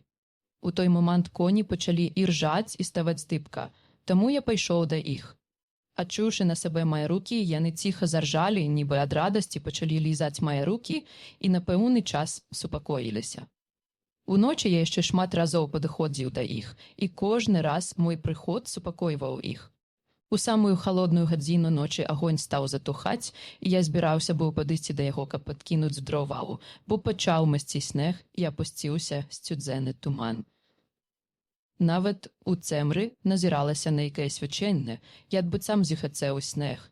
Здавалася, нібы снежныя віхры і клубы туману пачалі набываць форму жанок у даўгіх павоўных убраннях. Панавала мертвая ціша, толькі коні ціха іржалі і курчыліся ад страху. Я жудасна спужаўся, але потым мене агарнула пачуцце бяспекі, бо я стаяў у святым крузе. Мне прыйшло на думку, што гэтае марыва з'яўляецца вынікам ночы, змроку, перажытага хвалявання і жудаснае трывогі. Здавалася, нібыта мяне ашуквалі ўспаміны пра жудасны досвед Джанатана, бо сняжанкі і туман пачалі кружыцца і віраваць, пакуль я не ўбачу няясныя пастаці тых жанок, якія хацелі яго пацалаваць. І тады коні зноў пачалі курчыцца і енчыць страху, як людзі ад болю. Калі б яны ашалелі ад перапуду, яны прынамсі маглі ўцячы. Я спужаўся за маю дарагую мадам Міну, калі тыя дзіўныя пастаці наблізіліся і акружылі нас. Я зірнуў на яе. Яна спакойна сядзела і усміхалася мне. Калі я хацеў бы рушыць да агню, каб падкінуць дроваў, яна схапіла мяне, прыцягнула да сябе і прашептала такім ціхім голасам, які чуюць толькі ў сне: Не выходзьце, тут вы ў бяспецы». Я павярнуўся да яе і сказаў, гледзячы яе ў вочы: «А пані? Гэта ж за вас я баюся». Тут яна рассмаялася ціхім і ненатуральным смехам і сказала: «Баіцеся за мяне? Навошта за мяне баяцца? Яны нанясуць мне небяспеку». А калі я задумаўся над значэннем ейных словаў, павеў ветру раза дзьму полымя, і я ўбачыў чырвоны шнар на ейным ілбе. Тады, на жаль, я зразумеў, а калі б не зразумеў, неўзабаве б даведаўся, бо віхурыстыя постаці з туману і снегу наблізіліся да нас, трымаючыся, аднак, па-за святым кругам. Потым яны пачалі матэрыялізавацца, пакуль урэшце, калі толькі Бог не пазбавіў мяне розуму, бо я бачыў гэта на ўласныя вочы, перада мной не стаялі тыя самыя 3 жанкі, якіх Джонатан бачыў у пакоі, калі яны хацелі пакінуць пацалункі на ягонай шыі. Я пазнаў гібкія акруглыя фігуры, ясныя жорсткія вочы, белыя зубы, румяныя шчокі і юрлівыя вусны. Яны ўвесь час усміхаліся беднай мадам Міне. І калі іхні смех пралунаў у начной цішы, яны, узяўшыся за рукі і працягнуўшы іх да яе, сказалі тымі салодкімі звонкімі галасамі, якія Джонатан параўнаў з нясцерпнай салодкасцю звону шкла: «Хадзі, сястра, хадзі да нас, хадзі, хадзі». Я са страхам павярнуўся да маёй беднай мадам Міны, і маё сэрца падскокнула ад радасці, бо, жах і агіда ў ейных чароўных вачах далі мне надзею. Дзякуй Богу, яна яшчэ не була адной з іх. Я схопив колькі паленаў, што ляжалі каля мяне, і, трымаючы перад сабой аплатку, рушыў на іх у бок агню. Яны адступілі і засмяяліся сваім ціхім, жудасным смехам. Я падкінуў дрова ў агонь і ўжо не баяўся іх, бо знаў, што мы былі пад аховай. Яны не маглі наблізіцца да нас, пакуль я быў узброены, а мадам Міна заставалася ў межах круга, за які яна не могла выйсці і ў які яны не смелі ўвайсці. Коні перасталі енчыць і нерухома ляжалі на зямлі. Снег м'якка царушыўся на іх, ахутваючы белым покривам. Я зразумеў, што для бедных жывелін жах ужо скончыўся. У такім становішчы мы прабылі да самага світанку, пакуль чырвань не пачала пранікаць скрозь снежны змрок. Я адчуваў самоту, страх, смутак і жах. Аднак краснае сонца пачало падымацца над гарызонтам, де мене вярнулася жыцця. З першымі промнямі святла жудасныя постаці ператварыліся ў віхрысты туман і снег. Клубы празрыстага змроку рушылі ў бок замку і зніклі. З надыходам світанку я інстынктыўна павярнуўся да мадам Міны, намерваючыся загіпнатызаваць яе, але яна раптоўна пагрузілася ў такі глыбокі сон, што мне не ўдалося яе разбудзіць. Я спрабаваў загіпнатызаваць яе скрозь сон, але яна ніяк не адрэагавала. І надышоў дзень, усе яшчэ баюся варушыцца. Я распаліў агонь і падышоў да коней. Яны былі мертвыя. Сёння я маю шмат чаго зрабіць, толькі пачакаю, пакуль сонца падымацца вышэй, бо я мушу адведаць такія месцы, за сонечнае святло, незважаючы на снег і туман, можа гарантаваць мне бяспеку. Падмацуюся сняданкам і тады вазьмуся за сваю жудасную справу. Мадам Міна яшчэ спіць, і, дзякуй Богу. Ейны сон спакойны, дзённік Джонатана Гаркера 4 лістапада вечар. Выпадак з нашым параплавам быў для нас жудасным ударам. Калі б не ён, мы б ужо даўно нагналі човен, і мая дарагая Міна была б вольная. Страшна нават падумаць, што яна можа быць недзе паблізу таго жахлівага месца. Мы набылі коней і збіраемся ісці следам. Пішу. Пакуль Годалмін рыхтуецца да ад'езду. Мы ўзброеныя. Цыганам прыйдзецца кепска, калі яны надумаюць біцца. Ох, калі б толькі Морис і Сюарт былі з намі. Спадзявацьмся, калі я больш нічога не напішу. Бывай, Міна. Няхай Бог блаславіць і захавае цябе. Дзённік доктара Сюарда 5 лістапада. На світанку мы бачылі групу цыганоў, якія аддаляліся ад ракі са сваім возам. Яны атачалі яго з усіх бакоў і так спяшаліся, нібыта за імі гналіся. Падае легкі снег, і ў паветры адчуваецца дзіўнае хваляванне. А мажліва, на нас так дзеюць уласныя эмоцыі. Удалечыні чуваць завыванне ваўкоў, снег хоніць іх з гор, і небяспека атачае нас з усіх бакоў. Коні амаль гатовыя, і неўзабаве мы вырушым. Мы едзем насустрач смерці. Адзін Бог ведае, хто, дзе, калі, ды як. Запісы Абрагама ван Гельсінга 5 лістапада поўдзень. Прынамсі, я пры сваім розуме. Ува ўсякім выпадку, дзякуй Богу за гэтую літасць, бо выпрабаванне было жахлівае. Пакінуўшы мадам Міну ў сярэдзіне святого круга, я рушыў да замку. Там не прыдаўся кавальскі молат, які я прыхапіў з сабой у вэрэшці. Хоць усе дзверы былі адчыненыя, я сарваў у іх з іржавых завесаў, каб нейкі злы намер або нешчаслівы выпадак не замкнулі іх, і я не змог выбрацца. Горкі досвед Джонатана паслужыў мне навукай. Дзякуючы ягоным запісам, я адшукаў дарогу да старой капліцы, бо знаў, што работа чакала мяне там. Паветра было цяжкое, нібыта насычанае сэрнымі выпарэннямі, ад якіх часам кружылася галава.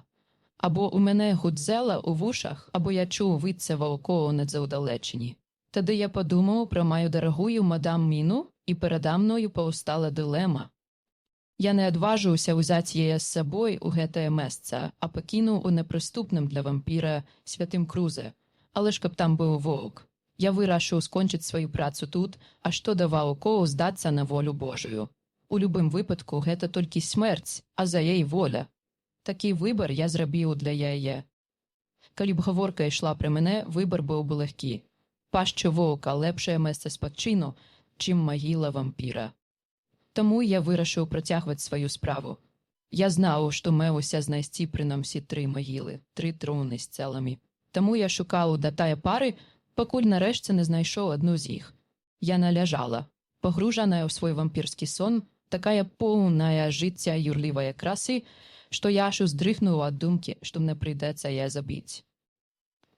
Ах, я не сумняваюся, што ў старыя часы, калі адбываліся такія рэчы, у многіх мужчын, на якіх ляжаў такі абавязак, як мой, урэшце здавала сэрца, а потым і нервы. Так яны чакалі, марудзілі і адцягвалі, пакуль урэшце пазор і прывабнасць распуснай нямертвай не аслаблялі іхнюю волю. І заставаліся там да захаду сонца, калі канчаўся вампірскі сон. Тады харошыя вочы чароўнае жанчыны расплюшчваліся і глядзалі на яго з пяшчотай, а пажадлівы рот прагнуў пацалунку, а чалавек слабы. І тады яшчэ адна ахвяра апыналася ў абдымках вампіра, каб папоўніць бязлітасныя, жахлівыя рады жывых мэрцвякоў.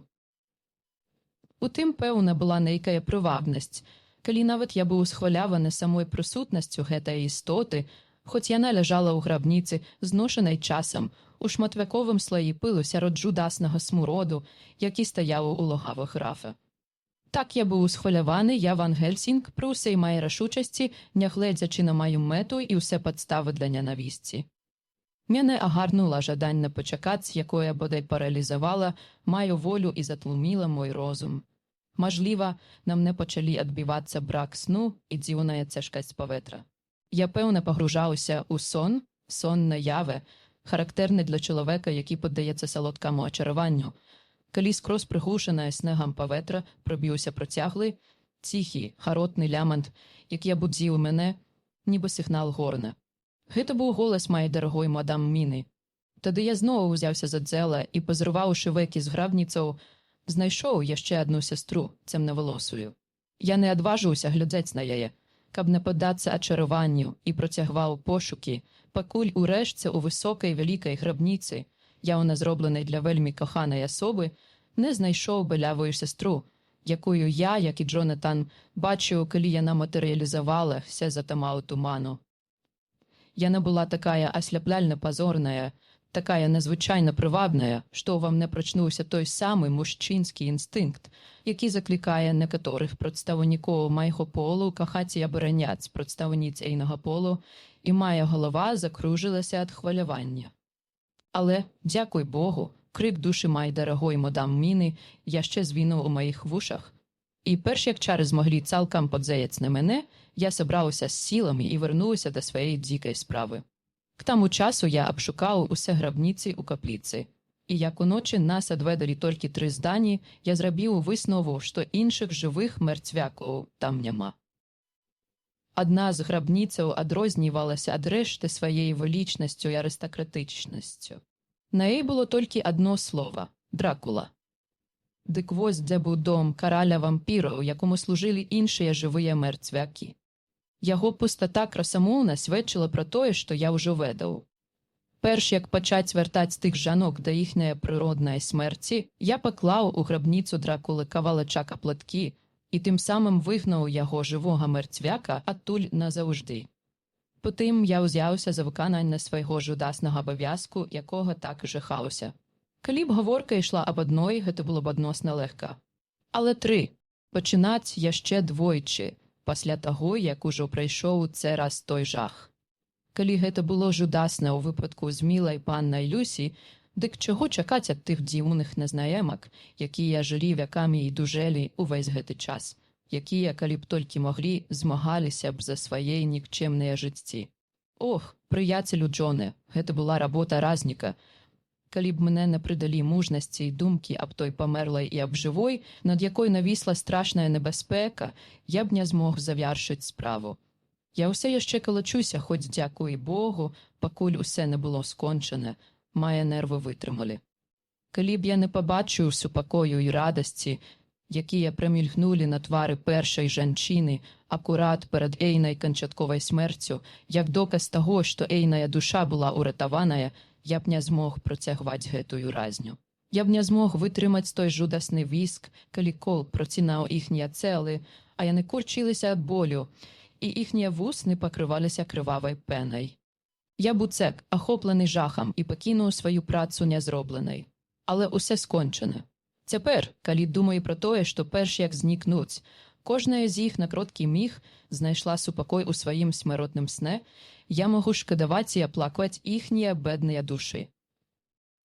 Бо прыяцелю Джоне, як толькі я адсякаў ім галовы, іхнія цэлы рассыпаліся ў пыл, як быццам смерць, што павінна была прыйсці да іх колькі вякоў таму, нарэшце заявіла пра сябе і гучна сказала «Я тут». Перш як пакінуць замак, я так замацаваў усе ўваходы, што граф ужо ніколі не зможа ўвайсці туды жывым мэрцвяком. Калі я ступіў у круг, дзе спала мадам Міна, яна прачнулася і, убачыўшы мяне, закрычала ад болю. «Хадзем», – сказала яна. «Хадзем ад гэтага жахлівага месца. Хадзем насустрач майму мужу, які, я знаю, гэта рухаецца ў нашым курінку». Яна выглядала худой, бледнай, кволай, але ейныя вочы былі ясныя і свяціліся запалам. Я быў рады бачыць ейную бледнасць і нездаровы від, бо моя галава паўнілася яшчэ свежымі ўспамінамі пра спячых румяных вампірак. І так з верай і надзеяй, але не без страху, мы ідзем на ўсход, насустрач нашым прыяцелям і яму. Мадам Міна ўпэўненая, што яны набліжаюцца. Дзённік Міны Харкер 6 лістапада. Позна папаўдні мы з прафесарам рушылі на ўсход насустрач Джонатану. Ішлі мы павольна, хоць дарога і вяла стромка долу, бо нам прыйшлося взяць з сабой цяжкія пледы і футры, каб не застацца без цяпла ў такі холад і снег. Нам таксама прыйшлося взяць частку правізіі, бо мы былі ў поўнай самоце. Наколькі мы маглі бачыць скрозь снегапад, вакол не было жадных знакаў жылля. Прайшоўшы каля мілі, я стамілася ад цяжкае хады і села адпачыць. Тады мы азірнуліся і убачылі абрысы замку Дракулы, які выразна вырысоўваўся на фоне неба. Мы знаходзіліся так глыбока ў падножжа ўзгорку, на якім ён стаяў, што карпацкія горы былі далека ніжэй. Мы ўбачылі замак ува ўсей ягонай велічы, на краю стромы, якая аддзяляла яго ад суседніх узгоркаў з усіх бакоў. Гэтае месца таіла ў сабе нешта дзікае і вусцішнае. Мы чулі аддаленае выцце ваўкоў. Яны былі далека, але гук, хоць і прыглушаны снегападам, напоўніў нас жахам. Доктар Ван Хельсінг пачаў шукаць нейкае стратэгічнае месца, дзе б мы былі лепш абароненыя ў выпадку атакі. Выбоістая дарога, хоць і занесаная снегам, вяла далей долу. Неўзабаве прафесар пазваў мяне, таму я ўстала і пайшла да яго. Ён знайшоў цудоўнае месца, нешта накшталт натуральнае печоры ў скале з уваходам паміж двума валунамі. Ён узяў мяне за руку і зацягнуў усярэдзіну. «Глядзіце», – сказаў ён, – «тут вы будзеце ў бяспецы, а калі з'явяцца ваўкі, я распраўлюся з імі адзін па адным». Ён прынес футры і зрабіў для мяне выгодны ложак. Потым дастаў правізію і прымусіў мяне есці. Але я не могла. Сама мысль была мне агідная, і як бы моцна я не хацела дагадзіць яму, я так і не змагла перасіліць сябе. Ён засмуціўся, але не стаў мяне упікаць. Выняўшы з торбы свой палявы бінокль, ён забраўся на валун і пачаў аглядаць гарызонт. Раптам ён выгукнуў: «Глядзіце! Мадам Міна, глядзіце, глядзіце!» Я ўскочыла і стала каля яго. Ён перадаў мне бінокль і паказаў, куды глядзець. Падняўся моцны вецер, і густы снег цяпер шалена кружыўся. Аднак час ад часу завіруха сціхала, і я магла разгледзець навакольную прастору. З вышыні, на якой мы знаходзіліся, можна было пабачыць вялікую адлегласць, і далека за белай снежнай пустэчай я ўбачыла раку, якая вілася і выгіналася, нібы чорная стужка. Проста перад намі, ужо не так далека, папраўдзе так блізка, што мене здзівіла, як мы не заўважылі раней, імчала група вершнікаў. Сярод іх быў доўгі воз, які нібы сабачы хвост віляў з боку ў бок з кожнай няроўнасцю дарогі. Фігуры вылучаліся на фоне снегу, і я заўважыла, што яны былі апранутыя як сяляны або цыганы. На воза ляжала вялікая прастакутная скрыня. Калі я ўбачыла яе, у мяне замерла сэрца, бо я адчула, што канец блізка. Надыходзіў вечар, і я добра разумела, што на захадзе істота, якая знаходзілася там, атрымае свабоду і зможа ўцячы ў адным са сваіх шматлікіх абліччаў. Ад страху я павярнулася да прафесара, але на мой жах яго там не аказалася. Крыху пазней я ўбачыла яго долы. Ён рысаваў вакол валуна круг, такі ж самы, у якім мы знайшлі прытулак мінулай ноччу. Скончивши, ён знову став побач са мною і сказав: «Принамсі, тут ви будете у безпеці від його». Ён узяв у мене бінокль і у часи чергового затишя окинув по зіркам усю простору під нами. «Гляньте, як шпарка яни едуть», – сказав ён. «Яни сцебають коней і гонять їх халепом». Ён замовк, а потім додав глухим голосом: «Скачуть, каб паспець до заходу. Ми можем спазніться. Няхай Бог допоможе нам». Наляцеў густы снег і зацьміў увесь краявід. Аднак неўзабаве ён сцішыўся, і доктар Ван Гельсінг зноў навёў бінокль на раўніну. Раптам раздаўся крык: «Глядзіце, глядзіце, глядзіце!» Два коннікі гоняцца за імі з поўдня. Гэта мусіць быць Куінсі де Джон. Береться бінокль. Зірнеце, пакуль снег усе не зацьміў. Я паглядзела ў бінокль. Тымі коннікамі маглі быць доктар Сюарт і пан Морис. Ува ўсякім разе я была упэўненая, што Джонатана сярод іх не было. Тым не менш, я знала, што Джонатан быў недалека. Агледзеўшыся, я ўбачыла на поўначы яшчэ двух коннікаў, якія імчаліся з каркаломнай хуткасцю. Адзін з іх быў Джонатан, а другі, ведама, лорд Годалмінг. Яны таксама гналіся за групай з возам. Калі я сказала аб гэтым прафесару, ён, як шкаляр, крыкнуў ад радасці і, як снегапад зноў перашкодзіў назіранню, прыгатаваў свой вінчэстер, абапершы яго на валун каля ўваходу нашае сховішча. «Яны набліжаюцца», – сказаў ён. «Калі прыйдзе час, мы акружым цыганоў з усіх бакоў. Я ўзяла свой рэвальвер, бо, пакуль мы размаўлялі, выцця ваўкоў раздавалася ўсё гучней і бліжэй. Калі завіруха на момант сцішылася, мы зноў паглядзелі ў бінокль. Было дзіўна бачыць, як побач з намі камякамі падаў снег, а ў далечыні сонца свяціла ўсё зырчэй і зырчэй, пакуль хілілася б горным пікам. Накіроўваючы бінокль ува ўсе бакі, я бачыла то тут, то там цёмныя кропкі, якія рухаліся паасобку, парамі, тройкамі і групамі. Гэта ваўкі збіраліся, учуўшы здабычу. Кожная хвіліна чакання здавалася вечнасцю. Вецер налятаў гвалтоўнымі парывамі і замятаў нас віхурыстымі клубамі снегу. Часам мы нічога не бачылі перад сабой. А іншы раз, калі вецер праносіўся міма з глухім гукам, ён расчышчаў паветраную прастору вакол нас, так што мы маглі бачыць, што дзеялася здалек. Апошнім часам мы так прызвычаіліся назіраць за ўсходамі і захадамі, што з дакладнасцю маглі сказаць, калі гэта адбудзецца. І мы зналі, што неўзабаве сонца зойдзе. Было цяжка паверыць, што паводле нашых гадзіннікаў мы правялі ў тым скалістым сховішчы менш за гадзіну. Першыя групы вершнікаў пачалі збліжацца. Падзьмуў моцны і роўны паўночны вецер. Ён, відаць, разагнаў снежныя хмары, бо снег цяпер падаў зрэдку. Цяпер мы маглі выразна бачыць людзей з кожнай групы вершнікаў. Як ні дзіўна, тыя, за кім гналіся, здавалася, не усведамлялі або, прынамсі, не дбалі пра тое, што за імі гоняцца. Аднак, калі сонца апусцілася яшчэ ніжэй, яны нібыта памчаліся яшчэ шпарчэй. Яны набліжаліся. Мы з прафесарам схаваліся за нашым валуном і трымалі зброю напагатове. Я бачыла, што ён цвярда вырашыў не даць ім прайсці. Ніхто не знаў, што мы там. Раптам два галасы выкрыкнулі: «Стой!» Адзін голас майго Джонатана, вельмі ўзбуджаны, а другі голас пана Моріса, які прагучаў цвярдым і рашучым тонам, нібы ціхі загад. Цыганы маглі не разумець чужой мовы, але тон, якім гэта было сказана, не пакідаў сумневаў. Яны інстынктыўна нацягнулі лейцы, і ў той жа міг лорд Годалмінг і Джонатан нагналі іх з аднаго боку, а доктар Сюарт і пан Морис з другога. Павадыр цыганоў, пышны мужчына, які сядзеў на сваім кані, як центаўр, махнуў ім рукой і суровым голасам сказаў сваім таварышам ехаць далей. Яны сцэбнулі коней, якія кінуліся наперад, але нашыя мужчыны ускінулі ў інчестер і загадалі ім спыніцца. У той жа момант мы з Ван Гельсінгам падняліся з-за валуна і наставілі на іх сваю зброю. Убачыўшы, што іх акружылі, яны нацягнулі лейцы і спыніліся. Павадыр павярнуўся да іх і нешта сказаў, пасля чаго кожны з цыганоў выцягнуў сваю зброю, нож або пісталет, і падрыхтаваўся да нападу. Павадыр шпаркім рухам лейцаў скіраваў каня наперад і, паказаўшы спачатку на сонца, якое цяпер было нізка над горнымі пікамі, а потім на замок, сказав нешта, чого я не зрозумела.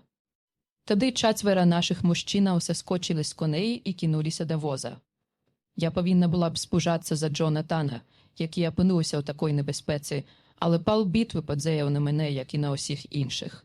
Я не відчувала страху, а тільки дзікає, вялізне жадання нешта зробити. Убачивши наші шпаркі рухи, поводир цигану дав загад. Ягоныя людзі адразу атачылі воз, зрабіўшы гэта ў нейкай недысцыплінаванай манеры, заўзята штурхаючы і пхаючы адзін аднаго. Сярод гэтай мітусні я бачыла, як Джонатан з аднаго боку людскога кола, а Куінсі з другога прабіваюцца да воза. Было відочна, што яны наважыліся скончыць сваю працу да захаду сонца. Здавалася, нішто не могло спыніць ці хаця б затрымаць іх. Яны не зварачалі увагі ані на скіраваную на іх зброю, ані на блискучыя нажы цыганоў перад імі, ані на выцця ваўкоў за іхнімі спінамі. Імпэт і яўная рашучасць Джонатана бадай застрашылі тых, хто стаяў перад ім. Яны інстынктыўна расступіліся і дазволілі яму прайсці. У той жа міг ён ускачыў на воз і з нейкай неймавернаю сілай падняў вялікую скрыню і кінуў яе на зямлю. Тым часам пану Морысу прыйшлося ўжыць сілу, каб прабіцца праз кола цыганоў. Увесь час, пакуль я, затаіўшы дыханне, сачыла за Джонатанам, краем вока я бачыла, як ён розпачна праціскаўся наперад пад бліск нажоў, якімі размахвалі цыганы. Ён адбіваўся сваім вялікім паляўнічым нажом, і спачатку я думала, што яму таксама ўдалося бяспечна прайсці. Але калі ён апынуўся каля Джонатана, які к таму часу ўжо саскочыў з воза, я ўбачыла, што ён прыціскае бок сваёй левай рукой і кроў цячэ паміж ягоных пальцаў. Калі Джонатан з шаленай энергіяй узяўся за адзін канец скрыні, намагаючыся падважыць века сваім вялікім нажом, ён, незважаючы на рану, утрапана ўзяўся за другі канец. Цвікі з рыпам паддаліся, і века скрыні было адкінутае ў бок. К таму часу цыганы, убачыўшы, што знаходзяцца пад прыцэлам Уінчестэраў і на ласцы лорда Годалмінга і доктара Сьюарда, здаліся і перасталі супраціўляцца. Сонце ўжо амаль датыкалася горных вяршыняў, і ўся група адкідвала на снег доўгія цэні. Тады я ўбачыла графа. Ён ляжаў у скрыні на зямлі, якая пад гвалтоўным падзенні з воза крыху прысыпала яго. Ён быў смяротна бледны, нібы васковая фігура, а ягоныя чырвоныя вочы глядзалі жахлівым памслівым позіркам, які быў мне добра знаёмы. Калі ён убачыў, што сонца заходзіць, выраз ненавісці ў ягоных вачах змяніўся на трыумф. Але ў той жа міг Джонатан узмахнуў сваім вялікім нажом. Я закрычала, калі ўбачыла, як лязо разразае горло графа, пакуль нож пана Морыса працінае ягонае сэрца. Гэта быў нейкі цуд. На нашых вачах ягонае цела рассыпалася ў пыл і знікла. Да канца жыцця буду радавацца, што перад смерцю на ягоным твары з'явіўся выраз супакою, які я ніколі не спадзявалася на ім убачыць. Замак Дракулы цяпер вырысоўваўся на фоне чырвонага неба, і ў промнях заходняга сонца было добра відаць кожны камень яго разбураных зубчатых муроў. Цыганы, уважаючы, што гэта мы былі прычынаю незвычайнага знікнення нябожчыка, без жаднага слова павярнулі коней і кінуліся на ўцекі. Тыя, хто былі без коней, ускочылі на воз і крычалі вершнікам, каб яны не пакідалі іх. Ваўкі, якія адступілі на бяспечную дыстанцыю, пайшлі следам за імі, пакінуўшы нас у спакоі. Пан Морыс, які асунуўся на зямлю, абаперся на локаць, прыціскаючы руку да бока. Кроў усе яшчэ струменіла скрозь ягоныя пальцы. Я кінулася да яго, бо святы круг больш не ўтрымліваў мяне. Тое самае зрабілі 2 дактары. Джонатан укленчыў за ім і паранены паклаў галаву яму на плячо. Уздыхнуўшы, ён узяў мяне за руку. Ён мусіў убачыць на маім твары пакуту, якая перапаўняла мае сэрца, таму што ён усміхнуўся і сказаў: «Я такі шчаслівы, што змог вам дапамагчы». «О, Божа!» Раптам выкрыкнуў ён, намагаючыся сесці і паказваючы на мяне. «Дзеля гэтага варта было памерці. Глядзіце, глядзіце». Сонца цяпер знаходзілася якраз на верхавіны гары, і чырвоныя промні падалі на мой твар, заліваючы яго ружовым святлом. Адным парывам мужчыны ўпалі на калені, і шчырае амен сарвалася з іхніх вуснаў. Паміраючы, сказаў: Дякуй Богу, усе було недарма. Глядіться, йой не лоб чистейший за снег, праклин зняти. І на наше велике гора з усмешка і утіші, гети мужний джентльмен сканав. На татка 7 годов, тому усе пройшли през пекла. І, як ми вважаємо, щастя, знойдене нам із тая пари, вартає пережитого болю. Для мене і мене додатковою радістю єсть те, що наш син народився у день смерті Куінсі Морриса. Його емоції у глибині душі вірить, що йому передалася частка духу нашого мужного приятеля. Його повне ім'я включає у себе імени усіх наших сябров, але ми зовем його Куінсі. Гэтым летом ми відправилися у Трансильванію і проїхали по старих місцинах, усе ще наповнених живими і жудасними успомінами. Було тяжко повірити, що ті речі, які ми бачили на власні очі і чули на власні вуші, здарилися у заправдності. А ніяких слідів тих подзеїв не засталося. Тільки замок, як і раней, узвишається над безлюдним обшаром. Приїхавши домов, ми говорили про былые часи, на які тепер могли оглядуватися, не упадаючи у розпач, бо як Годалмінг, так і Сюарт щасливі у шлюбі. Я вийняв папери з сейфа, де вони лежали з того часу, як ми вернулися.